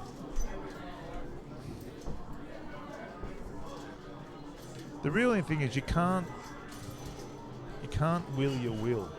Do you know what I mean? You can't. So Pat has now passed Tagster. Oh, who's at 670. Matt just lost a man. I think he'll walk out from that. Yeah. I just think he'll just. We'll see what happens. Just got the thumbs up from Matt. He loves it. Yeah, he doesn't. He's just a brave face. He really does. He's. Poor old Matt. Damn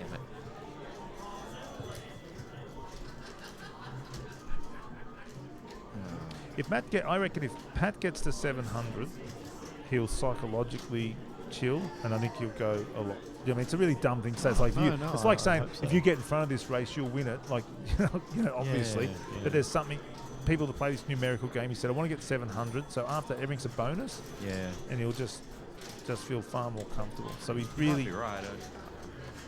I'm not. I mean, it's a dumb thing to say. It's obvious. He's got to get to 700 to get to 800. I don't think it is at all. I think that I do it when I play. That it's there's some form of ASMR about seeing those numbers roll over to from 500 to 600 or 600 to 700. And he has set himself an idea. He said, I want to go get 7. I won't be out until I get 700. Now this is effectively 700. Even if he doesn't get it, it's good as.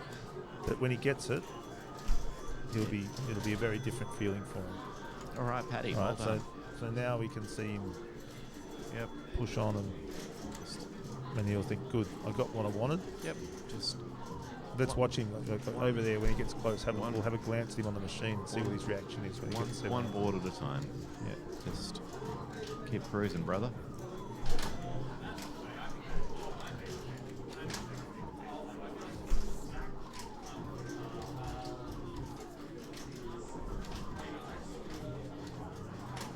Good.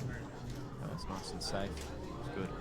I bet you when we look across, when he gets to the top of this, I reckon there'll be a physical response. By the end of the hammer, he'll have hit 700, I think. Yeah. But when he gets to look at his score as well, I reckon I'm just curious to see how he responds. Big 300, love it. Nothing like a good 300-point blue. Awesome. Here you go. Have a look. That's a wipe of the brow. Yeah. You called it, Phil. He rested back because he's been bent over that machine pretty tight. Yeah. And he's just giving himself space. I reckon he'll just feel. Yeah. No, you're absolutely right. So he's passed. I think he'll pass Kibby at 709 if all goes well. Wow. It's a different tournament this year. Just take it a board at a time, mate. Yeah, it's I did mention before that. What are you doing, Paddy? Why didn't you go? That was interesting. What happened there? Yeah, that was an interesting choice. So he's got a freezer there, so he's probably going to go up. He might get cornered, but I hope not. Yes, thank you. Get it? Oh, thank God. That's good. I was thinking if that turns, he's got nobody. He's got to go down. There's one coming up. Maybe he didn't go to that Firefox What happened because then? What did he see that we didn't? he might have thought that his hammer was about to run out. And if he got too close to it and your hammer runs out, you're gonna have a bad day. It's the only thing I would think of. But This is where I'm saying if he can relax, he'll just get into. He's got to almost think of like this is just a new game and he's just playing Donkey Kong again. So he's past Kibler, 709. Yep. So he is now number 3, isn't he? Yeah. And I'm next on the shit list. Shit list, hardly the shit list. Do it. He's putting pressure on the top 3 players, like top 3. Good. Yeah. Kong off performers who are here. Yep. But that's what we want. Again, we mentioned it a couple of times, but to see those scores creeping up, that's what qualifiers are all about. everybody does the best that they can, and that's how the top 16 is determined.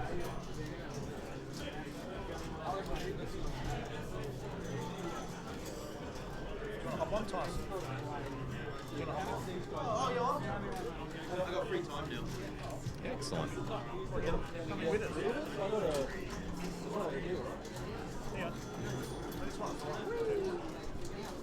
at the setup this year. Can I just say, sorry to interrupt, can I just say, the production value this year is through the roof. It was, so I was in Canada last year, I missed it, but I heard really good things about the setup. Yeah. It's looking good, this couch is great. Yep. Yeah. This is better than last year's couch. Yeah. This is? You like this couch? Yeah. Last year was one that I think they found in the garden somewhere, but it was a lot smaller. I believe it was Jimmy's couch, actually. It was pretty small. Remember, we had to really squeeze in. Oh, did we? You got some big guys. I just remember sitting. All I remember is sitting next to Alan and getting like the knock joke, and I just nearly passed out from laughing so hard. Did you hear the knock joke, Tyson? Do you want to hear the knock joke? I did it to him. Okay, you'll catch up anyway. All right, you ready? You say knock. Knock. I don't know. Okay, do you want to do it again? You get it though, don't you? Yeah, that's the joke. It does a cognitive dissonance on your move, does it? It's a brain. It's like a judo twister move on your back. Whereas Alan, it was a series of attempts, and he never really figured it out. Yeah. There was a stack overflow going on. So wait, you were doing it to Alan? Yeah. I was going. Okay, you say. Yeah. Lots of people loved it.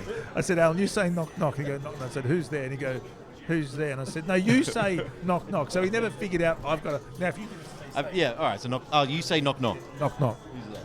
Doctor.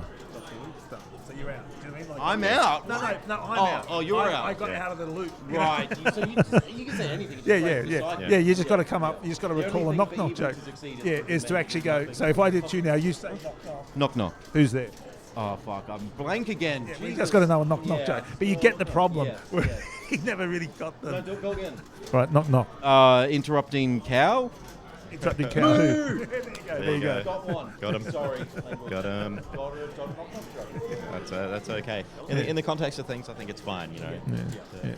But you got what you see. But if you go back and look at last year's and see Alan stumble through that, it was pretty. All right, Phil. So we're about 88k off of catching me. Wow. Next. Huge.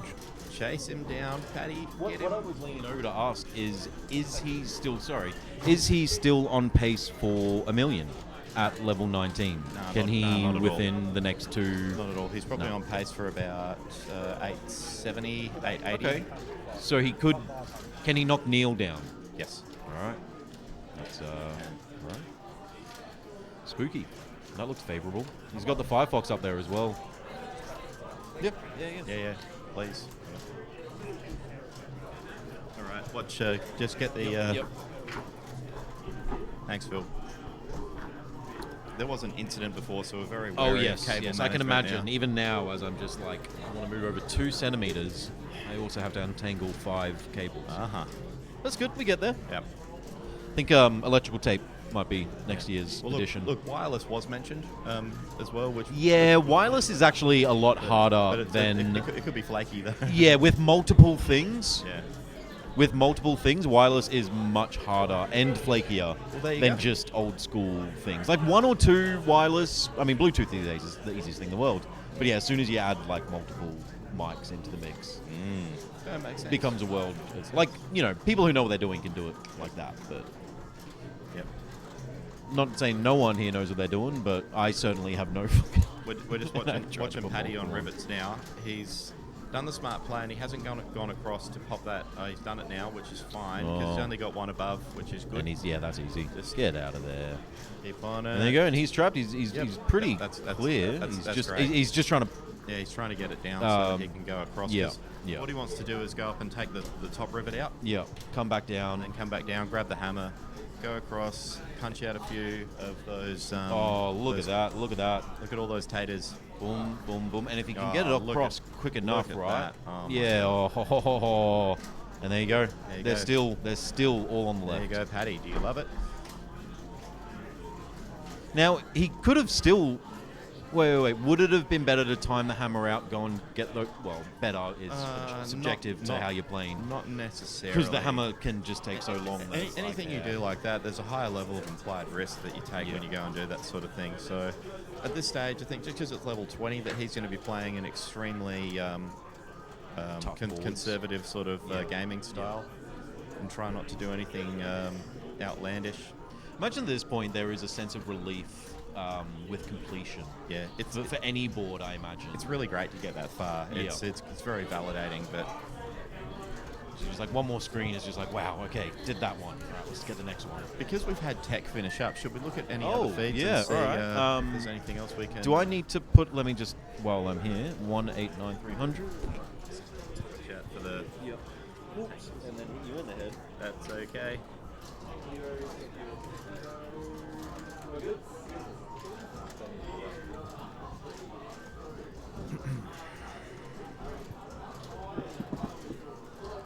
I honestly want him to beat my score, everybody. Maybe get...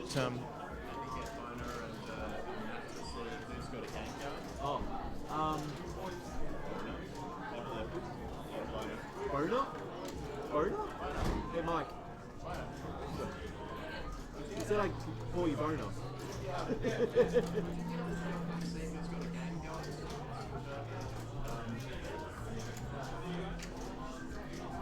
Sorry, everyone. Oh, yeah, we brought it Come up. on, Paddy, do it. Yeah, that's it. Our little shit. So I see that he's exhausted his bottom hammer. Yeah, we've got That's three. fine. Is He's in the Bulls clear.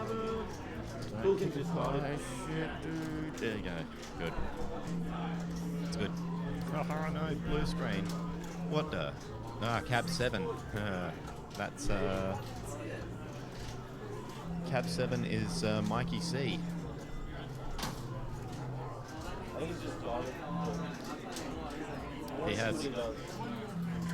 He's one man down already, Mikey. Play It Up Podcast's finest. Ultimate Denizen, Mike Coolican. A hell of a guy. The most handsome man in the Play It Up podcast. Yeah, please, Tyson, go. I'll Slightly more interactive shit. let me move my cabling away. Just hang on a sec. That should be. I'll just flick them like that. Go underneath though. Alright, so I'm off camera. Hello, everybody. Still my voice, though.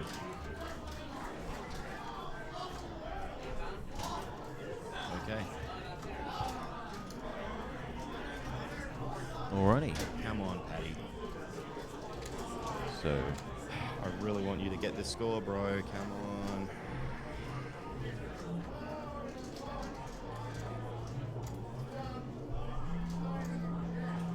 He really deserves it. I mean, that doesn't mean anything in Donkey Kong, does it? He's got that, which is good. Oh, where Twitch? What the? Sorry, guys, just opening up the app. John on number 1 is first man 188. Reload that. Oh no. Oh, good. Much for that. Fireball, please. Alright, get up there, son. Let's go.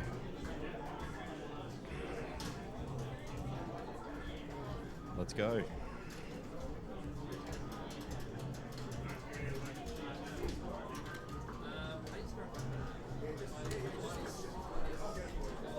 Look at that, Johnny Mac having a blinder for a start. Classic. Sorry, Phil. alrighty, so yeah, we got Johnny Mac. Yep, there. John McNeil there. All men's left. All men left. All lives left. 195, nearly 2K. Three mans in the chamber. Can't complain. L7, loving it. And Paddy, no, get up. That's not hang on a great second. position. Oh, hello. Oh, hello.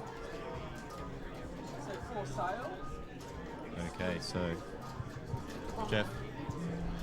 For sale, exclusive Kong Off signed marquee, only $500. Yeah. Or okay, exclusive signed poster, $250. I'm sure it's all for charity. Of course. Yeah. Of course, my charity. Oh, the charity of Jeff. No kill screen, you know, no million points. That's really loud. So just. Sorry. That's good. Why is it so loud? You're getting pretty skid row. Just because you're holding it right up. That's okay. We've all learned, and everything's great. So how you been, Jeff? Same as last year at the beginning of the day, and for most of the most of the session. Oh, Pat's very close. I got to say that I'm pretty sure that Pat's going to chase me down.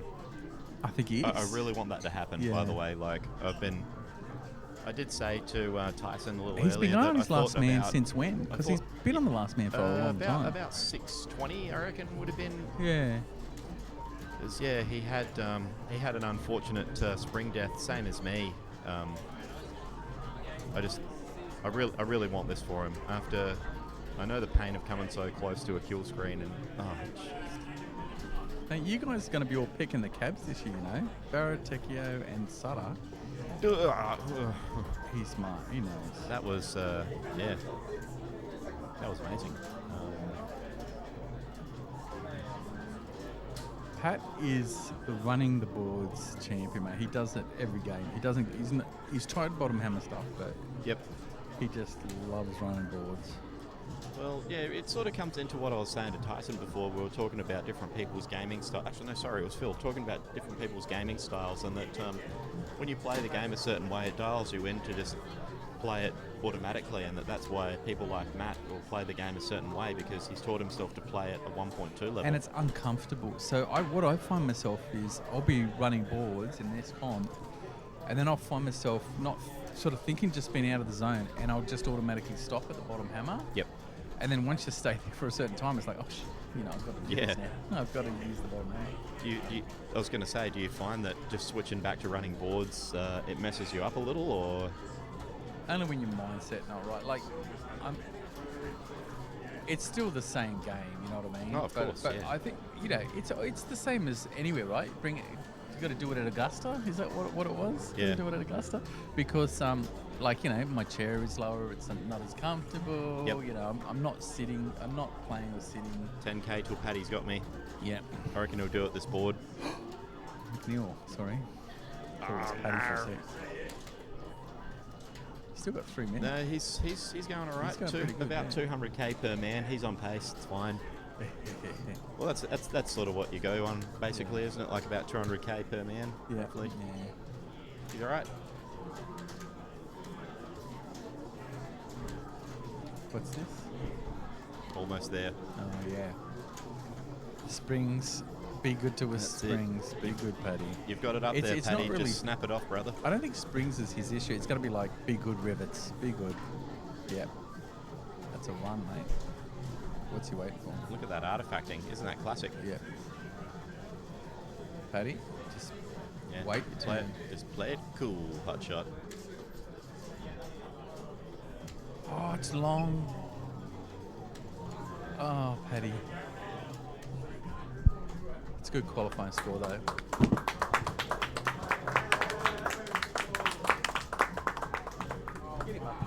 Get him up here. Let's talk about the game. We'll give him 5 minutes to decompress. to decompress and have a chat about it. Oh, damn it! Not quite as close as you got, but similar. Still probably hurt just as bad. Yeah. Especially when you know how far you've got in the game, and so what's that, about 114 boards in? It's fantastic. 115. Yeah, fantastic qualifying score. 114. I don't know how many boards there are. 117. And that's a solid block for third. Yeah, I'm getting pushed down that ladder, mate. Got to pull my finger out. You've got it in you, brother. You just need to bring a bit of that L3 comp fire into it. Yeah, well, the L3 comp was just like Barra and Matt just killing themselves off. It was easy. I was like, oh, it's done. At the beginning of the comp, it was actually Matt killing me off. Yeah. Which is to be expected, I guess. It was reminiscent of We all expected the AKO finals a couple of years ago. Yeah. It was fun being matched up against the King because. Do you know that was one of the first? I've played him in level 3 before a couple of times, but that was the first time for a long. Like I've never played him in AKO. I don't think I've ever played against Matt in AKO. Yep. Matt's just started on cab 3. That's the blessed cab. I should go sit next to him then. Just sit there with the spread. Yeah. Just Ryan. So for anybody that's listening, there are a couple of people that have very different seating styles There's when they're one. sitting in front of a cabinet. So, namely Jeff and Andrew Barrow, both pretty keen on having like a wide stance sort of across and, Wide, and close, and almost high. straddle the cab.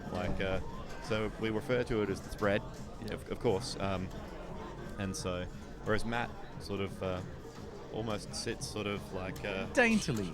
I'd probably say shoulder width, sort of. I'd say like a dainty fellow. Oh, you would? Okay. Yeah. Oh my god. So wait, it's not Pat Silver anymore. Who's No, on it's it? not. It's Matt. Yeah. Matt's actually on I'll Cap update 3, so that. we need to update the text to say. I'm actually going to update that. Oh, okay, if you know It's how. to my car. Yep. If you know how, knock yourself out, mate. I'll move that. I'll drop my cable down so this doesn't get yanked off my head again.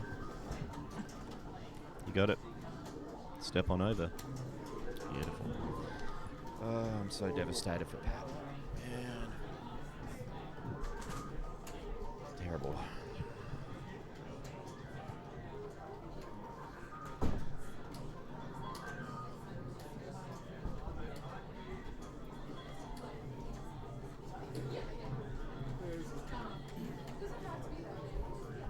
Okay, let's just check the.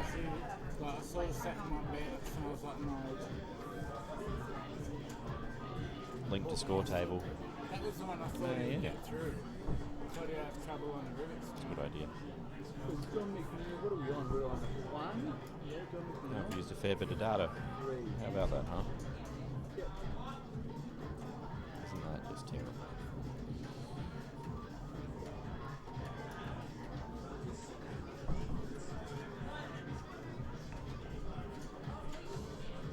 Oh shit, John. John tends to agree with me. Well, there you go. I don't know if you guys heard that on stream.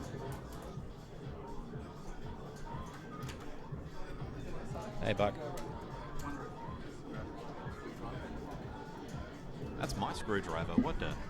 My tools are getting my tools are being distributed out through the venue, which is classic. Classically common. It is, yeah. It's all my tools become communal, which is it's amazing. Love it a lot. Oh, how you doing, Buck? Yeah, look, I think Phil sort of had been keen to sort of try not to interact with chat a whole lot, but I don't mind it because it gives us good content to talk about, especially with you guys who are watching. Then you can offer a little feedback or maybe some interesting points you've observed watching the game. I think it's good. So at the moment we're just let's go down. Just clear the rivet. I don't think he knows what he's doing, but yeah.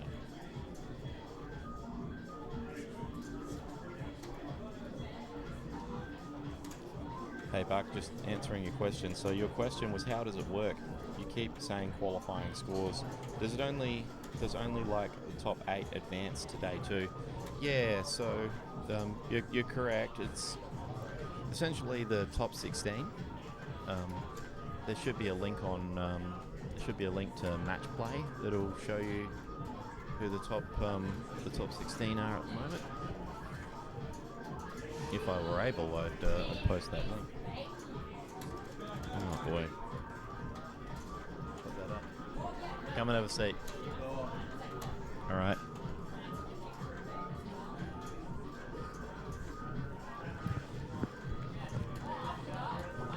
Paddy, my man, how are you doing? Oh, fantastic. That was a commiserations, my friend. that was good. That was good. It was you know what? That's why you play Donkey Kong. It was a hot game, man. We were watching it very intently, and Did you guys not see the death on the bottom girder of a barrel board? Because that happened. What numbers were you on when that happened? Because we clicked like over 100k. No, we clicked over at about maybe 500. And or all something. 3 spring deaths. Just I felt like, to be honest, at the end, that last board, I was like, you can't get double longs in a row that often. I'm just gonna go. And you know what? In Donkey Kong, anytime you cruise, you are dead. Yeah, I know. But I love the pain too. Like, you know, like sometimes it makes it a bit exciting, all the pressure, and you're shaking in your boots. And indeed, I think we both know that very well. Like, we're good players, but we're not going to get it every time. So we get more nerves than the average guy. Yeah, as far as it goes, playing a tough game like that, what's the saying? That steel sharpens steel. And the more that you get into it, you think, oh, I'm gonna watch that next time, and just it's a learning experience. So I knew anyway, like I was a savage. Like at 700k, when I come back from like how bad the start was, like I already knew I was killing it, and then it got to the point where I was like, I don't even care. I just destroyed this game, and I felt like comparing my playstyle to last year, I was bottom hammering on pies.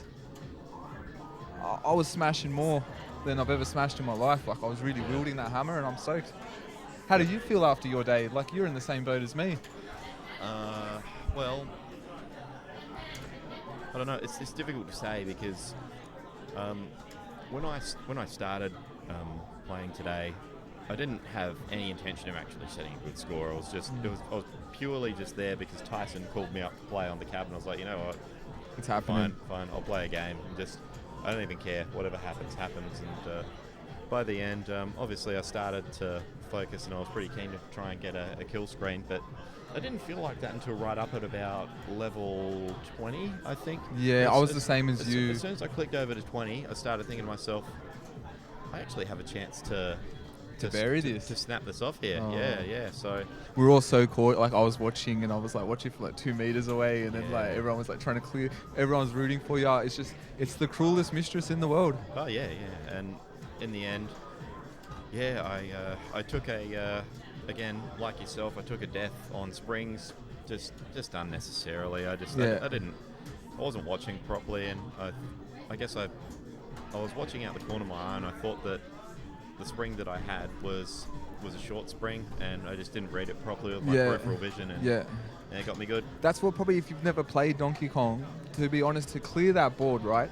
No one who clears that board can actually look at the second spring while still looking at the ladder. It's like humanly impossible. Yeah, you have to look at the ladder and then do the... Yeah, like peripherals probably... Yeah, it's a wild level to clear. Like, until you actually try it on a save state, if you don't play, you'll never know. It's actually, to learn, it's a brutal thing. Yeah, it's tough. But you'd agree with me, it's the only board you shouldn't really ever die on. Yeah, it's the only board that doesn't change. That's what everyone says, but everyone also still goes and does it. So, like the more experienced guys, like our Matts and Barras always say, you should never die on on springs. But you know, everyone does. Yeah. I was pretty excited. I thought I turned a really bad game around, and I think at like 300k I had one man or something. It was ridiculous. I really and then you carried it through. I think you're maybe about 620 or something like that, and you lost your spare life. Yeah. I was it. 826. Third.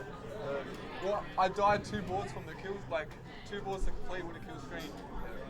That's entertainment. It's the day for it, Paddy. Yeah, it's the day for it. Oh. So that's us there. 826 500 is Pat, and then 830 200 there. Would you not say that up on that joystick feels terrible? It just killed Matt before. So yeah, Matt was playing on that cab. He jumped on just after you. And, yeah, I do not like that. You got to film. I'll send you my control panel one day, and you will. It is like I've taken. I can have a quick look at it. I've taken out all the plastic washers. Like, do you know the? Yeah, they get jammed a little. I think it's like butter. It is like butter. It's ASMR. So you've pulled it apart and put in like some what's the grease? Lithium grease or whatever. For it the is? junior, I just removed the plastic, the one on the junior Oh, CP, right. and it feels so smooth. It's like butter. Yeah. Yeah, you really deserve the kill screen there, mate. Oh, I don't mind. I was actually like, I was really rooting for you, mate. I saw how you were playing really consistent. You were playing some good con. And Yeah. In the end, like sometimes even that's not enough. Like, I love there's- adversity though. It was good. I felt many range of emotions. Closest thing to not being sober is Yeah. like stressing out in a con. Like it's exciting, to be honest. I'm on the edge of my seat every time I get to level 20. Yeah, it's something about it turning over from 19 to 20 that sort of makes me think, all right, it's real now. I would say it's like the championship round in boxing. Usually there's 10 rounds, but when you go for a belt, there's 11 and 12. Yep. That's 20 and 21. Yeah, It's for sure. yeah.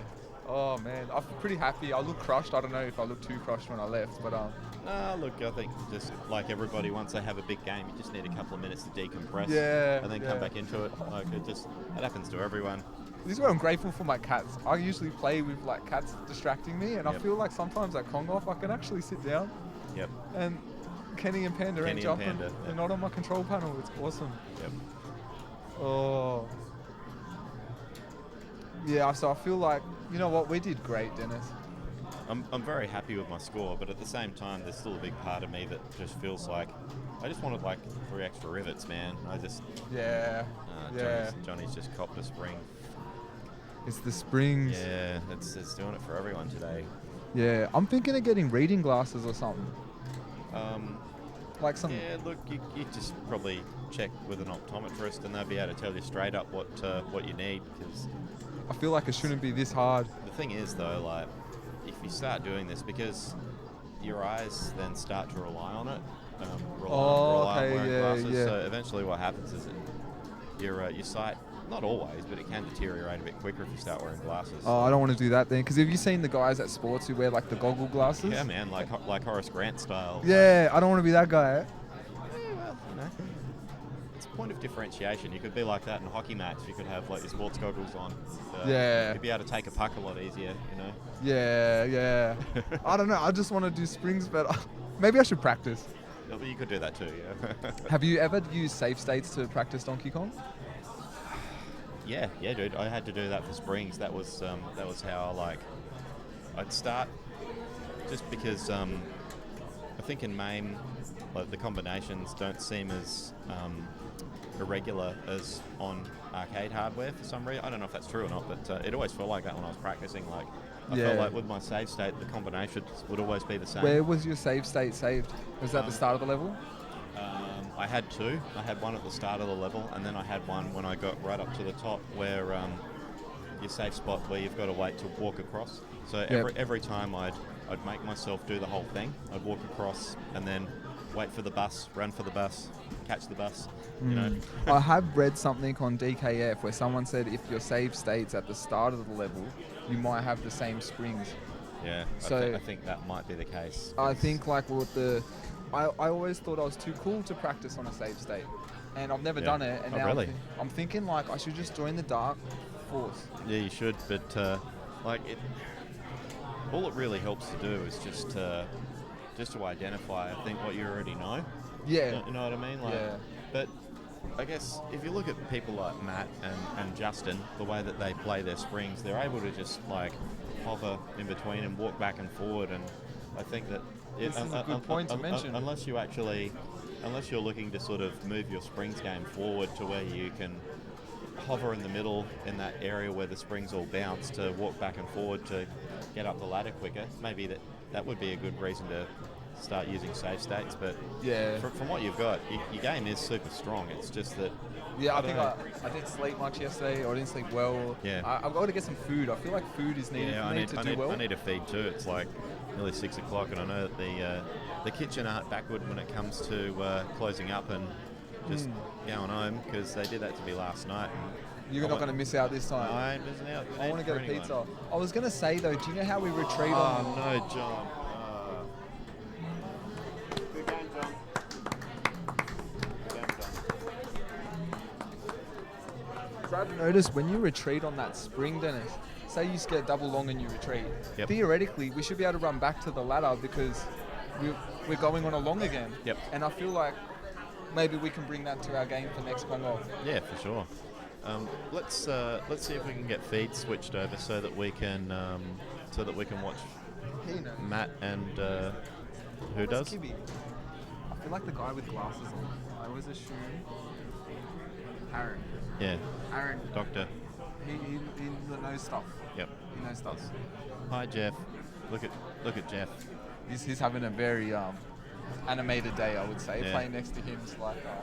This is like his Rocky IV style moment, though. He's gonna get in there. And Yeah, I felt like that's what I was doing. Yeah. I remember at one point in the game, I was like, I need like hate to do well. Yeah. I was like, they're all judging you. Yeah, yeah. And the problem is, you guys are so nice. I think that I kind of did the same thing when I was in the last few boards of the game. I started just feeling like an adrenaline rush instead of feeling anxious. Yeah. Which is very different to how I felt in my first kill screen. Oh, yeah. So coming into this, where it wasn't a kill screen, but it was damn close to it. Couldn't get I closer, felt, really. I felt like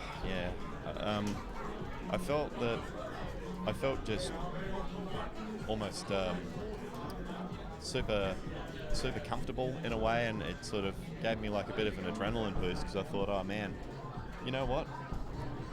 This game, I can do this, you know. Yeah. And that yeah. I just sometimes it's not a bad thing to pump up your own tires a little Oh bit man, like that's that what and I try and do. do it. You got to have that That's what I do. confidence. When I play hockey, I always think like in the dire situations, I'm like, this is the time where I change the game. I don't look to anyone else. Like you gotta. In life, I make it feel happen. like you got to run that torch, man. And Yeah, dude. if someone's going to get harmed in the process, you just run the gauntlet. Yeah. That's what I did on the final spring, and it killed me. I was like, it can't be 2 longs in a row. I just want to seal the deal. Yeah. What They a get- lesson to learn. Yeah, that one thing that used to catch me out for the longest time was like the combination of like 3 longs. You know that thing? Where Yeah. like long. You think, oh, it's only 2, I'll go, and then the third one gets you, and you're like, yeah, great. But Do you want to get out of here? I feel like you need food now. Do you want food? Yeah, I do need a feed, but So I was who can I pull? looking at people who can substitute us right now. Should we get Ma? Look at him. He's not doing much. No, look, don't know if Mark, because he's playing Pinball Masters, he might have a round coming up that he might need to jump out with. Did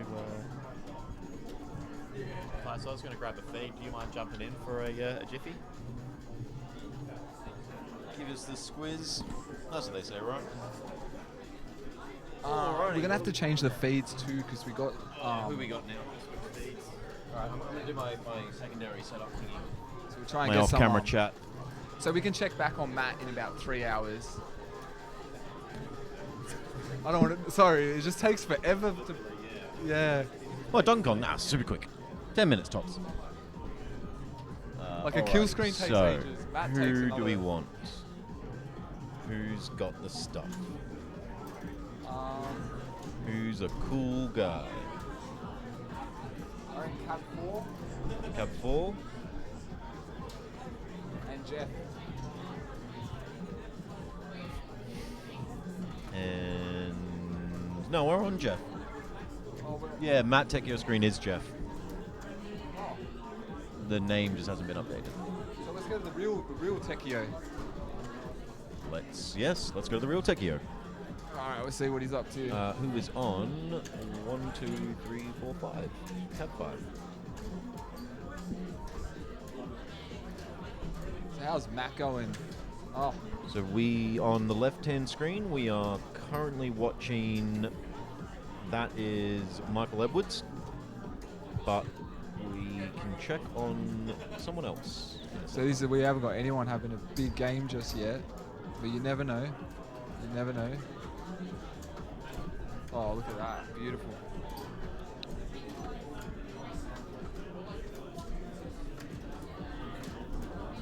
That's a mad camera angle, man. I like it.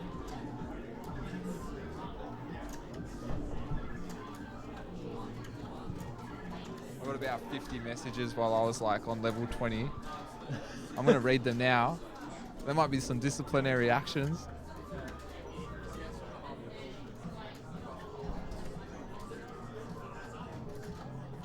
Wow. And you know what? I'm probably gonna have another game later because I won't do that again. And yeah. Oh, we have the man. Ah, it doesn't matter. Great game though. Mike Great Coolican game. there is on a 270k game. So we're swapping over to him on the left-hand side. 277,500 currently. At level 8. Mike Coolican setting pretty decent pace there, in my very inexperienced opinion. I'm hoping he can't hear me right now. He's in the zone. Looking at him across that room. I don't know if you can see him. He's right next to Derek in the red shirt, so he's on the 7th machine. I think he's been waiting for the big game right now. He has been. He's not been happy with his performance so far. I think this perhaps might be touch wood. He's looking to have if he was to go all the way, this would be similar to my like same sort of pace, at 850 pace. Well, hopefully he does it here because he's got a head start on everyone else.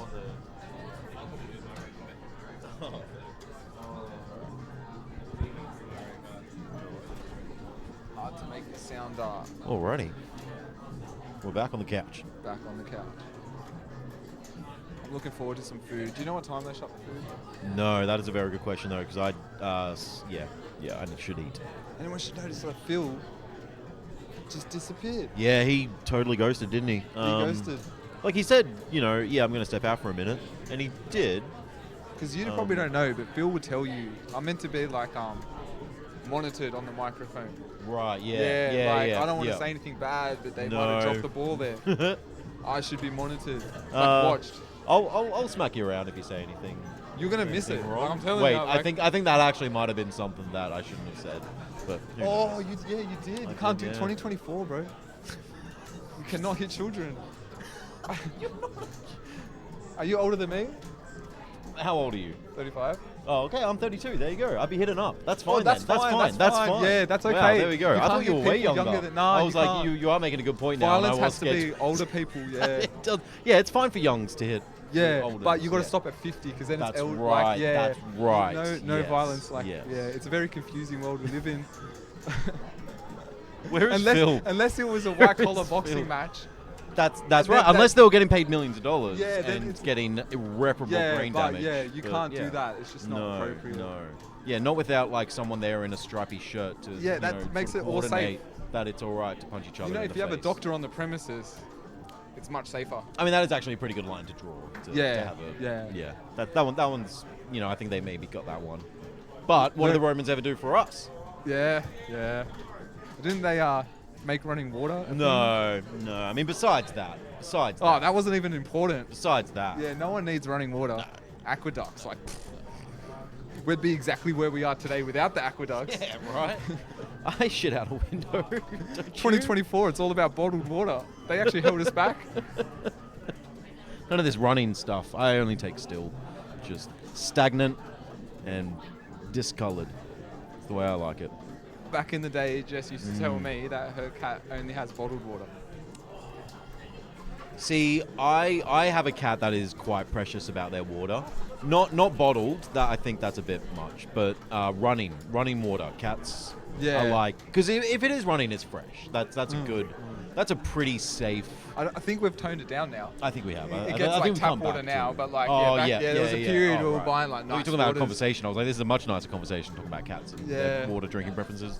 Oh, man. But no, you gotta wean them out of that. Yeah. Which is, for cats can take a long time. Man. Yeah. They're weird water drinkers, man. They know what they like. Yeah. I think like if they are descended from say lions and stuff, like in the savannah, you go to a watering hole, you're courting danger, I think. So crocodiles, all that sort of stuff. Because my cat does like a little moonwalk while he's drinking the water. He shuffles. Right. He's ready to go. If he sees movement, he sees a little predator about to jump out of that water, his evolution, he's gone. He's gone. I mean, he's gone straight to mommy to defend him. A bird flew into the house recently, and I thought, this is going to be red hot. Yeah. The bird was like, we had It's all right. The cat was like, hold me back. It was like Scrappy. Do you know Scooby-Doo and Scrappy? Yeah, He's like, hold me yeah, back. yeah, That's kind of what happened. You're like, all right, mate. Yeah, I'll hold you back. Yeah, I had him like. Oh, come on, Mike. Come on, Mike. Oh, Mike did like a sneaky walk forwards there that I don't know if I approve of that. Beautiful play. Very beautiful nice. play. Very, very I nice. think Mike is he hoping for like a 5-6. I think he would just be happy because he's been sitting at 16 basically all night. I think he okay. wants to get out of that position, Yeah. which he has now. He's already achieved that. It's really because he's mastered the game. Yeah. I think if he just puts more credits in, he's eventually going to be like same as me. Like he knows what to do. Yeah. Oh, like on theory, on practice, all that sort of stuff. He He's absolutely fine. knows it. Great play. But you know, it's Donkey Kong.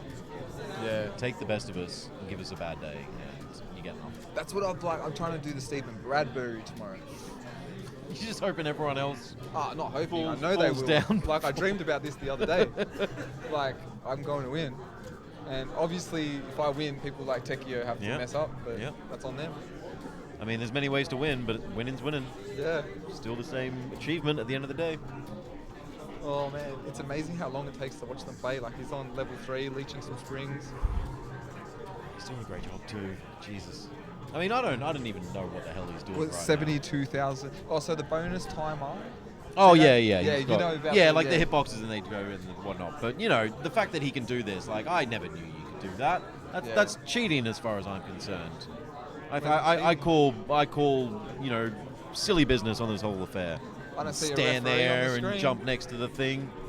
I see a referee. Silly. I'm gonna get my strappy shirt on Oh, and, man. and get this silly business under control. I do know on Twin Galaxies and stuff, they don't want people like standing in one spot to make things respawn. Oh yeah. Yeah, but I Yep. think in this, because the game is still advancing, like the bonus time is still ticking. That's how Yep, like point yep, pressing hasn't yep. had the same. No, that's fair. I get Yeah. that. There's one in Teenage Mutant Ninja Turtles that who did I see do it? I think it was Mark Bell actually. Oh, really? He came into Netherworld one day and he just sat there and there's a point where like an enemy throws an object at you. The enemy's stuck behind like a pole and they can hit a thing at you and you can hit it back. And every time you hit it back you get 10 points. And you can just sit there and he just sat there. That And- sounds like a long slog. And then he rolled the machine and was like, yeah, cool, that's how you do it. And like sort of stopped playing. And was like, yeah, I just wanted to show you that it was that. And was like, yeah, that's cool, but like I get the difference between, you know, that where you can just sit there forever. Yeah. Just hitting one thing over Like, and over and you over gotta again. advance some scores, With advance no the game. timer. Yeah, that's a bit. I think that's where it makes this a bit interesting. Yeah. Someone said, "Oh, you're getting 100 points jumping up and down." I don't know if I like that. I was playing Start to get there Yeah. as quickly as possible and safely. and the game's RNG has to allow it. Like, so I was saying in like I sometimes I play on Facebook Live. So people who aren't interested in Donkey Kong, people that I know from different, they will be on and be like, oh my god, Pat's playing his arcade machine, and like a bunch of randoms that are not interested, and I get some cool comments like that, and I'll say like, reason I do that, or you know what I mean. But yeah, I try and explain if you see someone leeching points, it's like they got lucky and they're going to take everyone they can get. Yeah. And in this game, you get unlucky so often. I Yeah. think the few times you do get lucky, you should take them. Yeah. You should take them. Yeah, it's like bowling when you get a strike on the wrong side. Yep. You know, we Yep. have that. Like, yeah, it's something you don't get paid very often. Take your monies when you can. Yep. You know. Everybody's out here struggling. How's your DK game? Oh, terrible. Terrible. So, yet to crack 100K. Oh, yeah. I keep thinking it would be nice to do that here at a con, right? Like, get my first 100K game, maybe start going up from there at my first Kong off. I think it would be cool. But that means that I don't play that much because I don't want to get my 100K somewhere else. Oh, Mike, why did you make that decision? Oh, I was watching Tekio. So he had a fireball on the left and the right, and instead of going down the ladder, tried to jump to the left. He rolled the dice on that one. Yeah. So he should have just retreated back lower. We need replay on this. Yeah. We need replay. But yeah, 100% anyone who saw that. Exactly the same situation. The two fires were there. He went there and wanted to go back. Yeah. Unfortunate for Mike. And this is where you watch out for. So he's on the verge of a great game for him, like what he was expecting. He wants about a 500, I'm imagining. You don't want to lose lives in clusters. But he's pretty smart. He knows the left side is always easier to go up than the right side because they move right faster than they move left. Sure. So yeah, he knows not to bother with the right side in a tricky situation. So realistically, he can clear another 7 boards and have that 500 and then start marching on level, 13, 14. He can have a big game here if he if you avoid the climbing ladders a bit early now. He's getting a bit stressed. It'd be cool to see him move from 16. Like, he's a great. Oh my God, man. That was. Jesus, great player. Great player. I just would have walked right into that. I was like, oh, barrel, dang. Oh my God. So this is where I was saying he's lost a life, and the reckless abandon has gone up 3 notches. Yeah. He knows he'd be freaking out now. He's like, why am I doing this? I do it too. Everyone does it, but Mike, hey, don't die now. Anything you can walk away from, right? Yeah, that was insane. That was like 3 near deaths. But like we said before, it just paid him $5.5 grand. Yep. Well, that was good. I just had a ching ching from one of the pinball machines. I think it was actually trying to, pay out for the DK as well. Ching ching, baby. Oh my gosh, Get Mike. it done. I want to see him get this 400 now. He's about 1 level away. 400's a good milestone, because Mike doesn't play as much as the other people. Yeah. So that's where DK's a grind. He does this weird walk forward. Yeah. So I'll explain to anyone listening, you can see the 3 up arrows on the top girder there on the right hand side. If you stand behind the 3rd peak, you will never get hit by a spring. So that's like the safe spot, and then the second safe spot is Matt's crazy. Yeah, the second safe spot, did you say Matt's play then? No. Oh. As you were commenting, I sort of looked over. Oh yeah, go down. Yeah, I like that one. Then now again. Yeah. He courts danger. Loves it. Oh. These guys.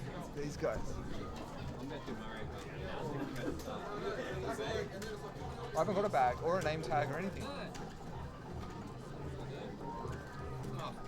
I just got a badge. I got a badge. Did you go to the check-in booth? Yeah, I think it's 373. You know what? That's a good game, though. That's good. It's a good game. That's a good game.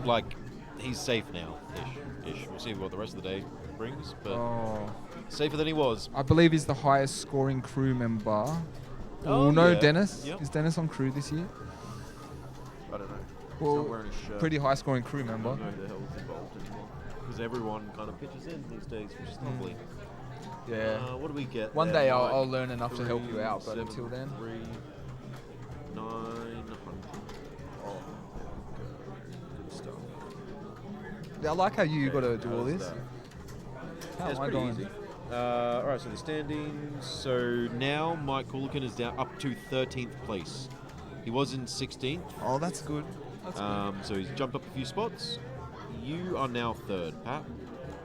You know what? Yep. I think I'm pretty fly for 3rd. I think you're pretty safe there. We very well may have another 800k game. I'm just not sure if we're going to see the million point tonight. Yeah, I think as well. So what time are we at now? 5. Yeah, it's basically 6 o'clock. There's two It is 6:10. players can only say if you're gonna have, I think a million point game's about 3.5 hours. Yeah, so you got to start now. Yeah. Yeah, so they've got about an hour and a half to get one of those games going. All right, well I should probably get started then. Yeah, so gotta how get that do I million point get- game in. Yeah. I'm in. Oh, I got it. Oh, we got Neil coming. So if we get Neil. Well done. Do you guys want to take over for a little bit so I get some food? I think we're both hungry. Oh, I'm good. I'll look at it a bit later. I'll chat. Do you need any food or anything? No, I'm good. Thank you. Do you guys food and stuff already? I feel like it's hard to eat. Oh, I'll get some a bit later. I'll chat with Neil. How you doing, mate? Yeah, good. Good. I don't know, this couch, something about it, kind of makes me want to take my pants off. No, it's good for the back. It is actually quite nice. I am enjoying it. After sitting up stiffly. Oh, sorry. I just realised I should probably swap the machine. Who do we want to watch? Who's been playing for a while? Matt. Oh, you've got Matt up. We got Tekio up. Let's put Greg Pell on. Greg Pell. Yes.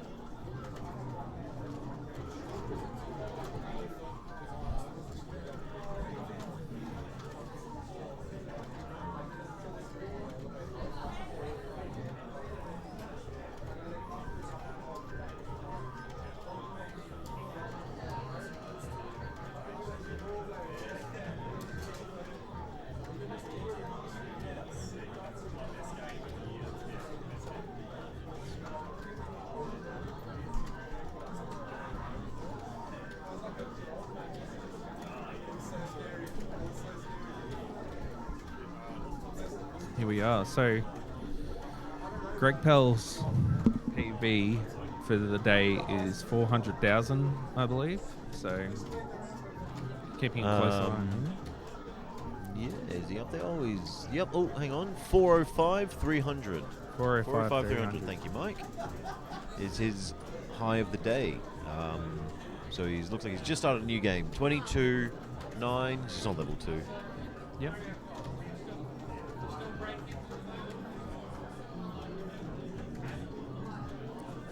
How you feeling with today's result, mate? Got the kill screen? Well, good. Got the Yeah. Did you get your $500? I do now. You do now. Sorry, I gave it a fill. Yep. We can maybe actually do slightly more of a ceremony of this if you like. I will give it to you now. Yep. Kill screen bounty. Thank Give it you to you very now, much. and I'm going to shake your hand because congratulations. Thank you. That's Thank that's you. very good, Neil. That was so we do $500 bounties for anyone who's interested in participating in Kong Off. $500 bounty for the first kill screen of the day, which has just gone to Neil. Well, he achieved it a while ago, but the money has just gone to Neil now. And there's also $500 for the first person to get 1,000,000 points. That can be achieved on the same game. You can get the 1,000,000 points and then a kill screen on the same game and pick yourself up $1,000 if you're a good DK player. Yeah. That is just a side prize to the actual prize of winning Kong Off, which goes with a belt and another cash prize and a bunch of other things, I'm sure. So yeah, that's just that little thing. Maybe we'll get that envelope back off you again later and we'll do like a more public thing. Yep. But take the cash and put it something safe. No, So, yeah. That's all good. And then we'll just give you an empty envelope. Yeah. For everybody to Well, I'll frame it, right? give it, Yeah, yeah, exactly. it's Yeah, like, yeah. And then we can all clap and cheer and give you kudos. Yeah. So, like, I feel good about it because I wanted to put up a good score. Yeah. And got the kill screen. I think you did a pretty good score there. Yeah, 800 and something. 860 something. Yeah. So, I'm actually like. I was trying to, or my plan for today, or what my goals were, was to get into the top 5. So, and you're currently number 1. Yeah, that Pretty good. Will most likely change. But pretty good. Yeah, I'm pretty happy with that. You can't snub it. Who are you afraid of? Who do you think you say this may change? Jeff Sutter. Right. I am mortified of playing Jeff again. I beat him last year. Yep. We had a really good game. He took me to 580, which is that's a big that's a pretty high score, like head to head. But Jeff's really passionate about Donkey Kong, where like a lot of passion, like from Tekio and Barrow, has probably slipped over the last couple of years. But like Jeff plays every day. Yeah, he's a 1,000,000 point player. Knows the game inside and out. Yeah, and the passion's there. So yeah, that's who I'm really afraid of. The other person that I would be more afraid of would be Shane Saul, because he is a constant top 2 player. Yep. Does so well at these events. Unfortunately, he's not here today, and it's always a shame. It's a loss. Yeah, it is a loss. So, but yeah, certainly opens it up for other players like myself, I suppose, to perform well. So maybe this is your year. Oh, look. I should say it's different with head to head. You know, like I did that on my 3rd credit. You know, on my first 2 games was so much poorer than that. You know, so yeah, anything can happen tomorrow, and I understand that. But today, I just feel it's like just putting yourself in the best possible position. Yeah, being able to choose your own cab is important, I feel, and certainly playing the lower seeded players. Yeah, that is big ups. Have you decided which machine you're going to pick tomorrow? No, I'll probably like tinkle a little bit tonight. Yep. Just like not have proper runs, but just get a feel for like machines and how they play. Yeah, Sure. So yeah, that's not decided yet, but I am putting that kind of effort into it, I suppose. That strategy, yep. Yeah, Good. to see what would be best for tomorrow. Fantastic. Yeah. And as it stands, who you would currently be against John McIntyre? As it stands. Yep. That may change. That definitely probably will change. We still have 4 hours to go. Yeah, for sure. Yeah, I'm sure that will change. But yeah. That score is currently 294-100. That is our lowest qualifying score for the day. Yeah. Which is huge. Yeah. Huge. That's 300,000 points. Yeah. Just to qualify. Yeah, that's someone who's got like the basic fundamentals down. Yeah. Yeah. So, yeah. Oh, Yeah. Look at that position with Greg. Sit there all day. So Tekier's got his start, which is good. I think he's had a struggle to get a start without losing a life, so it might be a point tonight where he decides to play a bit more comfortable and not his 1 million point game, but we'll see. He is pushing for points hard this week. Yeah. It feels. I don't think he... I don't know. I don't think he really slows down for Kongoff. Like, he puts in a 1.1 kind of game. Yep. Which is how he plays. So it's kind of smart. Like, he doesn't change the way he plays because that's what he knows now. Yeah. You know? Yep. That's where he's practiced. Yep. So, yep. You want to stick with it? That one there? Or is that yours? No, that's not mine. Yeah. Awesome.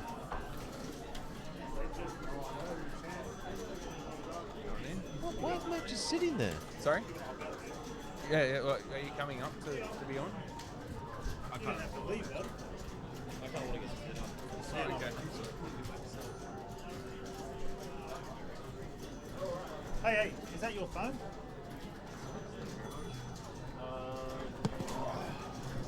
This couch eats phones. I've noticed. Like there would be a heap of cash if you want to go out later under this couch for sure. Heat of what? This. Let me swap sides of my bad eye.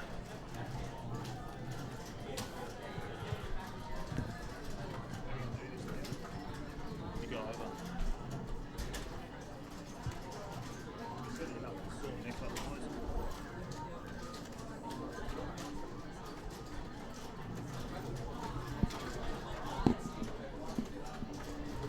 There we go. I can play Donkey Kong, but I can't change seats. How's that?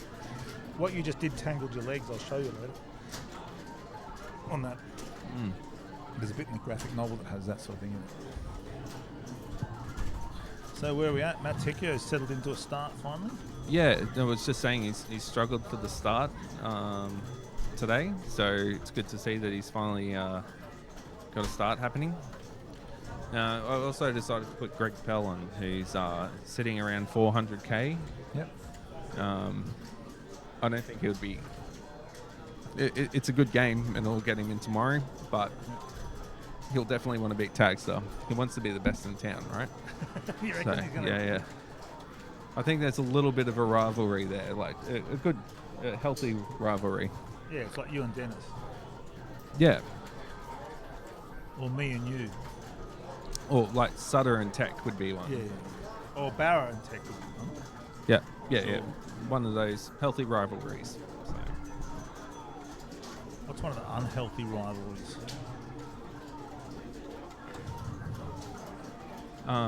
It's usually the player against themselves at the Commonwealth, isn't it? Yeah.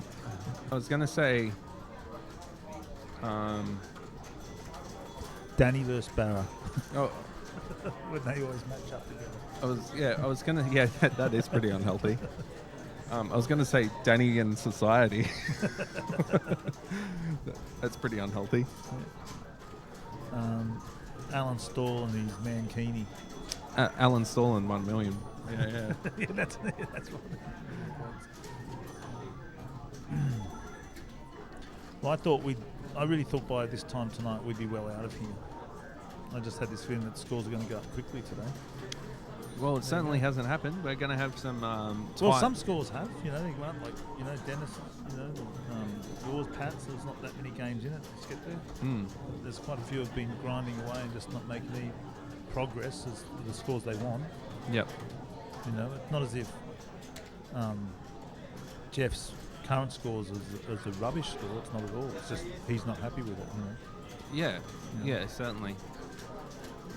And I don't think anyone's out there to get a PB in this, but just something around what they usually get kind of thing. Yeah. Especially Jeff, who plays like every second day kind of thing. Yeah. Yeah, it's not like he comes here to play Donkey Kong. Yeah. He comes to play it, but it's not like he's short of playing it at home. You know, and putting big scores on. Yeah, this is the best day for Jeff because it's just like he's at home, but like he's got all of his mates around, you know? Yeah. Yeah.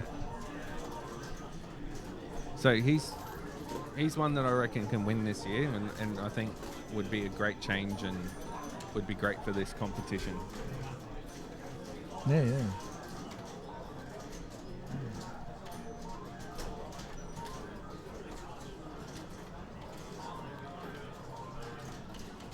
So Greg's got his start as well, which is great. He'll be stoked with that. Yep.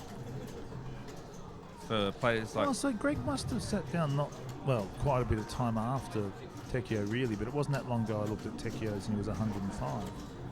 So when I came back in from outside and had a glance at his score, so... I thought I just hadn't looked at his score. I just assumed Pelly had just sat down and just started. Well, Greg will quickly catch up because of the way that Tekio plays. Yeah. So, like, Tekio plays an incredibly slow game to get maximised points for every board. Yeah. So this would be a perfect example of the different styles that are played. So Greg plays the same way that pretty much everybody else does besides Tech and Barra, which is... and Jeff, which is just to run boards, because that's what we're comfortable with. So, but no, he's chasing 400k, Greg, to try and improve his position. So he's currently on 405 for today, and there's a couple of low 400 games that he can chase to get into to increase his score of his place. He won't be disappointed with 500,000. He'll be fine. If it's 500, he'll be happy with that. Yeah, for sure.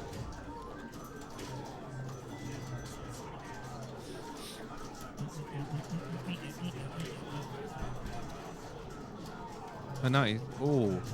Tekio, he is great to watch. Like, some of the stuff that he does so comfortably would be like an awkward position for most. Yeah, well, any one of these moments I could be dead in this game. Just like you could be. Yeah, just like, oh yeah, missed that. Like a heart attack? Or? No, yeah, well that too. Okay. But just stuff like here going on. Yeah. You know, just something go wrong.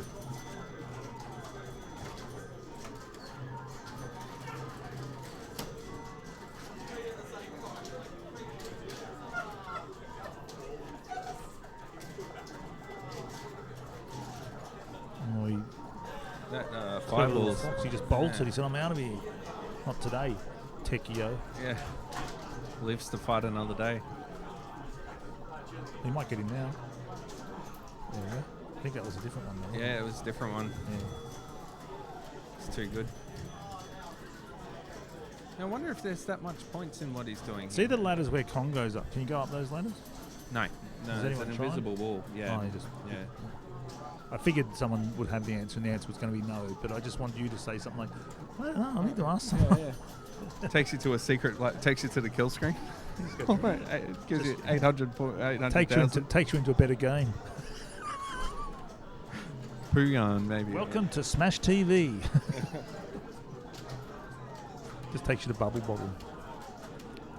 So Greg's had a couple of deaths after that start, unfortunately. Like, to lose 2 lives after getting a start on level 5 is really disheartening. Yeah, I didn't want to mention it.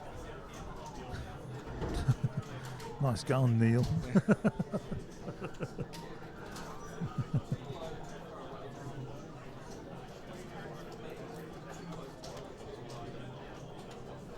Just waiting for like particular cabs to come up. Well, you're going to go play, are you? Yeah. Oh, you're keen to play again.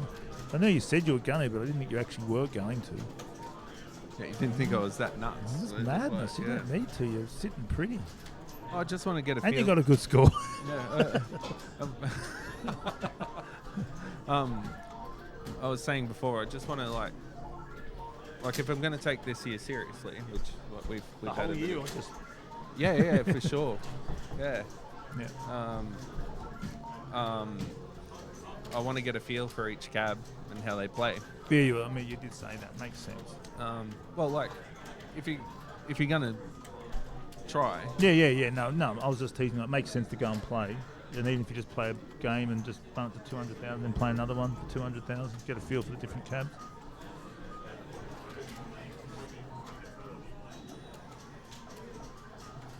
The room has emptied out a lot. I think a lot of people are going to get something to eat, but yeah. I mean, I don't know what time even I'll hang around to tonight, really, because I think it's going to be a late one. Yeah, I think you're right. All right, I might just sneak on a cab here if that's okay. Well, it's free. Yeah, that's fine. You want me to grab someone for you? I'll see what Dennis is doing. If he feels like getting back on, or Patrick, or he was just here, wasn't he? If someone's interested. Or Mike, whoever, I don't care. See what Mike's doing. See what Mike Cooligan's doing. Sorry? Yeah. He's just there.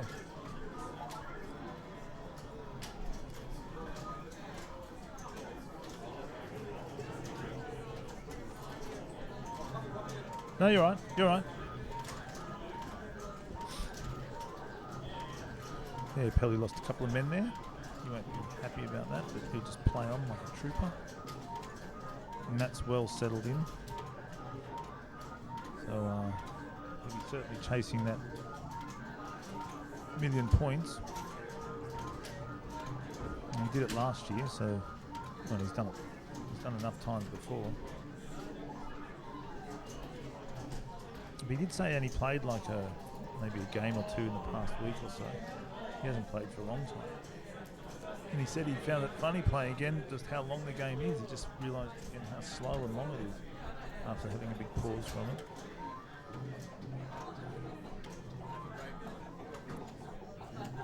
Looks like Jeff's just finished his game. He had a game going, so it must have not gone too well.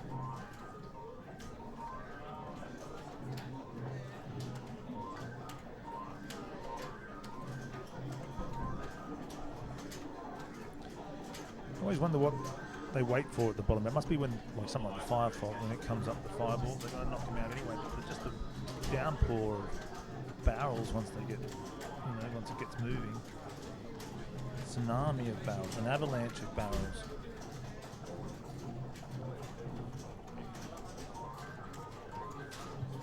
All right, what's happening over here, Phil? Just hanging out with you, brother. Pelly, Tekio, Yeah. Phil on the couch. Mike Cooligan and the gang. Hello. The Cooler Clan. Yeah. Mr. And we got Greg, 150, Matt. Points pressing hard. How's Matt looking on the? Oh, he's 7th, 602. Okay, that's pretty. Yeah, it's pretty low for Well, him. Yeah, I was going to say pretty high, but No, it is high. for him No, it's but low. just for him, that's why he's not happy with it. Yep. Yeah, he was getting pretty frustrated before, just not having good luck. And what's going in your game of refurbished retro consoles and Game Boys and all that jazz? Oh, yeah, it was the Atari 2600 last Yeah, in preparation for the Australian Classic Console Championships. That was a nice teardown. It'd been sitting in the tub for oh my god, Matthew. Yeah, had to pull it apart. It was one of the ones that got hit with a mold in the games room in 2019. Do you buy the new ones? Like, they just re-released the Atari in that, like as a console? Oh yeah, don't need them. I got the games on one. No, I wasn't sure if you bought the new ones. Just, Nah. No, I was just curious if you were a collector in that way at all. No, not at all. Yeah. With the collection I've got, it's pretty much I've collected the things I want to play. So yeah, I don't need to expand. I'll spend the rest of my life playing the games I have now. That's There may be some new things that pop up, but Yar's Revenge. Yeah, I got that one. Yeah. Played it. Did you ever talk to Rob McCauley about it? Actually, did testing for it for the ACCC games, but the track, it just wouldn't work. I think the score was disappearing as you finish, or it doesn't show us a score if you, I don't know. Do you know Rob McCauley had the world record on that? Oh, did he? Yeah. And wow. That's probably one of the earliest entries into the Twin Galaxies leaderboard is his Yars Revenge Atari 2006. way. Oh, from Australia. Yeah. From Australia.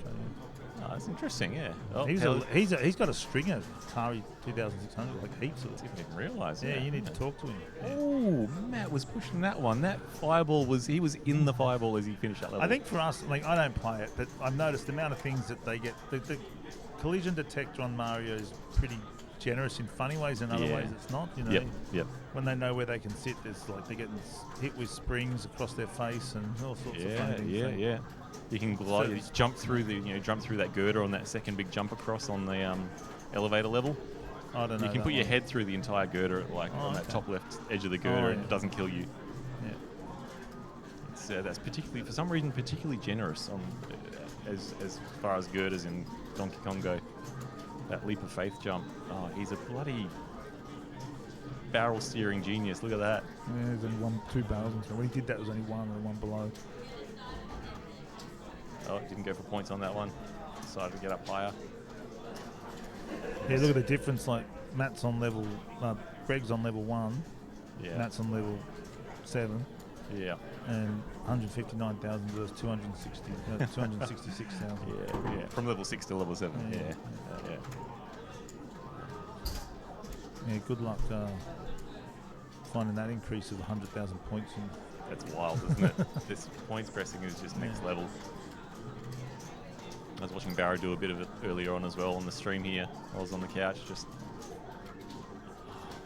I would lose interest very quickly.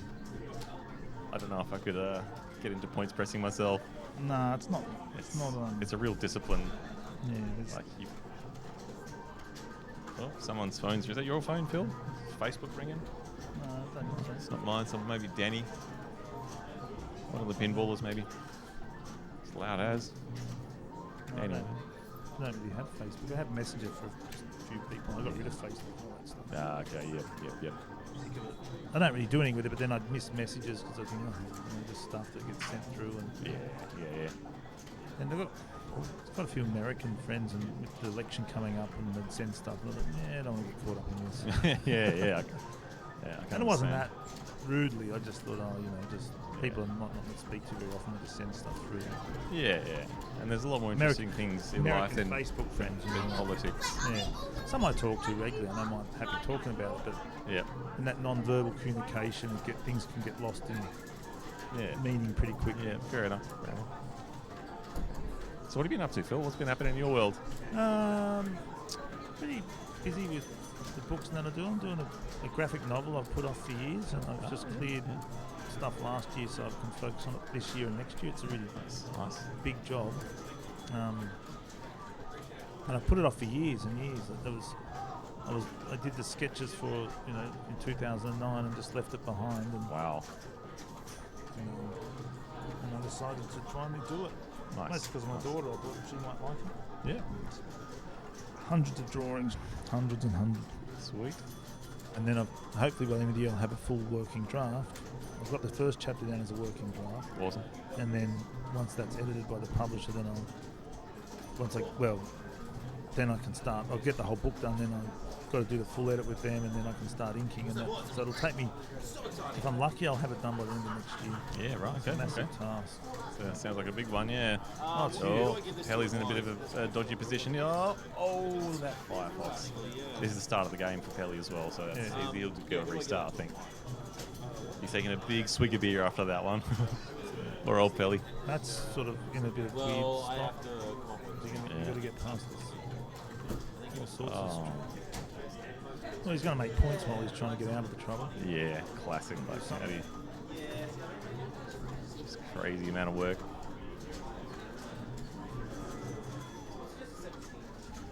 He did it, though. Yep. I'm currently sitting at 13, so I'm keeping an eye on it because I don't want to get comfortable now. I think I need to push to a 450 myself, so I don't want to get. Oh, you go when you want to, mate. I will, yeah. I just got to keep an eye on it, like. Well, if you want to go play. Oh, there's no space, is there? Not at the moment, yeah. 505. Yeah, even if I broke into 400s, I'd be very, very happy. I was pretty close. I should have. Yeah, just a few silly mistakes, not playing enough to keep those little complicated moments where you really need to react on the spot in a clever way. I've just been missing doing. Without the practice, you don't experience those as often. So it was those things that were killing me. Yeah. Might put the mic. Yeah, I was just saying, you've had some good games, and I think if you do, you'll get a 500 today if you want. Well, you hope so, yeah. So, Matt's got a pretty good start, eh? Yeah, Scary. yeah. Scary for people like me and Dennis right now. Do you know what we need? We need a pace chart. We used to do it. Early Yeah. on we used to do it. We used to crunch the numbers and do it, but no one recorded the score at level 5, so before to get the start, to do the pace. 110k or something. We used to do it, and then we used to do lots of things back then, like little things like that. And I don't know. Back then, earlier Kong-offs, I used to pace and talk about pace a lot, and in the end, it was sort of felt, well, rarely does anyone actually meet the pace of their game, so it didn't really matter. Fair enough, yeah. I've been. I'm outside of Pace World. I have never looked into it, never bothered to learn about it. I've seen people with charts on streams here and there, but yeah. Well, early on, it was because some of the early Kong-offs, the scores weren't that high. So it was a good way of showing their skill set. You'd say, hey, look, their pace is this, and they might only get 300,000. So you sort of got an indication of what their ability was, but their consistency wasn't there. But now the consistency's there. Like, we got, like the scores of, I can't see it from there, but we got 800,000 points, haven't we, or something? Yep. Yeah. So pretty good. That's awesome. quite nuts, yeah. It's good. Really good. So that's why I sort of I stopped doing it. Fair enough, yeah. Look at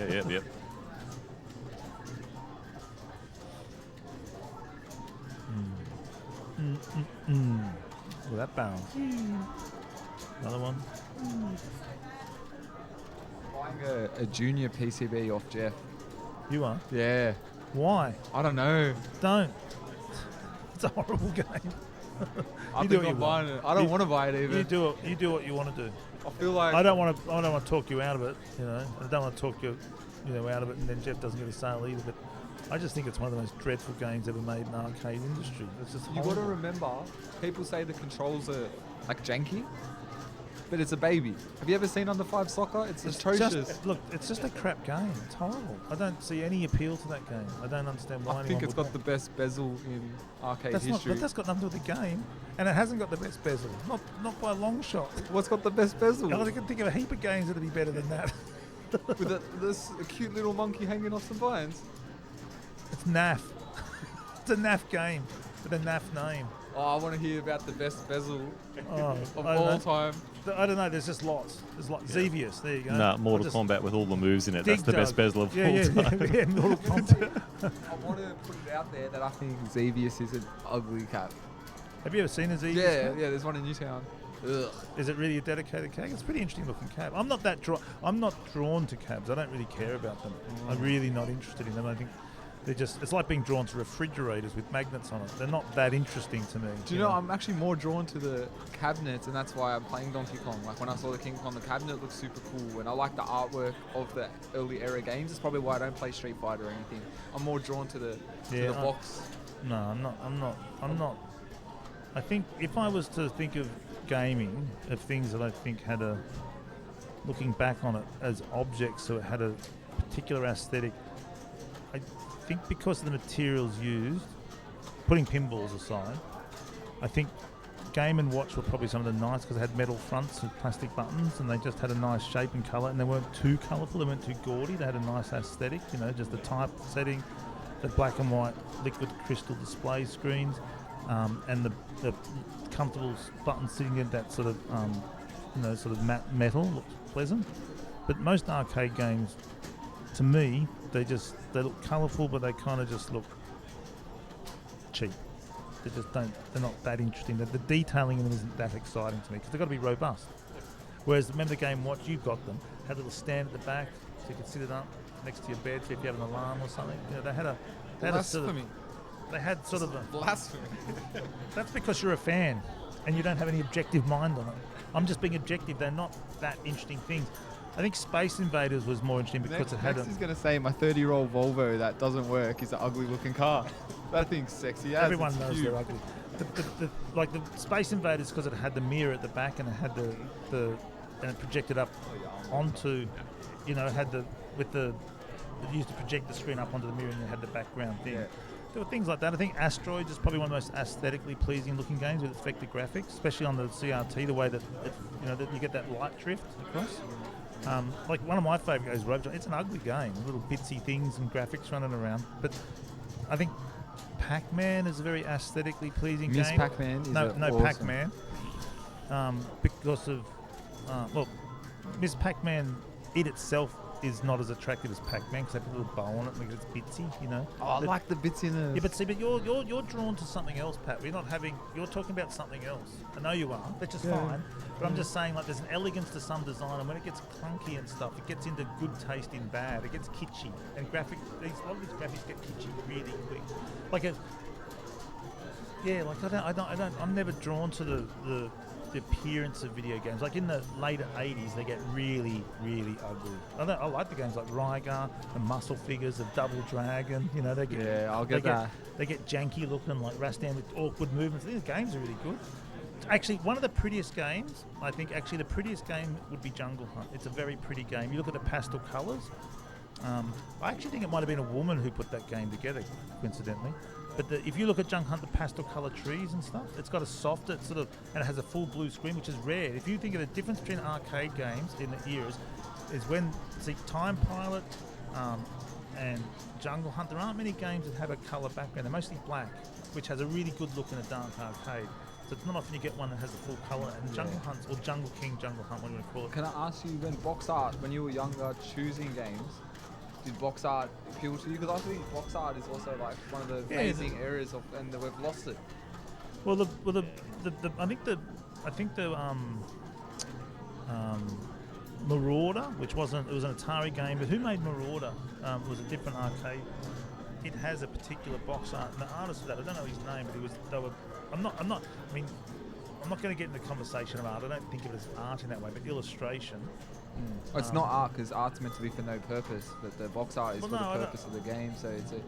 I don't want to get into that conversation. It's too weird for me. I mean, it's too much. It's too much. Marauder. I think that's how you spell it. Marauder. I had an argument with someone recently, and you're saying AI art is art. I'm not having this conversation. It'll just piss me off. I promise you, I'll fucking lose it. I can't stand for that. Like I'll fight over it. Well, it's shit. It's not art. It's not art. 100%. Yeah. Like you need to get punched if you think computer art is art. But it's to do with. And I don't want to talk about it because it's just too. Look at him. He's going to start. He's getting so mad. Well, the point is that there's nothing wrong with AI assisted art. Don't have a problem with it. But AI as an end in itself. So basically, AI assisted art is a tool that complements humanity. AI as an end in itself is an insult to humanity. It's 100%. Like, I don't need to think anymore. Here you go, this is Marauder. I need a Tiger Vision. But I think that's pretty solid illustration. That actually captures, I'm not saying it's great art. I don't see that as art at all. Yeah, wow. Me and you are on the opposite ends of like beautiful art. I don't think we have it. I don't think you have an idea of art, to be honest, Patrick, because I've had this conversation with you before. You have the idea of pictures and graffiti art and stuff. That's a world away from my interest. But the thing about Atari boxes, the original ones like Missile Command, they had a really good, elegant graphic design. Like Missile Command was and Pong. Remember they had the guy playing that with a weird tennis racket looking thing, the Scoopy thing? They had a really imaginative aspect. And when I was a kid, those games came out, you had to lean into those graphics. Yeah.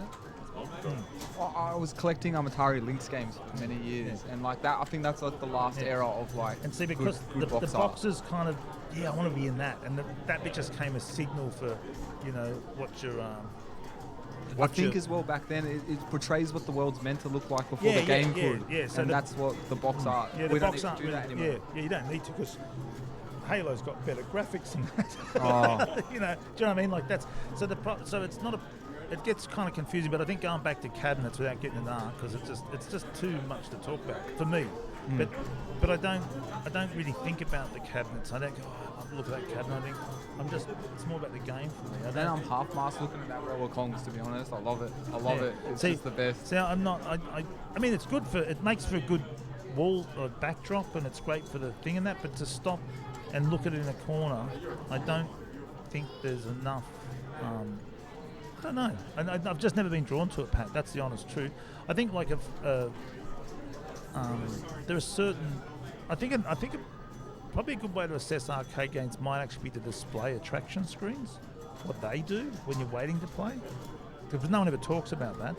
And Robotron has the Williams with the balls going around. It does that with the W's going around. It has this weird like carnival kind of look about it.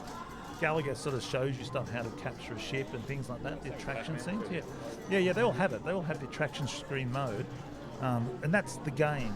This other stuff is just decoration. Actually, one of the more interesting cabs, if you want to look it up, or if you want to, is the Japanese Gallagher cab. They were white.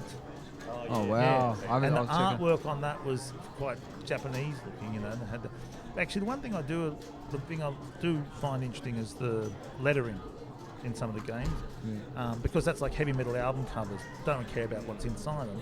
But to be fair to what you're saying, I think it's for the arcade fans. I guess it's like album covers as teenagers. That's kind of our introduction to what we think art is. Like, Dark Side of the Moon, that's a cool album cover. You know, there's like Sgt. Pepper. I mean, just chicken big famous ones. You know, there's certain album covers. Yeah, that's a sweet album cover. I remember the band, but I was too. I don't know. Oh, I don't know. Well, like Oasis with that crab in the water. My favourite was that Blink 182 lady. I thought she was hot out.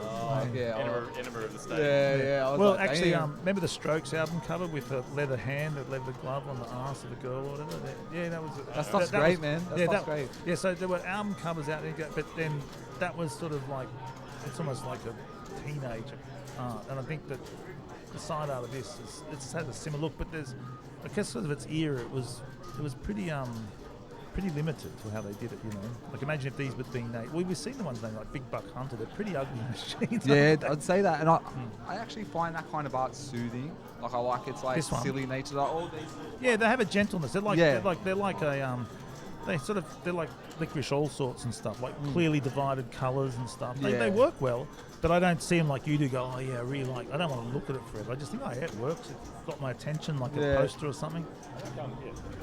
So, like, I really like the Ghosts and Goblins side art. I mean, talking about side art of an arcade cabinet in general, you saw the arcades in the 80s, maybe early 70s, late 70s, no? Yeah. And so all those cabs are lined up side by side. You're not going to see any side art anyway. Like, well, the thing was that you didn't get many dedicated cabs anyway. Yeah. So, and when they was like, in Australia especially, I guess so. So I saw most of them when I went to America, but the thing about it, if you're talking about design, like the graphic design in cigarette cases was really well done. Like Marlboro, Benson Hedges, that was really good. The extended ascenders of the L and B and Marlboro, how it went high with the wine that came with the red. And when you think of what the purpose of it is to track you to it, and cigarette companies realised early on that if you started smoking Dunhill, you probably stayed with it forever. So they had to get your attention early to buy that cigarette box. And now that apparently now that all that's gone in countries like Australia, people move around the cigarettes. They just buy whatever's cheapest. But you had to get them in. So they used to use really good textures and papers and the unwrapping of it with the gold. You know, you slice around and the gold inside. Soil, the foil. Like, it's like it's essentially what you see on Facebook with an unboxing. Unboxing it had a thing, it had a quality. The Peter Jackson things, like they had that little rip pool. Yeah. All that's gone now. Because I actually remember that. Like, crazy that has changed. Yeah. So when you look at it like that, like the whole thing of graphic design, there's probably a better way of talking about it rather than art, because that's confusing to me. It's not really art, it's branded. I know what you mean. Well, it still can be very stylish, because it's just that we call it art for the sake of conversation. But I think that there's always a lot of conversation about the design and art and stuff of video games, and I think it's it blurs an idea. So let's just call it art for starters, for fun, which is fine. Well, the game, I would say, is the art, and the graphics are secondary. Like, it's the game, how it plays out. Like, Tetris has probably got one of the most ordinary graphics ever, but it's probably one of the most... Best games in the world. Probably one of the best, if not... it probably is arguably the greatest video game ever made. Like, it's just such a simple idea. Yeah, it's the smartest idea. Yeah, it's a really clean...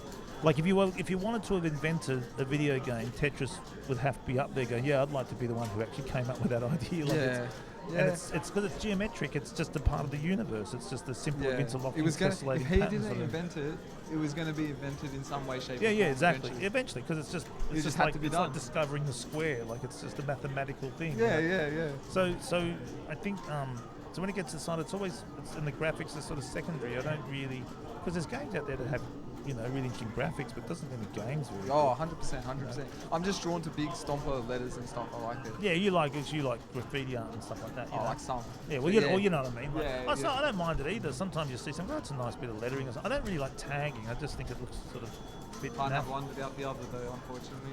Well, you probably can. It's attitudinal, isn't it? There's something about graffiti or street art, if you want to call it that, where it's colourful. Whereas tagging's just sort of the endless repetition of the same. It's not colourful. It's just it's done in such a brief mark that it's not interesting. But at least you can look at it and go, oh, that's a big colourful splat. I have seen, I don't know. I've seen like some backwards, upside down stuff when I was younger, and I was like, wow, that guy really thought out of the box when he did that in 5 seconds. You know? Yeah, but what I'm saying is it's never really. It's not that it's not like things can't be black and white interesting. But anyway, getting off the topic a little bit. It's just that how do you bring a critical mind to it? Is what I'm saying. So that's what makes it good, though. Like they could for example, a movie I watched last year that I thought was great. I won't even say what it was. It's got like a 61% on Rotten Tomato. Oh, and what was the movie? Chips or something. It was stupid ass. I don't know. Yeah. I thought it was great. Oh yeah, but no one's arguing that. There's lots of things you can like. I guess what they're saying, we were talking about yesterday. I like a fillet of fish, right? I was talking to Daniel. So that grinds my gears. Like, yeah, but the thing about it though is that the problem with those things is they're predictable. So a fillet of fish in France or here or London, it's the same thing. Now the predictability of it makes it dull. And the predictability of some games make them dull. Oh, yeah. So what I'm saying is that games have become predictable like this with the pies, the springs, and even the rivets to a degree. They're so predictable in the how they play out usually that it makes it less interesting. Oh, yeah. So springs is classic. It's just the most ordinary... If all Donkey Kong was springs, we wouldn't know it. The game would never have been released. But it's in the game and it's a major component of the game. Not the majority component, but it's a clear thing. It's not a blip. It's actually you have to play it. So what I'm saying is that's how I look at games. If they get so predictable in the sense of the pattern behaviour or sorting through them, then and there aren't many really truly, in my opinion, truly great games of the arcade era. There wouldn't be 100 in my opinion. There wouldn't be 50. Well, that's there are so many arcade games that no one cares about. There's so many that even the ones we do know about aren't that interesting in my thoughts on how I assess it. That doesn't mean they're not fun. So if you don't know how to play them, they're lots of fun like Pac-Man that. But because we're looking at people 40 years of experience playing, they've pushed these to the limit, you can start to see and they've unravelled the mechanics of them, the analytical behaviour is all figured out, that they sort of demystified them. Yeah, I think I feel like when I go to an arcade now, I'll say heaps of cabs, especially 90s era games. No appeal to me. Yeah, but they've got nothing. They don't have the flat design that you get with these games where it's shapes and colour. They've got often, more tones and colours. Yeah, I don't know. Even like Mortal Kombat, like what an ugly looking. Ugly. Have you played Pit Fighter? No. I'd rather stab myself in the eye. Yeah. They have sort of lean into sort of tattoo art almost. The shapes aren't clear. Like the Mortal Kombat logo, But like when you're talking about Volvos and stuff, it's the sort of lines and shapes they draw and stuff. Like you get in an old V-Dub Beetle, it's not because it's vintage, it's the detailing and the stuff. On the dashboards and stuff. But they just don't do that with cars anymore. Maybe really, really expensive ones, but it's like if you look at the front of a car. Like when did you say your Volvo was? What year? It's early 90s. Right, so early 90s it would be true. all the headlights on cars, if you look at a BMW back then, they used to cut back into the grille. Yeah, yeah. And you look at cars and had the round headlights. But now, once they got to that rounded body shape, all cars have the same face at the front, except Teslas don't have a grille. I used to say that a lot, like when I was starting spray painting. You chuck a front bumper bar on. Yeah, you did it, yeah. And like that was like the face of the car, and the headlights were the eyes. But now you can get a, you look at some from Toyota to a Mazda to a BMW to all this. Apart from the badge, they pretty much, if you get a SUV or whatever it might be, you put them in front of each other, they pretty much look the same across the front. It's Whereas the old cars, a Mazda RX-7 with its pop-up lights, there's nothing like a Commodore, an SS Commodore, or you go back further to the muscle cars, a two-door Ford Cobra or a GTS against the Tirana, the Gemini, and a Ford Escort. They had a standard Datsun. They had a standout shape. Different grills. So the cabinets are largely the same, so you've got a shape to work with, and then you've just got to fit in the same sort of behaviours. And they do as much as they can to make them attractive. I know what you're saying, some are more interesting than others, but ultimately to me they're not that interesting because the materials aren't that interesting.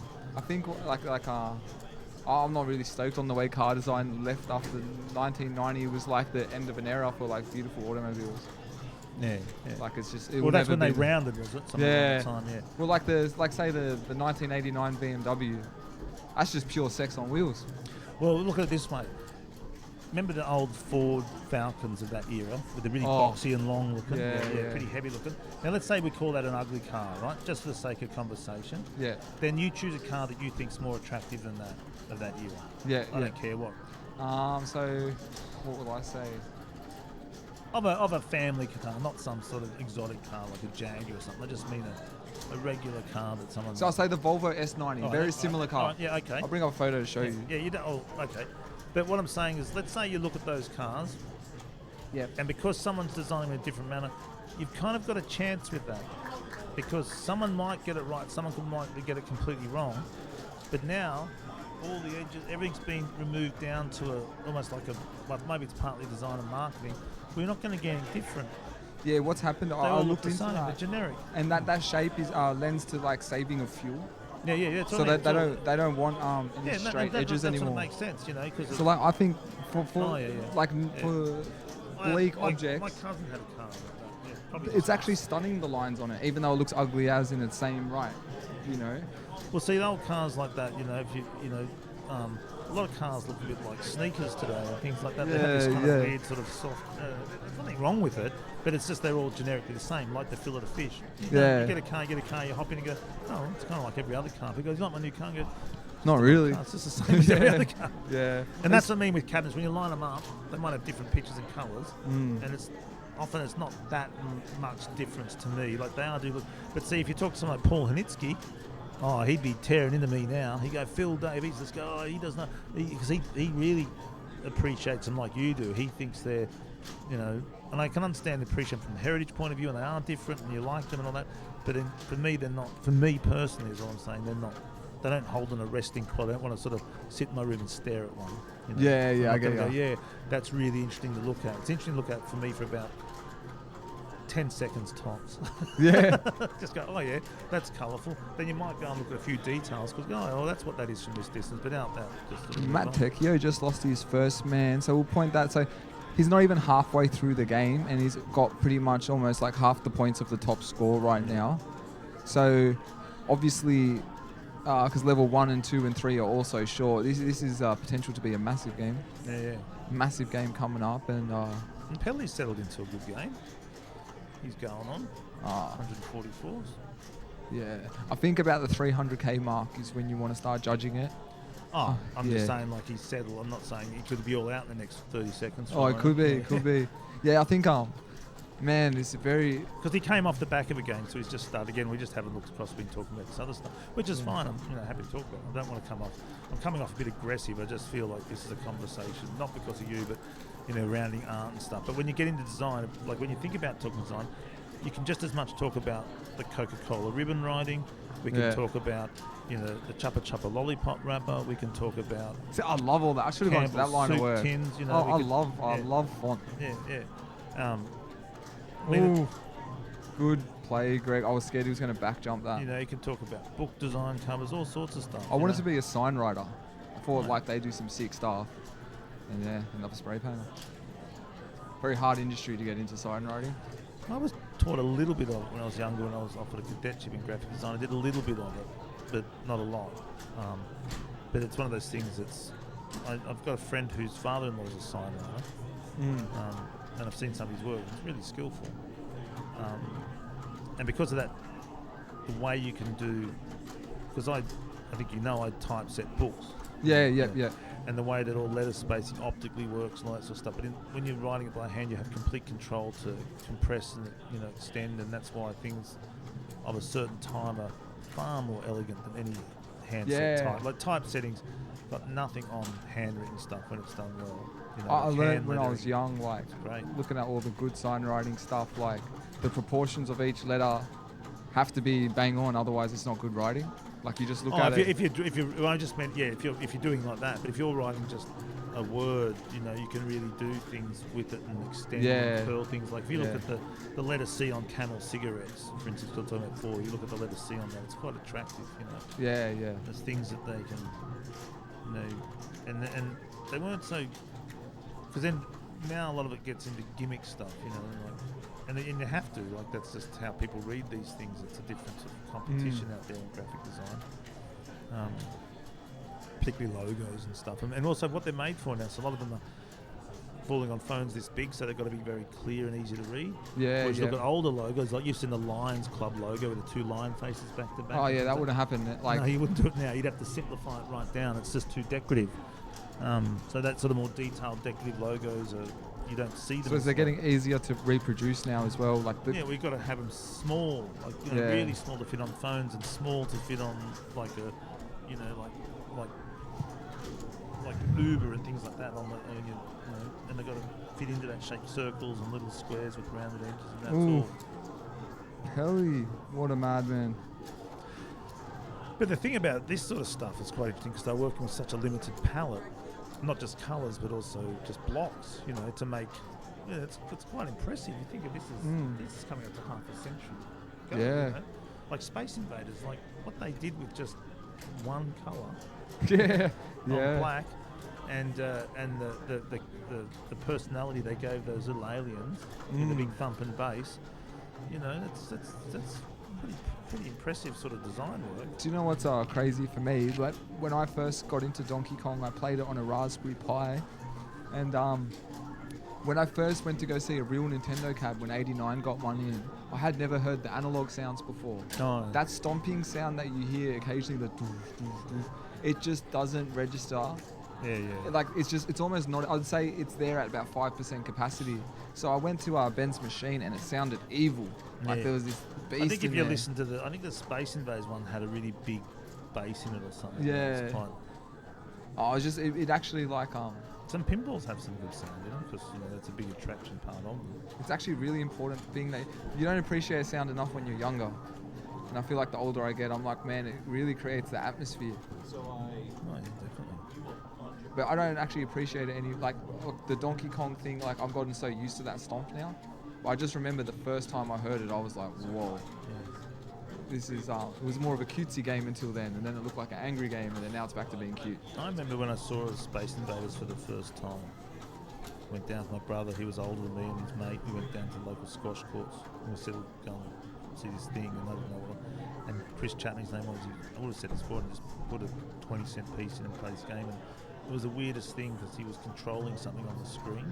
TV was sort of one way, just moving around and shooting. And I didn't have a go, I didn't have any money, and I thought, it was like, wow, what was that about? Like it was just sort of, weird. Yeah, now crazy. I can't really capture. I only remember thinking that's weird, and then all of a sudden it became commonplace. Was it a dedicated Space Invader? No, it was just a tabletop, like a cocktail Oh, tabletop. okay, It wasn't yeah. dedicated. Yeah, I was always I wondered. saw dedicated ones later in stand-up ones, and you did see those around. We'll have to go have a hit of nicotine. I'm Talking about cigarettes, that's what did it to you. But yeah, I think I get so fatigued after because I had a big game today. Like I'd say, I had I had an excellent game. I was stressed in the morning or whatever. So, like, I really feel exhausted. I did I'm so sorry good. today. I did so good. I didn't sleep well last night. I slept in I have to check to make sure my organs are there in the morning. Like my hotel room has like a boarded up door that goes to the hotel room next door. Where are you staying? The Manor. Where's that near? I don't know, but anyone who wants to come to BPAC next year, it's always going to be in Brisbane, and I'm always going to recommend don't stay at the Manor. All right, there you go. So that's my sponsorship. They've called me like 3 times about payment. I paid like 2 weeks ago. All right. I'm like, man, stop calling me. But yeah, I'm going to go. I was going to stay with Noodle Shirt, and he was like, man, we're getting this mad Airbnb, and then I saw the photos of the Airbnb, and like, what an idiot I am. Would have had those nice new floorboards. Yeah, I'm staying just 3 minutes from there. I can't think of the name. It's named after the street or something. It's got a weird name. Brunswick something? No, I remember Brunswick. In Melbourne, there's some. It's got some. It's like, I don't know, Hunnican or something. I don't know. Oh, wow. Yeah, so I can't remember it. Like, Did you want me to get someone to come and take over for you? yeah, 'Cause someone wanna should come over. Who should I cue? Alright, leave it with me. It's getting thin on the floor. It's getting late. That's the problem. Like, we're approaching 7. I think I'm gonna leave after these 2 games. I think. I mean, I've been here more. Cheers, mate.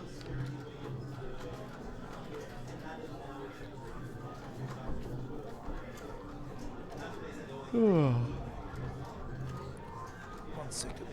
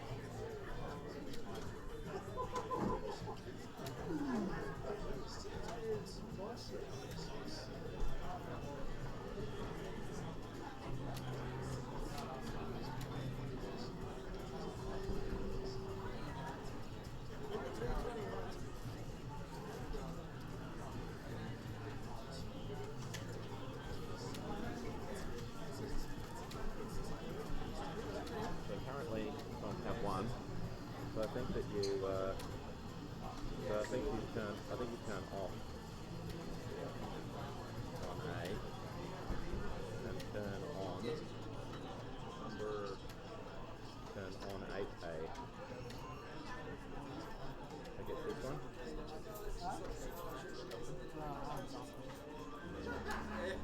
And then how do we count to the name?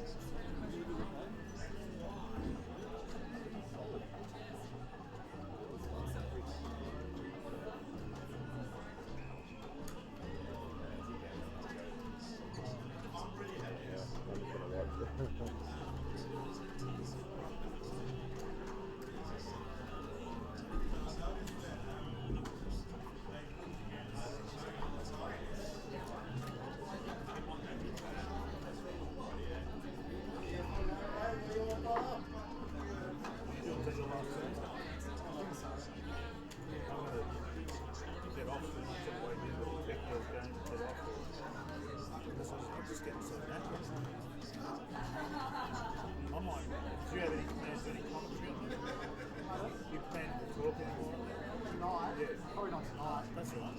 So I'm going to just probably say goodbye. Hey, Dennis, do you know how to switch the camera off over here? Yeah. Could just be like turning up the force.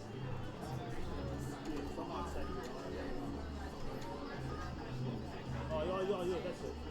But I just go back. When I'm ready, I'll go back on and say goodbye. Okay. Well, are you going to hang around longer or what?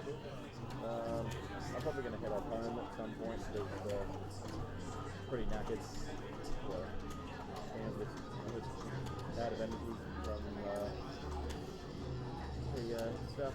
Commentary camera. I might get to bring the leaderboard on now, and I might just stuff this on so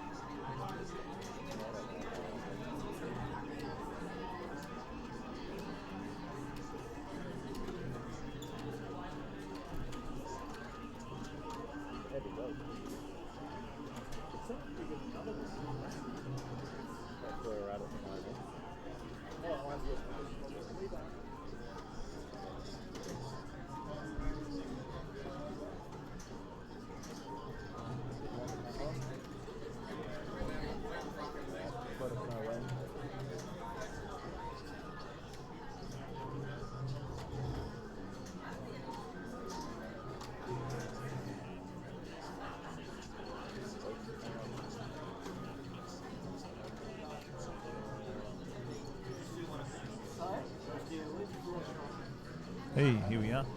Thanks, mate. Okay, it's 7:10 here in Brisbane. That's PM for anyone who might be watching this one. Pardon me. And we're going to call it a night from the commentary. Everyone's pretty tired. I'm pretty exhausted. I've got to do this again tomorrow. So we'll just have a look at where the score's sitting at the moment. Neil Cairns, 865,700. And Tekio's climbing on that pretty hard and fast. So that may well, by tomorrow morning, be a very different score. Dennis Edmonds at second at 830,000. Patrick Silva, 826. Kibby 709. Now these players I'm just going through, that's unlikely they're going to play again. Neil's just sat down, but I don't think he's interested in putting a bigger score up. I think he's just getting a feel for the machines for tomorrow. Jeff's in a game right now, so he seems to have settled into a really good start. Only 400,000 with 3 men remaining, so I think he might could well, you know, there's no reason why we don't think he wouldn't improve on that score where he's sitting right now. Matt Tekio, I said he's middle of the game. And Andrew Barrow, who's been playing in some of the 64 clubs out in the tents, I assume he'll return back before 10 o'clock to have a go at it again. Danny Fazackerley, I don't think he'll be having another game. Connor Weeks, no, he won't be, he's gone. Boner might, but hard to know. But getting down to these scores, I don't think John McNeil, I think he may have gone. So a lot of the, basically from about 10 down, it's, you know, Greg Pell, I think he's just worn out. So 10 down is probably where they're going to sit, and it's just really whether, you know, the few people still playing, particularly if Andrew Barrett comes in, and obviously where Jeff and Matt are right now, could certainly change the top 2 positions, you know, on where they're headed. So anyway, pretty exciting scores today. You know, some really solid game there, especially from where it's sitting now. Some of those people got those top scores there, first, second, down to, well, it's down to 5 really, on probably some on their second, some on their first go, some on their maybe third go. Really strong score, so really quickly out of the gate there with those players, and hopefully see the same sort of performance with those guys tomorrow. So it might not be the usual lineup we've seen for the last 3 years at the Commonwealth, and it might not be the usual lineup of finishes, which is exciting. So yeah, I think it's what we thought might happen with a couple of players missing, but it's not just that they're missing, it's just really strong, solid gameplay. Anyway, good night everyone, and I'll see you in the morning at 10 o'clock. Cheers, bye.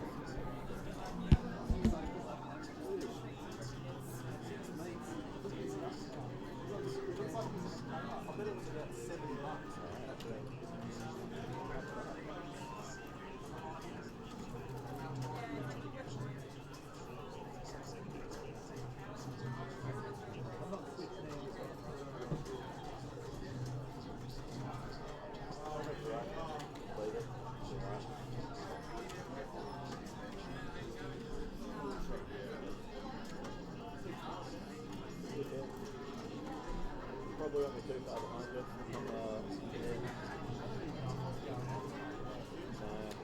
mother from Raggy.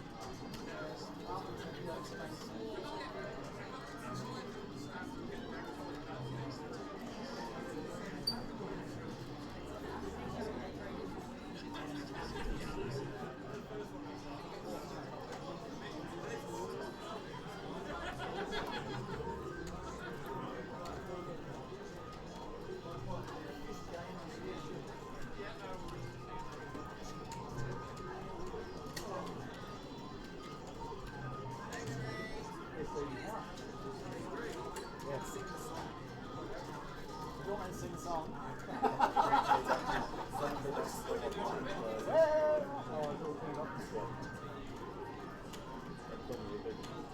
The only speaker that's coming through is this one.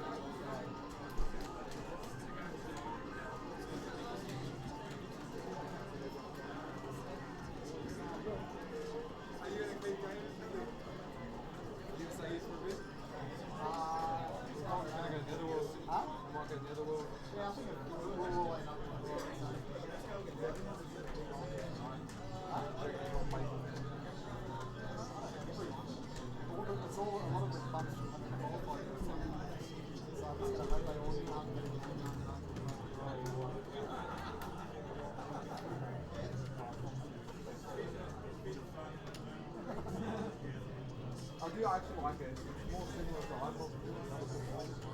There's up, there's backwards, there's forwards, I give it a go. Oh, mate. I feel pretty fit. Yeah, you would. I only play for a minute at a time, though.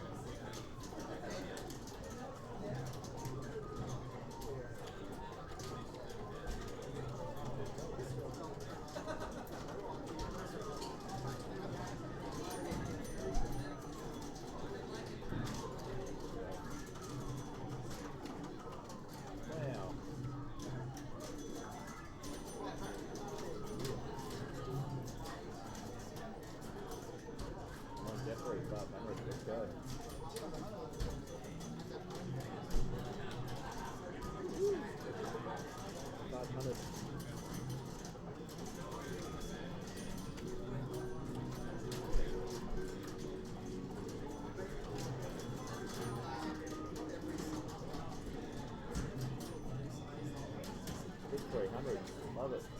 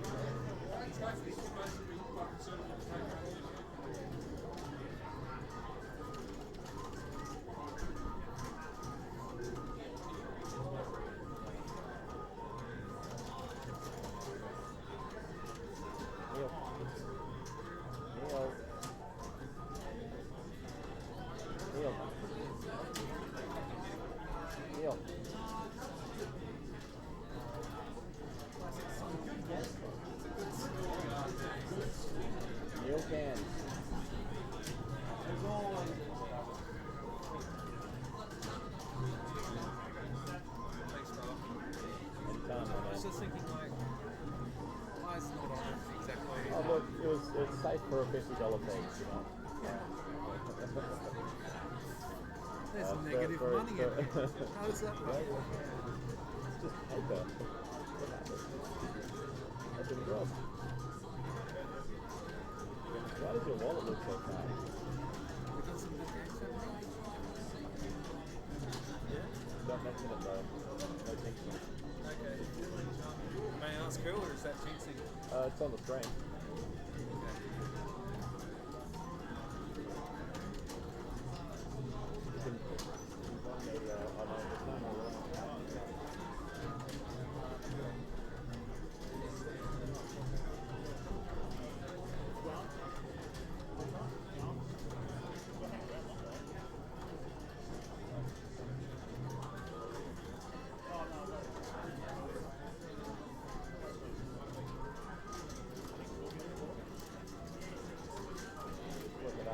Just while going through that transition screen at the end of flash up the so you can see how the traffic.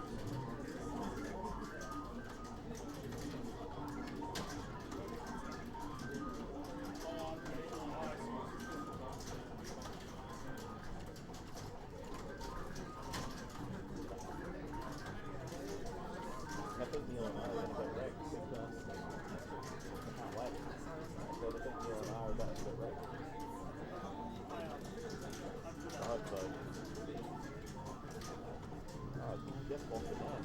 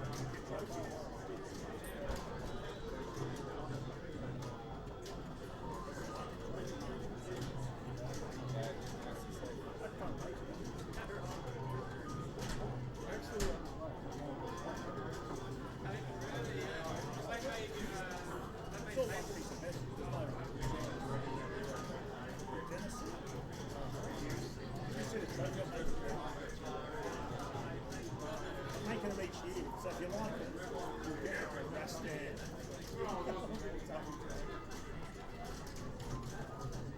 Oh boy. That's gorgeous. Love that. And then I just paint on the back of it there. Look at that. That's awesome. You just see like it's a technique. You'll have a photo on it. Yeah, but you'll have a photo tomorrow or something. Yeah, you'll have a photo on it. I've got to do a galvan up there. I'll be trophies. Sweet.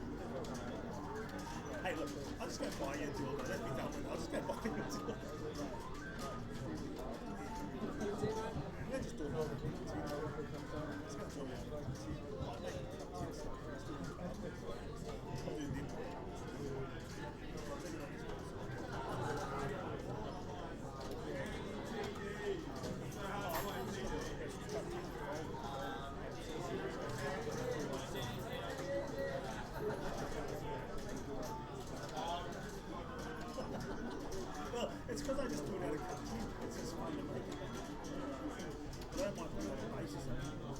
No, it's quite shit. I've got spare ones though. Big fucking heavy sticks. They're not delicate, that's why it cuts like I might do a lot of carbon coat, it's really fine stuff. But I thought, well, it's just smash that top. Go. Go. What's that, mate? I said, let's go. Come on, Matt.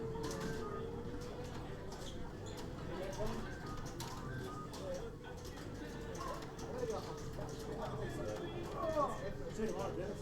Thanks, mate. You will? Have a good one.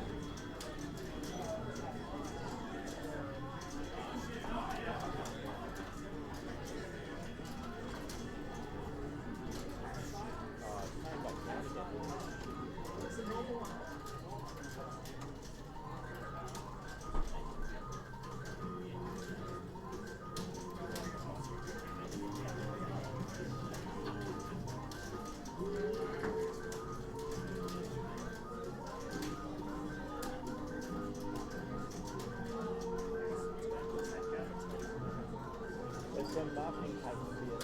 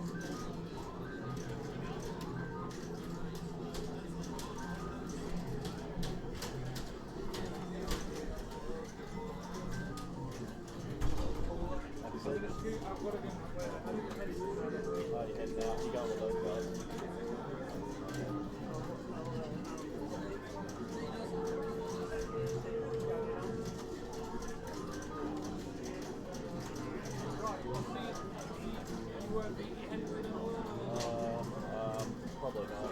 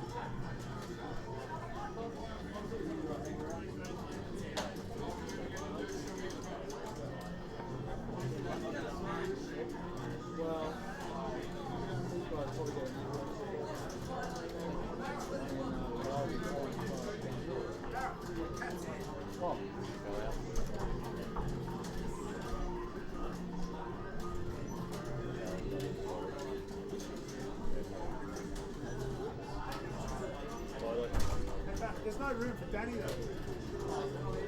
There's no you can get one. Oh, well, you guys just go. Let's get our own one. Oh, that's my name.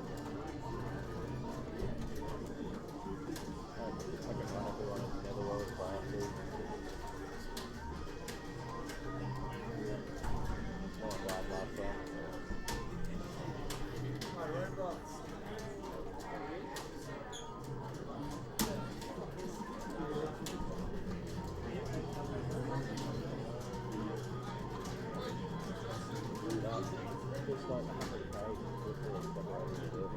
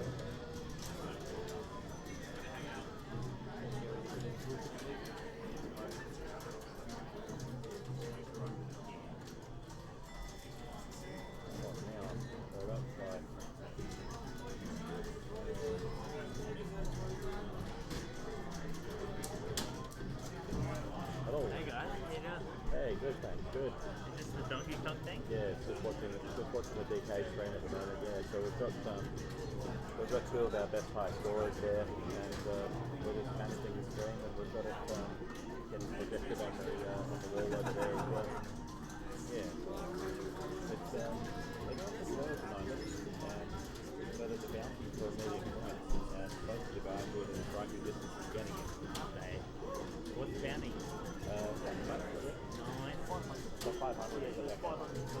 Oh, correct. Yeah, sorry. It's been a long day. So is this guy on the right? He's very close? Yeah, very close. Hopefully 4K, and he's also a bit further into the game. So he's on level 17. Yeah. And the gentleman on the left is a level behind, but he is on the left. Less than what I should be, I'd say.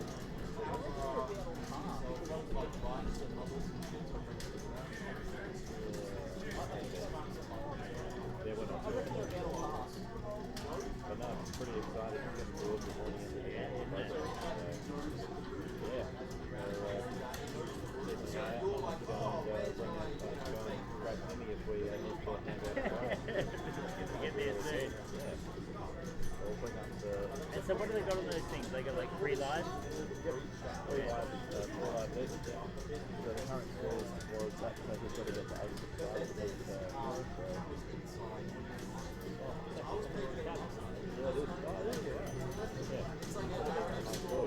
Oh, mate's got 1 life left and this guy's on his last fight. Oh, God. That's still a pretty standard score, but... Yeah. Oh god. Yeah. Oh! Fuck. Oh my god, I might have put it on him. I might have put it on him.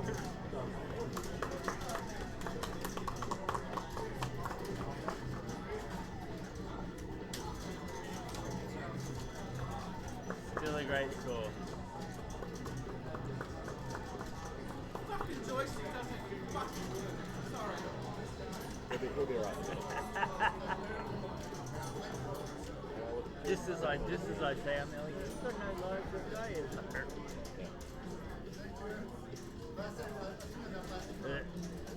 Oh man, that's... Oh god. Sorry, I'm just gonna watch here for a bit. Oh, how fucking hardcore is that game?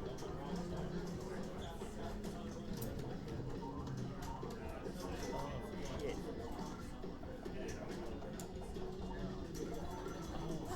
Joystick, man. Continuously.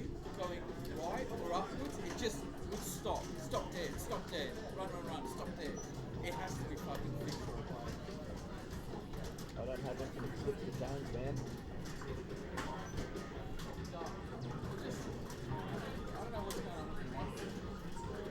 I'll talk to you about it in 10 minutes, alright? Wow. Calm down.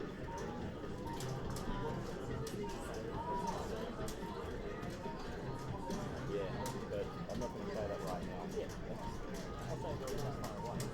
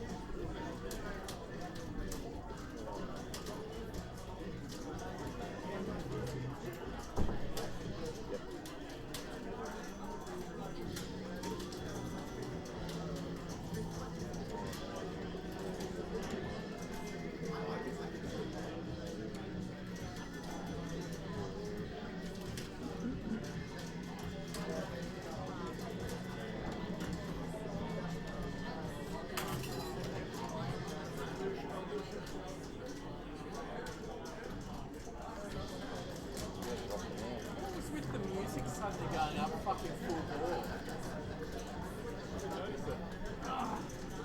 Yeah, I noticed it. Yeah, it just went from nice ambient noise to like rock music. People screaming. As long as you don't do it to them, it's fine.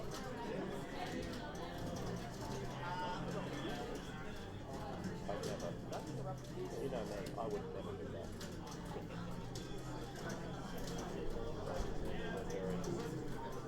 They're very, they have a lot of mutual respect for us, so we never do.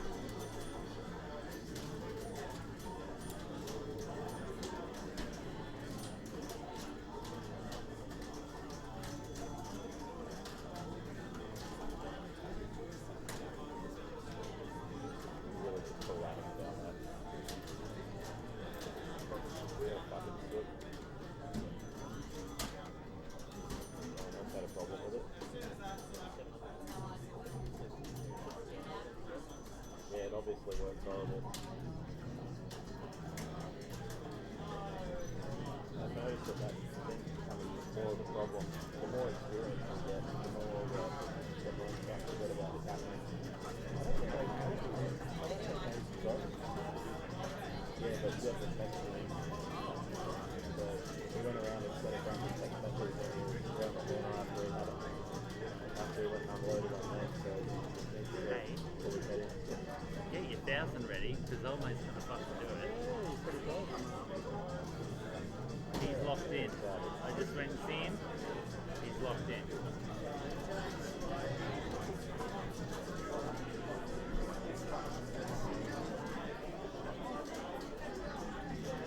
What time are you doing qualifying to? What time are you doing qualifying? We finished at 10. Just that I noticed, I've got a ticket at home. Oh, right. I don't know. Better score. When you It's break showing up. I'm there. Yeah. Am I standing players?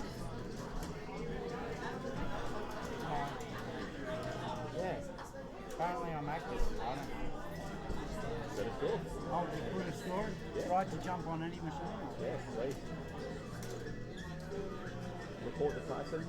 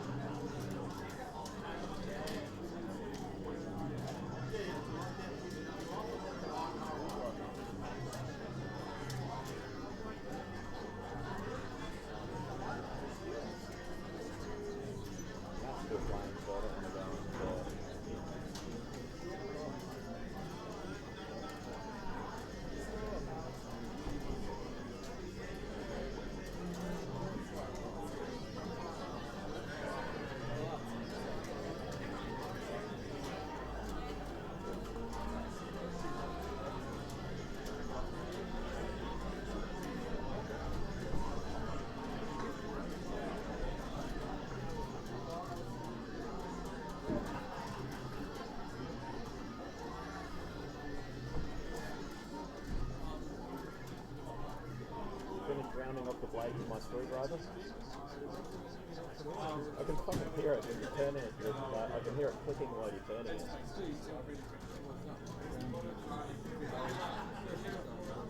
Anyway.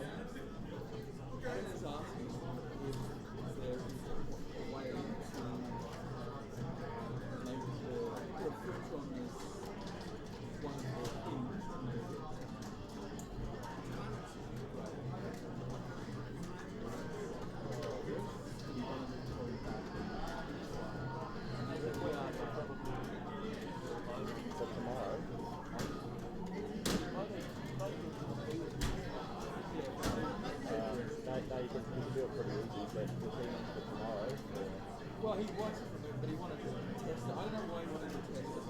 Yeah, it's easy to just add a filter on the input and make it grey. But did he respond to your message after you complained about the joystick or what the call was about? It didn't sound like it. But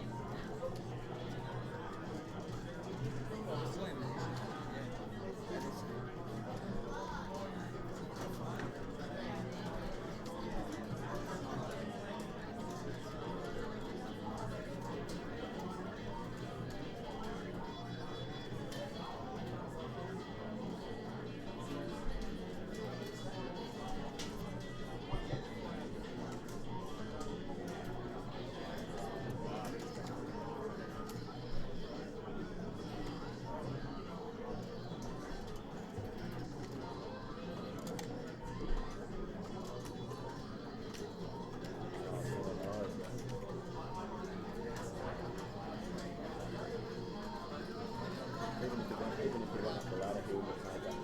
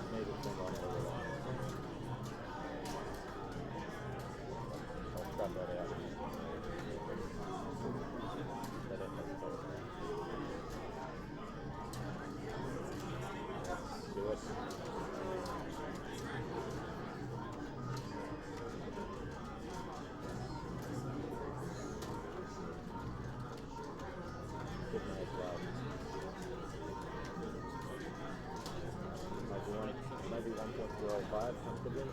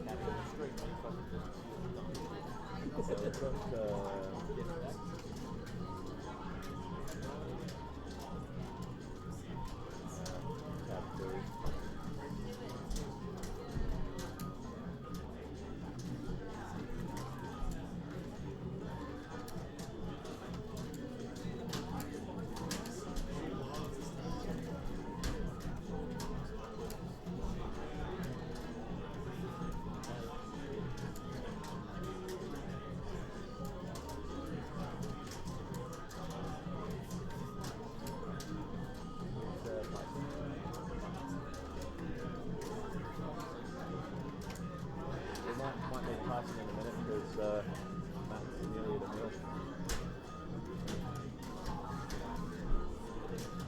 Oh yeah, there's Matt.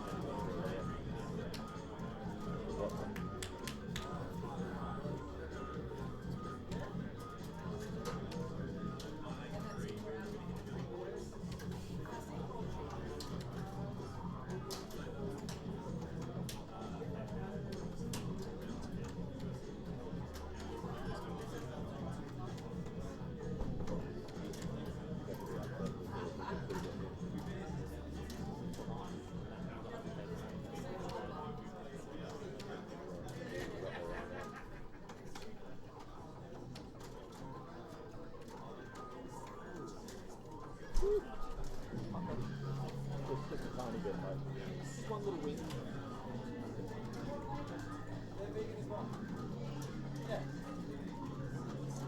That's alright. These are just blowing up the wings. You gotta take that.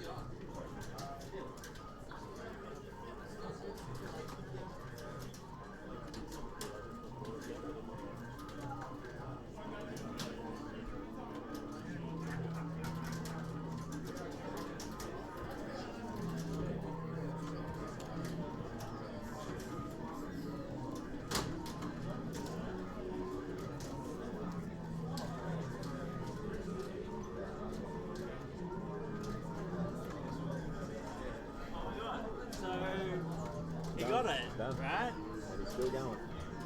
Yeah. Still going. Still going. Sicko. Because I was watching him play and I was like, I don't know how that's done. He's the fifth best donkey kong player in the world. What's he what? He's the fifth best donkey kong player in the world. Fuck off. So the way he's all plugged in, he's just like Yeah, listening to, what do you reckon he's listening to? Like Donkey Kong music or? probably a playlist on Twitch. Holy shit. Would be Enya. A little bit of cranberries. Like, it's like, why are you listening to cranberries? So fifth, TV of 1.214 million. 31st of July last year. What? So I actually watched him for a bit and I was like, I was nervous, right? Like the way he jumps and here's the thing, I'm like, like, hey, you've got a high score to protect here. Like you shouldn't be so lax. There is a bit of flagrant disregard for you guys ever play WoW? Play WoW? No, I never got into it. Okay, alright. I only asked that because there's this new style of WoW, which is the hardcore WoW, right? Which is like the. Is that where they restarted it? Everyone has to do the levels again? Or? No, that's where the so it's classic, right? The classic style, but if you die, you delete your character. Right? So it's very arcade, like it's a very. Oh yeah. Sorry. Yeah, Are you streaming? Yes, yeah. We've got our mic here and our camera here for capturing the ambiance.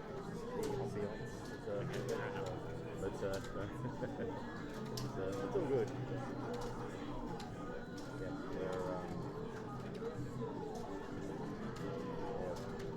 Getting something like $1 million game is normally. It's insane.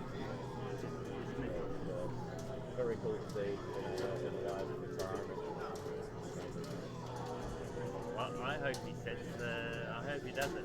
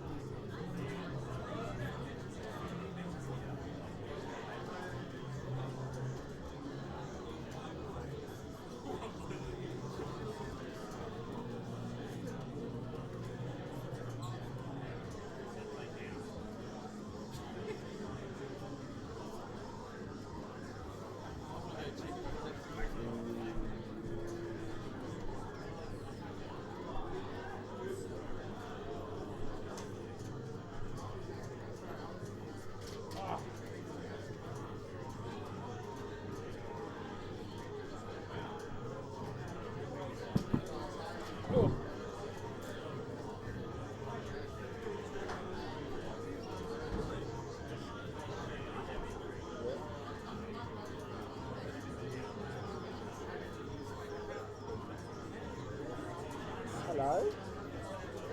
Oh, good. Sorry, I thought I had an hour and a half left, so I was going to go to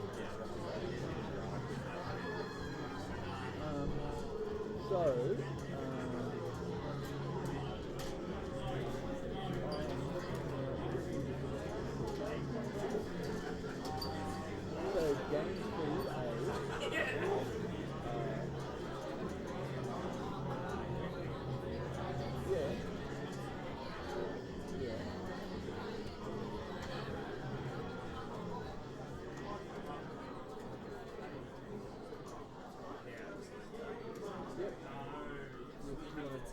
MJ, yeah, I've got it now. The C thing, yeah.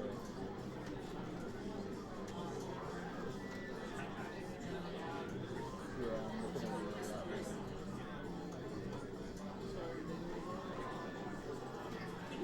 Yeah, all the power ones. Yeah, I think we can do this though with,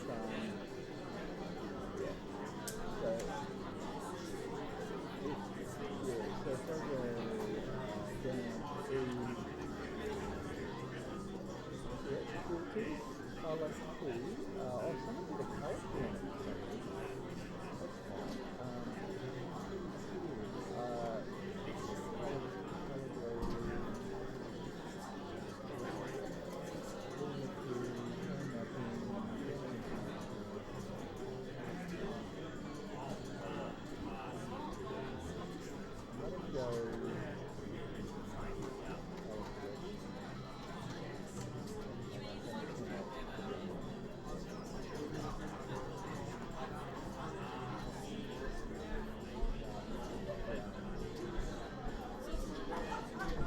Yeah, bye.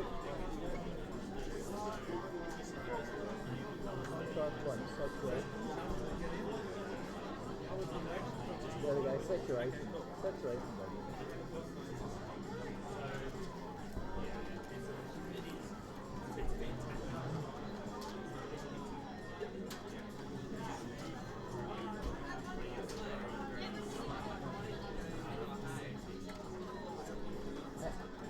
Yeah, so I went with the filter, so if you right click on the game feed and you go filters, I added that color correction filter and all I did was put saturation to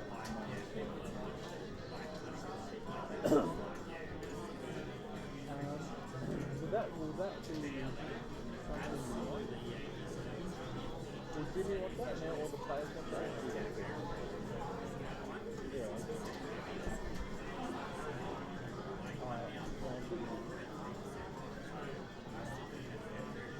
It is stuttering though, it's feeling like a finicky of stuttering.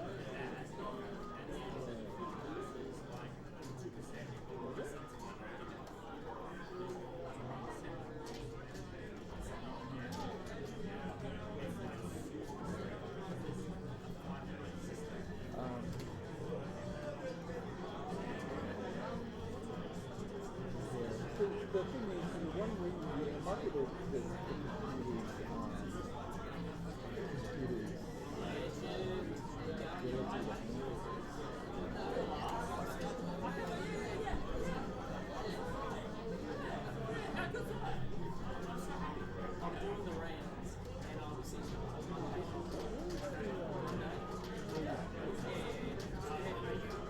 Where's the thing where you set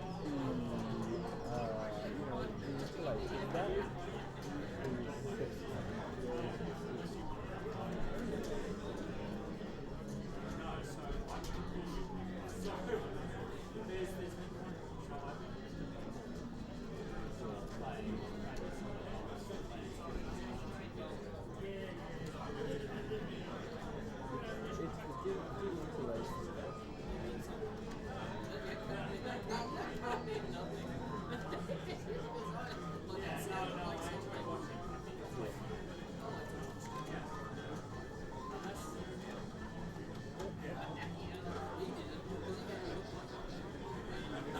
Kong off Chrome? Huh? Kong off Chrome edition? Yeah. Nice. Alright. Certainly will. So if I disable the there's it,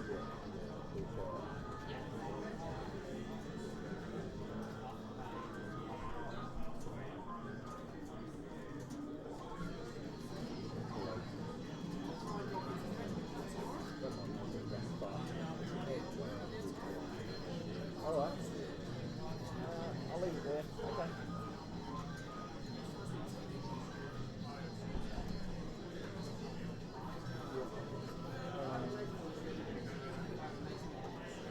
Thank you. I'm sorry I had an outburst about the machine. I should have known. Because like you don't want to play mine. You know, everybody's in the power of the machine.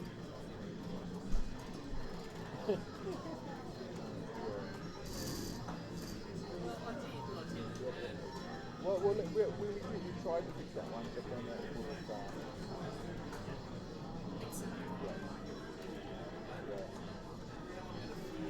Okay, mate. Alright. Cheers, buddy.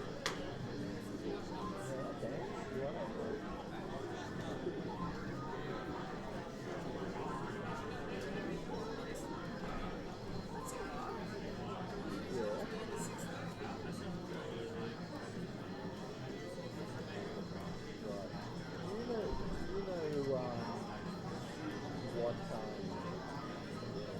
Why does it? I'm going to ask you that.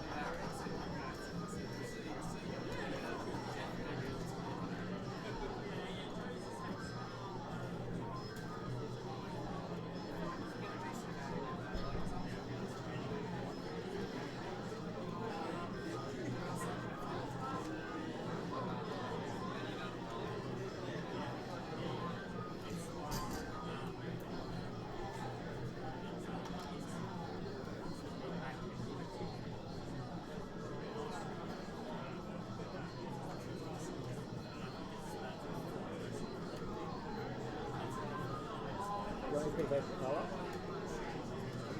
Okay. Alright. Go ahead. Alright, cheers. Bye.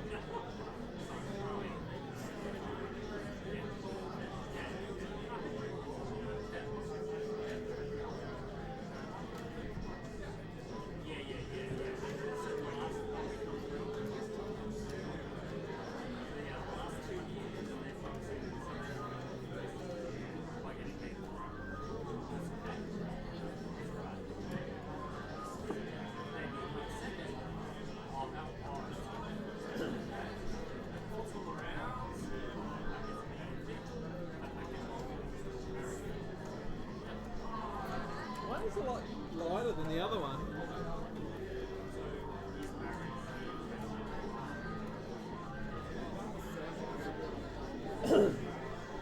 Probably need a bit of brightness on this one.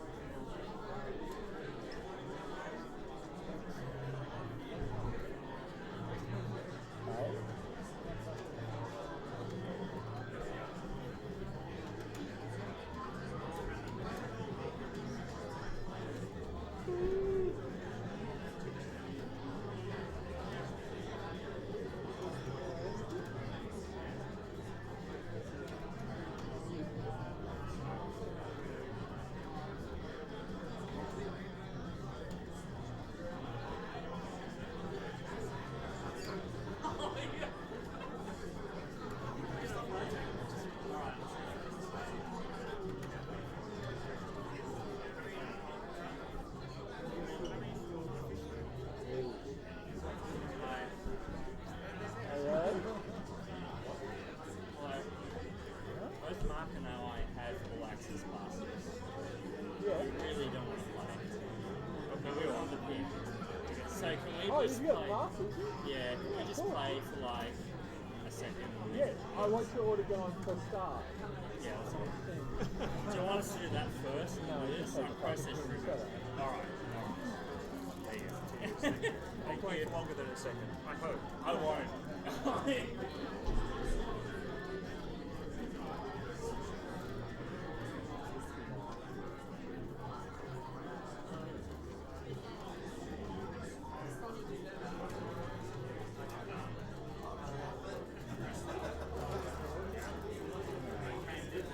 They're all different people. They seem to be the same on all the. Can I register a score of 0?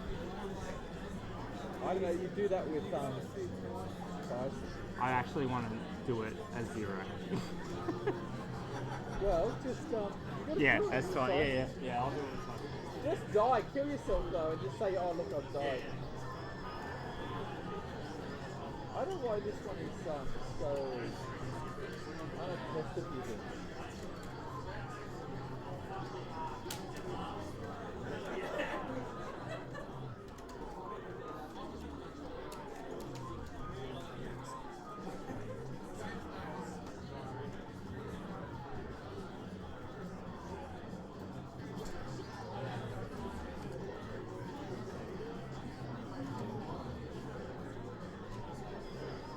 Interesting that this piece always darker.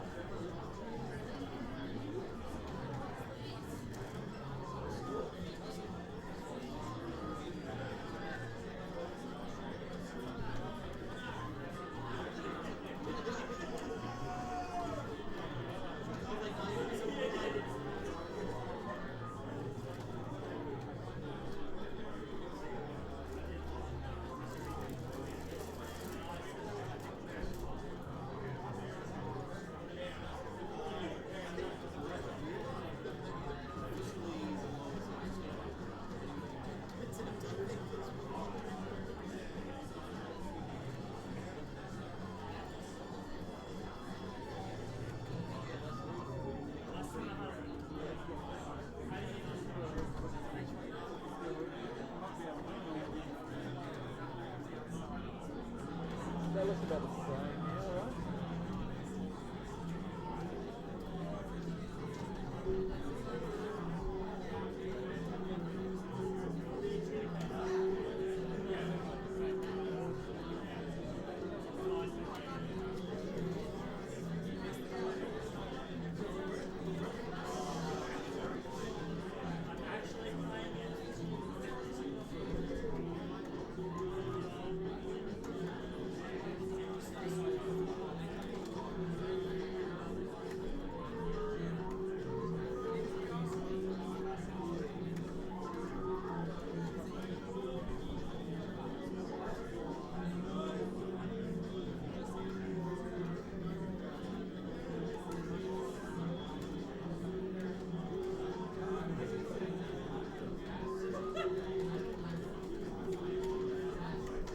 Our only feedback is that looks awful.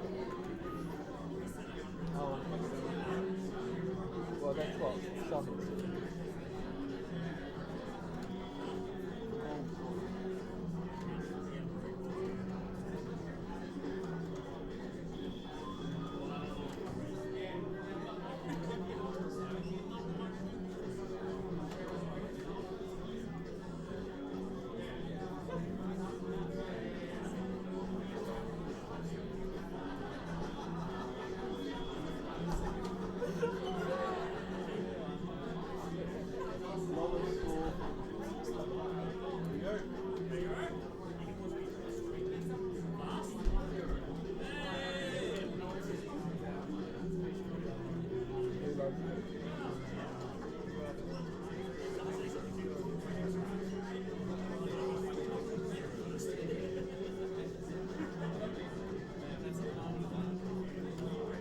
Oh, Ryan's not on there anymore, so we've got to go to patch there.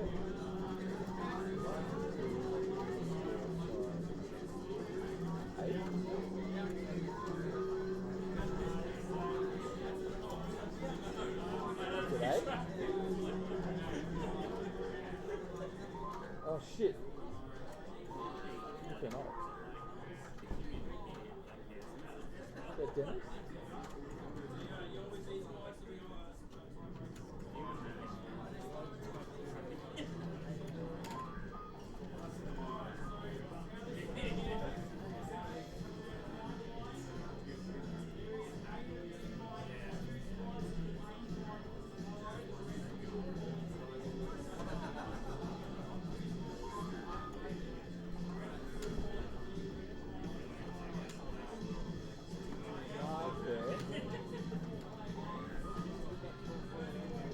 Well done, sir. I was trying to beat you the quick way.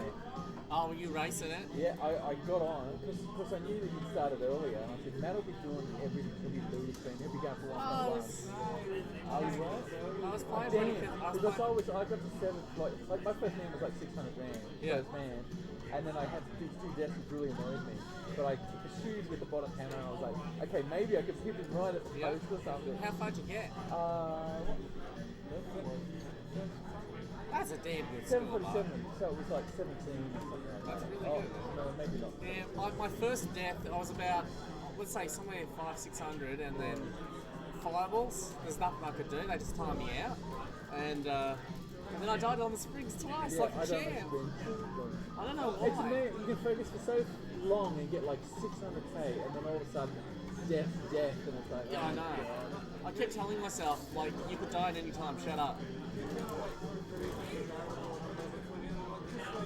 How much? I like 4,000 points. You see. So did you die before the kill screen? Yeah. Yeah, on the springs twice. You never get last year. You didn't get the kill screen either, but you got like 900 fucking points or whatever. Someone beat me though last year. Yeah, but that's because you went home. Ah, look.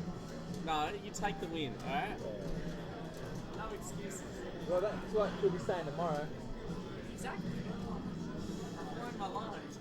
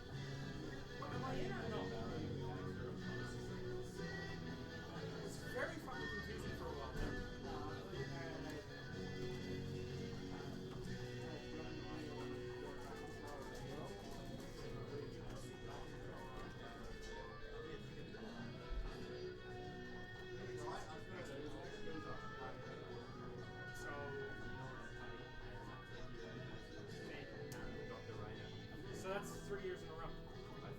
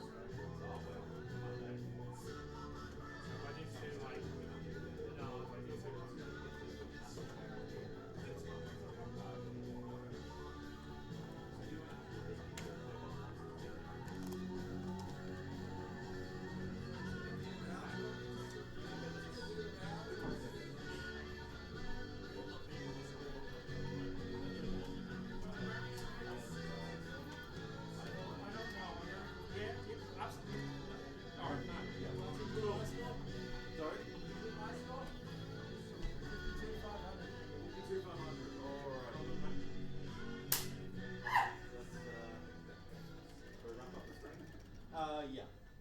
Oh, okay. So Adam told me what to do with this. Yeah, so power button there. I wrote it on these little posters. Yeah, but we gotta. You got to turn them off before you Yes. close it.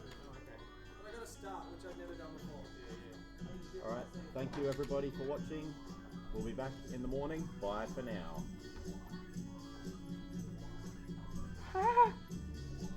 That man! Stings! You got flat card, eh? I did. I'm sorry to hear that. No, it's okay. I probably deserved it. What happened if the player gets to finish his game, or is that it?